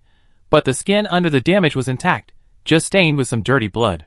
77 heads of demon princes and great demons floated behind this man. Motarian. Chin Mo pointed to the 77 heads of varying sizes, twisted, and charred behind him. You will be one of them. Gilliman held the Emperor's sword with both hands and lowered his body. This is your fate as a traitor and a lackey. Chapter 564. The Nurgle army has been reduced to ashes under the light of the girl. Only the custodians, Sisters of Silence, and champions are left on the battlefield. Of course, there are also the Pre-March and the Lord of Talon. Koken, who had previously shouted to go to the Pre-March, retreated. The Sisters of Silence also retreated. The champions did the same. This is not fear. But in the battle between gods and demigods, even the custodians and the Primarch as champions are just a hindrance. The Honor Guard, composed of the strongest group of Ultramarines, at this moment, the only consideration they can make for the Gene Father is to prevent his father from being distracted to save himself during the battle. But it is not enough for them to just give up this distance. The All-Father will bless me, I will not die here. Mortar Ion gripped the sickle tightly, pressed his body down, and prepared to fight. For humanity. For the Lord of Mankind. Gilliman raised the Emperor's sword. Let me kill this traitor, father. For the real universe, for the material world. Chin Mo raised his scepter and chainsaw sword. The 2 weapons, and the power armor on his body emitted light, which was the hope and respect that the people of the Talon Star Zone placed on the Lord of Talon. Excuse me, doesn't anyone care about this girl? Lando, who was on the side of the battlefield, picked up the fallen girl. This girl released the power of the Emperor and suffered the consequences. Her beautiful eyes were now only 2 charred holes. The white skin even hardened, and it shredded when Lando touched it lightly. The girl's mission was accomplished. The girl's experience made Gilliman even more angry, and he rushed forward to fight Mortar Ion. Lando looked at the girl again, took out the potion from the storage layer and stabbed it into the girl's neck, and then separated his arm, and used blood to replenish the girl's biomass. The sword collision between the Primarchs shook the entire Inala Eye. Lando was just affected by this bombardment, and was blown away hundreds of meters. He hugged the girl and used his body to resist the collision. After recovering, he immediately flew into the sky, and took the girl away from the battlefield. Every time Gilliman and Mortarian's weapons collided, large sparks would fly. Mortar Ion was taller than his 13th brother, and now that he had ascended to the demon state, his body was even taller and stronger. It was hard for Gilliman not to be at a disadvantage in a pure strength contest. But Gilliman was not fighting alone. When the weapons of the Primarchs collided again, Chin Mo suddenly appeared behind Mortar Ion, and the scepter and chainsaw sword in his hands fell at the same time. The huge insect wings spread out, and Mortar Ion tried to use them as a shield. However, the result of doing so was that the left wing was smashed, and the right wing was torn apart by the chainsaw sword. In the only tactical communication between Mortar Ion and Typhons a month ago, Typhons told about the weapons used by the Lord of Tyrone and his abilities. The abilities of the Star God. The scepter, the chainsaw sword. Typhons described the former in detail, while the latter was vaguely summarized. Mortar Ion did not know who had held the chainsaw sword and what it had done to whom. Now, Typhons took revenge on Mortar Ion in an unexpected way. The loss of his wings made Mortar Ion almost cry out in pain, but it did not affect his ability to fly. At the moment when Guilliman's Emperor's sword was about to chop down, the demon Primarch took advantage of the wind and leaped into the sky. Pull away. This was an instinctive action made by a warrior at that moment. Facing Guilliman's Emperor's sword that was about to chop down, Mortar Ion could not think too much, just like he could not waste time screaming. And when Mortar Ion realized that his actions were useless, it was too late. Mortar Ion, who was originally in the air, blinked and moved horizontally 100 meters downward. Just like a chess piece, being grabbed by a chess player and placed in another position. As a creature of the subspace, it is not easy to detect the precursor of this space distortion ability. Mortar Ion was moved to the ground without any suspense. Facing the fierce attack, Mortar Ion parried again, but he was already in a losing situation, and several wounds were cut on his body as he retreated step by step. Your attack is not as fierce as I thought. You are not a mortal, but you still have the fear of a mortal. You are afraid of my power and my appearance, just like those ants are afraid of me. Your heart and consciousness are still as fragile as ants. Mortarion kept retreating and blocking, and his words were more powerful than his strength. Although he was wearing a respirator, he could hear that he was laughing from his sarcastic words. But what he said was right. Not only Mortar Ion, but even Guilliman felt that Qin Mo's attack was not as fierce as he imagined. This shows that the Lord of Talon is not fighting with all his strength, and something has diverted his attention. You are just showing off. Guilliman chopped off the sickle in Mortarion's hand with a strong sword. Mortar Ion flapped his wings and flew into the sky, and the fallen sickle automatically flew back to his hand. I really didn't fight you with my full attention. Qin Mo swung his scepter and smashed Mortar Ion, causing him to slide back several meters. Amid the buzzing sound of the chainsaw sword, Qin Mo looked at Guilliman and signaled him not to speak for himself, and then turned his gaze back to Mortar Ion. Because I have to be careful of the Lord of Death. I heard that the Lord of Death Typhons is a ruthless character. I have to be careful, lest he jumps out and stabs me while I'm beating you back. This sentence is like pouring fuel on a bunch of small flames. The anger of the demon Primarch suddenly grew like a flame poured with oil. You ignorant bastard, the Lord of Death is standing in front of you. Mortar Ion swooped down with a howl. When Mortar Ion saw Qin Mo and Guilliman raise their swords at the same time, he wanted to stop his body but found that he couldn't. His dive behavior was given thousands of times the inertia at some point. Although the material power of the Star God cannot affect the warp creatures themselves, it can increase the impact of their actions when the warp creatures are in the real universe. The two weapons chopped the shoulders of the demon Primarch at the same time. A heart-wrenching scream sounded. What made Mortar Ion scream was not the pain in his body, but the severe damage to his soul essence. The flames of the Emperor's sword, the concepts and emotions attached to the chain's word continued to damage Mortarion's soul. He felt as if he had returned to the time when he was framed by Typhons, when he was suffering pain and torture. The blood that seeped out of Mortarion's wound was not blood, but something more terrifying. Everything around him, whether it was the geology or the air, and even the Leviathan command vehicle that was already full of the Imperial Guard and the Honor Guard, was corroded and began to rot. Accompanied by Mortarion's screams, the vibrations that shook the entire planet spread. Chapter 565. The dead resurrected as zombies. The recovery rate of the wounded in the Onira galaxy dropped to 0. In the history books of the 500 worlds in the future, the 500 years of death plague in all the worlds of the Onira galaxy first appeared on Onira number 1. This plague caused every generation of people, and every newborn in all the worlds of the Onira galaxy from now to 500 years, to be injected with medicine every month from the day of birth. Countless babies in the Onira galaxy, who were still in their mother's stomachs, mutated. Some babies broke out of their mother's stomachs, and some babies were found to be missing biological parts when they were born. The plague zombies that had been cleared for 200 years in the surrounding galaxies began to emerge one after another. The warp storm called Price of Victory that plagued the Ornella galaxy began to rage from then on. And all of this originated from the scream of the demon Primarch Mortar Ion on the Ornella Eye. Robert! Robert! Mortarion called out weakly after the scream, and his right hand was weakly raised and placed on Guilliman's shoulder armor. Mortarion! Guilliman roared, just like the roar filled with anger and hatred that Onron made when facing the enemy, and the sound itself could shatter the stones on the ground. The Lord of Ultramar raised the Emperor's sword high, roaring as he gathered all his strength to behead Mortarion. I'm sorry. I'm also sorry. For my father. My father. Guilliman was stunned by these words from Mortarion's mouth, and his anger seemed to be doused by a basin of water and dissipated instantly. These intermittent and extremely weak words were more powerful than any of Mortarion's previous attacks. He even blocked Guilliman's angry sword with just words. Mortarion's hand, which was weakly placed on Guilliman's shoulder armor, patted twice. But just when Guilliman thought his brother had come to his senses, Mortarion's hand holding the scythe used up all the remaining strength to slash at Guilliman. What followed was not the sound of Guilliman's neck being cut in a trance.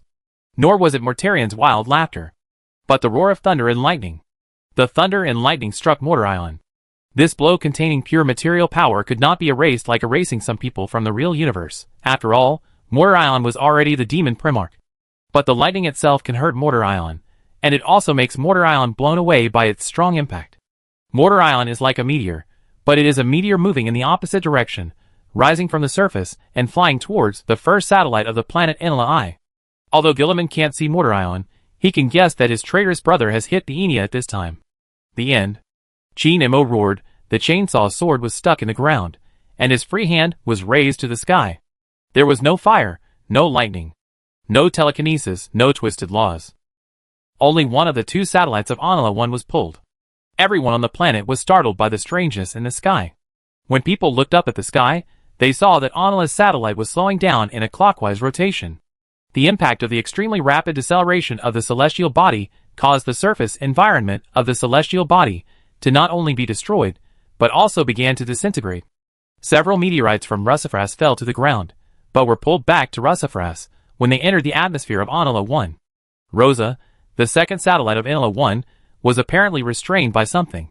After completing the deceleration process extremely quickly, Rosa began to move counterclockwise, and the time of one movement, which should have been calculated in Terra days, was reduced to only a few seconds. Finally, between a few breaths, Rosa completed the deceleration in an absolutely unscientific way and turned counterclockwise, which would cause Rosa to collide head-on with Roenela.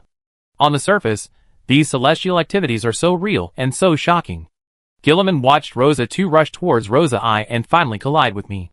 Mortarion, who was badly injured on Rosa I, had just recovered and was about to leave the battlefield when he saw Rosa 2 coming towards him. First, the image of the two satellites colliding appeared in the pupils of everyone on the ground. Flames.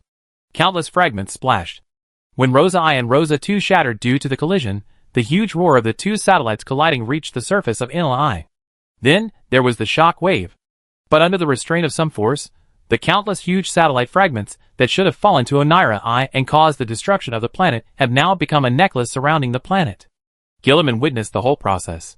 His superhuman visual organs made Guilliman see more clearly than anyone else. Now he is shattered to pieces, and can only watch us chop him. Let's go, this is the final battle. Chi Nemo put down his hand, and pulled the chainsaw sword out of the ground.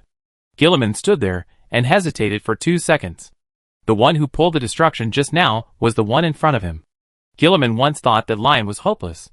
Why would he doubt a force that went all the way to support Cadia and build warships for the descendants of Sanguinius, who had nothing to do with them? But now Guilliman understood Lion. What Lion was worried about was not whether a certain star region would rebel, but the terrible consequences that would occur if the forces that protected humans were used against humans in turn. Guilliman could only understand Lion's thoughts, but he still didn't think that this power would be used against humans. If the man in front of him didn't insist that he was a human being like the Lord of Mankind, he could have ignored all the disasters that the human species had suffered since he appeared. No matter how terrifying the destructive power is, there is a master who can tame it. Just as the psychic power that can crush stars is controlled by its master, the Emperor. The power that can mobilize celestial bodies to distort the laws of physics is also controlled by its master. Great power itself is not a sin, but the immoral use of the master of great power is a sin. Let's go! Guilliman nodded. Chi Nemo teleported into the void with the Primarch. At this time, the huge fleet brought by Mortarion had already evacuated. The demon fortress built by the unknown force was also on the verge of being completely destroyed by the gradual bombardment of the celestial engine. The shattered mortar ion collapsed on a piece of satellite debris. He could not move, and his physical body in the real universe was now severely damaged. When Chi Nemo and Gilliman arrived at the satellite wreckage, they only saw the left shoulder connecting the neck and the head. Mortar ion should have died, but he was not completely dead, because the people who pulled the satellite to hit him wanted him to hang on for a while, rather than rolling back to the warp to reshape and then jumping out of the warp to cause trouble one day in the future. Chapter 566. You just said that confession. Is it true or just to hurt me unexpectedly? Gilliman walked towards Mortar Ion with the sword in hand, raised the sword and asked. Mortar Ion did not respond. The eyes of the demon Primarch glowed green. Gilliman did not hesitate for a second and stabbed with the sword. The Emperor's sword pierced Mortarian's neck, but just as the flames attached to it were about to burn away Mortarian's essence, the rotten hand reached out and grabbed the blade. Gilliman heard countless whispers and felt a power far beyond Mortarian's. Mortarian's rotten hand raised lightly and pulled the flaming sword out of his neck. Chi Nemo raised his hand to release fire and lightning, but was blocked by a group of mosquitoes. Don't regret your hesitation just now, because I will not watch my child die no matter what. Mortar Ion said. That's not your child. Gilliman roared, that's my brother. That's my father's son. Gilliman responded with a decadent laugh. Mortar Ion turned his head and looked at Chi Nemo. Let's talk. Chi Nemo accumulated strength and said nothing. Give Aisha back to me, and I will end this war. I promise that your star zone will always be in a prosperous stage, and will not decay or wither. As long as you meet my conditions, I will fulfill my promise. After hearing these words, Chi Nemo knocked his head, making a deal with Nurgle. Are you crazy, you plague pig, to bring up this deal? I promise in the name of Nurgle that your sector will always be prosperous, without any other consequences. The tragic end of those who make deals with the gods is only because the gods themselves want to harm him, but I will not do that. Mortarian said, call your psychic Iron Man, it will know the effectiveness of my promise, anyway, everyone except you will feel it. Gilliman also felt it. That was not a word spoken by a dark god with a concept like mouth, but a real ceremony. This ritual is not a sacrifice to a certain destroyer, but a guarantee to the warp itself. The destroyer and the other participant are all part of the ritual. The concept and effect of the ritual are clearly visible. As long as Chi Nemo nods, this ritual personally sacrificed and participated in by the destroyer will take effect. I don't make a deal with Mortar Ion. Chi Nemo pointed to the demon Primarch, unless you, the plague pig, crawl out of your mansion. You can't enter the real universe, but it doesn't matter. I can go to the warp. I don't like deception, and I don't like being branded like my brothers and sisters. Mortar Ion shook his head slowly. Gilliman noticed that Mortar Ion had an extremely painful expression on his face when he spoke. It was the same expression when he was face to face with the Emperor. That was the overload pain caused by the carrier bearing unbearable power. You are a great destroyer, one of the dark gods, and you don't even have the courage to face me? Chi Nemo leaned on his sword and looked down at Mortar Ion. Even if I brand you, will you die immediately? No, measurable and murderable are two different concepts.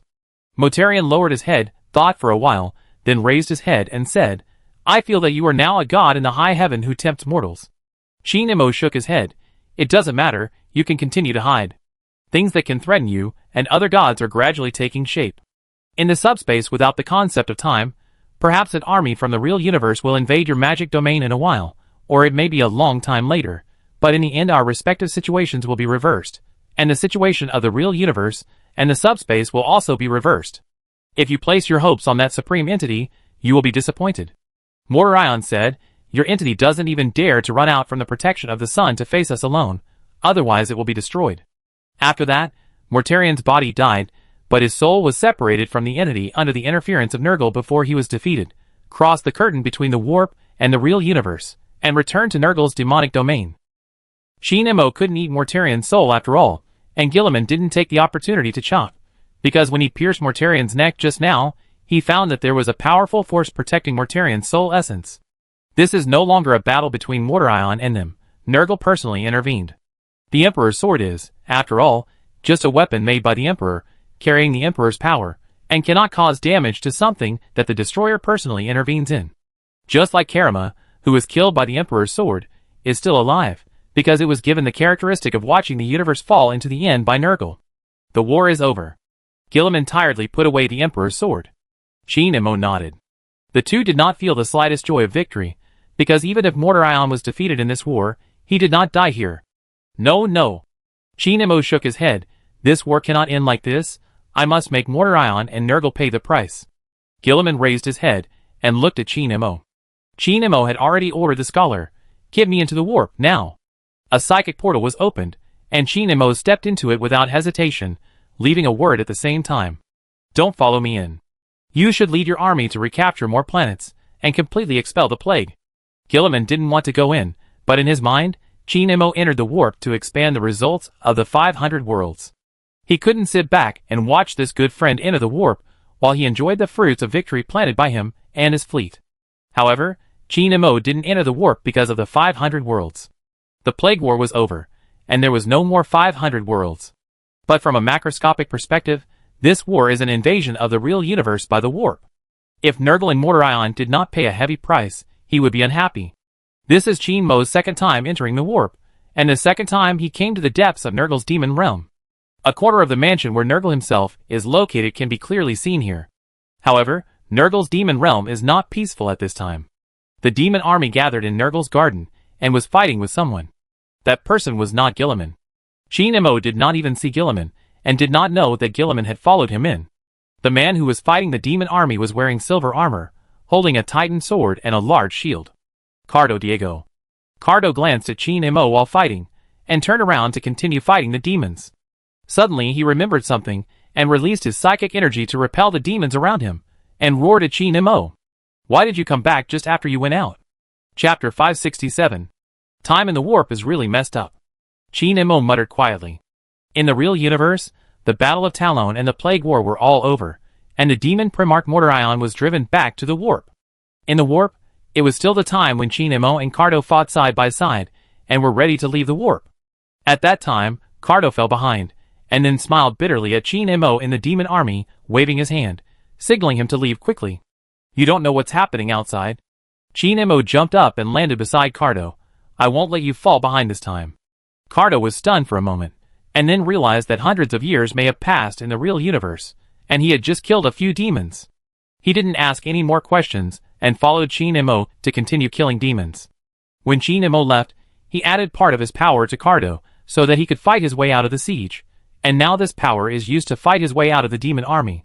But after Cardo had been killing demons for a while, he realized that Chin Imo was not heading in the opposite direction of the demon realm, but heading to the deepest part of the demon realm, which was the mansion they had just burned. "Didn't you say you would rescue me?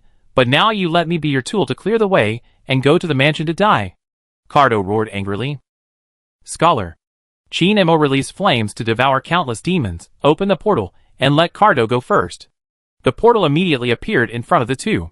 This is not the time when Chin Imo had no tricks to deal with the subspace.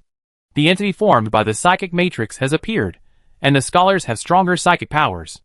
It can even create a specific portal that can only be entered and exited by creatures in the real universe, instead of opening a passage to the real universe for the demons present.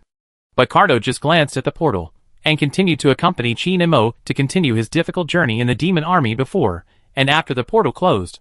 "Why don't you leave again?" "I don't know why, but I just want to stay." "Don't worry about me, just take care of yourself." Gilliman also entered the portal. The Primarch actually appeared at the same place with Chin Imo, but as soon as he saw Chin Imo's back, he was moved away by something, and came to a building. Gilliman tightly grasped the Emperor's sword and staggered in the empty building, like a drunk man, a sick man. The air here. The universe is filled with poisonous subspace energy and plague. The filter of the Fate armor seems to be non-existent. Whether Gilliman wants to breathe or not, the air-like thing is constantly pouring into his body. Gilliman cannot accept that his friend enters the subspace to face the terrifying existence, while he enjoys the fruits of victory in the real universe, but his decision is definitely not wise. Chin Imo himself is not affected by psychic power. Kaldor has psychic power, and he can make himself unaffected, just like the think tank dispels the influence of psychic power. Although Gilliman is the Primarch, he refuses to accept his own nature in the warp, and refuses to admit that he can play witchcraft like those wizards he hates. However, the Primarch's entry into the warp is like a dragon entering the sea. Gilliman feels that he is wrapped in something beautiful and intimate. Of course, it is not the Nurgle demon realm, which makes him instinctively disgusted and hate it. But the warp where the demon realm is located makes Gilliman feel like a person who has found water in the desert. Gradually, when Gilliman instinctively resisted the influence of the plague, he was not affected by it. The flames burning on the Emperor's sword were so strong that they burned half of Gilliman's body, but the flames could not hurt him at all. "Chin-mo, we should go." Gilliman called his friend's name, trying to find him and persuade him to leave. Indeed, Mortarion and Nurgle would not be punished. The worst they could do was stay in the warp for a while, and then run out again. But so what? The cause of fighting against the enemy is a long one, and we will eventually win the final victory step by step. We should not be obsessed with the gains and losses of the moment. In any case, running into the warp in a moment of passion. This decision is too irrational. Gilliman shouted Chin-mo's name and searched the building in front of him. He found that many rooms were burned, which were traces left by material forces different from the flames of the Emperor's sword. Gilliman entered another cell and saw some maggots in it, but the prisoners were gone. None of this matters. Gilliman is focused on finding someone. When he is very persistent and eager to find his friend, a strange image suddenly appears in front of his eyes. A gray knight. Next to the gray knight is Chin-mo. The two of them are struggling in the demon army. Gilliman shook his head vigorously, and the illusion disappeared. He thought he saw an illusion. After all, this ghost place is too weird. After moving forward for a distance, Gilliman suddenly found that he was teleported again, this time directly appearing in a dim house. In front of him, a storm of green concepts gathered was waiting in front of a container, as if debugging something. That storm of concepts had no image, no color, and could not be observed. Its behavior was completely told to Gilliman by his brain. The green concept paused, like a fat giant turning his head. His eyes fell on Gilliman, bringing him infinite pain and torture. "You should listen to the butcher's warning." A concept similar to a sound came into Gilliman's mind. "This is not the place you should come to. You can only bring me a surprise." Gilliman fell to the ground in pain. As his vision gradually blurred, he saw a mass of matter approaching him. His brain told him that it was his brother Mortarion. Mortarion had just been injured and was as stupid as a puppet. He held a powerful plague extracted from the container in his hand and slowly approached Gilliman. Gilliman wanted to make himself sober, so he became sober. But the power that made him sober was easily suppressed by the green concept, which also confirmed Gilliman's guess that those warp entities formed by the concepts were Nurgle himself. Gilliman clearly realized that no matter what power he had just driven to make himself sober and not be disturbed by the plague, this power was not enough to compete with the power of Nurgle himself. Mortarion approached Gilliman and poured the ultimate plague brewed by his father into Gilliman's mouth. In the endless pain and twisted feelings, Gilliman heard Mortarion's whisper. "Soon the pain will be gone, accept it, brother." Gilliman wanted to scold Mortarion, but he couldn't speak because of the torture he suffered.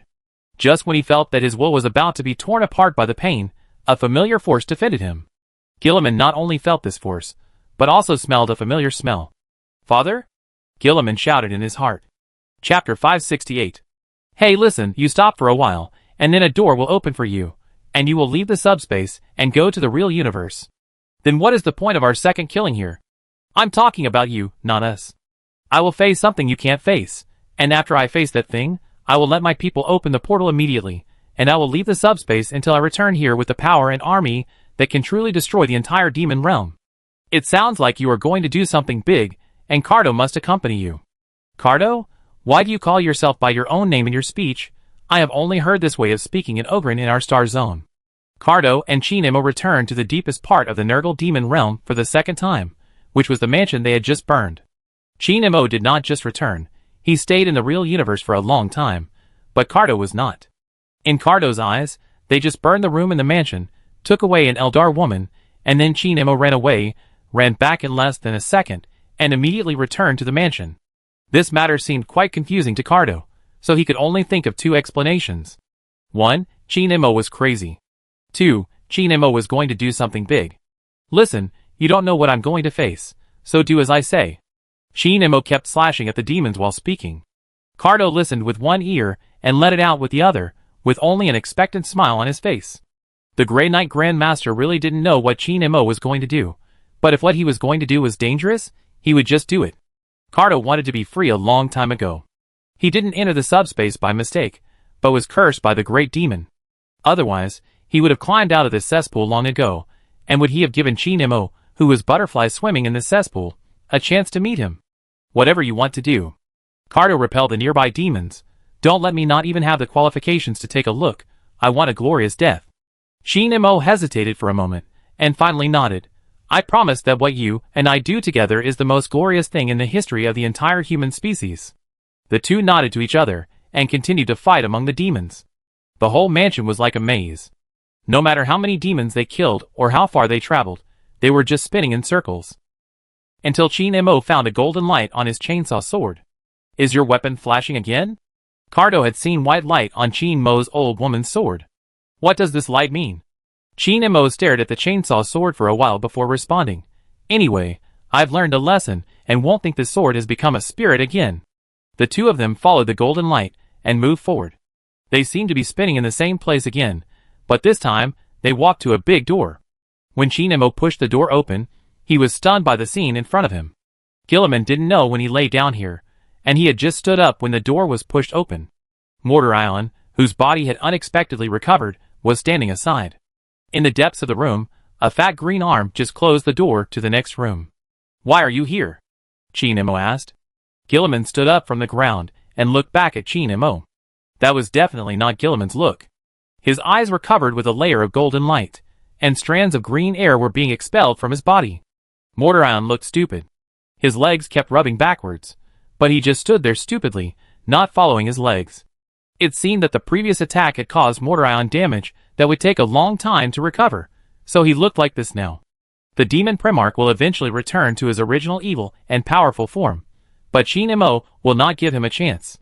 Mortarian's essence was stripped out without any resistance and flew towards Shin Mo's body. But Gilliman reacted first, holding the Emperor's sword and split Mortar Island in two. One part of the soul essence was burned on the spot, and the other part turned into light and disappeared. Seeing this scene, Shin Mo understood. Gilliman now is not Gilliman, he is possessed by the Emperor.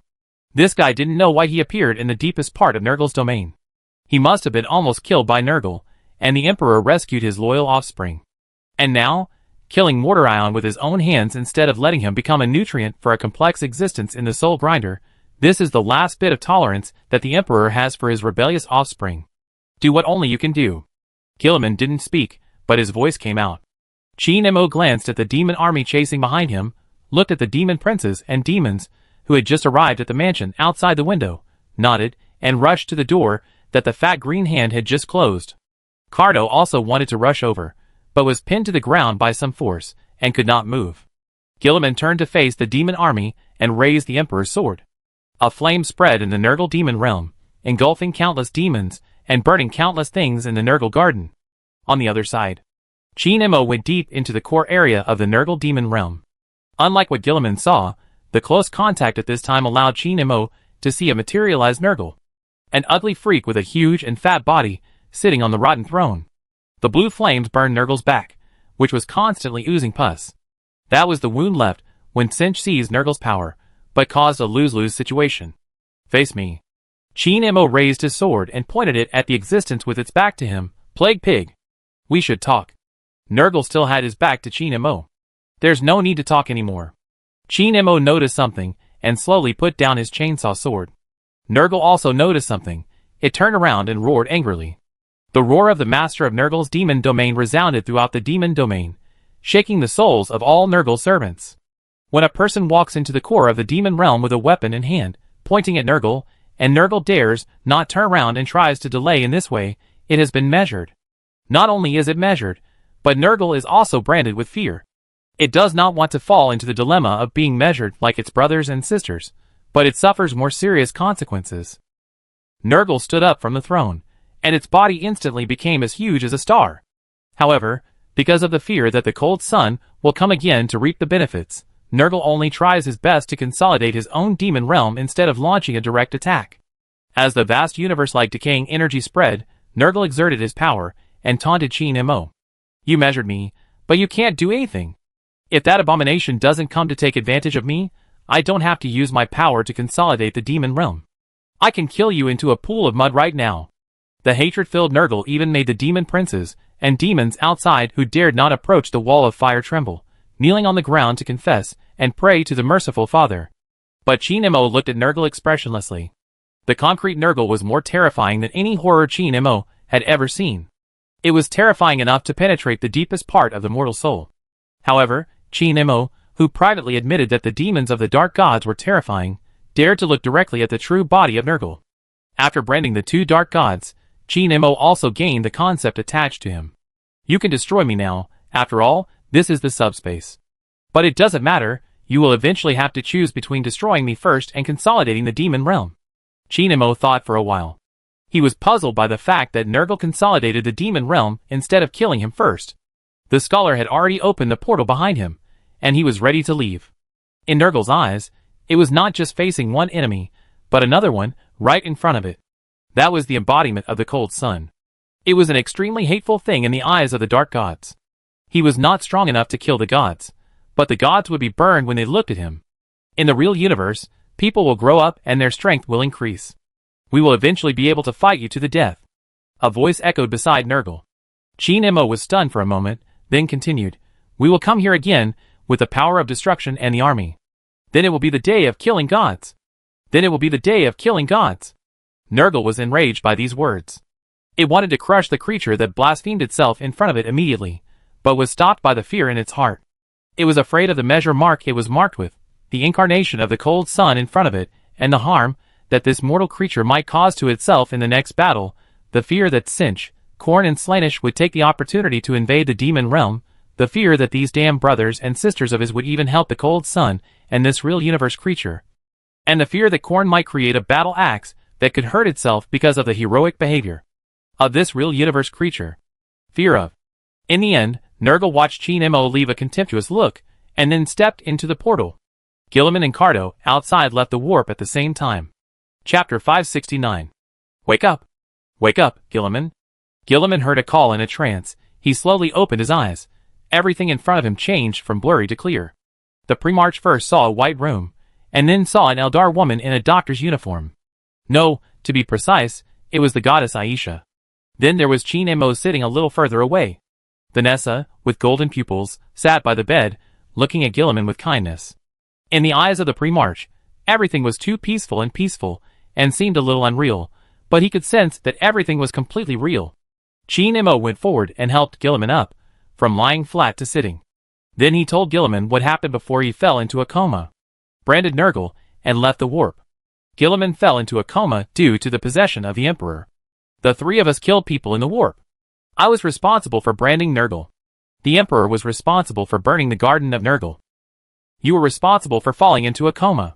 When Qin Mo said this, Vanessa held a bowl of water in Guilliman's hand and said, If Guilliman is not in a coma, who should I possess?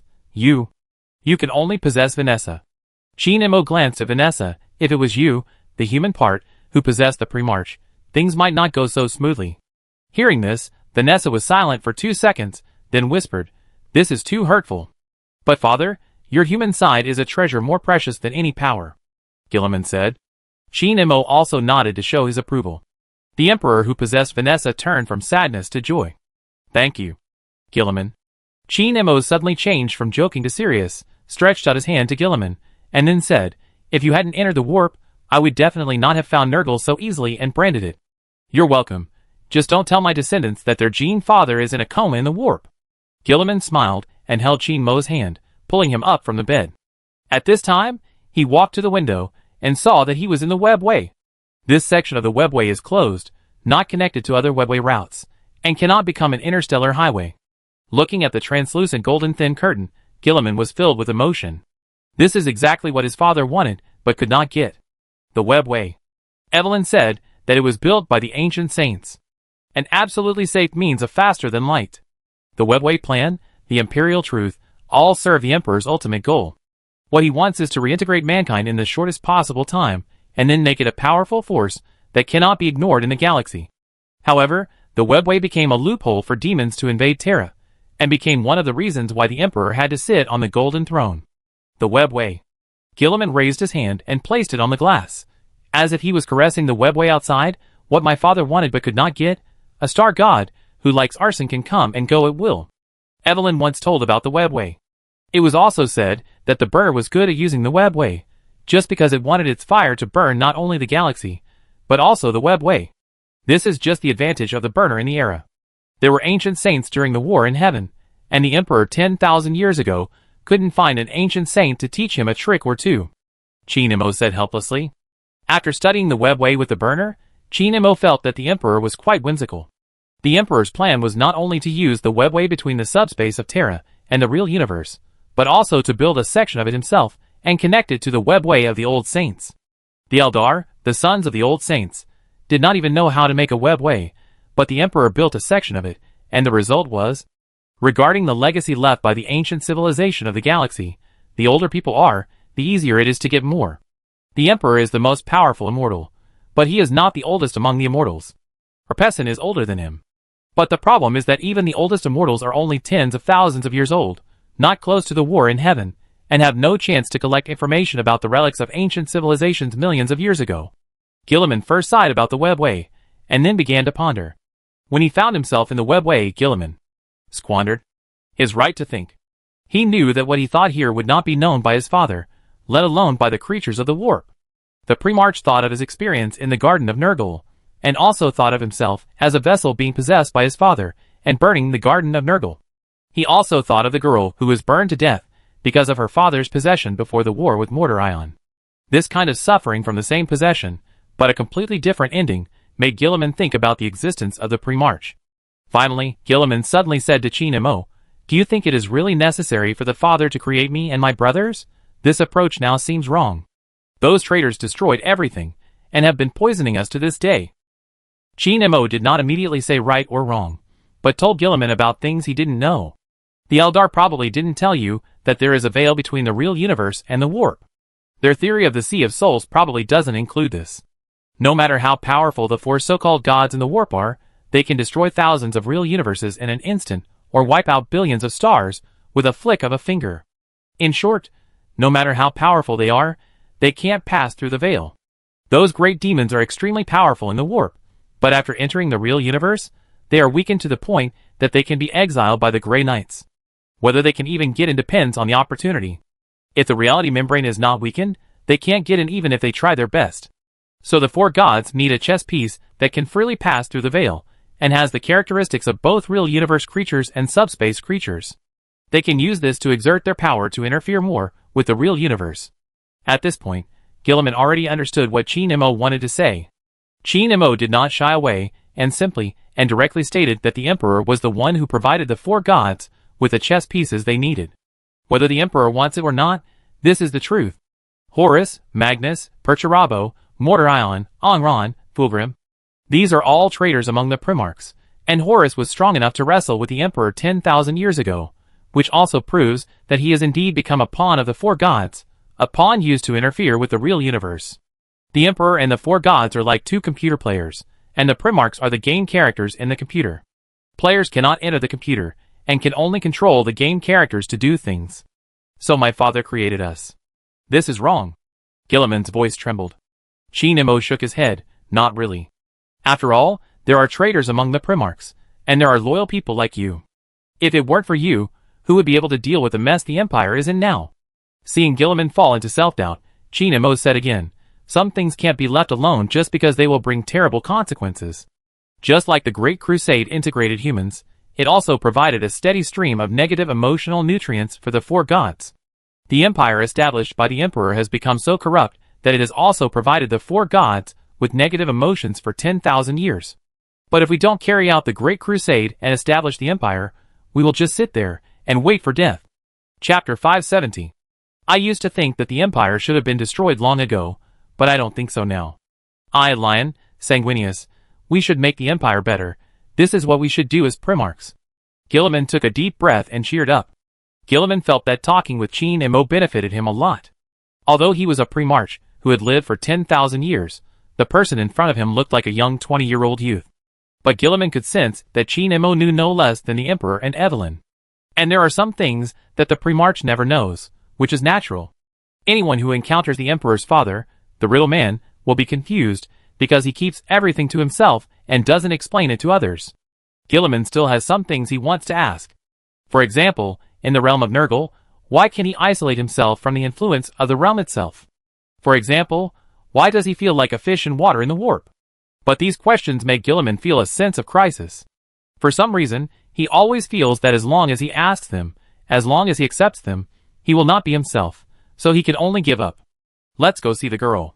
The emperor who possessed Vanessa said. He listened to the conversation between Chinemo and Gilliman, but didn't interrupt because he didn't know what to say. The girl has woken up, Aisha said on the side. The goddess of life is not only responsible for supervising Gilliman, but also for supervising the girl. Gilliman nodded and immediately went to check on the girl, who helped him on the battlefield. In the white ward, the girl huddled at the head of the bed, hugging her knees with her arms. She has now recovered, but before Lando injected the potion and Aisha rescued her, her eyes were burned into 2 holes, and her young body paid a heavy price for bearing the Emperor's psychic energy. Gilliman walked to the girl, squatted down and checked her eyes, and found that they were not golden, and determined that the girl was not possessed by her father. He had also checked Vanessa's eyes in the same way, but the human side of his father was deliberately hidden, making him embarrassed in front of his children. But the father who possessed the girl was obviously not the kind of person who would cause trouble. We don't know your name yet, Gilliman asked the girl. Her name is Kelia. Chinemo knew the girl's name without asking. He had seen it before. The girl looked at Chinemo timidly and said nothing. Gilliman took off the armor of fate, and slowly reached out to the girl. The girl also reached out her hand, but her small hand could only grasp one of Gilliman's fingers. Kelia, the girl said. Thank you for saving me, Kelia.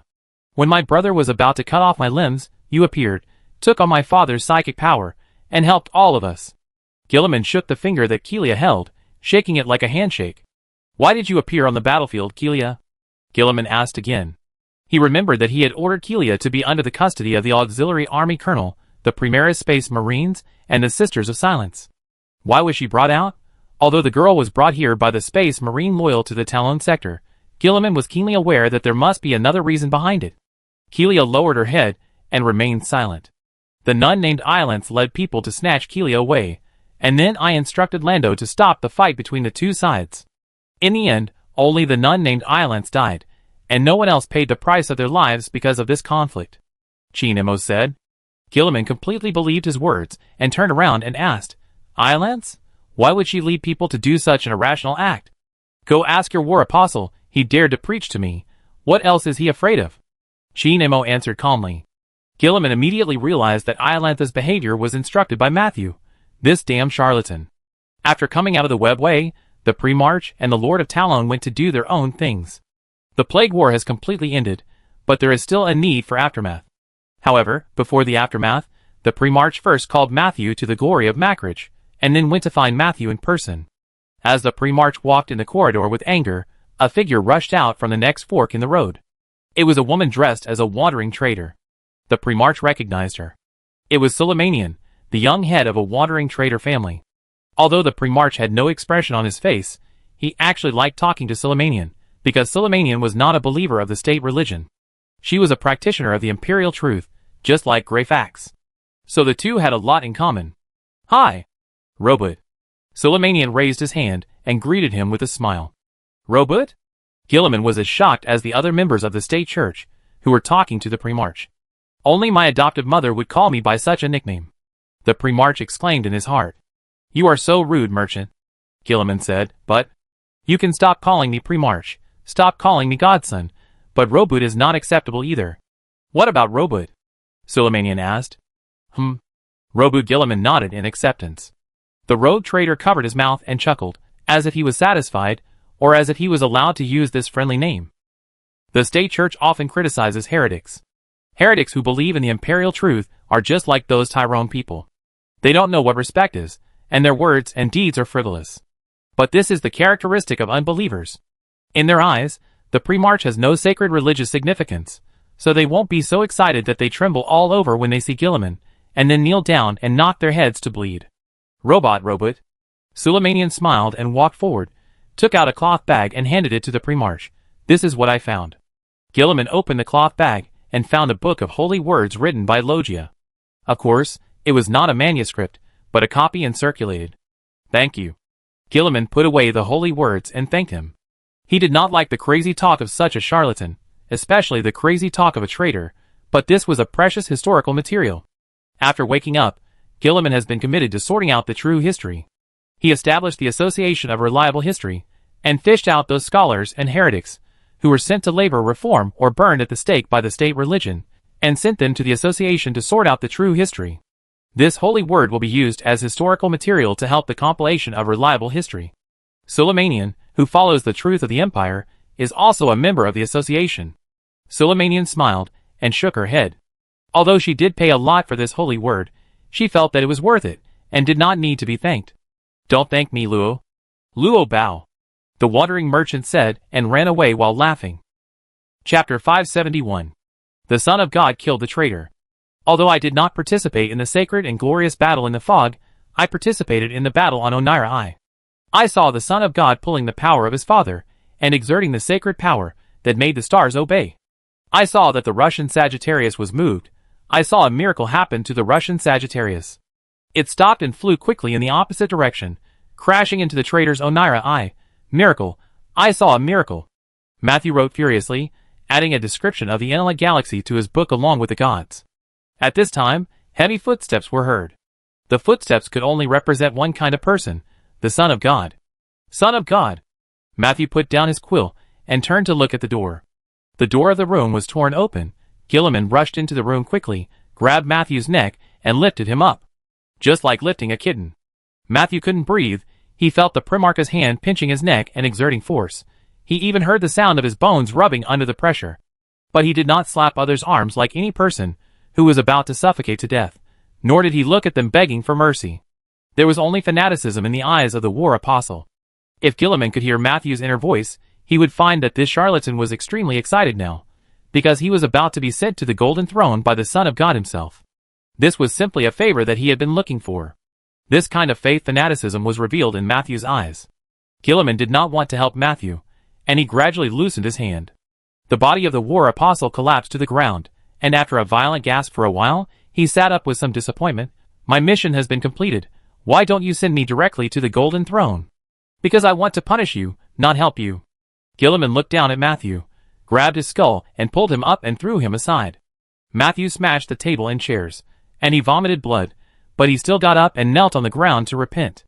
The war apostle confessed everything, and told all the mistakes he had made in his life, including his love for his female mentor in the Ecclesiarchy Academy. But the only thing he didn't say was that he instructed Iolanthe to make a mistake. "You asked those female executioners of the Ecclesiarchy to kill my soldiers, to kill my Astartes, to kill the Sisters of Silence." Gilliman lifted Matthew up so that he could look into his eyes. "If Lord Talon hadn't anticipated that you would do this and intervened, those people would have died because of you. I didn't instigate the sisters to kill people." Matthew felt dizzy from being tortured by the Primarch, but he tried to stay awake as much as possible. "I'm saving people." "Saving people? Who did you save? The girl named Celia? She is safe and sound under the protection of my people." "Save you? Save me?" "Yes."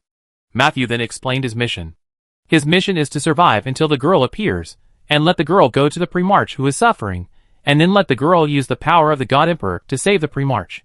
Matthew knew what would happen, but the Lord of Talon was an accident. Because of this accident, Matthew found that he could not die at the moment of completing his mission. At that time, he led the local fanatics on the Ornilla to go deep behind enemy lines and kill those plague warriors.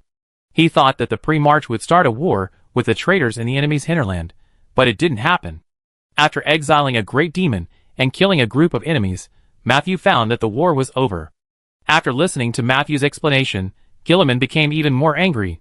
"Don't you consider the consequences when you do things? Iolanthe went to rob Celia because of your order after all.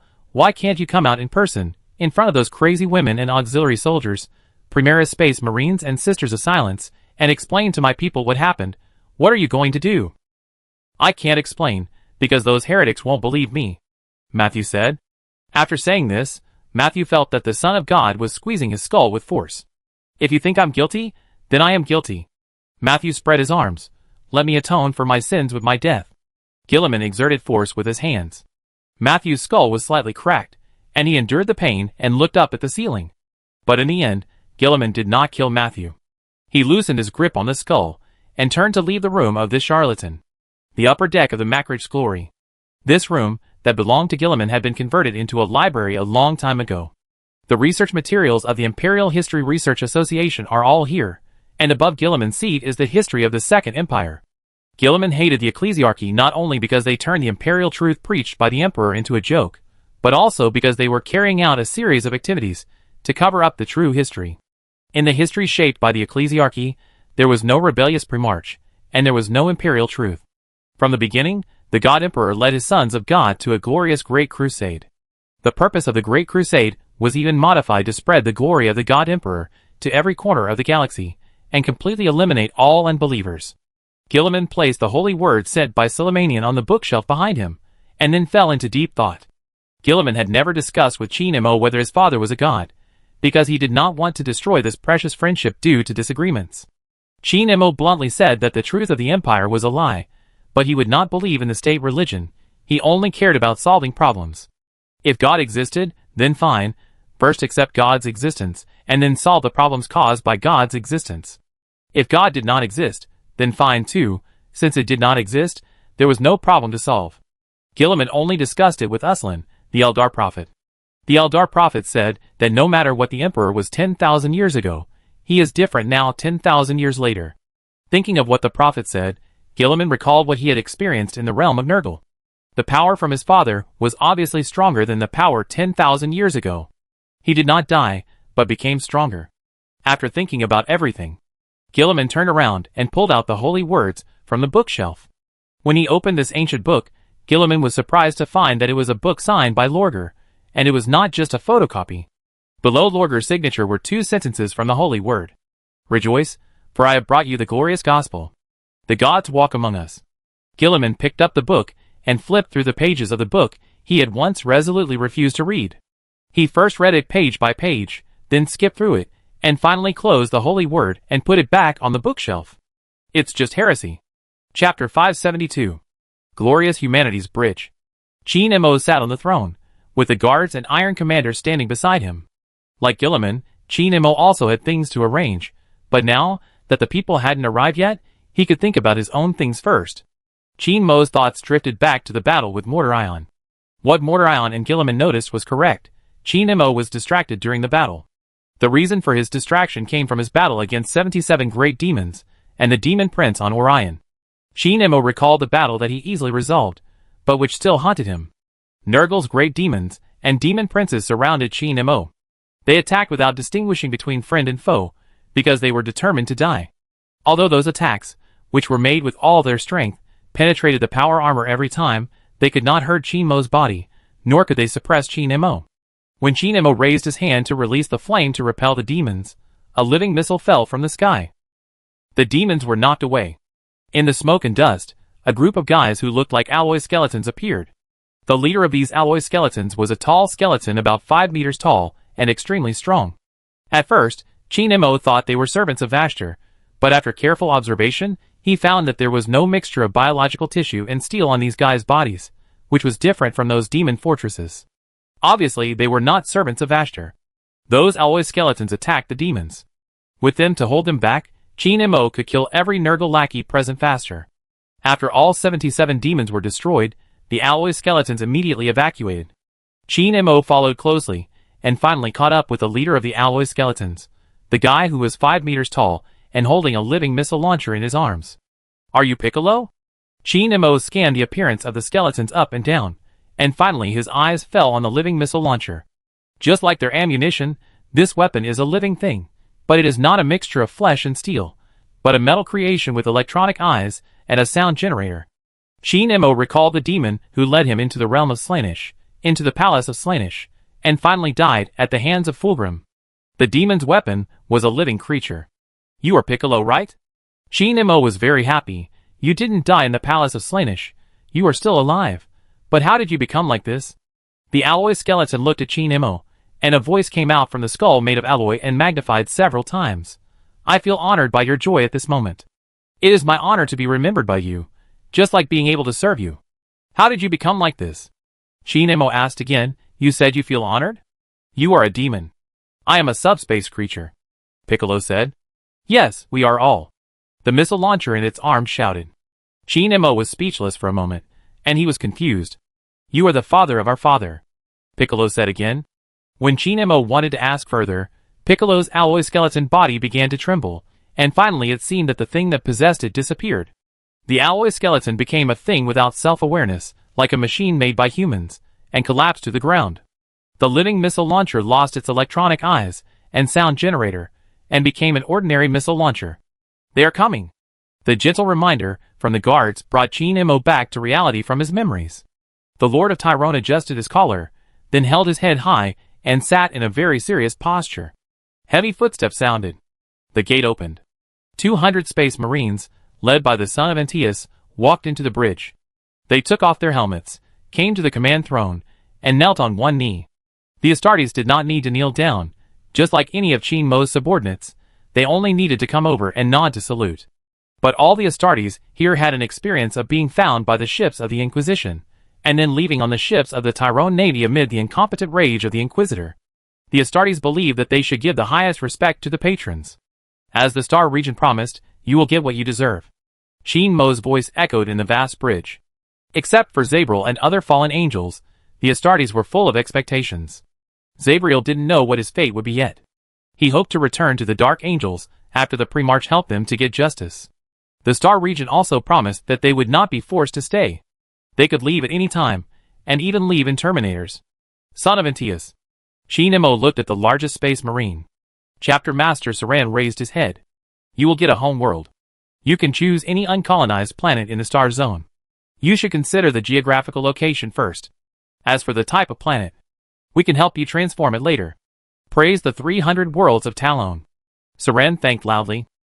Then other space marines, like the son of Antaeus, who were promised a home world, were allowed by Chin Imo to choose an uncolonized planet as their home world. Although these 200 space marines are all miserable, the Burning Falcon is unique in that only 3 of them were killed by the Inquisition. You have autonomy in your home world, but this does not mean that the Star Zone has no supervisory power. Chin Imo explained the rules to everyone. You can recruit new soldiers. The Tyrones who are willing to join your regiment will apply, and then you can perform transformation surgery on them. But in the recruitment stage, you can screen the source of soldiers, but whether the screened ones pass the screening or not, they must be alive. These rules are to prevent these chapters from doing anything during the recruitment process. The Space Wolves recruits are selected from a large number of people who have fought with wild beasts in the snow and ice, and only the ones who survive are eligible for transformation surgery. The Dark Angels do not use anesthesia during transformation surgery. The Blood Angels have to cross the Bald Desert and lie in a coffin for a while before they can become recruits. These steps will cause a large number of soldiers to die, which is the tradition of the old chapters. But the sons of Antaeus and other chapters that are allowed to obtain home worlds are not allowed to do this. The Talonians will help them set up a system to select recruits who meet their chapter standards and traditions. Just like the Ultramarines, they can survive even if the transformation surgery fails. Other chapters always suspect that the Ultramarines have a lot of people because they have some secrets, but there is no secret at all. They just don't do anything in the selection process. Arrange transformation surgery for a group of strong guys who have justice and yearn for Ultramarines, instead of letting them survive naked in the wilderness in the snow and ice, or fight with beasts more terrifying than tanks. This is why there are so many of them. We accept? Chapter Master Saran nodded. Everyone else nodded too. Except for the Burning Falcons, because they were promised not to get their home world, but to get help in rebuilding the chapter. Chapter 573. Burning Falcon. Chin Imo looked at Lando, and the other 2 space marines, who belonged to the Burning Falcon. The 3 of them were so excited that they were shaking all over. They would soon rebuild the chapter. The Burning Falcon was not destroyed. Even though the chapter leader of Lando, and the other 2 was cut into a human stick, and the head of the think tank was crushed, the sacrifice of the chapter leader and the think tank was not in vain. The 3 former recruits, the recruits who survived under the protection of everyone in the chapter, will rebuild the chapter. Under such circumstances, it is difficult for Lando and the others not to be excited. The Star Regent promised to help you rebuild your regiment. Chin Imo said to the 3. Your Space Marines' gene seeds need to be extracted before they can be used for transformation surgery on new recruits, and gene seeds cannot mature in a few years. Although the 3 of you have stored 5 gene seeds, and will have the 6th soon, it is still too slow to rebuild the regiment. But this is not a problem. While Chin Imo was speaking, the guard Gray on the side stepped forward and handed a document to Lando. Lando flipped through it, and became even more excited. This is a document about rebuilding the regiment. It says that the 3 current space warriors of Burning Falcon will be sent to a special dimension, where a few years in this dimension is equivalent to a day outside. With the help of advanced biotechnology, The reconstruction of the Burning Falcon Regiment is just around the corner. However, the document does not say what dimension that dimension is. Only Chin Mo himself knows that it is the dimension of the star god named Recorder. Yes, the Recorder is a weak one among the star gods. If he had not found 6 other equally weak star gods willing to protect him, he would have been eaten by the Night Bearer. Although it was eaten by Saranoga by mistake, it turned out to be a blessing in disguise. After being separated from Saranoga's body, it became a complete star god. Even the weakest star god is still a star god. The Recorder's dimension has the most dramatic and interesting servant race, responsible for providing stories for the Recorder. And this dimension represents a special concept of time, and the Recorder can adjust the passage of time in the dimension. What it can do in its own dimension is even more than what Chin Mo can do in the casting dimension, because the timeline in the casting dimension is only for the casting to analyze everything in the dimension.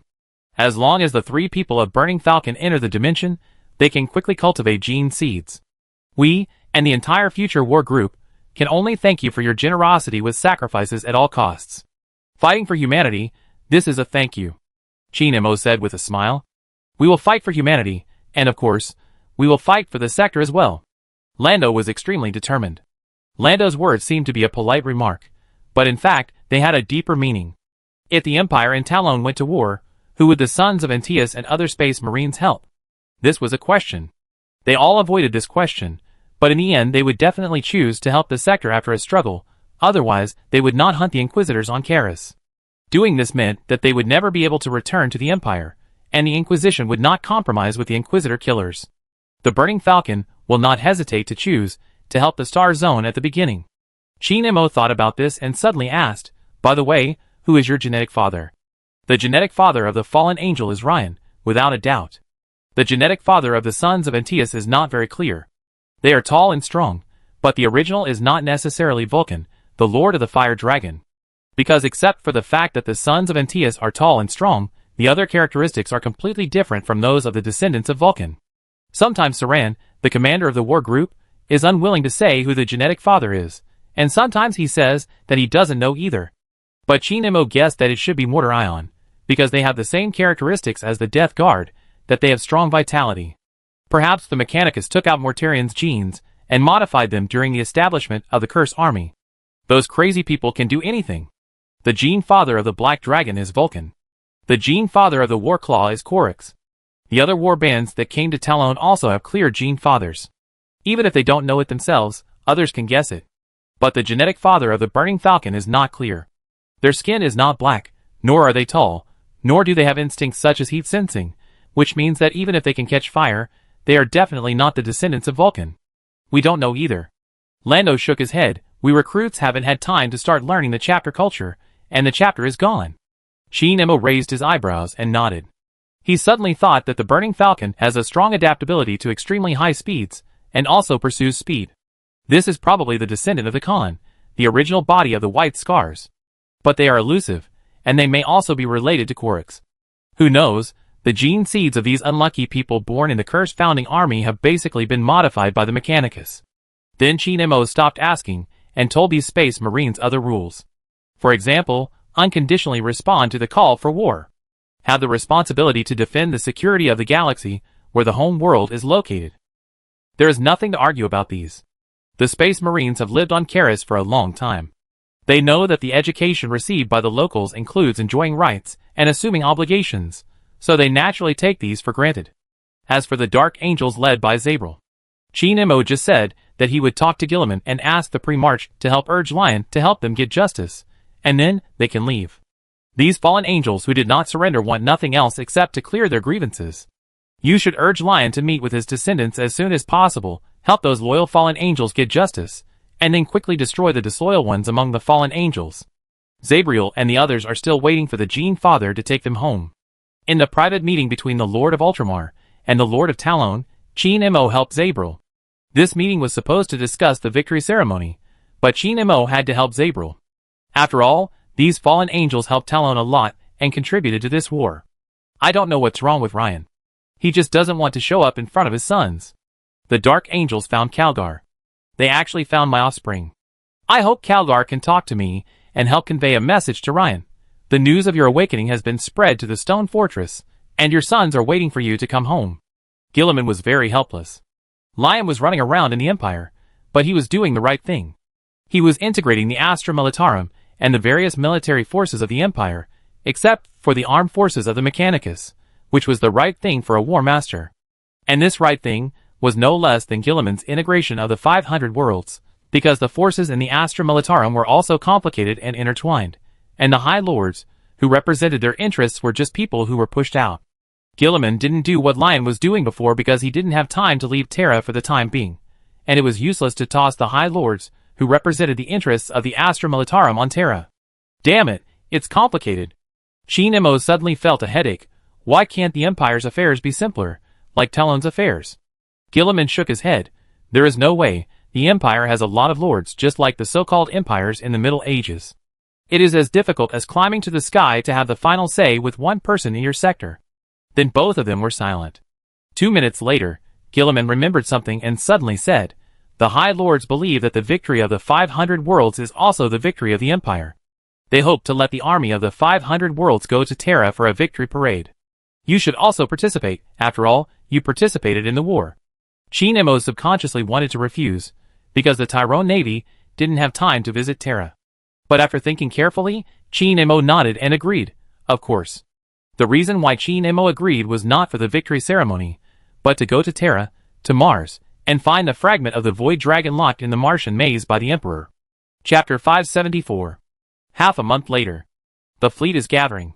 More than 4,000 warships, commanded by the 2 flagships, the Glory of Macridge and the Glory of Humanity, are gathering and heading to the star system where Macridge is located. In addition to the celestial engines that were arranged to return to the star zone, in addition to the small patrol fleets of the Tyrone and Ultramar navies, the warships of these 2 star zones are almost out in full force. While the senior naval commanders of Ultramar and Tyrone were discussing a series of issues, including the fleet's assembly and voyage and replenishment after arriving on Terra, the masters of the 2 fleets were very leisurely. Chi Nemo and Gilliman were taking a bath in the large bathtub inside the Glory of Macridge. A marble bathtub of over 100 square meters. There was even a TV. You can own a luxury home of nearly 1,000 square meters in your most crowded city. Thanks to the latest engineering technology, a small house that looks only 100 square meters from the outside can be expanded to 1,000 square meters inside. An advertisement for the Talon sector was playing on the TV. Chi Nemo didn't even know when Gilliman found such a TV. Thanks to the development of dimensional communication technology, the signal from the Talon sector can also be received by this TV. Amazing house. Gilliman stood up from the bath, walked to the TV, and looked closely at the house engineering technology display at the end of the advertisement. The engineering team came to the outside of the house and measured the length of the house with a handheld measuring device. 10 meters. The engineering team entered the house and measured the length of the interior space of the house with a handheld measuring device. 100 meters. Some kind of space technology application. Chi Nemo's attitude towards this advertisement was very cold. It sounds great in the advertisement, but this thing is cutting-edge technology. Ordinary people can't even think of building a 1,000 square meter mansion. To build a 500 square meter one, you have to spend 2/3 of your monthly salary to repay the loan from the Star Zone Bank. Oh! Gilliman sat back down. The news started playing on TV at this time. The title of News 44 appeared, and after a burst of deep music, they entered a conference hall created by a holographic image. The host faces the camera. Praise Lord Talon. Praise every heroic deed of his. Praise him for giving us everything. Welcome to News Channel 44. The latest news. Lord Talon will go to Terra with Lord Ultramar to participate in the victory ceremony. These are the only 2 times that the Empire has shown a positive attitude towards Talon. The last time was when Lord Talon was appointed as governor. We have invited 2 famous scholars who study interstellar relations. 2 men in white slim-fitting uniforms came out and sat on the left and right of the host. That's exactly how scholars from the Talon sector dress. Why not change the channel? Chi Nemo said. Gilliman said nothing, watching very seriously. The Imperial Regent wanted to know how the Talon sector would comment on this matter. Thank you for the invitation. I think this is a trap. When the Talon Navy arrives at Terra, the Solar System Auxiliary Army and the Solar System Fleet will immediately attack our fleet, and it is even possible that the Ultramar fleet will also participate in the offensive. Of course, perhaps you will use the friendship between Ultramar and Talon to refute me, But I must tell you that the Master of Ultramar is also the current Master of the Empire. A scholar finished speaking. Another person began to speak.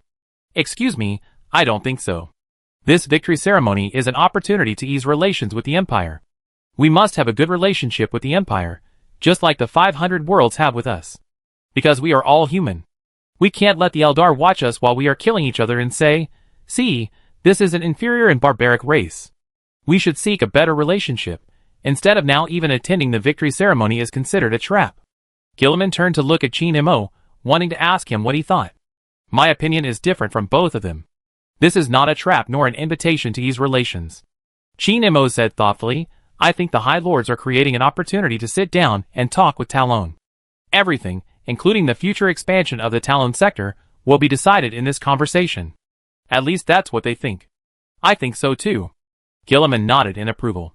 Inviting the Tyrone army to Terra was decided by the High Lords. Gilliman didn't know why the efficiency of those people who had either died suddenly, or were on the way to sudden death, increased dramatically after he left. Anyway, Gilliman was happy to accept the decision of the High Lords. War was raging in the Empire at this moment, and countless humans were struggling in misery. The huge fleet of 4,000 ships slowly passed over Terra, which could boost the morale of the frontline soldiers and civilians. Although there might be no way at the moment, there was always hope, and those powerful military forces were hope. But this is all on the stage. It is definitely not just for the Tyrone Navy to show up on the catwalk. The High Lords want to talk to Tyrone's commander. There is no way for the two sides to communicate at all, which is very dangerous. However, Chin Mo himself does not care about the opportunity to sit down and talk this time. His goal is still the Void Dragon in the Mars Maze. In any case, this is not a trap. Gilliman assured Chin Mo, if the Solar System Navy dares to attack you, I will order an attack on them, because they are not fighting a certain force, but pushing humanity to a dead end of internal consumption and decay. Chin Mo nodded. He felt that even if it was a trap, it was not dangerous. It was hard to say about ground warfare, as the number of Tyrone's army was still smaller than that of the Empire. But in terms of void warfare, there was no fleet in the galaxy that could compete with the Tyrone Navy except the Necrons. While the two were talking, News Channel 44 had already started broadcasting the next thing. The results of the selection of this year's breeding model have come out. Colonel Andre and his wife Osana from the North Hive City have 20 offspring, and they have created 2 standard army squads for the Lord of Tyrone that can serve in 17 years. They have obtained a manor, 10 logistics machines, 2 large agricultural machines, and 1,000 acres of land on the agricultural world of Ivan 7. Let us congratulate them. A round of applause. Thank you everyone. At this moment, I have only one sentence to say. For the Lord of Talon, for the 300 worlds of Talon. Gilliman opened his mouth and turned his head to look at Chin Mo with difficulty. Why would a news channel have such a selection? News 44, just looking at the name, you know that this is a news channel established by retired soldiers of the 44th Infantry Regiment of the Army. Chin Mo said, but I really want to thank this model, although I don't necessarily let their children really join the Talon Army. The scale of the colonial fleet is skyrocketing, and almost every month a world is colonized. The population of the Star Zone is surging. The entire Talon is thriving. Chapter 575. A month passed in the blink of an eye. During the time when the fleets of Ultramar and Talon set off for Terra, the first Primarch Lion L. Johnson was finally able to get away from the busy military affairs. However, he still did not return to the Stone Fortress, but prepared a gift for Gilliman.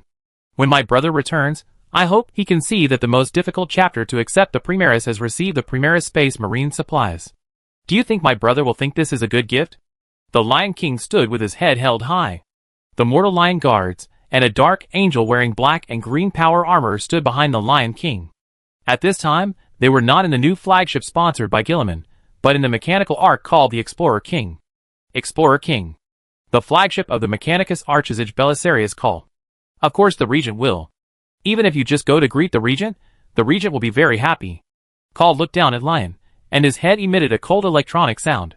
What the sage was wondering at this time was why Lion wanted to give Gilliman a gift. Call would certainly be confused. Lion was not a person who liked to please others.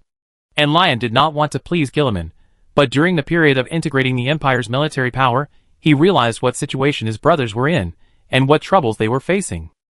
Those Astra Militarum generals, who had fought on the battlefield for a lifetime and rose to high positions, they might not even be able to tell a joke. Even the ability of such a group of upright people to pretend to obey, but actually disobey gave Lion a headache, not to mention those high lords, who played conspiracy, as if they were eating and drinking.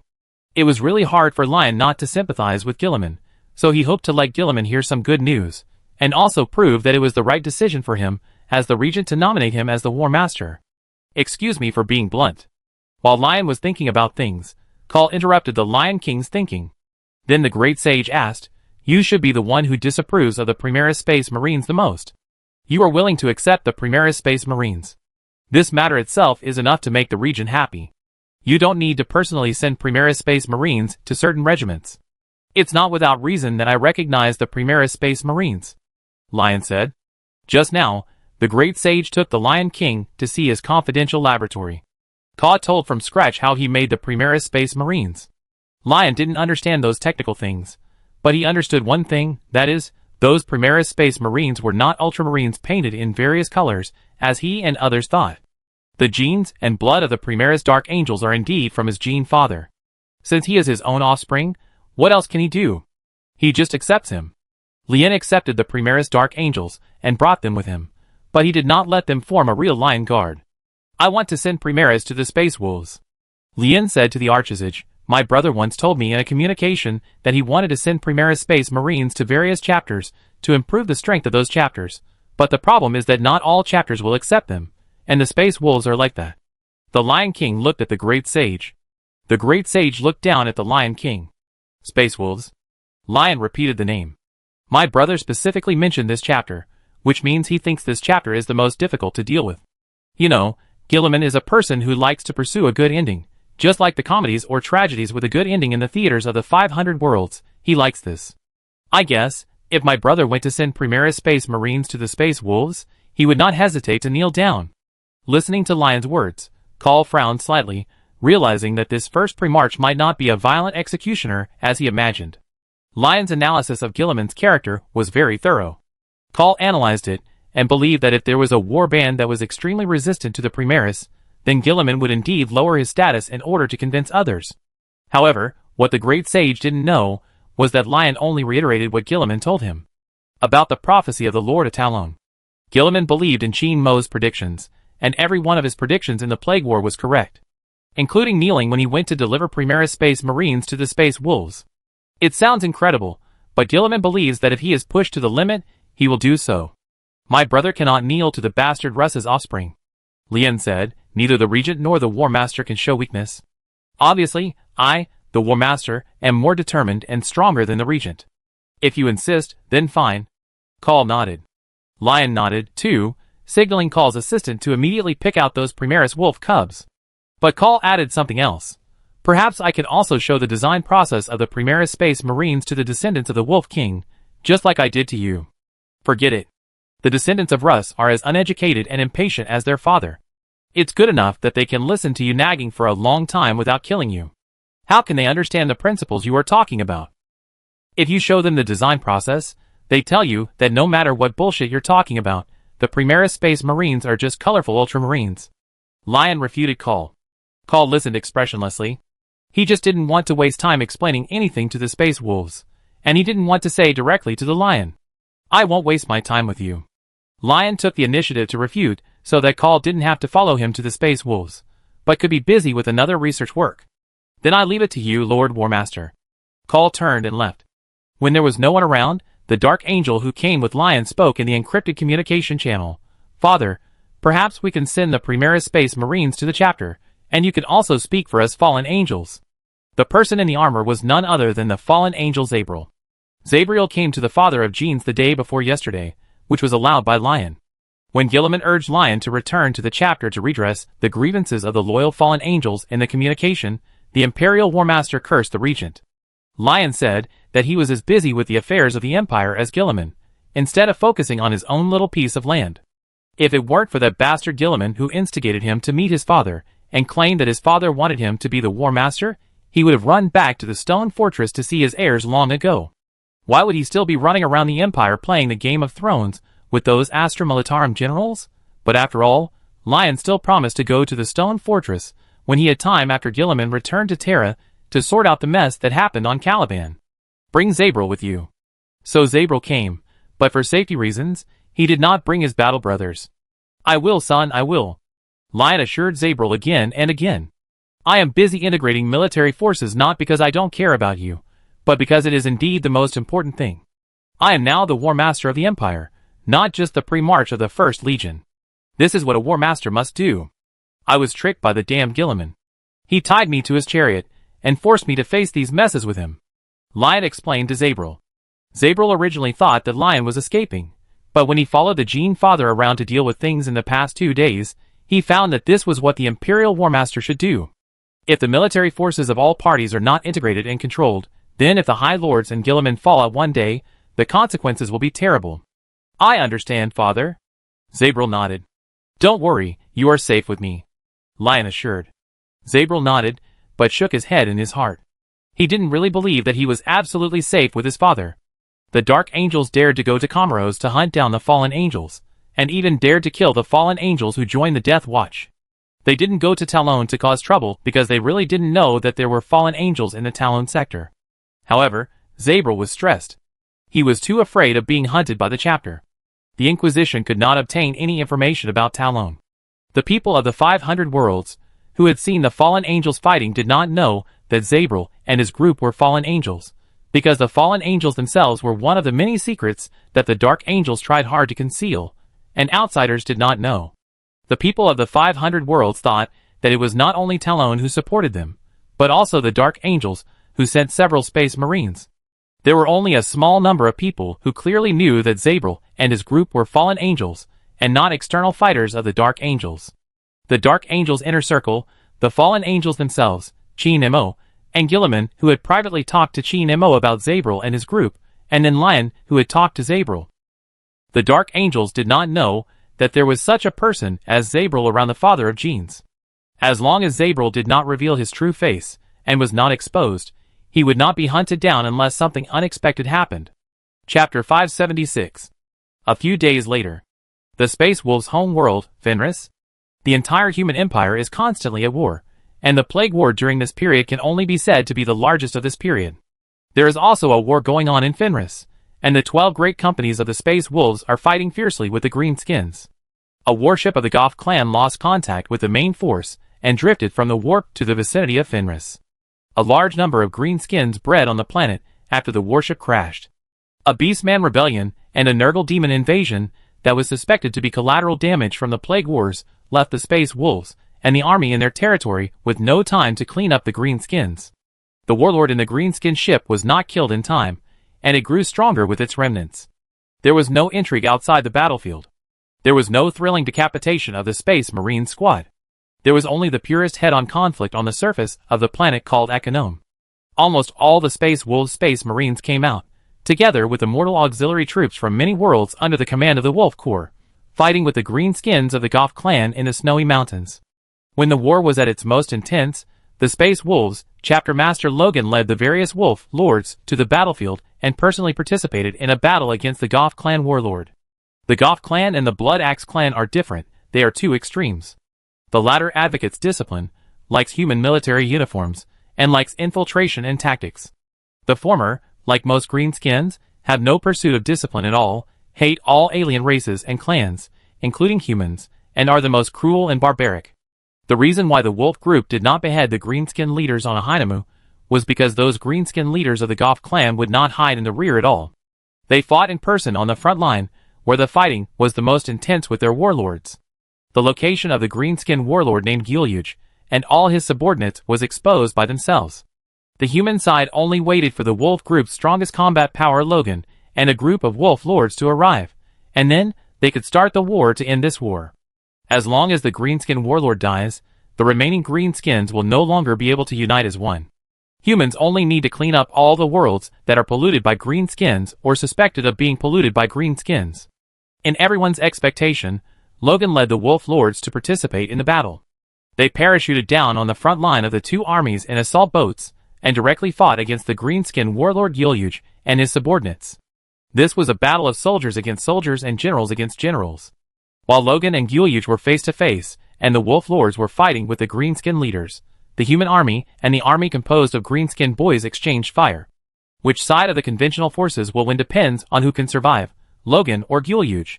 Logan held a large axe with a slightly heretical origin and faced the widest and largest green skin. The wolf looked at Gilyuj. 2 meters and 9 meters tall.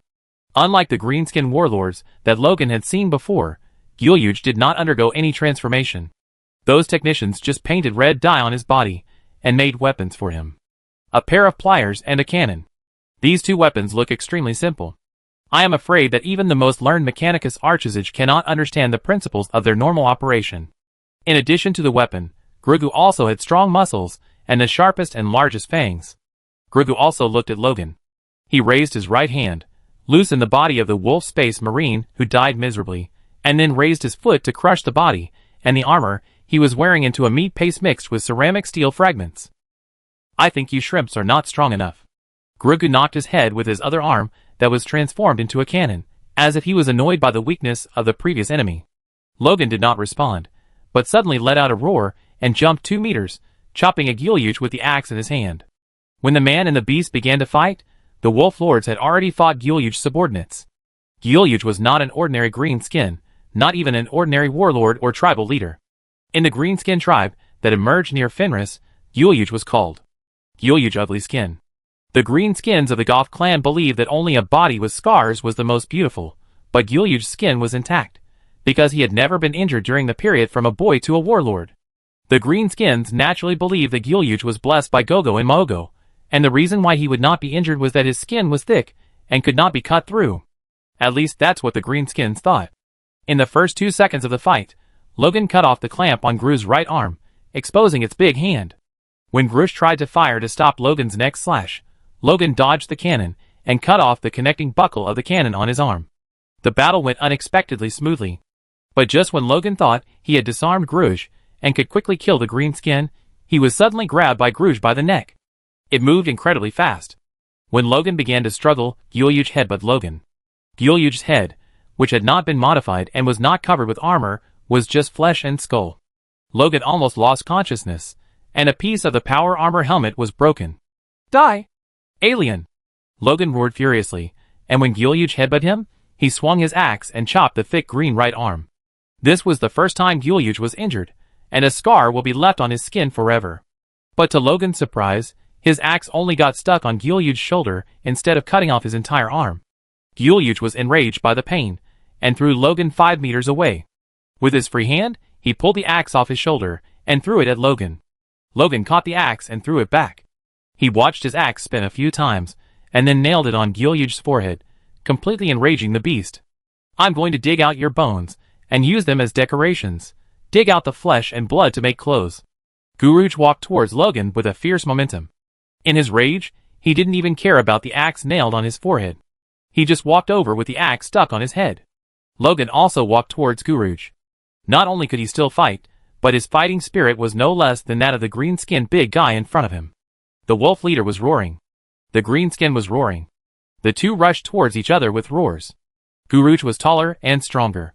He grabbed Logan's head with his left hand first, and clenched his right fist to hit the face of the shrimp leader in front of him. This punch broke the lower half of Logan's face under his helmet. Logan, in a trance, pulled out the axe from Gilyuj's forehead and chopped hard. Although his eyes were blurred by blood, and he couldn't see where he was chopping, he just chopped. When Gilyuj raised his right fist again, a flying hot melt opened a small hole in Gilyuj's arm. Chapter 577. Who replaced my melt-a-gun with a laser fire stick? The Wolf Lord's Finn Bloodhowl, who came to support the commander, roared loudly at the weapon in his hand. He knew very well that he was holding a melt-a-weapon, but the effect was really shockingly poor. The Wolf Group misjudged Gilyuj. Based on the information provided by the Imperial Military Affairs Department and the Inquisition, the Wolf Group believed that Gilyuj was just a tribal leader who was separated from the main force in the subspace, and it would not be a big problem to deal with it later. But in fact, Gilyuj is indeed a lost tribal leader, but before he became the enemy of the Wolf Pack, he had drifted in the subspace for 1,000 years. On the broken copper and iron ship, Gilyuj was having an entertainment activity and fighting with the demons that invaded the hull.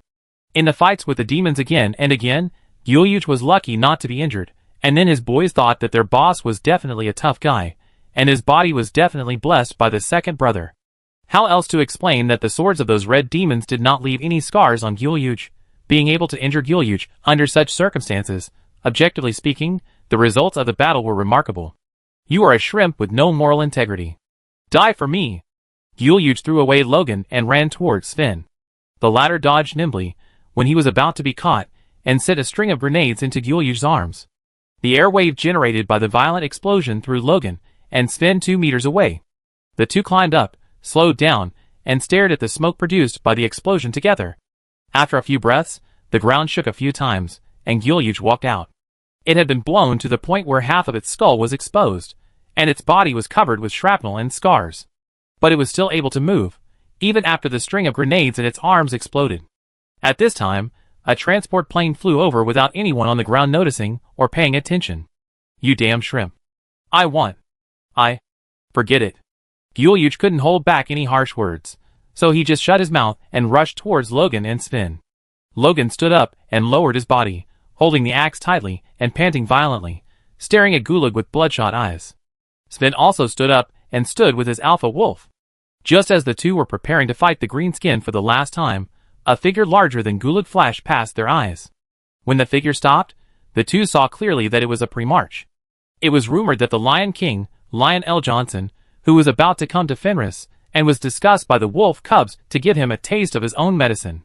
Ryan flew all the way to the right side of Gilyuj, and finally his left leg supported his body steadily, and also played the role of supporting his upper body rotation. The Primarch's taut right fist rotated with his upper body, and then swung out. Finally, there was a bang. Gilyuj's head, with its spine-like thing, separated from the body and flew out like a kite dragging a line, landing 20 meters away. Damn! Ryan stopped, grinning and rubbing his right hand. Is this a greenskin or a Leman Russ? Logan was not surprised by the arrival of the Lion King. Just then, he and Sven Bloodroar saw the transport plane flying over. At this time, the transport plane was parked not far away. A dark green transport plane.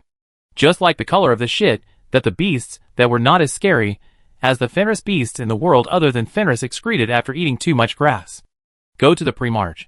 Lion's lion guards had just rushed out of the transport plane, holding laser rifles and rushing towards Lion, with the low hum of the power armor servo joints. Logan retracted his gaze and looked at Ryan. You're welcome, Russ's offspring. Ryan looked down at Logan. The War Master should be responsible for you. Logan glared at Ryan and ran over to assist his wolf lords in the battle. Although Gilyuj was dead and the greenskins began to be in chaos, the war with the greenskins would not end until they burned all the places they had been to. These disgusting greenskins would release spores, and then in the spring of the next year, another large group of greenskins would emerge from the ground, shouting words like for the sake of hair and whack and charge at humans. Lion didn't have a good impression of Russ. 10,000 years ago, Leman Russ might not be as unpleasant to Lion as Gilliman, but they couldn't get along anyway. You can't even get along with your offspring. 10,000 years later, when talking to Gilliman about the relationship between the Primarchs, Lion heard Gilliman say this. But now it is 10,000 years later, and Lion, who announced that he is the War Master, must be responsible for all the armed forces of the Empire. So Logan could see a strange scene. The guy who he thought was untrustworthy, just like Gilliman, was wandering around the battlefield, rescuing every wolf cub in trouble he saw. After smashing a greenskin's head again, and saving a space wolf, who was unable to move due to injury, Lion was also targeted by the remaining greenskins. If it was the Blood Axe clan fighting this battle, the remaining greenskins would have evacuated, but it was the Goth clan fighting now. Even facing such a powerful enemy as the Primarch, the weakest greenskin would rush up to fight to the death. So in a place that Lion didn't see, a greenskin boy holding a spear rushed to the back of the Primarch. Protect the Primarch. The Lion Guard captain roared and rushed to the greenskin who attacked Lion. This is a lady. She was selected by Lion for her outstanding battlefield command ability and courage when she helped Lion fight against the rule of the Deceiver Fragment. She also provided a lot of appropriate suggestions when accompanying Lion to deal with internal problems of the Astra Militarum, so she was promoted to captain by Lion. When he rushed to the greenskin behind the original body recklessly, another greenskin rushed out. This greenskin no longer cared who he was hitting. He just wanted to kill and fight. He first chose the captain of the Lion Guard, who was closest to him. The power armor was slashed. The lady lost her balance and fell to the ground. She ignored the greenskin who raised the knife to her, and tried her best to seize every opportunity to shoot at the greenskin who attacked Ryan. When the knife in the hand of the greenskin, who raised the knife in front of him, was about to fall, a muffled sound was transmitted into the radio device of the power armor. With the same muffled sound, 2 greenskins were killed by Lion, one with a hammer each. As the captain of the Lion Guard, the lady felt that she had seriously failed in her duty, and she was ready to accept Lion's reprimand. "Be careful, Primarch." The Primarch just said this, and then stepped forward and stretched out his hand to the lady. "Your Lion Guard may not be able to protect you a second time. You have to save your own life first. I will not let you take care of me a second time, Lion King." "No, Primarch." Chapter 578. The Lion King came too hastily, and he didn't even have time to put on his armor or take his weapons. The small plane he was riding was just a means of transportation to shuttle between ships. When he found that the Child of Rust was in danger, he hurried down, and didn't even return to the flagship sponsored by Gilliman. However, after Lion fought a lot of greenskins with his bare hands, his fleet came to the orbit of Arenum. The new anti-greenskin troops established by Lion in the Astra Militarum after he became the War Master were deployed first. At least one person in the squad of these soldiers carried a flamethrower. This new Astra Militarum regiment named Burners is essentially a branch of Krieg's Death Legion. They are rigorous and reckless. This is the anti-greenskin force that Lion needs. At least they will not miss the places they should burn and clean up because of distraction on the battlefield. Nor will they fail to execute the order to burn spores for fear of harming something. Then the strike cruisers of the Primaris Space Marines arrived, and the Primaris Dark Angels were deployed to participate in the battle. Zabril was responsible for being the commander of these Primaris Dark Angels. Following the Primaris Dark Angels came the Primaris Space Wolves. Their arrival made Logan unhappy, but he had to bear it for their help in the battle. In short, after a chaotic battle, the battle was over, and only the aftermath remained. Ryan would help the Wolf group to clean up the mess, but he would not go to burn the wasteland himself, but would talk to the current owner of the Wolf group. At the end of the battle, Ryan found Zabril, and gave a tube of potion to the offspring. In the confused eyes of the offspring, Ryan slowly instructed one thing. Pick out a random person from the Primaris Space Wolves and inject him with this stuff. Then throw that unlucky guy to the place with the most remaining green skins. Fenris.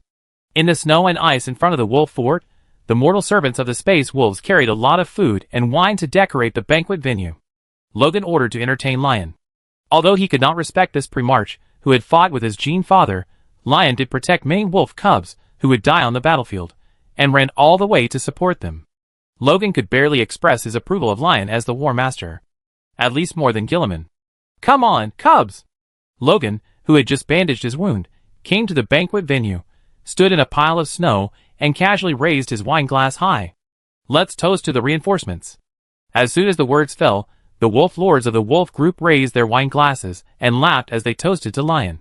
Lion, the Lion Guards, and Zabril lowered their heads and looked at the wine in front of them. The Lion Guard's power armor skin showed that these wines were more like poison than wine. One drop can kill an adult.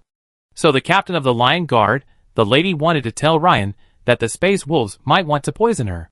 But the problem is that the wine that Logan and the others drank was even stronger than the one placed in front of the Primarch. I don't want to say that the wine you drink is still so bad after 10,000 years. I can only say that I am not in the mood to drink. Ryan picked up the wine glass and poured the wine on the ground. The Lion Guards, Zabril looked at Ryan in surprise.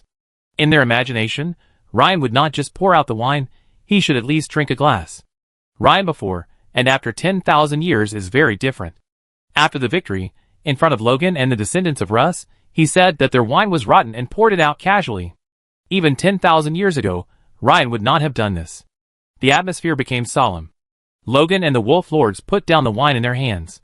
The Wolf Cubs, who wanted to see how much Ryan could drink, said nothing and stared at Ryan. The mortal Lion Guard still stood firmly in front of the original body, even if they felt surrounded by wolves. However, although they looked proud, they actually felt that it was difficult to breathe. I said helping you is what the War Master should do. I came here for only one purpose, to give you a benefit on behalf of my weak-kneed brother. Lion clapped his hands. The Primaris Space Marines, who had fought side by side with the Space Wolves before, came out in a line. You just suffered a heavy blow and need reinforcements, right? These are your new recruits. Gilliman has trained the new recruits and sent them to you. You can say some words of thanks, and I will pass them on to him. Lion's tone was calm, but also somewhat relaxed. This angered Logan even more. Sven Bloodhowl was ready to pick up his axe and fight to the death, but Logan unexpectedly held him down. The Lion King who fought with our father, the Primarch of the 1st Legion, the Primarch's brother, Lion L. Johnson. Logan said in a hoarse voice, "Are you now a lackey of Gilliman?" Zabril turned his head nervously and looked at Lion. For some reason, the father of Genes became extreme after seeing these descendants of Russ. Zabril was afraid that the Gene father would rush up and punch Logan, escalating the situation. But Lion didn't. "Don't say such harsh words. I am the War Master, and Gilliman is the Regent. We are equal. The only one who can be equal to us is the 2nd Sigillite. Originally, the Sigillite would be above us, but the problem is that the Sigillite, who can command the entire empire like the hero Malkador, has died, and his successor will only be equal to us. In short, what I mean is that Gilliman and I are equal." Lion responded to Logan calmly. Logan was a little surprised, but he had to admit that what Lion said was right. If Lion was really Gilliman's lackey, he would not be so provocative. "It's very simple, Russ's cubs." Lion walked to the center of the banquet venue and announced to everyone, "I sent you the soldiers you urgently need. You accept them and thank me. I will go back to do my business. I think you are here to force it." Sven pointed at the Primaris Space Marines with a bloody roar. "Look at them. How do they look like us? They are just a bunch of Ultramarines who just painted themselves up and called themselves wolf cubs." Another wolf lord responded to Sven. "Sven the bastard is right, brothers. Gilliman has a big conspiracy. He wants to replace us with his Ultramarines until all of us become his lackeys, and then he can steal the Empire." Logan listened, gritting his teeth. From Logan's perspective, Lion was really going too far. Let's not talk about the Lion King's provocative words for now. Anyway, Logan didn't think and didn't expect the Lion King to be a polite and good guy. The Lion King was totally forcing the Space Marines to come. Like Ryan, who knew about the existence of the Primaris Space Marines, Logan began to doubt the identities of these Primaris Space Marines. And Logan could not say that he doubted. He was 100% sure that these were a group of Ultramarines. The Space Wolves did not completely abide by the Codex, nor did they recruit soldiers from other planets. The gene seed used by the Wolves was once very stable, and they could also recruit Terran members like other chapters, but later it did not work. After the gene seed went wrong, only Fenrisians could become sons of Russ, because Fenrisians have a unique gene, the Wolf Helix. Logan really wanted to grab Lion or Gilliman and slap them a few times, and then ask if he could do it. Then ask the Primarch, "Why didn't I know that you went to Fenris to recruit soldiers when you were creating Primaris Space Marines? You said this is the son of Russ. Isn't that bullshit?" If the occasion wasn't too serious, Logan would have wanted to laugh out loud, mocking Gilliman and Lion's stupid tricks that they thought were perfect but were exposed silently. Chapter 579. Sign this document. Lien took out the document for receiving the Primaris Space Marines and threw it to Logan. Logan glanced at it with a smile, raised his head and asked, "Do we need you to intervene in the internal affairs of the Sons of Russ?" "Just as you obeyed Gilliman to reorganize the Legion into a chapter, yes, we can intervene," Lien said. Logan wanted to refute Lion, saying that the Wolf Corps did not follow the Holy Code at all. When the father of Genes and Gilliman almost fought the Second Civil War, the father of Genes made concessions. Yes, the Wolf Regiment is divided into 13 companies, 12 combat companies, and 1 company to commemorate the dead, but the problem is that the Wolf Regiment is still closely connected. However, considering Ryan's current status, and the fact that only 2 Primarchs of the Empire have returned, Logan thinks it is better not to say it. "Our father will return in the hour of the wolf, and then you will not be able to bully us." "Okay, but you should accept these people first, and we will talk about what will happen after Russ returns." The Lion looked at the Primaris Space Wolves. These guys were still staring at the debate in front of them, and they must be confused about the future. It can be seen that the chapter is unwilling to accept them. Even if they were forced to accept under the pressure of the Lion, they would be cannon fodder and marginal people. This is a very sad thing. Logan hesitated. He did not write, but just looked at the document and hesitated. "Do you think the Primarch is a little bit irrational?" the captain of the Lion Guard said to Zabril in the encrypted communication channel. Zabril glanced at the captain of the Lion Guard beside him and thought, "Do you need to tell me?" He didn't know what was wrong with the father of Genes. He was too strong at this time. Yes, Gilliman would kneel in the prophecy of Lord Talon, but who is Gilliman? He must have a reason for doing so. Now that the father of Genes is too strong, I am afraid that not only will the Wolf Group not accept the Primaris, but it will also lead to a conflict. No. The Primarch must have his own considerations. The Lion Guard captain changed his words again. Zabril asked why. The Lion Guard captain didn't say anything. She didn't know why she thought so. Anyway, she always felt that the Primarch should not be so irrational. This is indeed the case. Not only was Ryan not reckless, but he was very clear about the current situation. First of all, the Wolf Regiment still had 13 companies, 12 of the living and 1 of the dead, but the problem was that these companies were not fully staffed.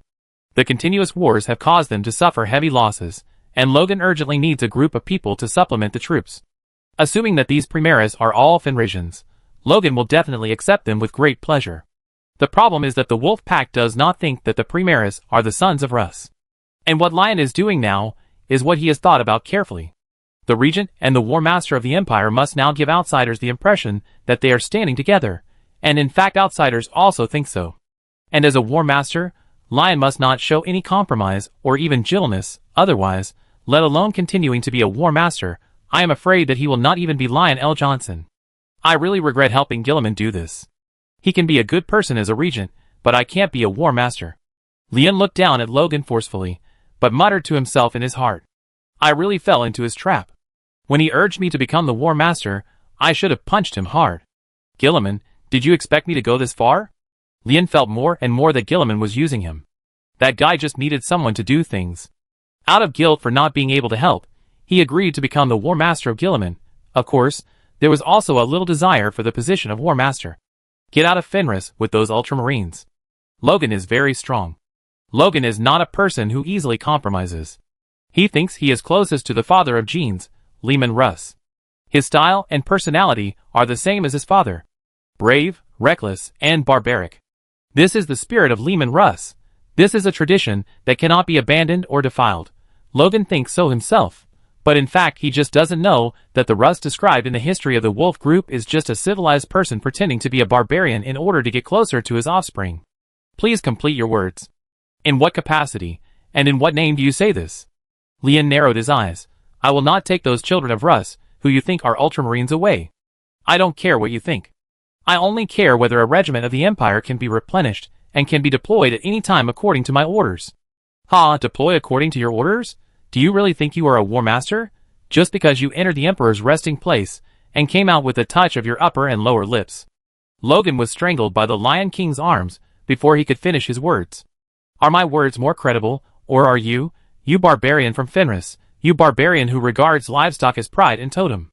The Wolf Lords and the warriors of the Wolf Regiment all drew their weapons and pointed them at Lion. Zabriel and the Lion Guards also drew their guns. A Lion Guard immediately jumped onto the wine table and took out a small nuclear bomb. The Primaris Space Marines stood there at a loss. The situation is gradually getting worse. The two sides are facing each other. In this extremely solemn atmosphere, a heavy and rapid breathing came into Ryan's ears, and the voice that was suppressed was still heard by Ryan. Sven stared at the Lion King with a bloody roar. He was very worried about Logan's situation. Logan's mental state is not stable, and sometimes he can't even remember things. He is worried that if the captain of the war group loses his mind in front of Ryan, how Ryan will despise them later. Sven did not hear the low breathing sound, until the breathing sound became louder and louder, gradually turning into a cry, attracting everyone's attention. Everyone present looked in the direction where the sound came from. The Primaris Space Marines. I saw a warrior kneeling on the ground, his body trembling. He kept screaming and asking for help from the brothers around him, but those brothers didn't know what happened to him and were helpless. Logan stared at the warrior for a few seconds. His expression changed drastically, and he wanted to scream. Take him away. The one who shouted was not Logan, but a dreadnought. With heavy footsteps, the dreadnought came in the ice and snow. All the people in the Wolf Group bowed their heads and saluted the dreadnought. This dreadnought was Bjorn, who had just arrived after hearing the news. In the Wolf Group, Bjorn's authority was even the same as Logan's, but it was not always awake. This dreadnought, known as Bjorn the Broken Hand, had fought side by side with Leman Russ. He was the talking history of the war group and a living monument. Someone immediately stepped forward and took the trembling Primaris Space Marine away. Before leaving, Ryan saw that the Primaris Space Marine's nails had pierced through the gloves. What's going on? Ryan asked Bjorn. The dreadnought walked in front of Ryan and stopped. The thing in the coffin looked at Ryan, as if asking, don't you know what's going on? The Space Marine obviously began to transform into a wolf. But the question is, how could the transformation be carried out here? The transformation into a wolf was a secret, And Bjorn's broken hand did not question it, even though he had guessed what Ryan had done. Logan also realized that the Space Marine had turned into a wolf, so he wanted to accept them immediately, but his previous opposition was too firm. Accept them. Fearless slowly turned around and faced Logan. I can sense that they are the descendants of the father, but they still need to go through some tests. Logan hesitated for a few seconds and nodded. If we firmly refuse to accept, will you define us as traitors? Bjorn turned to Ryan again. There is no doubt about it. My hand has just been placed on the neck of your chapter leader. Ryan gave a surprising answer to Zabril. 10,000 years later, the Empire is getting weaker and weaker, the enemy is getting stronger and stronger, and various new threats are constantly emerging. If we are still a mess, our end will be extinction. Ryan paused and looked at Logan and continued. I have no intention of competing for control of your regiment, but I want to make sure that you can immediately join the battle when the Empire needs you. I don't represent the First Legion, no, it should be the Dark Angels. I represent the Empire, just like my brother. If it was Russ, he was sitting in the position of regent, I would not hesitate to help him when I saw the current mess. After listening to what Ryan said, Bjorn turned around and looked around at every wolf warrior present. We have been fighting for the Empire. Chapter 580. The Primaris Space Marines were left in the wolf group. Although they still need to be tested, at least they will not become homeless. Ryan took Zabril and the Lion Guards on the transport plane and returned to the fleet. On the way back, Zabril had a question. Why did Logan's attitude change so drastically? What happened to that warrior? Zabril asked. Do you remember what I asked you to do? I remember. You asked me to find a warrior, give him a potion, and send him to fight. The potion I gave you was given to me by Call. I met him again in private. Lien then began to talk about the potion. It was a backup strategy, something Call had researched. The gene seed of the Primaris Space Wolves was more stable than that of Logan and his men, but the Primaris technology was Call's technology after all, and the potion was a derivative product of Call's research. It could allow the son of Russ, who took the potion, to transform into a wolf in a short period of time after being injured, even if the injury was minor. I've been talking to them for so long just to wait for that guy to turn into a wolf. Lien said, that guy is shaking and growling, he's about to turn into a wolf. Zabriel looked at the Gene Father in shock. Wolverine? This is the secret of the wolf group, otherwise how could everyone not know that the son of Russ would turn into a wolf? You shouldn't have told me. Zabriel lowered his head. I already know the secret of our group, about the Caliban incident 10,000 years ago. Now I also know the secret of the wolf group. It seems that more than one force will hunt me down in the future. Ryan didn't care at all. A person in a high position should know a lot of secrets. As for being hunted down, with me by your side, what are you afraid of? As he spoke, the Lion King placed his big hand on Zabril's helmet. You and your brothers have indeed had a hard time, so much so that you have been infected with fear that you should not have been infected with. Like a frightened cat, you are afraid of everything. But it doesn't matter anymore. I'm back. I will clear the grievances of those fallen angels who are still loyal. I will teach those extreme people a lesson, and I will kill the real traitors. Zabril looked up at the Gene Father. The current Lion King was the one he was familiar with. Zabril himself was not very familiar with Ryan, so the Ryan he was familiar with was the Ryan of 10,000 years later. No matter what price I pay, I hope that my brothers, those brothers who are still loyal to humans, can get rid of the injustice of 10,000 years. Zabril said in a deep voice. Not all fallen angels are loyalists like Zabril. Zabril hunted the Inquisitor in Talon, because he wanted to help his brothers complete the preparatory steps to clear their grievances alive. You don't need to consider the price. Lien patted Zabril's helmet. Zabriel felt dizzy. That's what I should consider, you just need to wait. When the Lion King and his party returned to Terra, the fleets of Ultramar and Tyrone Navy were almost in the solar system. But the high-ranking officials of the Empire would not wait foolishly in Terra. That would not be decent. Under the organization of the High Lords, a grand welcoming team went to the outside of the solar system to meet the fleet that was docked outside the solar system for the final rest before arriving in Terra. This was the beginning of Cheen Mo's trip to Terra. Surprisingly, Ryan also came. When the door of the transport plane docked at the Glory of Macridge opened, Cheen Mo saw the people representing the High Lords, including Ryan. Ryan was obviously not arranged by the High Lord. He just came here because he had something to tell his brother. When passing by Cheen Mo, Ryan didn't even look at him, but walked straight to Gilliman. After Gilliman gave Cheen Mo a helpless look, he pulled Gilliman to the other side to discuss things. Praise the Lord of Tyrone. Praise the 300 worlds of Tyrone. A man in blue clothes came out and shouted like a real Tyrone. but the tone of his words was more like a joke than a real praise. On behalf of the Star Language Hall, I pay my respects to you, my distinguished guest. The man saluted Chinemo, and then said, "It seems that your dimensional engine is really fast. Regardless of whether it is a heresy, it is really fast." Chinemo nodded, as if he didn't understand what he was saying under the gaze of other people representing the High Lords, and then asked, "The speed of the dimensional engine should be the same, including the dimensional engine that I personally sent someone to install for your master." As soon as these words came out, everyone present looked at the person representing the Star Language Hall. "You tyrant people are really as humorous as the rumors say." The man smiled awkwardly, and tucked the token used to mobilize the dimensional engine ship on his waist deeper. Then, there was a series of greetings. Get to know everyone. Chinemo also asked these people to meet the guards, and say a few nice words. In the preparatory steps of this meaningless welcome ceremony, Chinemo only had one person he wanted to talk to. Chuck, the descendant of Agrippina Forge world ruler Sage Vic. Former apprentice judge. Current Lord Judge of the Tribunal. The reason why Chuck came here is because he represents the Tribunal. The people of the Tribunal want to nominate someone who has a good relationship with Tyrone, and Chuck is naturally the best choice. Greetings to you, Lord Tyrone. Chuck saluted Chinemo respectfully. Unlike those judges who have been installed with smart chips to replace their original personalities and lurking in the Tribunal, Chuck's relationship with the Tyrone sector is open. But the Inquisition not only did not punish Chuck, but even made him the Lord Inquisitor. The reason is that Chuck is the only Inquisitor who will not die in the Tyrone sector.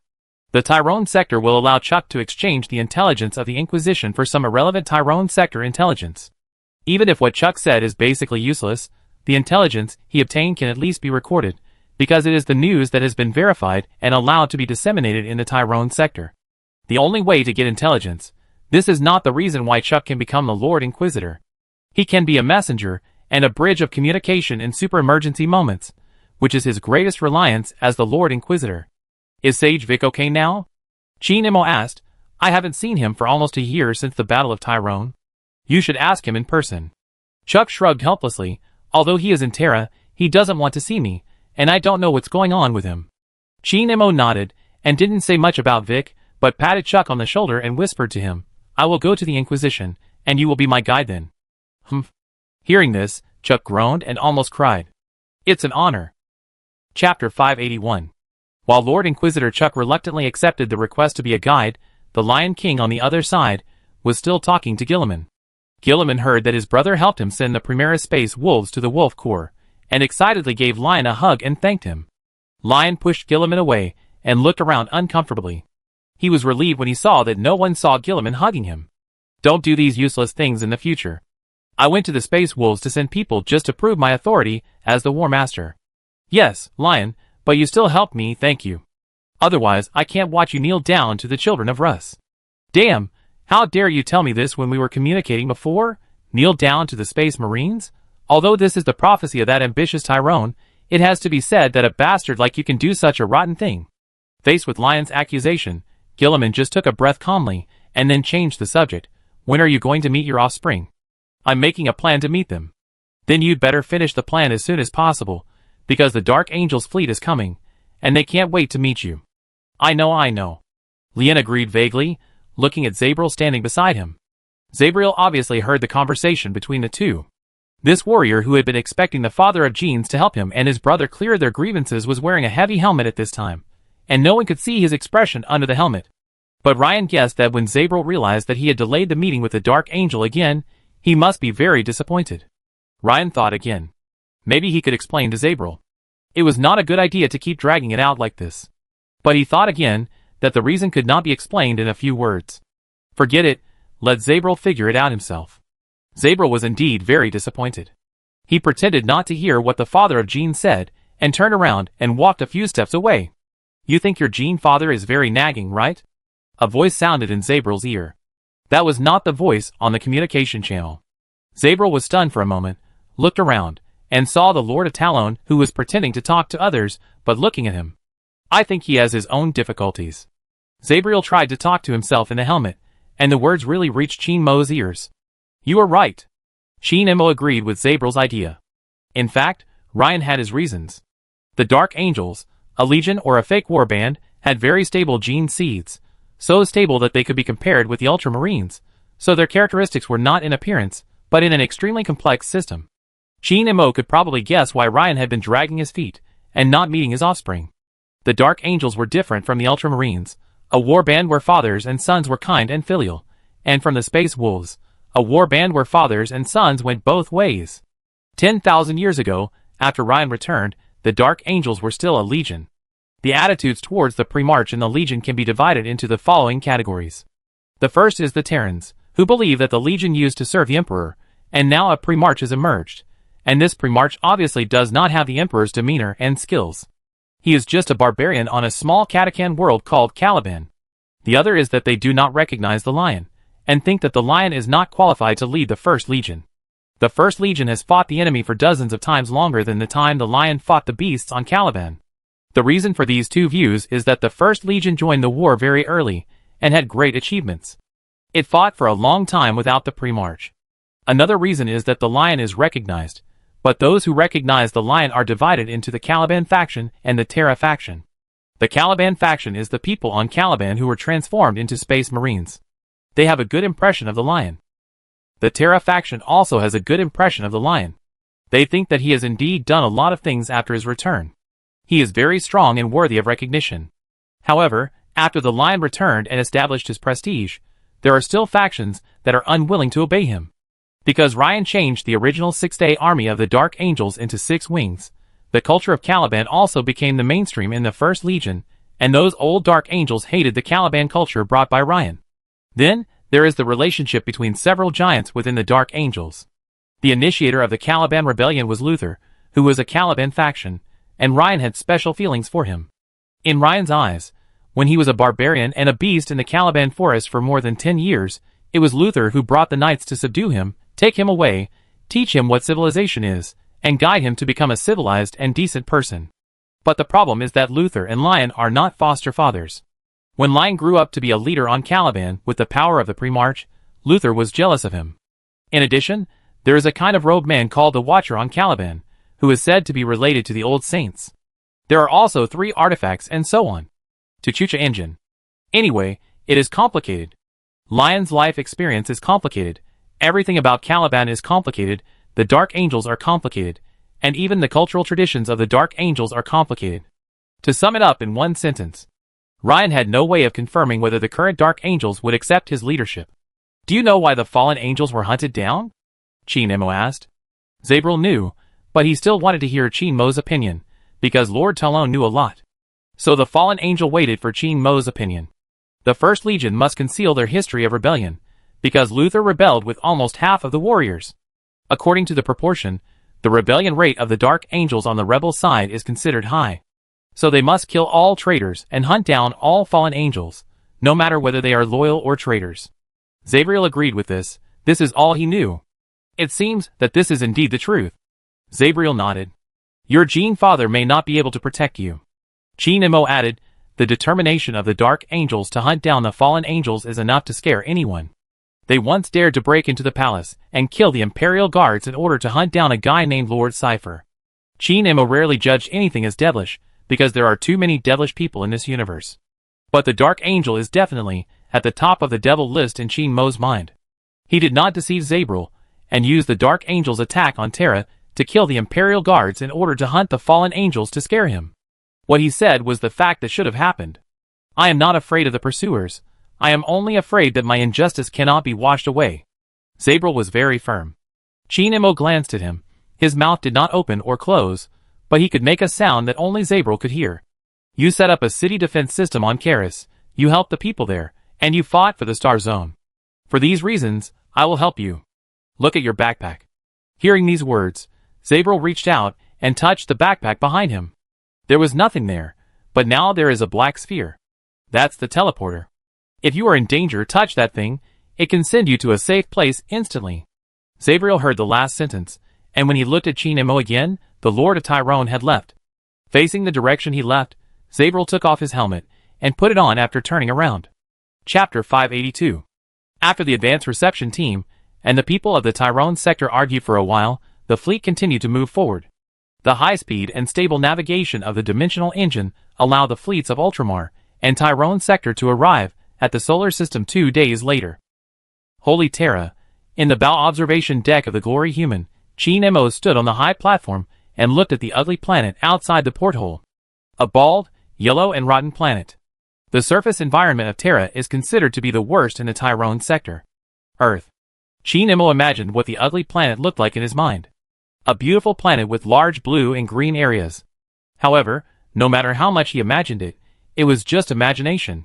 The current Earth is so ugly that Chi Nemo cannot recognize where the continental plate, where he once lived, is now. You actually know the name of Earth? The gate opened. Gilliman led the high-level team of the Ultramar sector into the bridge. Accompanying the pre-march was, of course, the Imperial Guard Tribune named Koken. The Tribune walked to Chi Nemo's side and looked at Terra with him. The name Earth is too old. Where did you know it from? Chi Nemo looked at Koken and said nothing. Earth is indeed a very old name. When the Eldar negotiated with the high-level officials of the Empire, the Eldar spoke in High Gothic. In order to show respect, they also called the human home planet by the most ancient name of Terra. However, when the humans attending the meeting heard the name of Earth, they were confused and didn't know which planet these aliens were talking about. Where is the palace, Tribune? Chi Nemo asked. Koken pointed out a location. Chi Nemo calculated based on the Himalayas where the palace was located, and finally pointed out a location not very far from the palace. What does that represent? Koken asked. That represents a human home. Chi Nemo put down his hand. Koken pondered for a while, and finally smiled. The location you pointed out is a garbage disposal plant, but there is a small nest next door, which is indeed a human home. You two are not talking about the same thing. Gilliman stepped forward to interrupt the conversation. We should go down. Chi Nemo nodded, walked out of the observation deck with Gilliman, met with the senior officers of the Talon Navy and Army, and then took a transport plane to the surface of Holy Terra. The transport plane flew on a fixed route. Chi Nemo stood by the window and looked down at everything below. Just as he imagined, the whole Earth was dry, because before the Emperor unified Terra, the technological warlords had already drained Terra's water. A huge population is crowded in a giant city similar to the Hive world. However, Chi Nemo can't see many people, because the streets under the transport plane are guarded by the police officers of the Ministry of Justice, even the darkest alleys. People dressed like the judges in the movie Judge are holding large-caliber weapons, and commanding the police officers of the Ministry of Justice on the streets. On the surface, it is still peaceful, but Chi Nemo can sense something deeper. In the city, the judges of the Ministry of Justice are cleaning up gangs one by one. In the dark corners, the people of the Assassin's Court set up sniper rifles and aimed at the streets of the city. According to the reception etiquette, we will ensure your safety and prevent you from being bothered by those lowly people.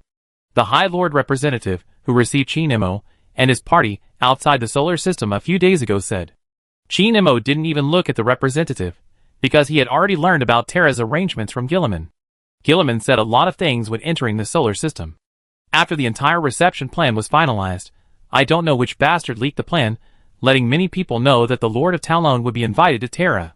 The Inquisition launched an investigation into the entire Terra, uncovered many conspiracies, and found and cleaned up the Ministry of Internal Affairs personnel who leaked the information. Countless conspiracies against Chi Nemo are brewing.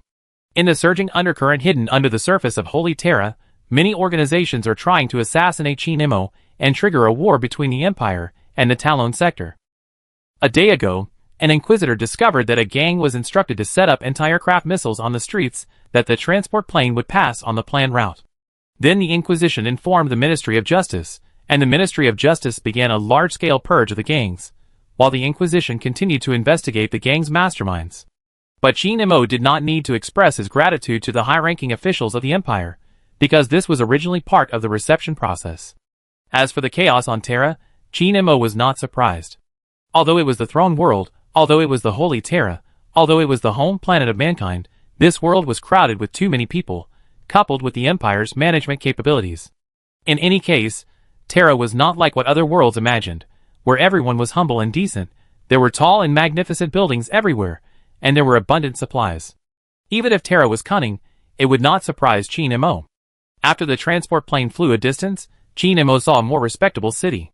On the streets of those cities, the Ministry of Justice did not have to forcibly maintain order, and people could gather on the streets instead of shrinking at home.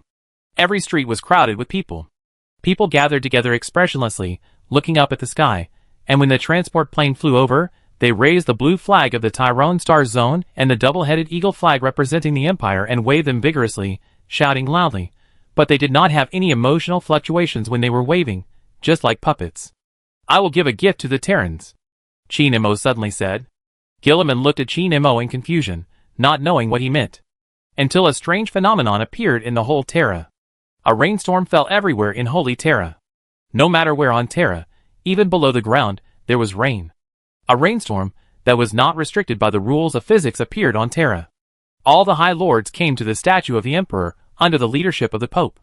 They believed that it was their invitation to the heretic Lord of Talon to come to Terra that caused the wrath of the Emperor, so they knelt in front of the statue and asked for the Emperor's forgiveness. But soon the High Lords realized that this rainstorm might not represent anger. People who lacked water rushed out to collect rainwater and found that it was sweet. When people suffering from illness bathed in the water, they found that their bodies were getting healthy. The poisonous fog that had shrouded the bad areas for thousands of years was dispelled by the rain. The rainstorm soon formed a flood in various parts of Terra, but the flood did not destroy people's homes. The water flows seemed to be blocked by something and turned into huge cubes. People realized that something was storing the rainwater, just like water in a reservoir. Scholars believe that the rainstorm was caused by the psychic power of the God Emperor. But in fact, the rainstorm was shaped by pure material forces. Although the forces that turned the flood into a water cube did distort reality, it was not because of psychic power, but because of the change of material laws. The sweetness and healing effect of the rainwater were only due to the sugar and medical substances synthesized out of thin air. Chi Nemo used a heavy rain to make all Terrans not have to worry about water problems for 500 years. Raining is extremely unusual on Terra. Whether the Terrans think that this rain is brought by the rumored Lord of Tyrone, who possesses magical powers, or the Emperor of God is using a gift to prove that the Empire's bad speculation about the Lord of Tyrone is bullshit, everyone will connect this rain with the arrival of the Lord of Tyrone. Chapter 583. The transport plane arrived not at the High Lords Council, but at a residence not far from the magnificent building of the High Lords Council. The high specifications of this residence surprised Chi Nemo. The terrain of the residence itself is very special. Above is the core of the entire empire, that is, the High Lords Council Hall, and the Ministry of the Interior, and the Ministry of Military Affairs. Above is the palace. The entire residence has many rooms, enough to accommodate all those who followed Lord Tyrone to Terra. Chi Nemo brought a small number of entourage, that is, all the guards. As for the senior officials of the Tyrone Navy and Army, they just showed up, and then returned to the naval fleet stationed in the solar system. Since the High Lords did not show up at the first reception, the Tyrone senior officials did not even have to stay on the harsh surface of Terra for a day. In addition, the Pope of the State Church sent his personal butler, and the servants he brought arranged everything. Even the needs of the guards would be inquired and then solved, down to what pillows and quilts the guards liked to use, and what colors they liked. Then the Pope's servants will go to purchase things and arrange them according to the requirements. Everything is decent, but the problem is that the High Lords did not show up, and Chi Nemo did not go directly to the High Lord Council. After everything was arranged, Chi Nemo and the guards gathered in the courtyard of the magnificent residence and called the butler sent by the Pope to come forward. "Why doesn't your master come here in person? Do they think that Lord Talon's trip to Terra is a report? I need to wait until they have time before I can have the honor of meeting them?" The questioner was Yao In. He was not satisfied with this arrangement because the High Lords did not greet him. If the Empire thought they should talk to the Star region, they should show sincerity. "I will report your opinion to my master," the butler said expressionlessly, and at the same time performed a Sky Eagle salute. There was nothing wrong with his attitude. "I didn't call you here to question you." Chi Nemo signaled Yao In not to attack a servant. "I want you to take my people to familiarize themselves with the structure and layout of the entire residence. They need to protect me. It's my honor." The butler bowed to the guards and made a gesture of invitation. The guards immediately followed the butler to familiarize themselves with the entire residence. But the guards didn't need to do this, because Gilliman came to find the High Lords after the transport plane stopped, and he brought his own honor guard. After the arrival of these champions of the 500 worlds, they immediately took on the responsibility of guarding the residence, as the Primarch had instructed on the way. The High Lords are not negligent. Gilliman specifically explained to Chi Nemo, "I just went to find them. They haven't even reached a consensus, right?" Chi Nemo asked with a smile. Gilliman nodded. This is the efficiency of the High Lords. Chi Nemo had no problem understanding this. The High Lords had to reach a consensus before they could meet, because this involved what attitude they should show during the meeting. The empire was so old that a set of complex rules of the game gradually emerged. Qin Mo could even imagine that the High Lords wanted to meet him first, because they had personal interests in addition to the interests of the empire.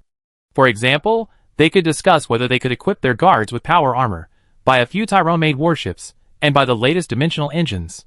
But the High Lords also knew what each other was thinking, so they must be discussing that either everyone should go to see the Lord of Tyrone together, or no one should go, and no private conversations should be allowed.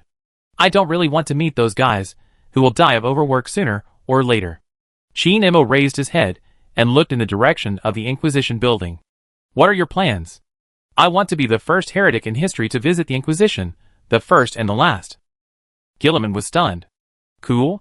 As agreed before, it was Chuck who took Qin Mo to visit the Inquisition. Because of his special role, Chuck was promoted to Lord Inquisitor by the top leaders of the Inquisition. Although this Lord Inquisitor is very low profile, it is still very impressive. When Chuck, wearing the gorgeous uniform representing the Lord Inquisitor, invited Qin Mo to enter the Inquisition surrounded by his private guards, all the Inquisitors and civil servants present saluted Chuck. Most of the leading judges of the tribunal found excuses to leave, except for the most fanatical judge named Karamazov. Karamazov sat on a high platform carried by slaves, with more than a dozen judges and a large number of private armed forces behind him. When he appeared at the entrance of the giant building of the tribunal, Chuck's heart trembled. Chuck knew how fanatical and crazy Karamazov was, and he had no doubt that this bastard would want to take down the Lord of Talon on the spot. Consequences? Karamazov didn't care about the consequences. My lord, please go first. Chuck signaled his private guards to make way for Karamazov. But Karamazov didn't even look at Chuck, his eyes were always fixed on Qin Mo. Qin Mo stood there expressionlessly. He could sense that the two assassins from the Assassin's Court were aiming at Karamazov. The Assassin's Court had always been close to the regent, so under Gilliman's instruction, the Assassin's Court was responsible for protecting Qin Mo's safety. Gilliman didn't think Qin Mo, who could use 2 satellites to cripple his brother, would be killed, but the assassin still needed to protect him, to protect his dignity and rights, so as to prevent the actions of some madman from leading to terrible consequences. Karamazov didn't see the assassin. He didn't take any action, just stood in front of Chuck with his large number of private armed forces. Chuck was afraid of what Karamazov would do next. However, although Karamazov was crazy and dared to do anything, but there was a big difference between madness and stupidity. Snap! The sound of whips hitting flesh rang out. The slave carrying the platform was whipped by Karamazov himself. What are you doing standing here? Karamazov roared at the redeemed slave. Get out of the way. The slaves moved aside, as did the private armed forces and judges. This way, Lord Tyrone. Chuck looked at Karamazov gratefully, and quickly took Qin Mo through the entrance into the courtroom. When Qin Mo walked past the platform Karamazov was sitting on, he nodded, but his face was not very good. Sorry. After Karamazov disappeared and Qin Mo entered the hall of the tribunal, Chuck suddenly apologized. Qin Mo knew why he apologized. Just now, Chuck shouldn't have let Karamazov go first. My father said I was a cowardly bastard, a hopeless case, and I think so myself. Chuck smiled helplessly. I need you to have this kind of personality. Qin Mo shook his head. The tribunal knows your relationship with Tyrone very well. If you still act arrogantly, it will bring you trouble. After all, your name is not in the Star Zone archives. Thank you. Chuck nodded gratefully. Chapter 584. Lord Chuck. A loud shout came from not far away. Then came the sound of high heels stepping on the marble floor. Greyfax appeared on the road that Chuck and Qin Mo had to pass. Why did you bring the heretic here? To bring him to justice. Greyfax shouted. Chuck just asked Qin Mo to continue to follow him on the tour, and then walked past Greyfax. As he passed by, Chuck glared at Greyfax. It is a crime for you, an ordinary judge, to offend me, the Lord Judge. I'm not going to punish you, but don't force me to order you to kneel down and lick his shoes. Chuck glanced at Qin Mo as he spoke. Greyfax cursed, but Qin Mo said nothing as if he didn't see her, and continued to stroll in the hall of the courtroom with Chuck. Greyfax couldn't do anything, but she was different from Karamazov. When she couldn't do anything, she still wanted to satisfy her desire to talk. Although Greyfax felt even more angry when she saw the heretic ignoring her, and she didn't satisfy her desire to talk, she just had to make some noise. The group continued to move forward. The grandeur of the courtroom far exceeded Qin Mo's expectations. The hall alone was so large that it was impossible to see the end at a glance. It took a long time to walk through 2 security checks. Next, we had to take a vehicle to continue moving forward. This was also a huge office space that all imperial institutions on Terra would have. The number of worlds owned by the Empire was astronomical, and the number of people needed to handle affairs was of course astronomical. Naturally, the place that accommodated so many people to handle affairs would be extremely huge. Where do you want to go? Chuck drove the vehicle himself, and asked as he drove. Anywhere is fine. Chinemo replied. Chuck thought for a moment and said, there is really nothing interesting in the tribunal. Then take me to see where I will be sent if I am arrested. Okay. Although he did not understand Chinemo's request, Chuck still drove the vehicle to that place. The vehicle's route was a corridor. The huge corridor was full of Ministry of Internal Affairs personnel, who came to the tribunal to do business. They had some things to check with the judges. Few of these people are qualified to ride in vehicles. Most of them travel day and night, sleep at the rest stops set up in the corridor, and continue on their journey after waking up. How long will it take us to get there? Chinemo looked around. If it weren't for the fact that the people he saw along the way were all different, he would have thought that he was always standing still, and the road ahead had no end in sight. A week later, Chuck said, no one would dare to stop me or block the road. If I didn't kill some unlucky guy who came to do business on the road, I guess it wouldn't happen. 1 week. Chinemo interrupted Chuck's nonsense. Why did you build such a huge building? Why don't you equip every place along the way with an automatic vehicle, or use a robot as a driver? Such a large building will only waste time, and make efficiency low. Chuck listened to these complaints silently. He was already an experienced person, and had complained a long time ago. But the question is who has a solution. Terra is like this. Some things were decided by people hundreds of years ago, and no one dared to change them. I'm really impressed. Chinemo raised his hand, and wanted to move the vehicle to the destination directly, but then he thought that he had already completed the idea of visiting the Inquisition, so he simply didn't want to visit those dungeons or other ghost places. Anyway, you can guess with your toes how those judges will torture people. Turn, I want to leave. Chinemo signaled Chuck to return the same way. Then you don't want to visit the dungeon? Screw it. Chuck could only return the long way. On the way back, Chuck occasionally looked at Chinemo cautiously. From Chinemo's expression, he could see that he had no regrets, so he felt relieved. Chuck knew very well that he had to thank the Lord of Tyrone for becoming the Lord Judge. But this was not the reason why Chuck cared about Chinemo's thoughts. The real reason was that his father, the sage of the Forge World, Vic, once said, the best thing you did was to lean towards the Tyrone Star region in some things, and be appreciated for it. Apart from that, you are useless. However, Chinemo had no regrets. He did leave a record of the heretic visiting the headquarters of the Inquisition in the history of the Inquisition. But Chuck still had some regrets. I found out something. Chuck suddenly said, an Inquisitor claimed that he found the contact letter you wrote when you were the planetary governor when you contacted a heretic war band. Chinemo frowned. How could it be? Are the war bands they are talking about the Weepers, or the homeless space marines in my star zone? Most people in the court think it's impossible that the contact letter was left by you, but the judge is very persistent. Chuck said cautiously. So what? Just say it if you have something to say. Several senior officials came to me and hoped that I could ask you to leave some handwriting, and then compare and analyze whether the contact letter was written by you. Okay. After hearing what Chuck said, Chinemo unexpectedly agreed. But he did not take the feather pen and parchment handed by Chuck, but just sat in the co-pilot seat. Chuck didn't dare to urge him, and thought that Chinemo's words were not a promise, but a sarcastic remark to show contempt for the judges. The Tyrone Star District doesn't know much about the tribunal, and you are very useful. Chinemo suddenly said. Thank you. Chuck was very happy to be recognized. Chuck always passed the news of the tribunal to the Star District.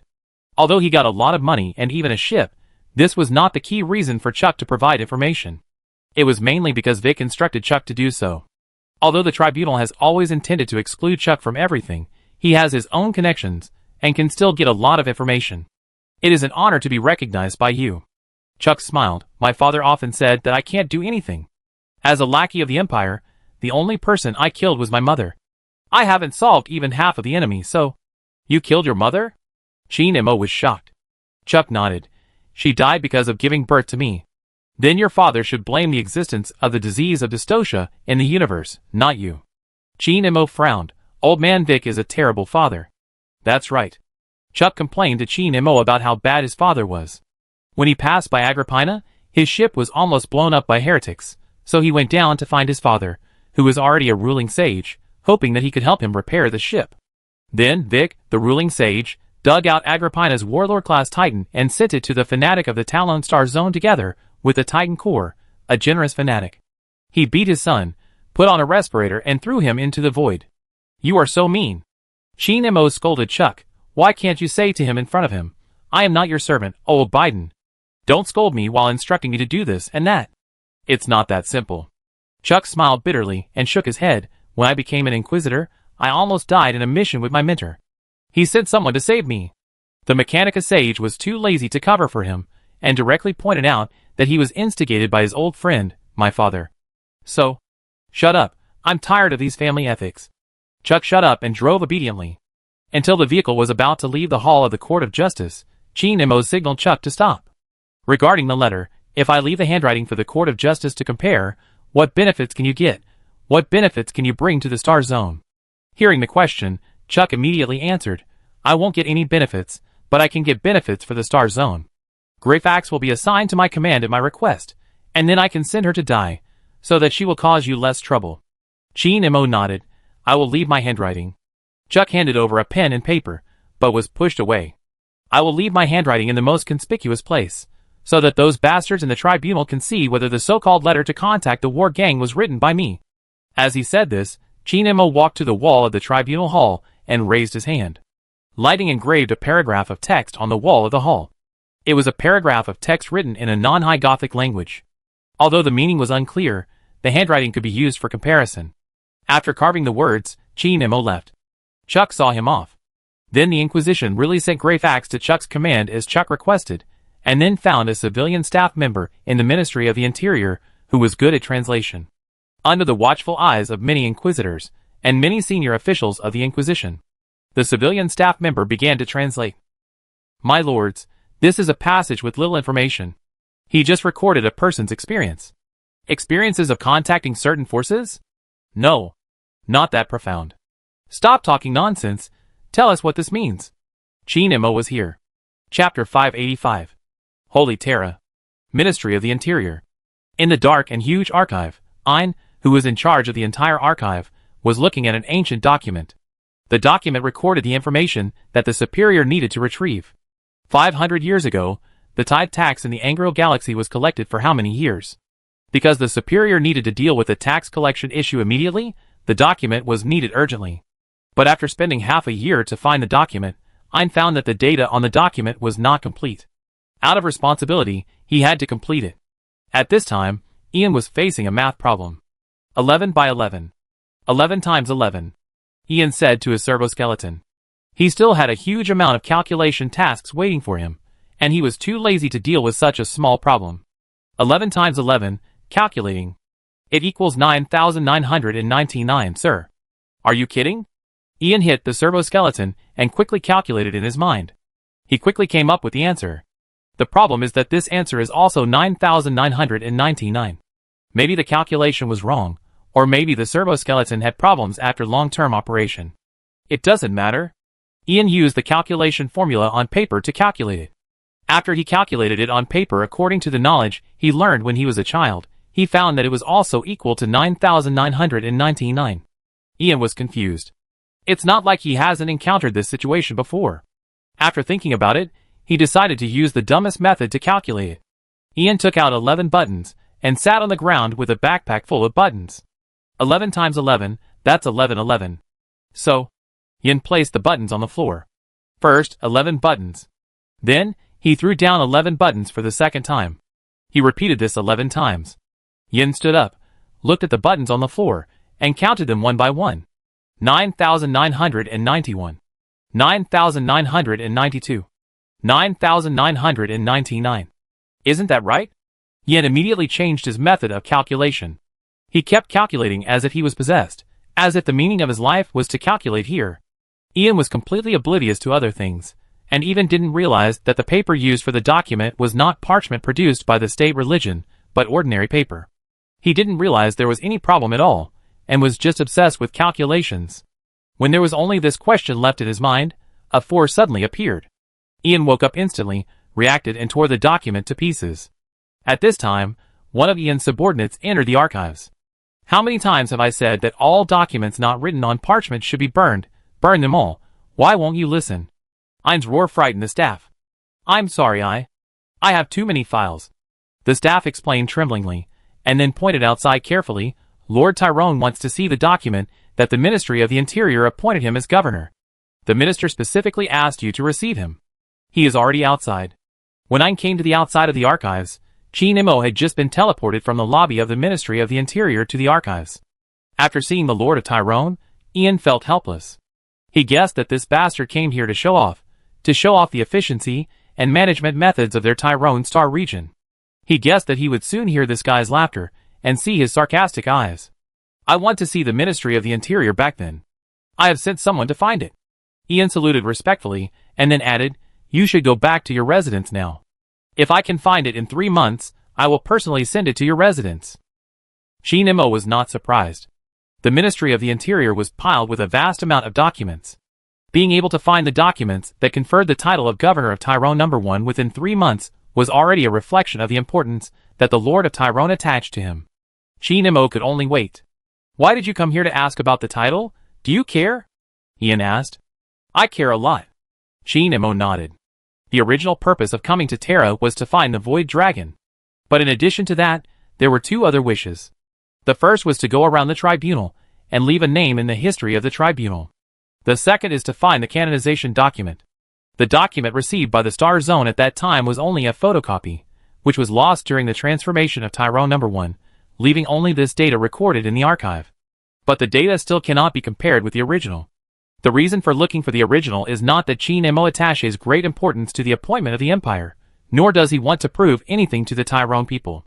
The reason is just that Chi Nemo is nostalgic. He misses the time when he fought with the guards in the bottom nest and misses every dead person. But as Tyrone No. 1 had to be transformed into an ideal city, the fortress he built with his own hands, and the transformed bottom nest terrain all disappeared. The result of the battle during that period was that Chi Nemo was appointed as the governor of the planet, completing the process from a prisoner to a ruler. So Chi Nemo wanted to find something that could represent that period and put it in his bedroom. I find it as soon as possible, Ian assured Chi Nemo. Don't worry. Chi Nemo gestured to Ian to lead the way. Take me around. Chi Nemo has always been very curious about the Ministry of the Interior, which is responsible for maintaining the operation of the Empire. Although Ian was very curious about Chi Nemo's curiosity, he didn't ask, but just took Chi Nemo around the Ministry of the Interior. The buildings of the Ministry of the Interior are even larger and more magnificent than those of the Court of Inquisition. Since he was really curious about a department this time, Chi Nemo did not take a vehicle, but used teleportation to travel directly. The roads of the Ministry of the Interior are even larger than those of the Court of Inquisition, and there are crowds of people. Ein introduced Chi Nemo during the tour. The people you see may have been in the Ministry of the Interior for 10 days or half a month, and they are rushing to where they want to go.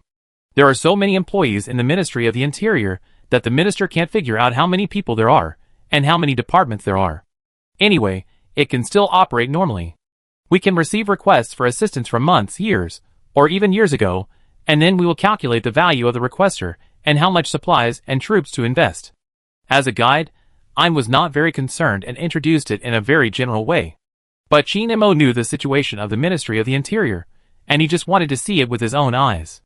Ministry of the Interior. The heart of this empire, which is almost dead, is trying its best to supply blood.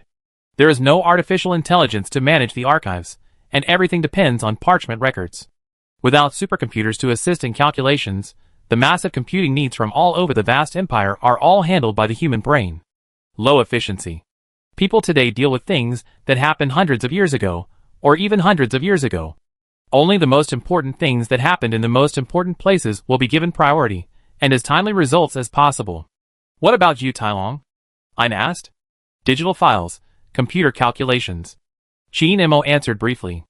In fact, there is a building on Tai Long No. 1 that is slightly smaller than the Ministry of the Interior, but most of the space is occupied by artificial intelligence carriers and servers.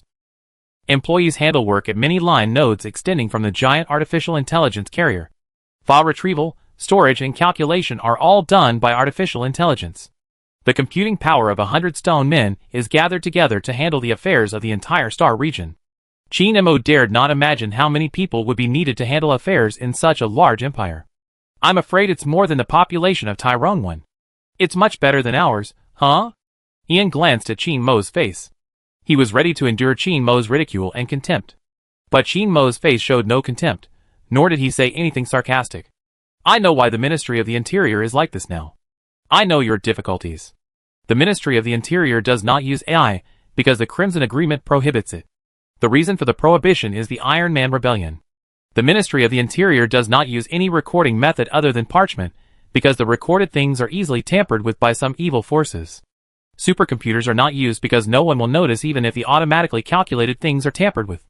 If Qin Mo knew what Ian had just experienced, he would think it was a classic case of chaos influence. Tampering with the content, tampering with the calculation results, this is like an unconscious prank of Cinch. In the most extreme dilemma, you are doing what you can do. Praise the perseverance of mankind, praise the courage of mankind. Qin Mo sighed. In Ian's eyes, the face of Lord Talon was only full of sincere admiration and sighing helplessness. Chapter 586. While Qin Mo was wandering around Terra, the solar system welcomed the second group of guests. The Dark Angels. The flagship of the chapter, the Invincible Rationality, sailed out from Mandeville Point first, and then nearly 100 cruisers and hundreds of strike cruisers of the chapter emerged from the cracks behind it. No one knew exactly how much naval power the Dark Angels had, but this was not all at the moment. Although the fleet carried more than half of the Dark Angels' armed forces, and all 6 wings were present, it was not considered a full-scale attack.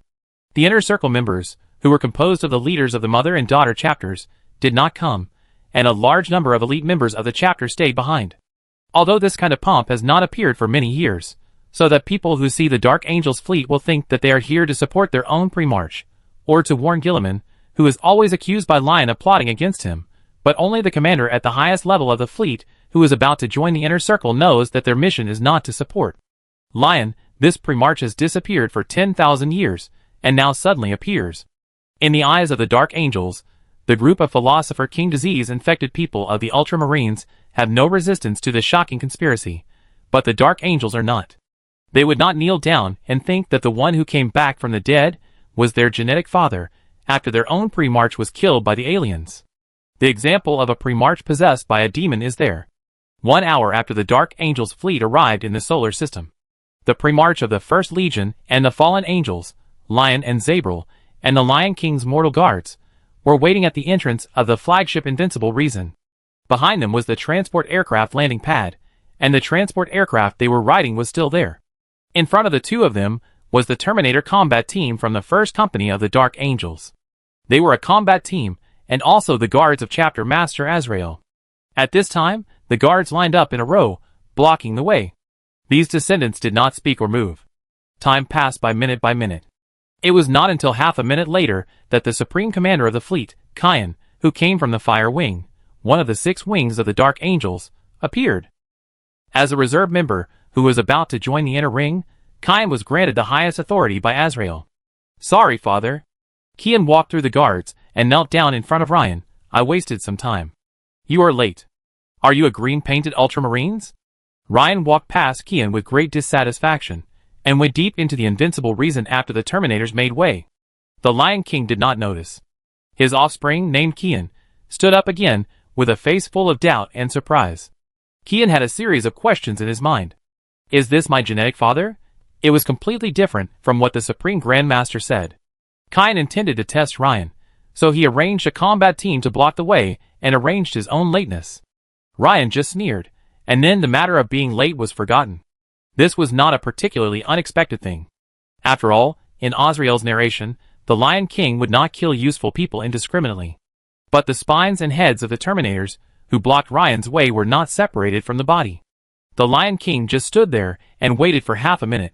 Emperor, Kian's sighs were not noticed by Ryan, and Ryan didn't care what this late rubbish was thinking. The Primarch frowned. He couldn't imagine that his First Legion's commander, who came with the Invincible Rationality 10,000 years later, was a late rubbish. Even such a rubbish could become a leader. How bad is the overall strength of the Legion? No, the chapter now, or... Ryan stopped and looked at Kian. Or maybe this guy just wanted to give him a warning like the Legion did when they first saw him 10,000 years ago. Thinking of this, Ryan raised his hand and pressed it on Kian's helmet. Kian's hair stood on end. He was ready to block the next attack from the father of genes, and then confess his impolite temptation to him, and then explain that it was necessary. Take me to my own room. Ryan did not twist his head off as Kyan thought, but made a request that surprised Kyan. The invincible reason is your worship. The Supreme Grandmaster Azrael asked me to bring it here because he couldn't wait to return this flagship to its true owner. Kyan looked at the father of Genes. Can't you find the room that belonged to you back then? Bang! Kyan's helmet was hit hard. He felt like a person shrouded in a big clock, and then someone outside the clock hit the clock with a bomb. I have been sleeping for 10,000 years, idiot. Lien said, and walked in front. Kyan led the way. The internal structure of the invincible rationality was extremely complex, just to trap the uninvited guests who broke in. But Ryan thought Kyan should be familiar with the road, but this guy took him around in the invincible rationality for several big circles, but still did not reach the destination. Ryan wanted to get angry, but he held back. In the countless sleepless nights after waking up, the Lion King sat in the corner of the room, rubbing his white beard, thinking about how he should behave after meeting his offspring. The result of thinking is kind, friendly, and civilized. On the one hand, Lion is no longer the irritable person he was 10,000 years ago. Although he is not kind and gentle compared to Gilliman, he is extremely kind and gentle compared to his younger self. On the other hand, Lion feels guilty about his offspring. Indiscriminately slaughtering people like Zabril is just one of the things. Lion can still remember many wrong things. So when facing the rude Kian, Lion did not have the confidence to grab his neck and punch him. Although he always quarreled with Gilliman, Lion now admired Gilliman's fatherly and filial relationship with the Ultramarines. At least when Gilliman was still squatting in the static position, his descendants would do everything they could to revive him. Instead of talking privately, that old immortal is not good for us, and we will all be unlucky if he wakes up. No one in the Dark Angel said this, but Lion felt that they would say so. I came to the flagship when I was sent by the chapter. I am not very familiar with this place. Kyan explained as he found his way. It's okay, you've done well enough. Ryan whispered this, then he found his way, and took Zabril and the Lion Guards to the room where he lived 10,000 years ago. Looking at the back of the father of Genes, Kyan touched his helmet. Azrael, the Supreme Grand Master of the Dark Angels, had given Kyan his defensive rosary before he set out. The Grand Master also warned that you must wear the rosary when you meet the father of Genes, otherwise your head will be hit by the father of Genes during the necessary test. Like a ball of thread dragging a line, the head flew out of the body with the spine. But the current situation made Kyan feel even more confused than not knowing the answer. Chapter 587. No one has entered the room belonging to the Lion King inside the invincible reason for 10,000 years. When Ryan pushed open the door, he instantly fell into memory. It was the same as it was then. But this did not make Ryan feel good, because everything in front of him reminded him of that damn brother named Kurz. During the Horus Heresy, Kurz, that bastard, hit on the invincible reason to play hide-and-seek, but his concealment skills and combat skills were very strong, which was really a headache. Son of God, what is this? The mortal Lion Guard captain walked to a wall and pointed at a huge sphere hanging on it. The eye of some Caliban beast. I forgot what it was. Ryan walked to the Lion Guard captain and watched with her. When Ryan saw this thing, he thought of Luther. Luther, this damn bastard. Ryan kept cursing Luther in his heart. If it weren't for Luther's rebellion, how could he be deceived and massacre Zabril's fighting brothers? How could he have done the destruction of Caliban and the series of fallen angels? But Ryan's feelings towards Luther are not just hatred, but an extremely complicated one. Although Luther is indeed a bastard to the extreme, Ryan must admit that when he lived like an ape on Caliban, it was Luther and his knights who appeared and changed his fate. Learn the etiquette, writing, and accent of the knights of Caliban. Wear decent clothes and armor. Now Ryan compares the situation before and after he met Luther, and feels like he has ascended from hell to heaven. Running wildly in the forest of Caliban, swinging on the trees, bearing teeth with wild beasts all day long. How savage, almost becoming the second Russ. Although I don't remember what beast these eyes belong to, I know who hunted with me at that time. Ryan suddenly sighed. Who is it? The captain asked curiously. A loser, his name and behavior are all losers' bastards. Ryan said. When the Lion Guards were curious about why the Son of God made such an evaluation, Ryan said something else. But he taught me what civilization is, and how to be a civilized person. If it weren't for this bastard, I would probably be like my barbarian brother named Russ, who is as barbaric as his descendants. You went with me to Fenris to see the space wolves. Believe me, their gene father is 100 times more barbaric than them. After listening to Ryan's comments, the Lion Guards exclaimed. They whispered about the barbarian brother named Russ mentioned by the Lion King, and then compared this barbarian pre-march with the Lion King, and then concluded that the Lion King was indeed very civilized. Ryan listened to their discussion with a satisfied smile on his face, and even discussed with them how barbaric Russ was. But father, I heard from the 2 hunters who found you on Karis that you were naked, rushing out of the forest, roaring at the beasts. They also said that when they first saw you, they thought you were a human-shaped beast, the legendary ape god on Karis. Zabril's words interrupted the discussion of the Lion King and the Lion Guards. Ryan looked at Zabril and shook his head gently. No, they were all scared to death at that time. How could they remember what I did? Don't listen to the nonsense of those 2 ungrateful bastards. Since you said so, it must be those 2 guys talking nonsense. Zabril smiled and said, my Gene father is the most civilized person in the Empire. How could he show his teeth to a beast? This is my good boy. Ryan forced a smile, nodded repeatedly, and then quickly changed the subject. You and Zabril will sleep in this room tonight. I'm going to the study further inside to rest. But don't think I'm giving in to you. I'm just writing some confidential things in the study. If you don't want to be executed for peeping into confidential information, then stay here honestly. The Lion King arranged accommodation for the Lion Guards and Zabril. He considered that the Dark Angels might not like Zabril and the mortal Lion Guards, so he didn't want them to be too far away from him. Late at night, the Lion Guards went to bed in the main room. They might have realized that the relationship between Lion and his offspring was not a replica of the Ultramarines, so they did not take off their power armor and even slept at the door with their weapons. Zabril couldn't sleep and didn't need to sleep. He came to the corner of the main room and opened the door leading to the deeper room. The Lion King sat behind the desk, writing something. When he saw Zabril coming in, he quickly closed the book and put down the quill. Those mortals. Zabril glanced at the door of the study. You have returned to the war group. What arrangements will you make for them? Anyway, it's impossible to really let them charge into battle with me as Lion Guards. Ryan gave a well-thought-out answer. Mortals have their limits after all, and Ryan doesn't want them to face all kinds of monsters in the galaxy with him. When facing enemies such as the Chaos Chosen, Star Gods, who are more powerful than the Deceivers, and demons, the mortal Lion Guards can only make the Lion King feel sad for their death. So I will let them be governors in the Warband's jurisdiction, or assistants in the Warband or something, Ryan said. A wise decision. Zabril nodded. The father and son fell silent. 2 minutes later, Zabril hesitated and said, I don't want to bother you, but my brothers and I. How much do you know about our chapter, the Legion? Ryan did not talk about the fallen angels, but asked Zabril instead. Zabril shook his head. When he was a rookie, he was almost killed by the Lion King, and then he fled. He didn't know much about the Dark Angels, whether it was the Legion or the chapter period. The Dark Angels are complicated. Lien stroked the book on the table. I can't do what you imagine, raise my arms in front of my descendants, and then the loyal fallen angels will be cleared of their grievances, and the fallen angels who rebelled against humans will continue to be hunted down, and then we will fight side by side. No, it won't be like that. After I returned to the Legion from Caliban, there were many opponents, and some even wanted to kill me on the battlefield. I killed these people, many of them. But now, I realize that killing does not necessarily solve the problem. It will only hide and accumulate the problem, and then explode like a bomb one day, bang, blowing me up. At this point, the Lion King stood up and walked to Zabril. The Primarch squatted down, and was level with his offspring. Give me some time, child, the Lion King said. Zabril nodded thoughtfully, and took a deep breath.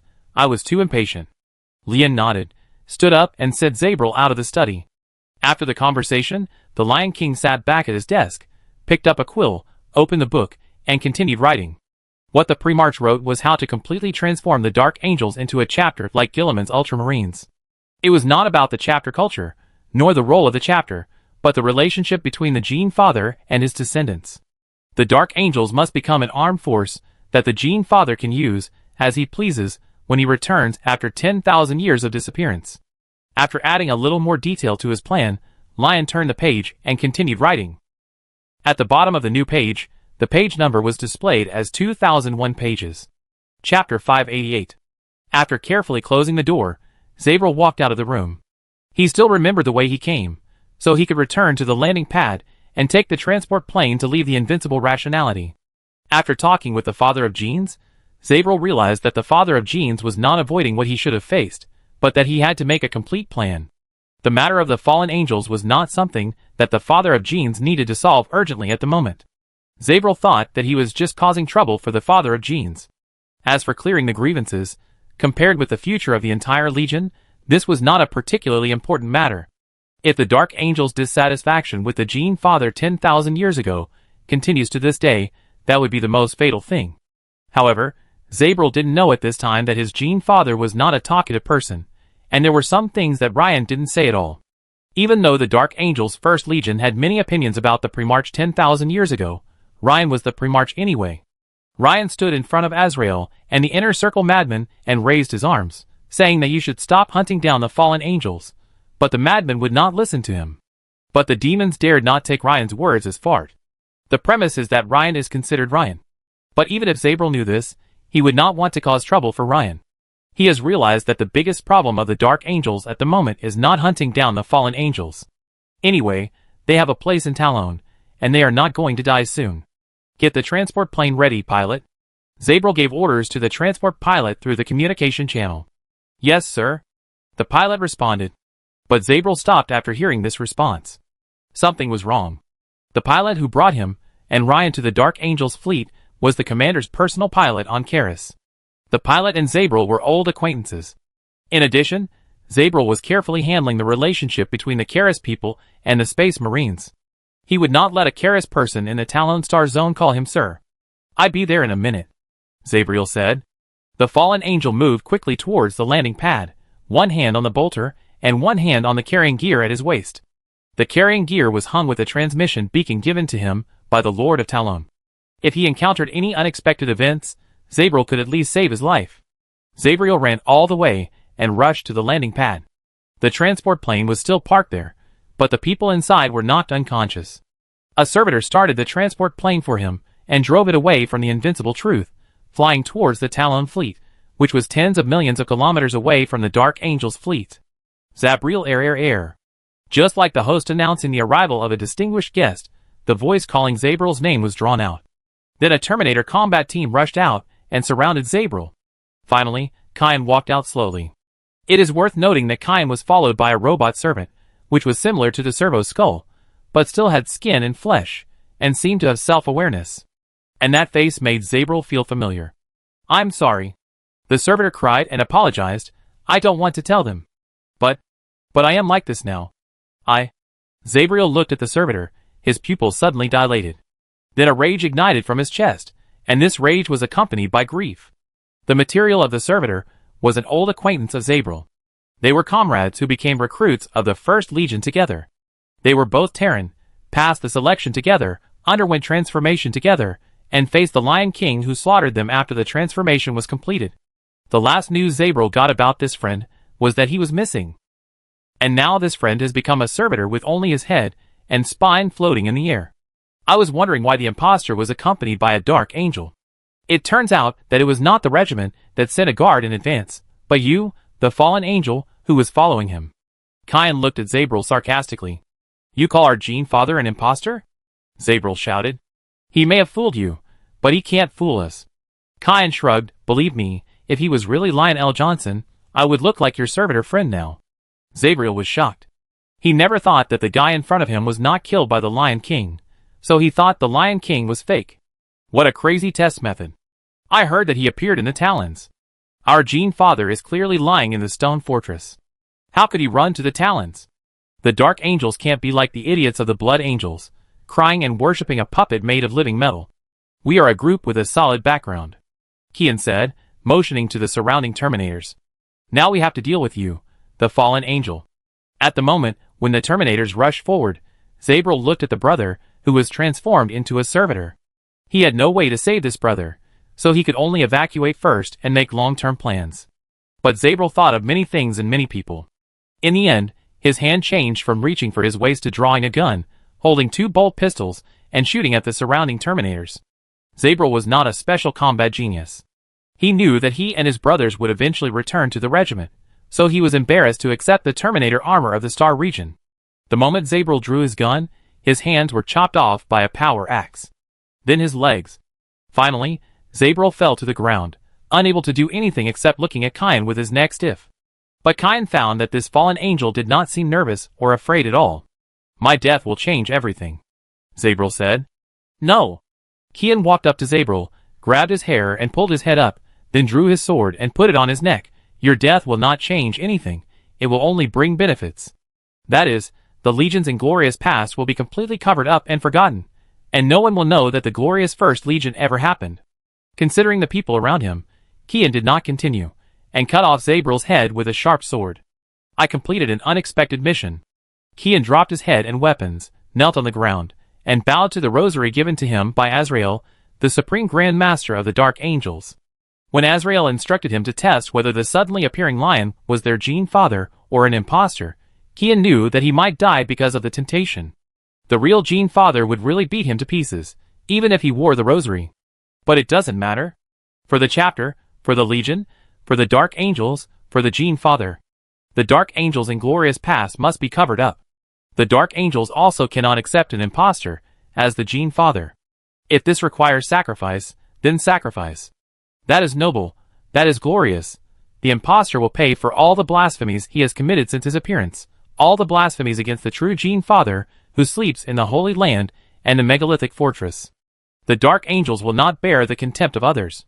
Nor will they satisfy their love for the Gene Father with a living metal toy like the Blood Angels, and worship and cry to a toy. The Dark Angels will not do this. In Kian's ears, the words spoken by the Supreme Grand Master Azrael kept echoing. Chapter 589. Talon Navy. Glorious Human Bridge.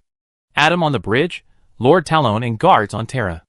Zabril's fallen angel brothers, other high-ranking officers of the Navy and Army. They held meetings in person or via holographic projection. We are very sure that Zabril's physiological data disappeared and he died. And his power armor recorded it all. As Zabril's brother spoke, an impact was played. That was the death scene of Zabril from the first person's perspective. The fallen angels gnashed their teeth when they saw it. Even the Space Marines, who attended the meeting via holographic images, were saddened by Zabril's death. Including the fallen angels, all the Space Marines who participated in the 500 World Plague War had to participate in the next victory ceremony, but they were not on the Glory of Humanity, but in their own strike cruisers. This was Gilliman's arrangement. He hoped to clear the grievances of these persecuted people by letting them appear at the victory ceremony. Fire at the Dark Angel fleet. In silence. Sheen Mo's holographic image spoke his order. Everything was still, and the space and time in the bridge seemed to be isolated from the outside world. At this time, only Fleet Marshal Adam could move, and everyone else was frozen. Fire at the Dark Angel fleet. Adam persuaded in a deep voice, for a Space Marine who was about to leave the Star Zone. Listen to me, Adam. If Ryan faced such a situation, he would not say anything nonsense, but Sheen Mo would patiently explain, because in his opinion, language communication is the most important thing. We protect these Space Marines, and these Space Marines fight for us. Zabril died at the hands of the Dark Angels. He has been registered in the sector. If we remain silent about his death, then the protection we promised to those Space Marines will become a joke. The dignity of the sector has also been trampled underfoot. After hearing this, Adam thought to himself that he, the Fleet Marshal, was not a person like Andreda or Gray after all, and he only considered the matter of the Void War. But Adam was still worried.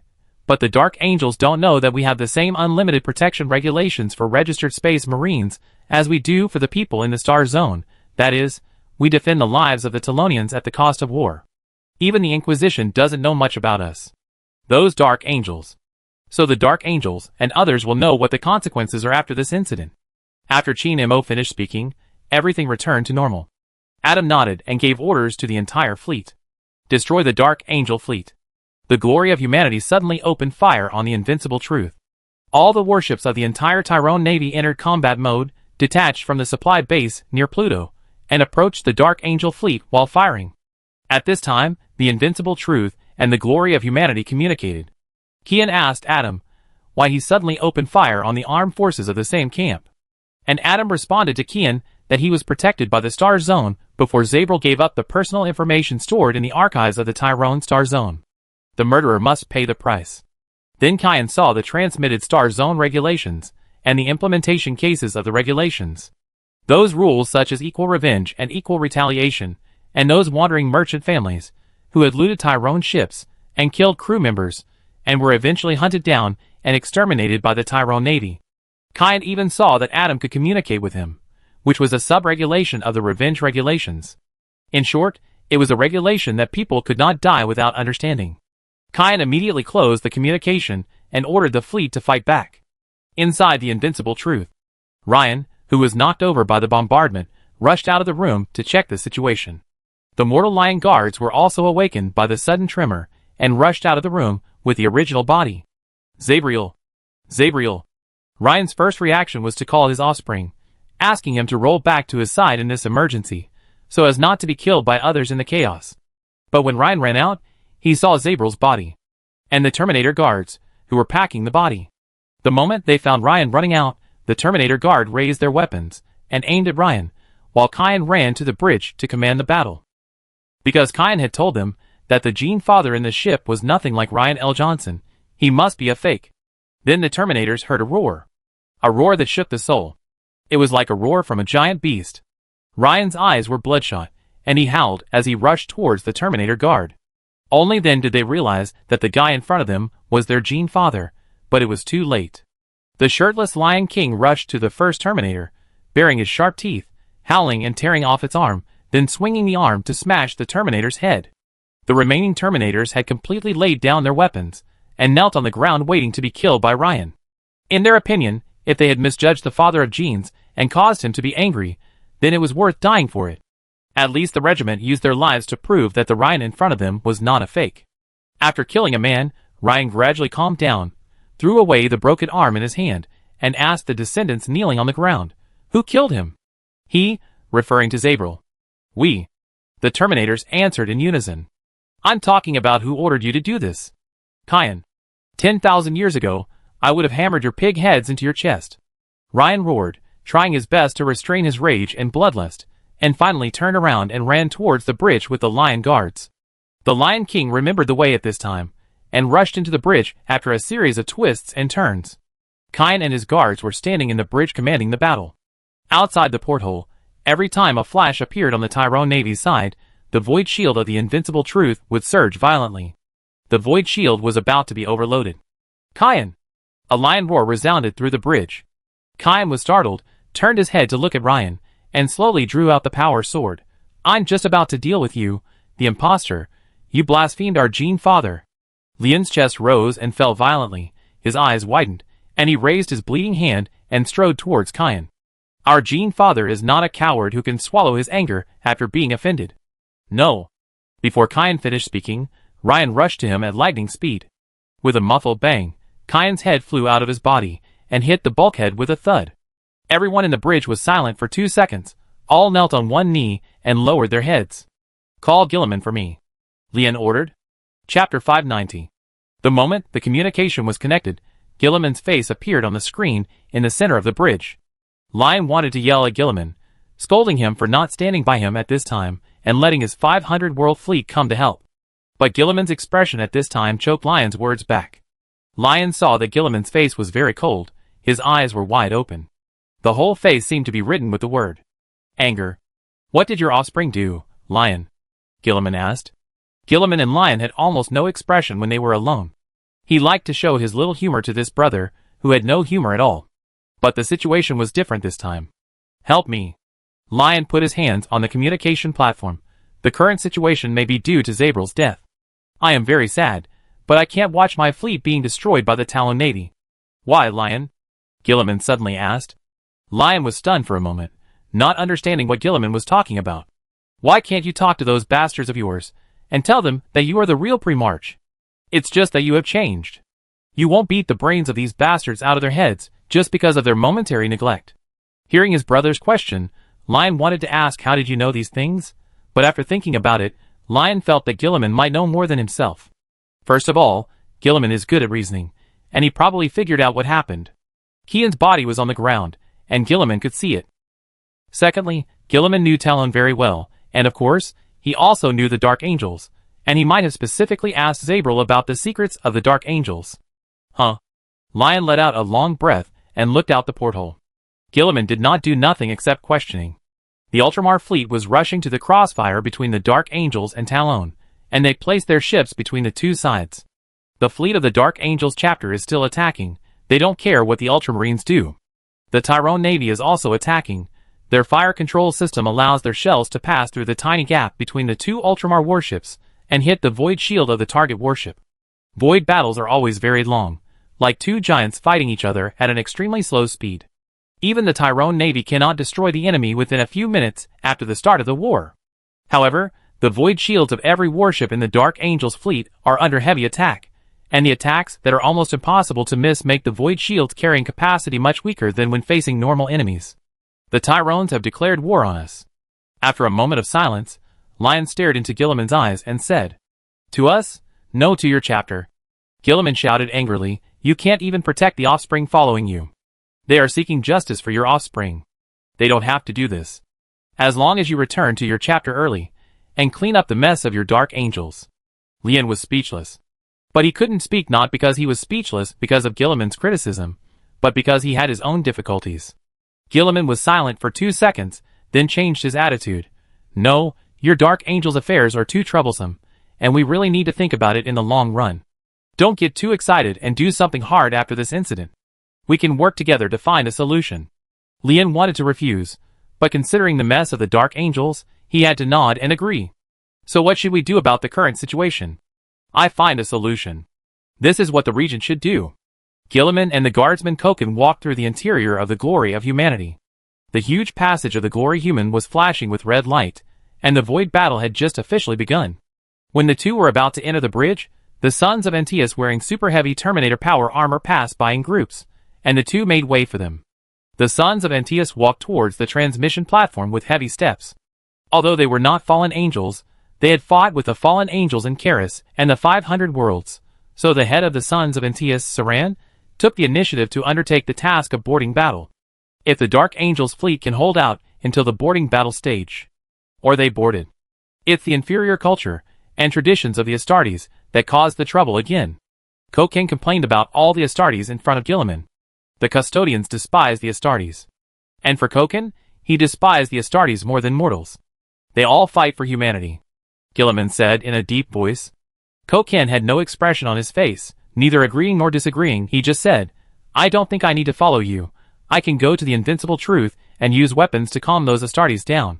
Gilliman had no doubt about Koken's fighting ability.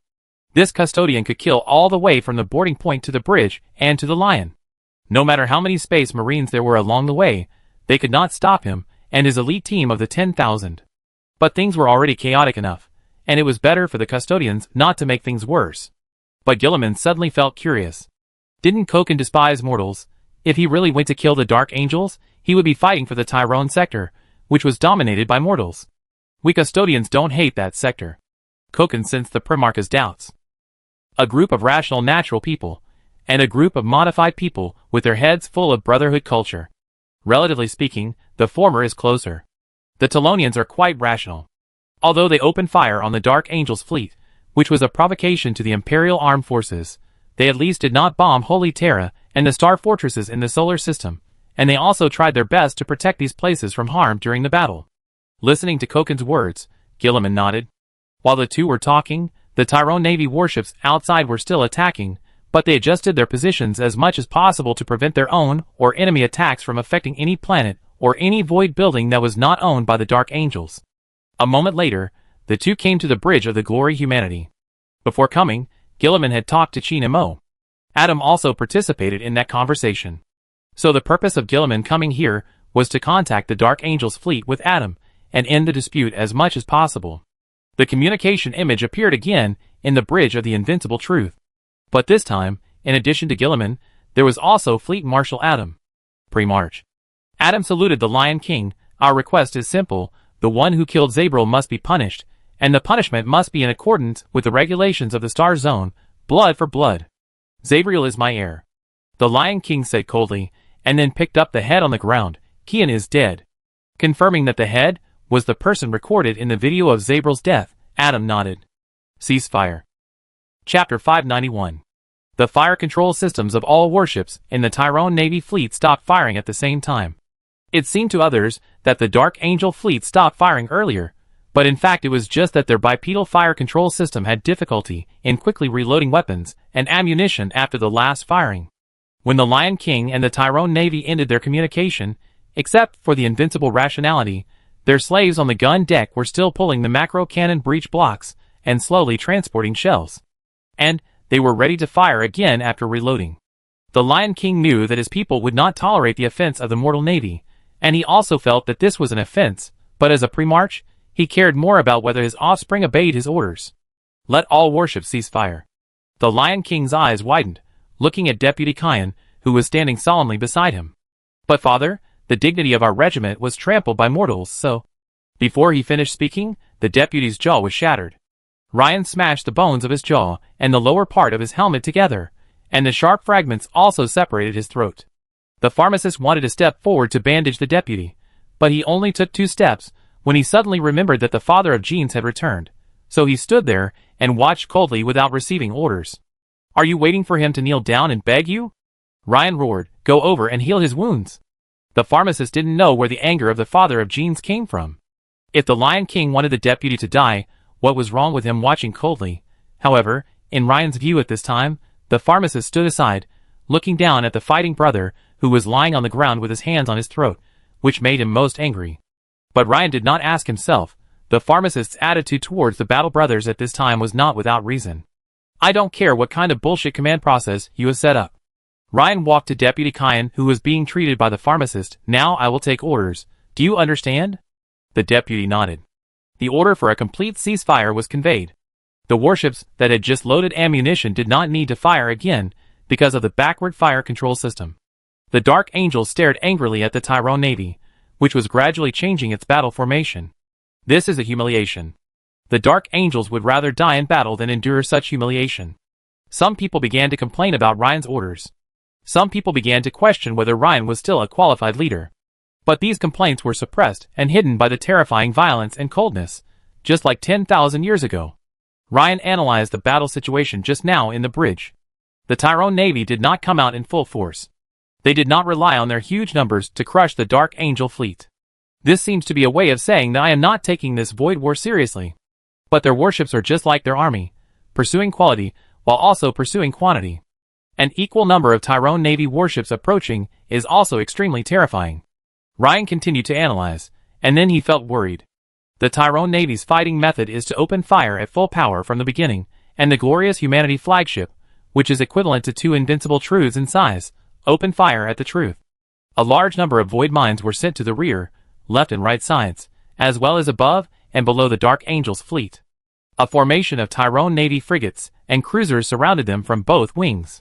The battleship Lord of Tyrone led a formation of 4 cruisers to the rear of the Dark Angel's fleet. One of the void mines was sent into a strike cruiser. Now the strike cruiser was severely damaged and was under repair. The void shield of the entire fleet was on the verge of paralysis, but that was from the overall perspective. Several small warships have been pierced from bow to stern by particle spears after the void shields were shattered. This is a typical encirclement and hunting. Ryan had studied the tactics of the Tyrone Navy. The tactics they are using to deal with the Dark Angel's fleet are the regular tactics. It's just that under normal circumstances, their swarming fleet will rush forward, just like their army. They don't pursue glory, don't pay attention to etiquette, and can even lose face in pursuit of absolute advantage, as inferior as the scum who grabs the crotch in the arena. This is Ryan's evaluation. In the previous battle reports of the 500 worlds, the Tyrone Navy often used a new weapon called Shadow to prevent enemy ships from conducting emergency subspace navigation during the hunt. But this time, they did not use Shadow. It seems to be useless. Thinking carefully, Ryan felt that they did not think that the Dark Angel's fleet would escape. In short, the Tyrone Navy seemed to have no intention of showing mercy, and was going for a complete annihilation. They actually opened fire on a fleet of a startup group. This is rebellion. Lien heard a scion roar at the Tyrone Navy warship outside the porthole. Although the Lion King hated the madness of these scions, he admired their courage. Assuming that the Void War does not end today, the Dark Angels will use suicide boarding attacks again and again to consume their own side until there is no one left. No matter whether you can win or not, at least you must have courage. Have a good talk with your scion. Gilliman's communication appeared again. Lion looked at Gilliman and asked, "Don't you think the Tyrone Navy has gone too far this time? They bombarded my regiment without saying anything. What's the difference between this and rebellion?" Gilliman listened expressionlessly. "This is simply an enemy of the Empire. This is simply an enemy of the Empire." Lien said it twice. After he finished speaking, Gilliman spoke. The founding regiment has always been relatively independent, especially a regiment like the Dark Angels that does not even fully comply with my holy code. You can't maintain a relatively independent status while asking the Empire to stand on the same side as you in an emergency. Gilliman interrupted Lion when he was about to say something. Don't tell me your crooked theories. They bombarded your fleet simply because your people killed people protected by the sector, and the sector promised to give safety to space marines including Zabril. Your people killed Zabril and made the sector's promise a joke. They have to use your blood to prove that their promise and some regulations are still valid. Hearing this, Lion fell into deep thought. He didn't believe that the Tyrone Navy opened fire just for Zabril. This might just be a fuse. And Lion's thoughts at this time were completely seen through by Gilliman. You have never read people's minds, Lion. If you think you have read someone's mind, you must be too smart. Think about it. If they didn't open fire simply because Zabril was killed, but to eliminate you and for rebellion, then how could the Tyrone Navy stop firing just because you took out the body of the murderer? Hearing this, Lion suddenly looked up at Gilliman. This sentence was like a revelation. Chapter 592. Lion L. Johnson. Pre-March of the 1st Legion, the Lion King. No matter what title the Lion uses, he is a person who does not read people's hearts. When Luther was jealous of his achievements, the Lion was complacent, thinking that Luther would be proud of himself for becoming a civilized person. He even let Luther manage everything on Caliban. As a result, Luther launched a rebellion. The original name of the Dark Angels was not the Dark Angels, but the Lion changed their name after their return. Lion thought that the name he gave was very cool, and those bastards in the Legion would definitely think it was a good name. As a result, many people were dissatisfied because of the name change. From the perspective of the Dark Angel, the heir of the Lion King. In fact, Lion cannot be called cruel and bloodthirsty, because he will not kill people without reason. He is still friendlier than Perturabo, the primarch of a certain legion next door. At least, he will not kill people randomly. But the problem is that Lion does not observe people's hearts, does not communicate, and insists on his own way. When faced with malice, he will retaliate with greater malice, which is a kind of cold and cruelty. If you think Ryan is an old father who is not good at expressing himself but still loves his sons in his heart, you are wrong. The Lion King 10,000 years later may feel sentimental and think that the relationship between him and his descendants needs to be improved. But the Lion King 10,000 years ago didn't care so much. The 1st Legion was just a golden man who came from the sky and called himself his father and forced him to have it. Then the cold father pointed at the 1st Legion, the bastards who kill people without blinking and had a bad face 24 hours a day, and said that this is your seed. Screw it. I plan to call all the high-ranking members of the chapter here. After a long silence, Lion, who was lost in thought because of Gilliman's words, suddenly spoke. Gilliman was silent. Lean continued, this is an opportunity. I plan to use this opportunity to completely control the entire Dark Angels. I don't mean that I will control them with violence, but I mean the control you have over the Ultramarines. What are you going to do? Gilliman felt that he should help Lion with advice. But Lion said nothing. Gilliman, who was sensitive, immediately realized that Lion did not trust him. The Lord of Ultramar and the Lion King had a bad relationship, not that Gilliman wanted to have a good relationship with the Lion King, but the Lion King ignored him. During the establishment of the Second Empire, Gilliman and Lion had made arrangements to deal with each other by force. But for some reason, the two people's experiences were so complicated, and their relationship became complicated. 10,000 years ago, the two experienced life and death together, which means that they were almost killed by curs. 10,000 years later, the two of them are the primarchs, who have awakened and returned to the Empire. They must face the mess of the Empire together, just like two brothers, who were punished to clean the toilet together. Gilliman wanted to help Lion. Lion also helped Gilliman. At least he dealt with the matter of the Primaris Space Wolves, so that Gilliman didn't have to kneel. But this doesn't mean that Lion will stand with Gilliman at any time and anywhere. Lion was silent for a long time, and when he spoke again, he said, this is a small matter, I don't need your help. I just need to bring my Primaris with me. Gilliman said nothing and turned off the communication. Then, the solar system was peaceful. The High Lords didn't care about the bombardment of the Dark Angels by the Tyrone Navy. At least in this matter, the Tyrone Navy showed enough respect for the Empire. They used their naval ships to block the Void Buildings and Holy Terra to prevent the Dark Angel shells from causing disasters to other forces in the solar system. The founding group is not an appendage of the Empire, not now after 10,000 years. The High Lords could not do anything for the Dark Angels, or compromise for them. They were still more dissatisfied with the Dark Angel's desperate counterattack when the Tyrone Navy was still in the solar system. This is the situation in the solar system. In a warship called Glory, the two current high-ranking members of the Dark Angels were on the bridge. They were two absolutely heavyweights. The one wearing a skull-like helmet was Azrael, Chapter Master. The Dark Angels did not call the Chapter Master. Azrael was the actual leader, the head of the inner circle, but his title was Supreme Grand Master. Next to the Supreme Grand Master, Azrael is the Dark Angel's equivalent of the librarian of other chapters. His name is Ezekiel. Ezekiel is a legend. When he joined the chapter as an apprentice of the librarian used psychic power to skin his head. But because his psychic power was too strong, the librarian's brain had problems. Then when Ezekiel became a librarian and scanned the newcomer's head as restrainedly as possible, he drove the newcomer crazy. Ezekiel can project his projection to a certain star region and chat and laugh with old acquaintances hundreds of light years away. At this moment, Ezekiel was using his psychic power to check what had happened in the solar system, including the conflict between the two navies, including the struggle of the Lion King, including the death of the fallen angel named Zabril. And the two were now going to the solar system to meet the tested Gene Father. Although he is indeed our father, you should still make a rational judgment. The psychic light in Ezekiel's eyes gradually dissipated, and he gave Azrael a heartfelt suggestion. In Ezekiel's eyes, the Supreme Grand Master is an extremely rational person, but the problem is that he was once persuaded by someone with a sentence. In the name of the Primarch. This is the sentence that persuaded Azrael. Ezekiel didn't want to read Azrael's mind, but he could judge that this Supreme Grand Master must be a staunch Lion King.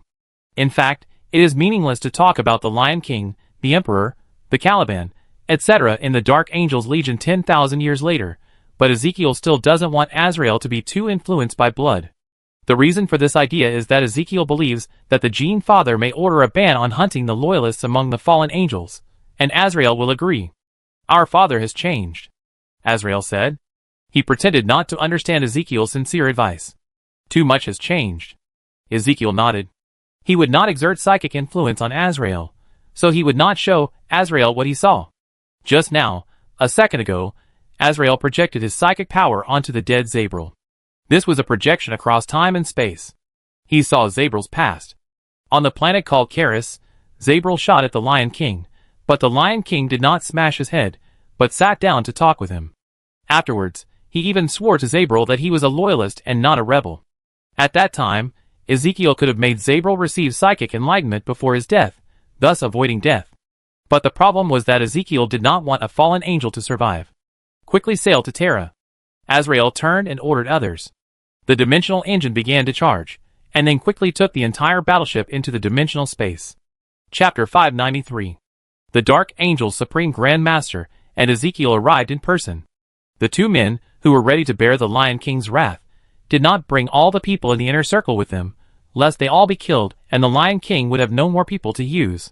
When Azrael and Ezekiel arrived at the flagship Invincible Truth by transport plane, a funeral was taking place on the flagship. The funeral was held in a vast and cold area on the lower deck of the Invincible Truth. Azrael was stunned for a moment after the mortal lion guards pushed open the door, because the scene in front of him was too shocking.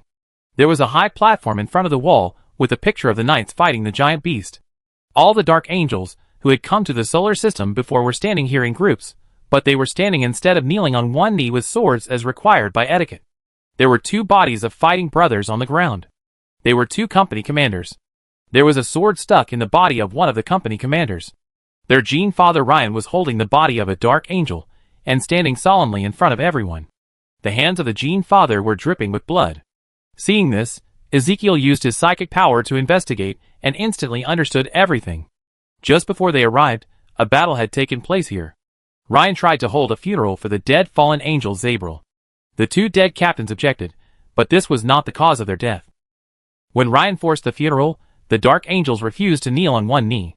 Ryan's accumulated anger unexpectedly erupted at this time, and he killed the two captains, who took the lead in refusing to kneel.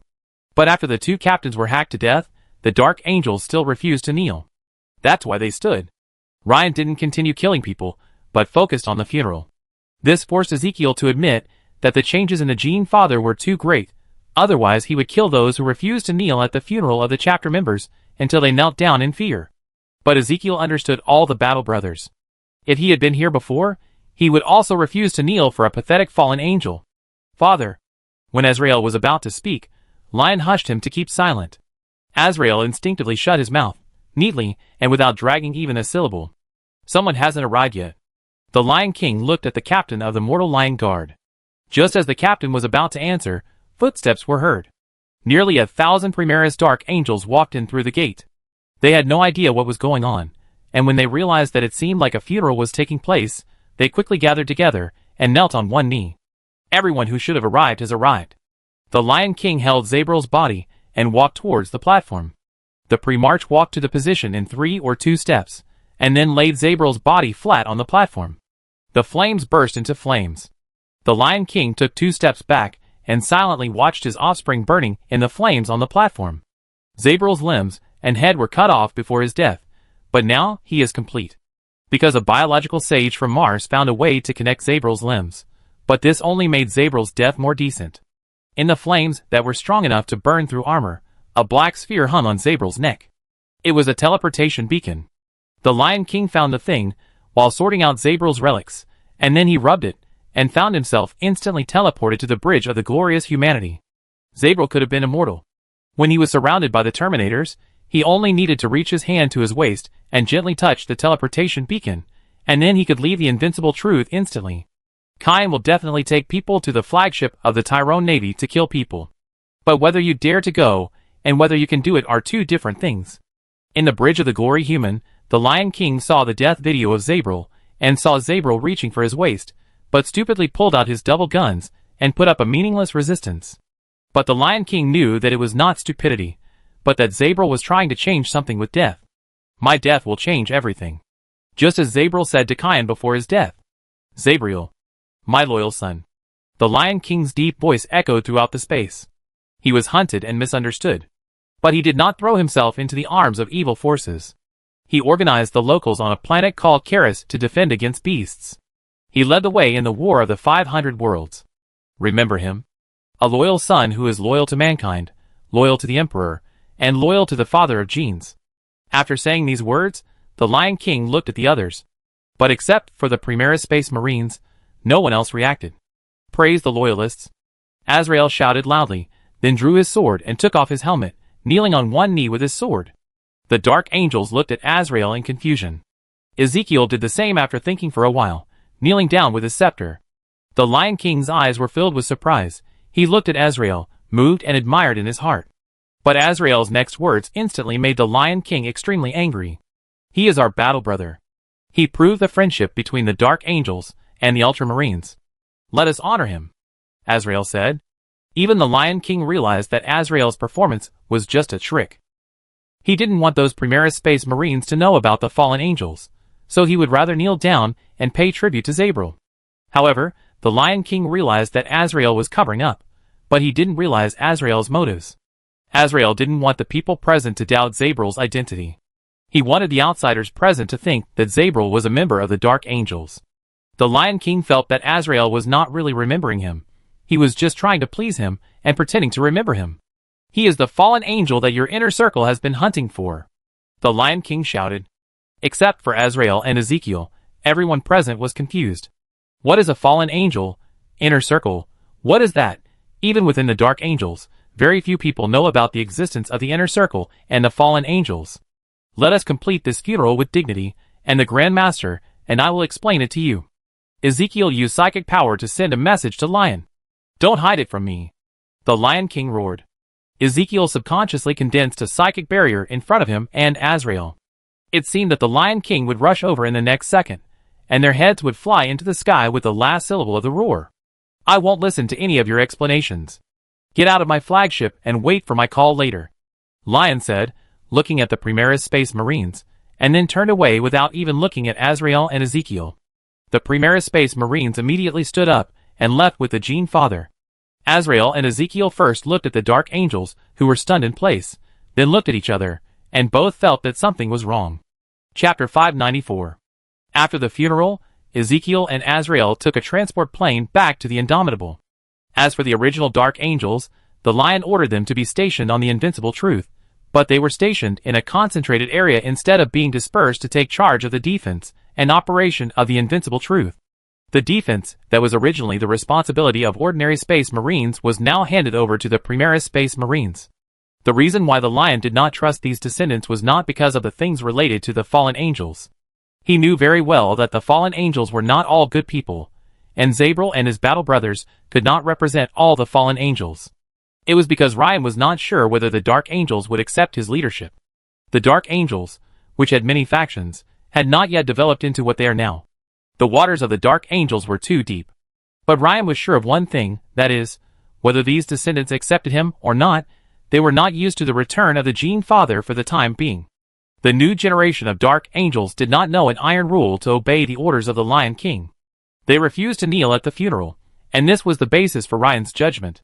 But Ryan felt that this judgment was one-sided. From the perspective of the descendants, the Dark Angels did not know that Zabril was a fallen angel. They only knew that he was killed by Kyan. Kyan was so loyal. How could the person he killed be a good person? So they were unwilling to kneel at the funeral. However, Ryan would now think from the perspective of others, but not too much. After thinking carefully for a long time, Ryan decided to do the most important thing, which was to replace the battleship with a dimensional engine. Regarding this matter, Ryan, who issued the order, said that anyone who obstructed the installation of the dimensional engine must die. The Primaris Dark Angels were not in service, and naturally did not resist the installation of the dimensional engine out of cultural tradition. So what the Lion King wanted to prevent was naturally the original Dark Angels. However, it turned out that Ryan thought too much. All members of the Dark Angels, whether Primaris or original, did not resist the installation of the dimensional engine. After learning that the Lion King wanted to modify the invincible truth with a dimensional engine, Azrael and Ezekiel invited him to choose an engine on the Indomitable. When did you start using the dimensional engine? In the engine room of the Inflexible, Ryan stood in front of the stopped dimensional engine and asked his two descendants. Azrael and Ezekiel stood behind the Gene Father. 7 years ago. How is it possible? How can you accept the dimensional engine? When Ryan went to Terra, he investigated and found that apart from the Talon people, the people on the edge of the Talon Star Zone, and the people of the 500 worlds, not many people used the dimensional engine because the Inquisition believed that it was heresy. Using the dimensional engine will be investigated by the Inquisition. There is nothing unacceptable about this, Azrael said calmly, as if he was used to it. There are more things in our treasury than this dimensional engine heresy, but we are still preserving and using it. Ryan nodded, thinking that was true. Among the many secrets of the Dark Angels are those invisible things bestowed by the Emperor. The Iron Man of Extinction is just one of many secret collections. 7 years ago, we managed to get a tax collection ship out of Talon to be left alone, and then we intercepted it and stole all the engines inside. The Empire thought the tax ship was lost in the warp, but it wasn't. Ezekiel explained. Then you won't keep it secret? Ryan asked. Of course, it has to be kept secret. Ezekiel nodded. There is a person in the inner circle who specializes in managing the engine. Normally, the engine room is a forbidden area. Whether it is an Astartes or a slave, they will die if they enter. Only those who are allowed can enter the engine room. There is a special engine management position on every ship, which is hereditary. Becoming an engine manager means they have to give up their normal lives, give up fighting, and live with the hum of the dimensional engine all day long. But this is a glorious sacrifice. Lien frowned after listening to these words, thinking that this was something that could be so secretive and troublesome in the Dark Angels. After talking about the engine, Ryan was silent for a few seconds, and suddenly said, I plan to pardon all the fallen angels who have fought for humans after becoming fallen angels. Yes, sir. Azrael agreed so readily that the Lion King's original brain didn't react, and was stunned for a long time. You are the Primarch, you are our father, your orders should be carried out, your will should be implemented. Azrael's voice was very powerful. If you decide not to hunt down the fallen angels, then don't hunt them down. Even if the fallen angels may spread the past of our legion everywhere, causing discrimination and contempt, it doesn't matter, this is your order, you will bear it with us. We hunt down the fallen angels not because we like to do so, but because we have no choice but to do so before you return and make a decision. Azrael took off his helmet, and the two dry eyes on his old face looked at Lion. If the secrets of the Legion are known to others, they will understand that the First Legion is not very loyal, and the rebellion rate in the Great Heresy is more than 50%. Lion L. Johnson, the Lion King, the eldest son of the Emperor, the elder brother of the Primarch. Father, the Ultramarines you suspect do not have such a high rebellion rate. Yes, the rebellion was started by Luther, and he dragged many recruits, just like Zabril. But others won't care. They only care about how many dark angels have rebelled. Azrael said. Lien squinted his eyes and listened. He felt that this was a threat, but he had to admit that what Azrael said was bound to happen. The First Legion was once the Emperor's sword. He was personally established and commanded by him, and then there were a lot of traitors in this Legion. But what's important is not what I think, what the Legion thinks, but what the Gene Father thinks. As long as you give an order, the Dark Angels will be at your disposal, the Inner Ring will be disbanded immediately, and the Six Wings will decide whether to keep it according to your wishes. The test I arranged for you angered you. I admit that it was an offense, but I have to consider the consequences of letting you return if we are not sure that you are our father.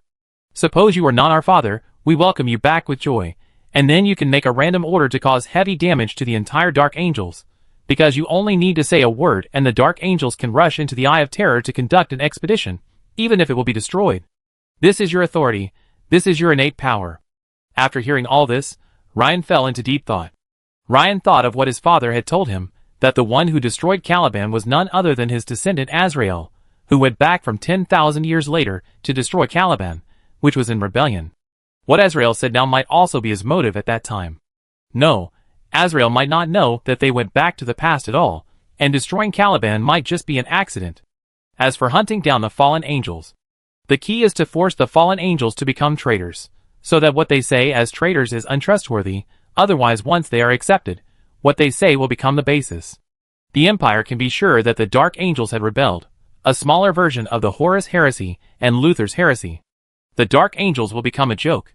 Gilliman may not say anything, but the Ultramarines can ridicule the Dark Angels who have had conflicts with them.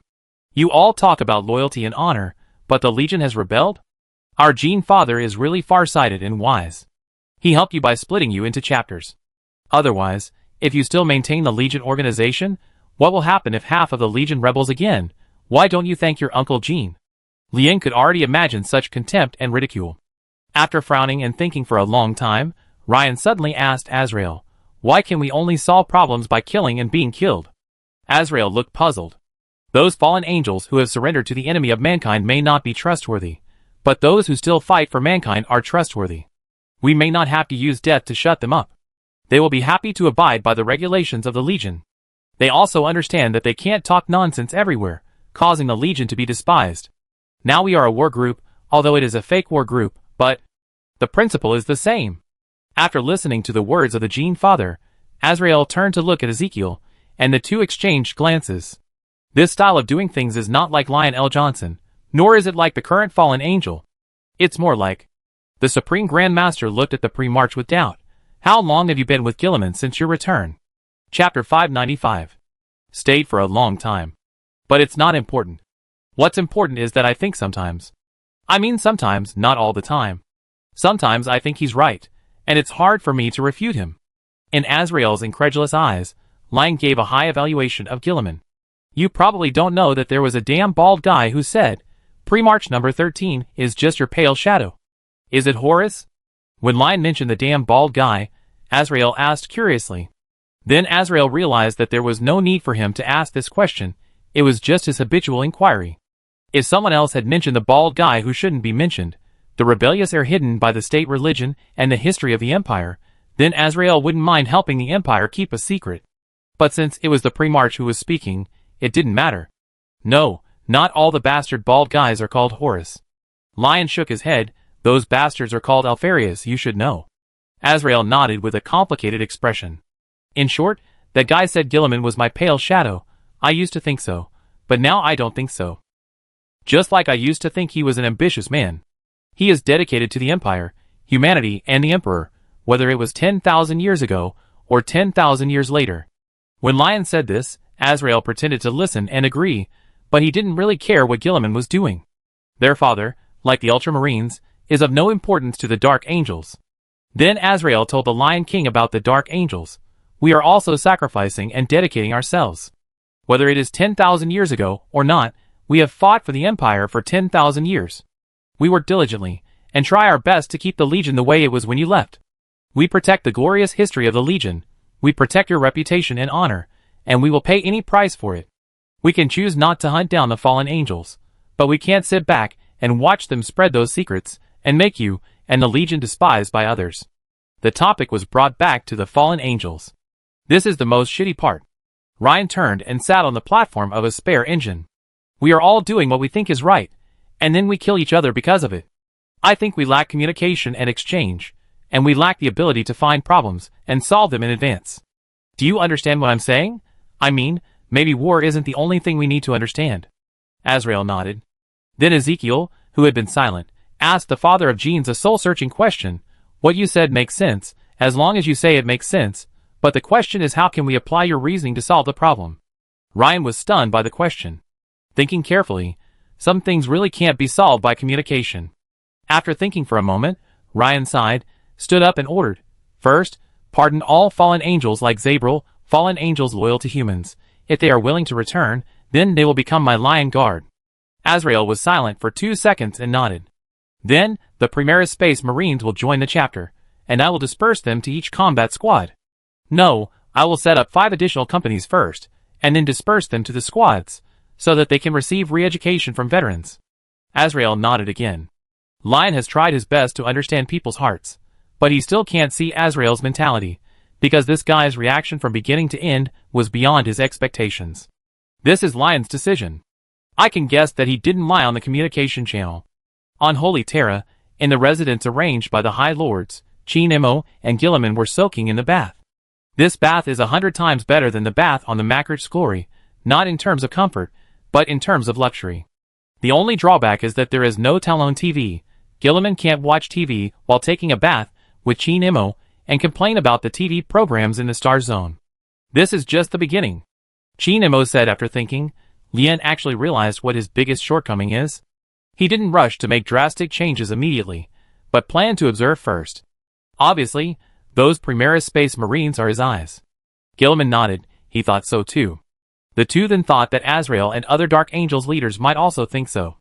Although Lion trusted the Primaris more than the old Dark Angels, this was exactly his best choice. The factions of the Dark Angels when they were still the First Legion were numerous and intertwined, which probably made Lion remember it until now, and the subsequent series of problems caused by this problem also made him remember the lesson. 10,000 years have passed, and it is hard to say how many people in the chapter have seen the pre-march, so even if the Dark Angels are now assumed to be 100% loyal, it is difficult for Lion to completely trust them. And the Primaris Space Marines do not have those complicated factions. A group of warriors, who are very happy to be accepted by the Father of Genes, and want to show off in front of the Father of Genes. Loyalty is beyond words. As for what choice Lion makes after finding out the details of the Dark Angels, that is his business. Lion's only shortcoming is that he doesn't know what people think. Gilliman sighed. In Chin Mo's eyes, Lion has 3 shortcomings. He doesn't know what people think. He doesn't know what people think. He still doesn't know what people think. The most wrong decision made by the Lion King because of his inability to know what people think is the most wrong is to arrange Luther to stay in Caliban, and even give him great power. The consequences of this decision are self-evident. The suffering of the fallen angels, and the demonic madness of the Dark Angels are largely due to this bastard Luther. As for Ryan, Chin Mo found it difficult to evaluate him. He was sometimes civilized, and sometimes barbaric. He was sometimes extremely intelligent, and sometimes made people laugh and cry. He sometimes turned the tide, and sometimes made the situation worse. In the early days of Horus's rebellion, Ryan learned about Horus's rebellion. The Lion King keenly realized that no matter how fast Horus advanced, it would not make much sense. As long as he did not fight to the Terra Palace, he would never achieve his goal. So what would help Horus the most? Siege weapons. The Lion intercepted some super heavy artillery that might fall into Horus' hands, such as earthquake cannons, volcanic cannons, and general cannons. Then Perturabo, the Primarch known as the Lord of Steel, who was about to kill the Loyalists to help Horus attack the palace, met the Lion by chance. The Lion didn't notice anything wrong with Perturabo. He gave Perturabo a general cannon, a weapon rarer than a Titan. I give you a general cannon, and you must support me when I appoint a new War Master in the future. Perturabo happily accepted the Lion's gift, and immediately went to the battlefield to slaughter the Loyalists. There is a saying, the wise Lion King judges loyalty with heaven and earth, and Mr. Krabs cleverly steals the general cannon. Chapter 596. During the Plague War, a demon prince hit me on the top of my head with his flail. My helmet is broken. I don't feel anything. Chin Mo knocked his head. Gilliman nodded. He saw the damage on Chin Mo's power armor helmet at that time. The pre-march is the pre-march. I don't feel pain when the demon prince hits my head with a flail, but I get a headache whenever I think of Lion, because I have no idea how to deal with his hostility towards me. I had a headache when I passed the maelstrom. The headaches Lion's questions gave me were only slightly less than the headaches I had when I passed the maelstrom. After saying that, Chin Mo and Gilliman looked at each other for 2 seconds, and then burst into laughter at the same time. The days on Terra were always boring, and meeting with Gilliman and discussing Lion was Chin Mo and Gilliman's way of entertainment. Whether it was a discussion of admiration for the Lion King's contributions, a serious and distressed discussion of the Lion King's troubles, or a discussion full of complex emotions about the ridiculous things the Lion King did, Chin Mo and Gilliman could chat for half a day. Of course, these discussions would not just be complaints and sarcasm. Gilliman even admitted to Chin Mo that Lion made him feel inferior because of height, force, and other reasons. But the discussion could not continue today. The High Lords have already discussed it, and I have also discussed it with them. So a grand parliament can be held? I thought I would stay in Terra for 10 years. Thank God. Chin Mo walked out of the bath, and went into his room to change clothes. Gilliman was also going to attend the meeting, so he got up and changed his clothes, but he did it on the spot. During the Plague War, the two of them also changed their clothes on the spot after taking a bath and chatting, but I don't know why Chin Mo just wanted to avoid people today. However, Chin Mo came out of the room unexpectedly quickly, and he changed into a suit of formal clothes from the Talon sector.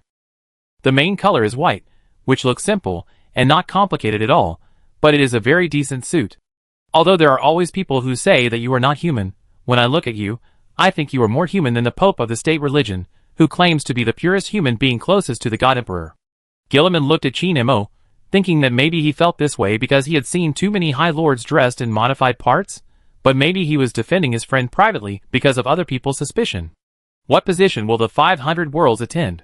Calgar will represent the 500 worlds, and I will represent the Imperial Regent himself. Not the Empire and the Emperor? Your joke made my heart tremble.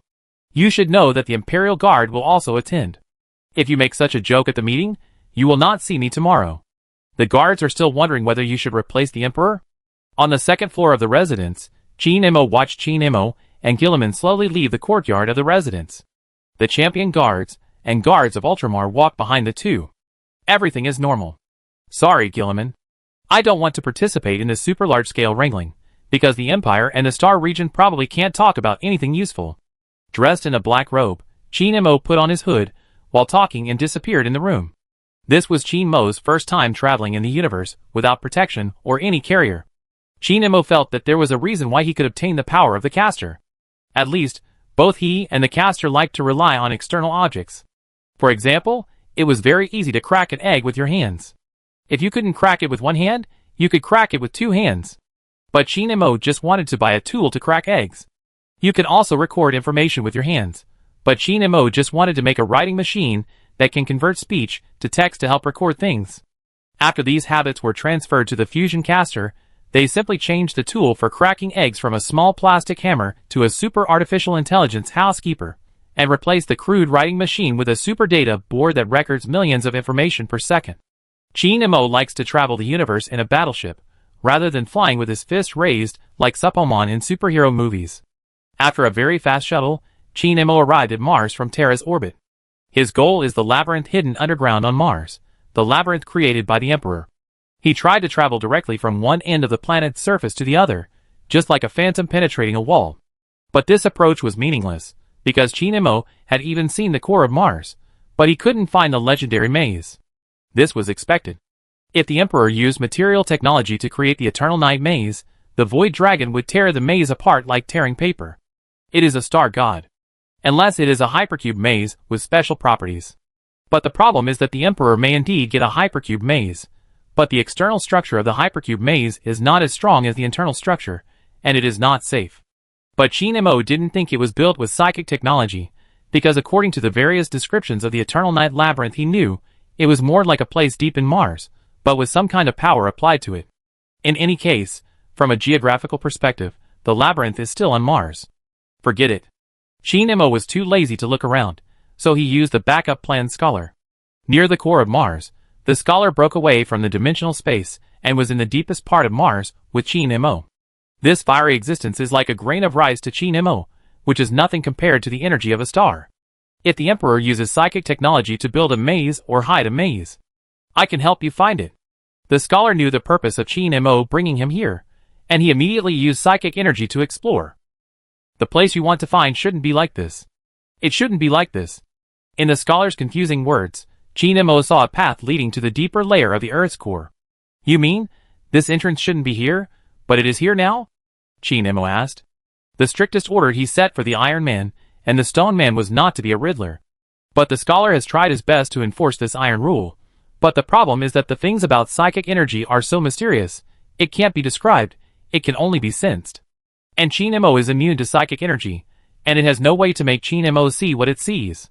Yes, not quite accurate, but it seems to be so, the scholar said. I don't care what it was like originally. Qin Mo signaled the scholar not to use psychic power to explore here. Lead the way, super psychic guide. The scholar used psychic power to maintain the passage. Qin Mo and Iron Man stepped into the passage together. Everything around them was still the scene of the Earth's core, but the deeper they went, the more they were out of touch with the real universe.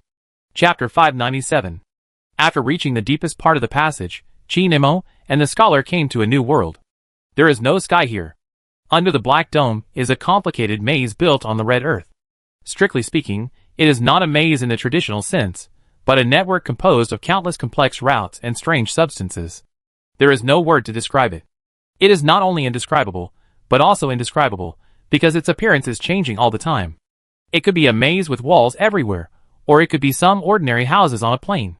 The only thing that never changes is the red land that carries the maze. It is obviously part of Mars. But it was dug out by something, and the cut surface is smooth, like a floating island in the air. It may have really been embedded somewhere on Mars, and it may have been an ordinary maze, but I can feel that it is different now. The scholar continued to speak in riddles. Qin Mo stepped forward. He found that he couldn't even tell east, west, south, and north here. He didn't know east, west, south, and north, but he knew front, back, left, and right.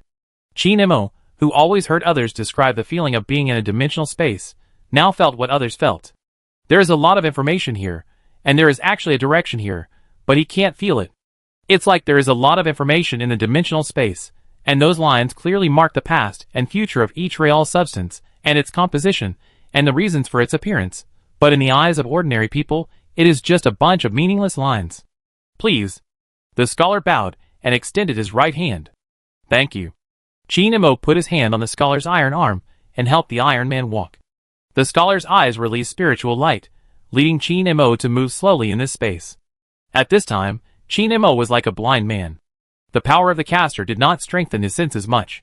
At least he still had eyes to observe the things he could observe nearby. If a real star god came over, he would probably be blinded on the spot. Woo woo woo. Woo. A burst of crying suddenly came into Qin Mo's ears. He thought he had heard it wrong, but the scholar also heard it. A mist formed not far away. When the mist dissipated, a ragged girl squatted in the corner, sobbing weakly. Qin Mo helped the scholar walk over and squatted in front of the girl. What's wrong with you? Qin Mo asked gently. My mother and I got separated. The girl raised her head and said with tears in her eyes, Can you take me out? Oh. Qin Mo looked heartbroken. But the next second, the expression on his face disappeared. How could a child stray into this hellhole? This is the core of the earth, are you sure? Now tell me, have I officially entered the maze, or I teach you a lesson? Hearing these two sentences, the girl's expression gradually turned cold, as if she had changed from a human with rich emotions to a cold machine without any emotions. She raised her arm slightly and stretched it towards Qin Mo, but stopped in midair, her fingers pointed out a golden ripple in front of her, as if there was an insurmountable barrier between the two. When I get out, I make you into a snow leopard. You don't look like you have that chance. Qin Mo continued to go deeper with the scholar. After they took 2 steps, a person appeared. This person was obviously not in the invisible curtain. He walked from a distance to Qin Mo's less than 2 meters without any obstruction. This person was wearing a tattered robe, his face was hidden in the darkness, and it was impossible to tell whether he was a man or a woman from his body shape. But it should be a person. You are here. The voice was ethereal, and it was impossible to tell the gender. It was different from the robed little man on Caliban, so Qin Mo thought he should be the immortal guarding the maze. The Emperor once appointed an immortal to guard the maze, and this immortal must have been here from the moment the maze was built to the present. I am here? What do you mean? You knew someone would enter here? Are you sure it was me? Qin Imo asked in confusion. Yes, he told me you would come. The immortal did not make any physical movements, but stood solemnly with his hands in his sleeves, as if the voice did not come from one of his organs. But Qin Imo was sure that it was not psychic speech, because he could not hear psychic speech. Similarly, he did not believe that the immortal in front of him knew he was coming. No one can foresee their own destiny, because even Sinch cannot. Who told you I would come, Emperor? Qin Imo speculated. Yes, that is one of his many names. The immortal nodded. You don't know more of his names, so the Emperor has become his name in your mouth. Qin Imo shook his head. This is impossible. The Emperor can't notify you that I will come. He has more than one will. Also, he can't spy on my fate. I am an outsider. The immortal turned around and walked deeper into the maze. Qin Imo put his hand on the scholar's arm and walked deeper into the maze with the Iron Man. I can't even see you. But this doesn't mean you are unpredictable or unanalyzable, just like you will inevitably eat and drink, and coming to the maze is also something you will inevitably do. He tried to stop you, but finally gave up and ordered me to take you to find what you want to find. Then take that bomb-like thing and leave quickly. He knows you will deal with it properly. The immortal said all the way. Qin Imo probably understood how the Emperor knew he would come, just guessing. What is that girl outside? A stone man. Stone man? She can use her psychic power to compile biological Trojan viruses, and the effects of the viruses are very strange. She once turned all the people on a planet into snow leopards, and even deliberately turned several trillion people into red crosses similar to program errors. The immortals obviously know everything here. And the one in front of us? This is an Iron Man who once killed humans on several planets in a rebellion. The immortal looked to the left. Which one? Qin Imo also looked over, but he saw nothing until he saw a three-headed, six-armed Iron Man standing far, far away. The immortal raised his hand and touched the Iron Man in front of him. In Qin Mo's eyes, the Iron Man far, far away started to work. Kill. Kill. Kill. Kill. Kill. Kill. The Iron Man kept repeating. The immortal raised his hand and pressed the button, and the Iron Man thousands of miles away in Qin Mo's eyes stopped moving. Okay. Qin Imo urgently needed to move forward. Is this maze so weird from the beginning? No, it doesn't matter. He feels the same when he goes to your dimension. The immortal replied indifferently. Chapter 598. You are talking about him who always represents the Emperor, right? What else? Qin Imo talked to the Eternal, and saw a glimpse of golden light under the Eternal's black robe. What is the state of his will now? Is he the same as when we met Guilliman talking nonsense? Still divided, but can occasionally reach a consensus. Hearing the Eternal's answer, Qin Imo smiled. So it's safe for me to complain about him now, right? After all, I won't let him know all his will, and then use psychic energy to wrestle with my material power. The immortal paused, but soon recovered and continued to move forward. The Emperor would rather arrange an immortal as a tour guide than have a good talk with his eldest and 13th sons. At least, he can maintain a unified opinion in front of them, instead of contradicting himself, hating and loving. He is really a master of slacking off from the Iron Man rebellion to 10,000 years ago, and then working overtime until now. These three complaints made the immortal feel puzzled. However, the Eternal still responded. Guilliman, Lion, Sanguinius. They are just pawns in the game. He had high hopes for these pawns and tools, but he was betrayed. Guilliman is indeed good, but Horus was better than Guilliman.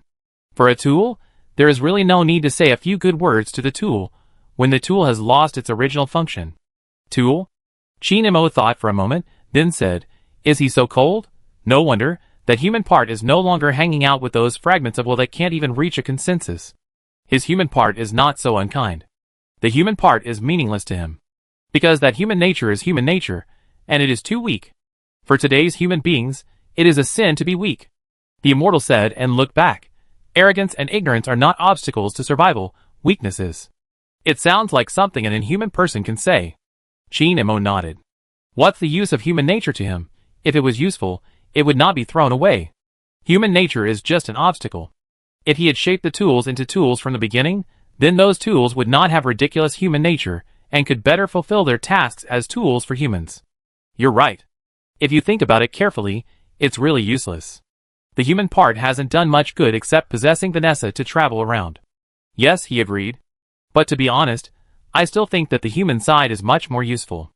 Otherwise, The Emperor always seems to be a tool without humanity and emotion, who doesn't love anyone, but is determined to devote everything to mankind. After hearing this last sentence, the immortal stopped and turned to look at Qin Mo. No, you are wrong. The humanity you are looking for, the part that belongs to humans, always exists a little bit, even after the human part is completely separated. If he didn't love humans, how could he endure 10,000 years of torture for them? I guess. Maybe he was stuck on the throne and couldn't get up.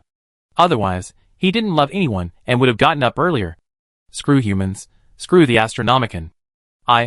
You. The immortal seemed to want to defend the Emperor. Do you want to find the Void Dragon or go out now? Qin Mo didn't answer, but spread his hands and looked at the immortal. The immortal also looked at Qin Mo. If you just want to talk to me. Qin Mo took off his hood and signaled the Eternal to do the same. Why don't you just say you are the Emperor, but keep me guessing? The Eternal was silent. You are just like when you faced Orperson 10,000 years ago. You don't reveal your identity, you pretend to be someone else, and then you get cornered and reveal your true identity. Qin Mo looked helpless. The Eternal, or a part of the Emperor's will, turned around and continued to lead the way, and then said lightly, "It's just to test whether you have a keen eye." "Okay, I listen to what you want to tell me," Qin Mo asked as he walked. Then the Emperor told him a lot of things that Qin Mo had known for a long time. About his broken will. He even used the meeting with Gilliman to prove it. Qin Mo had known it for a long time, and he also felt that the Emperor thought he knew it, but he still said it, and he didn't know why. As for the Emperor in front of him, the Emperor's own explanation was that he was a part of the powerful will, but he also had a little bit of humanity, because humanity was not something that could be divided directly, and nothing was left. In fact, the human part that possessed Vanessa was also a little cold-blooded. After saying all this, the Emperor looked at Qin Mo. "Don't you understand what I mean?" "Sorry, I don't understand." Qin Mo pointed to his ears. "I really can't understand what a super riddle man, who doesn't care about farts, is saying. I just want to help you review what you already know." The Emperor continued to lead the way, in case you misunderstand what happens next. "Just for this, even if you tell me today that you are my best friend, and tell me tomorrow that I want to cut you into pieces, I will not be surprised, because I know you are not the Emperor 10,000 years ago." Qin Mo's mood was extremely complicated. He wanted to tell the Emperor that it was unnecessary, but considering that he was not here to debate with Old Man Huang, he gave up. The Emperor was indeed just for this matter. After he finished speaking, he took Qin Mo into the deepest part of the maze with ease. He came to the front of the Mars Dragon. Unlike the image of the Void Dragon in my impression, this guy in front of me is really a dragon. Side-like claws, a 20-meter-long tail, and a dragon head that exhales green flames. Although this piece of Void Dragon fragment has long become a dragon made of the Imperial family, it is still domineering and looks cooler than the human-shaped Void Dragon. The Void Dragon fragment is trapped by a golden chain burning with golden flames and cannot move. "Caster, kill this psychic upright ape quickly. Caster, let me out. Forger, give me stellar energy." Like all the fragments of Star God, the fragment of Void Dragon in front of him seemed to have amnesia, and had no idea what happened in the past, or what the current situation was. But Qin Mo sensed that the integrity of Void Dragon was about 29%, which was already very complete compared to the original Mimic and Burner. "Let it go." Qin Mo looked at the Emperor. "Take out your Hypercube Labyrinth first. It's not easy to catch it back if you let it go." The Emperor pointed to Qin Mo's pocket. "I have a better way to control it." Qin Mo shook his head. The Emperor thought about it, and finally raised his hand to remove the chains on the Void Dragon. Chapter 599. "What are you plotting? You look like a gang."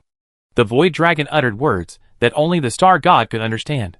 Those words were meaningless roars in the Emperor's ears. He was still wondering what the Void Dragon was yelling about.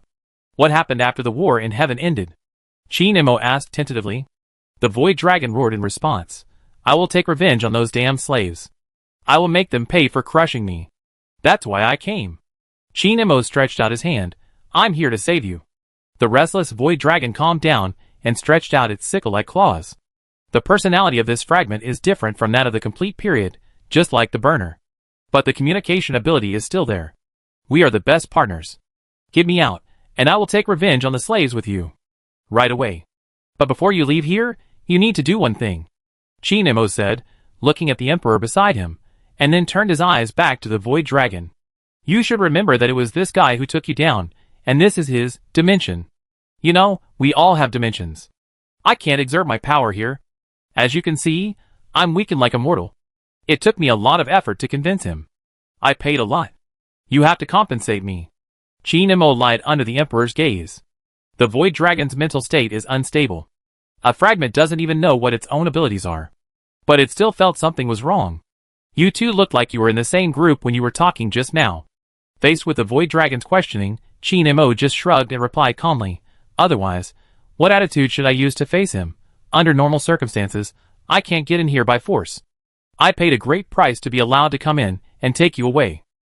The Void Dragon lowered his head, as if in deep thought, and then asked, what compensation do you want? Give me your essence, just a little bit. Qin Imo raised a finger. The essence of the Star God is like a voodoo doll in a fantasy movie. Everything that is applied to the essence will be applied to the body several times. And this kind of thing cannot be plundered. The fate of the last god who tried to plunder the power of the same kind like the Nightbringer is needless to say, and the outer Saranoga is also a negative example. The Void Dragon must hand over its essence. You are deceiving me. The Void Dragon instinctively doubted. It itself did not know why it doubted. In its impression, it and the caster were simply a good relationship with a living metal body, but it just inexplicably did not trust the caster. I don't want to fight in this hellhole where I don't know whether it's the real universe or the subspace, but if you force me, I don't mind using violence to force you to surrender your essence. Qin Imo raised his hand, lightning and fire rushed out of his body. If you know what's good for you, I can not only take you away, but also help you become complete. The scholar prepared to release his psychic energy. The Emperor on the side also prepared to make some contributions to the harmless treatment of the Void Dragon. You said you can not only take me out, but also help me become complete? The Void Dragon didn't quite believe it, but it was too eager. The Void Dragon first wanted to get out of this place. Then it wanted to become complete. The Void Dragon didn't remember what it was capable of, but it would be fine if it was completely forgotten. Sometimes it remembered and sometimes it didn't remember was the most tormenting. It only had a vague memory of the power it had released unintentionally, and when it tried to explore it, it found no trace. A god who was once omnipotent has now fallen to the point of being as crazy as a mortal. After the Star God left the cosmic dust stage and entered the living metal body, he had the characteristics of a living being in the real universe. The feeling of those fragments is like a person who was once extremely glorious and fell into the streets to survive by opening treasure chests. But he is mentally abnormal and will not have the ups and downs and see through the world, because the incomplete memory will torture him with the fragments of his glorious past, making him want to explore his past, but he can't explore anything. He knows that he is born extraordinary, but he doesn't know what he has done, what he has had, and what he can do. Very tempting, but I don't believe you. The Void Dragon raised its giant claws. I don't trust you for no reason. Of course you don't trust us, because we gods of the real universe are not bound by rules, and there are no strange karmas or retributions. But you can listen to what happened to those fellows I helped. A joyful voice came into the Void Dragon's mind along with the words. That is the way of communication between star gods, and anything that happens in the real universe can be shown to another star god, provided that the star god who is showing is willing, and the star god who is receiving the show is also willing. The Void Dragon saw the burner made complete by the star god forge. Saw the completed mimicry. Saw Saranoga separated from other star god fragments. That was everything. When the Void Dragon wanted to agree, another message appeared. Don't go, the forger will catch you and put you in the war machine, making you his slave. Qin Imo and the Void Dragon heard this message together. That was the roar of the Deceiver. The special ability from the Deceiver, information pollution. Who is that? Asked the Void Dragon. The fraud, sir. Qin Imo told the truth very frankly. If a guy's name contains the word fraud, then we should not trust this guy. The Void Dragon nodded slowly. Qin Imo stretched out his hand again. Join us, I will help you find other fragments at all costs.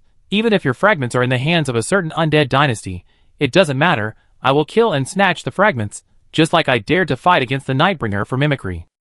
A part of the Void Dragon's essence floated out of its body, and fell into Qin Mo's outstretched hand. Qin Imo put away that part of the essence. The power of the Void Dragon is no less than that of the Nightbringer.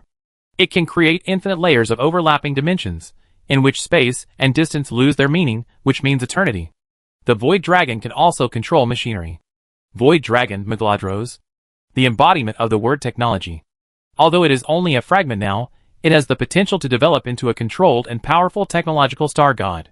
Take it away. The Emperor put down his hand, and the scattered chains disappeared completely. Thank you, otherwise, I would have to go through a lot of effort to enter the maze, and take it away." Qin Emo expressed his gratitude sincerely. The void dragon beside him tilted his head. "Then remember everything that happened today, and then remember what I said to you." The Emperor's body released a golden light, and then he left the temporary container. The robed immortal paused for a while, and then created a passage to leave the maze. Chapter 600. At the same time, on Holy Terra, the people who had no idea that someone had entered the Martian labyrinth and taken the void dragon away were holding a meeting. The Supreme Lord of the High Lords Council sat on an equal footing with Qin Emo and his party. Opposite the 12 Supreme Lords were the high-ranking officials of the Talon sector, and the two sides were facing each other. On the north side of the building of the High Lords Council, sitting north and facing south, were the Imperial Regent and War Master, that is, Lion and Gilliman. And behind the Sons of God, who were regarded as primarchs, was the golden statue of the Emperor of Mankind. Qin Mo's real body is not here. The Qin Emo who is believed to be the Lord of Tailong is actually just an illusory projection. The projection that is very illusory to Qin Mo's real body is actually an illusory shadow projected on everyone's senses. But this shadow is no different from the real body in the eyes of others. When the projection made the action of picking up the water cup did not move, but in the eyes of others, it was just a person who picked up the water cup and drank a sip, which was extremely real. Qin Emo can also observe through the projection. Qin Emo, who is returning to Terra, divides part of his consciousness for observation. There are 12 Supreme Lords in the seats of the High Lords Council opposite. Under normal circumstances, there are 12 Supreme Lords, and only in special circumstances will there be 13, such as when welcoming Gilliman and the Lion King. Not treating the current situation as a special case is a way for the High Lords Council to gain respectability. Taking engines as tithes was a practice 10 years ago. The Empire will change the content of the tithes. We accept it. But the question is how much tithes will be collected after the change. The Ministry of Internal Affairs is discussing it, and the results will be out within at least a year. We suggest that the Empire discuss a specific plan as soon as possible. But we also have a requirement, that is, after the tithe is changed, the Empire must have a 30% utilization rate of the dimensional engine. The discussion about taxation was expected in the internal meeting of the Star Zone, and Talon could accept the change of tithe. The reason is that Gilliman is about to start drastic changes to the Empire, and he needs resources and bargaining chips. As for the issue of paying taxes, under the blessing of Talon's management model and technological level, the amount of taxes paid to the Star Zone by 20 worlds is equal to the amount paid by the Star Zone with the highest tithe tax in the Empire. Even if Talon also pays the highest tithe, it is just a drizzle when spread to Talon's 300 worlds. But in fact, the Empire will definitely not set the highest tithe for the Star Zone. Even if Gilliman doesn't care about this matter, he won't pay too much. Because Agrippina Forge world ruler Sage Vic used some method to find a way to give the Star Zone a special tax exemption, and now even the dimensional engine can't pay much. As for the Empire asking the Star Zone to pay the real tithe, that is, a commission based on the total output of the Star Zone. Don't even think about it. 50% of the dimensional engine utilization rate. The Navigator representative looked at Gilliman. They had not expected that Talon would have such a request before, which was difficult to deal with. But no one else reacted, and Gilliman did not say anything. We can discuss it slowly. Anyway, we haven't even discussed whether to change the tithe. We have to discuss it slowly, but you must be clear about our requirements. If you don't accept the engine utilization rate, then we can monitor the use of the tithe instead. Choose one of the two. It was Andrada who spoke on behalf of the Star Sector. Qin Emo has been silent. In the eyes of others, the Lord of Tyrone must be thinking about the future of the Star Zone. But in fact, he is not. Qin Emo looked at the 12 Supreme Lords of the High Lords Council, and suddenly thought of the Ratmen in the Warhammer next door. Humans have a 13-member High Lords Council. The Ratmen have a 13-member council. The High Lords Council normally has 12 people. The Ratmen's 13-member council also has 12 people, because the 13th seat is the Great Horned Rat, and the Great Horned Rat's sacred number is 13. The Ratmen are numerous and extremely hostile to aliens.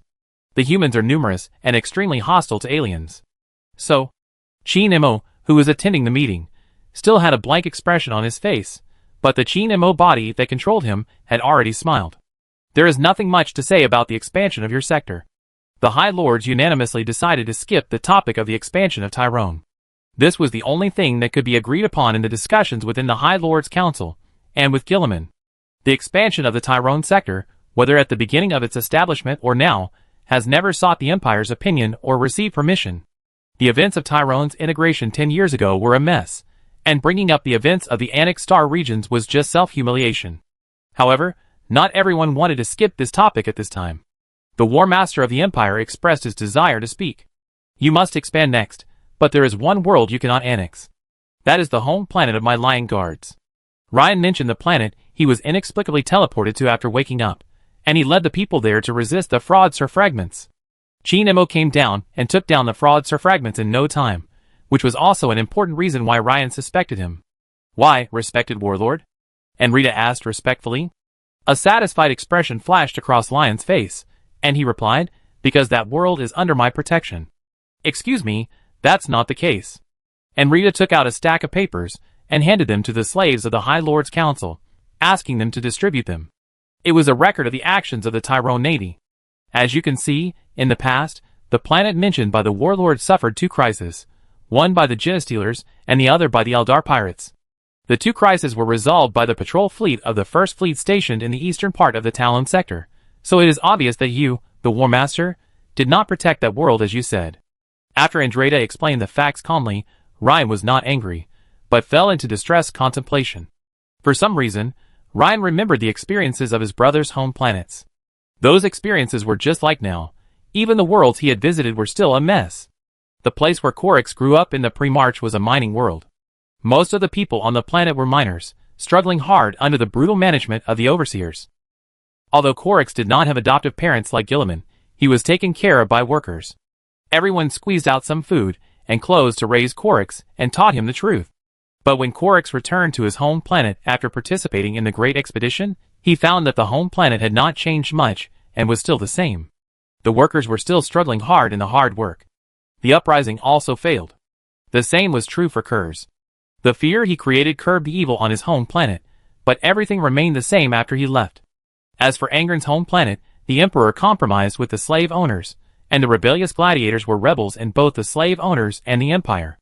Lion knew all about these things, and he was proud that he killed the behemoths on Caliban before his ruthless father came to find him, creating a peaceful environment for the Calibans, although it was later discovered that the behemoths could isolate the Calibans from the influence of chaos to a certain extent. Lion thought his father had his reasons. After all, the Great Crusade was too urgent. But the fact is that most of the Primarch's home planets are not good, so it is obvious that the ownership of the world outside the Talon sector should not fall into the hands of the Empire. Lion originally wanted to make that world the world of the Dark Angels, because the subordinate worlds of the Astartes did not have heavy taxes. He originally thought so. But he didn't think so after returning to Terra. I changed my mind. Lion rubbed his white hair and shook his head. Be nice to them for my sake.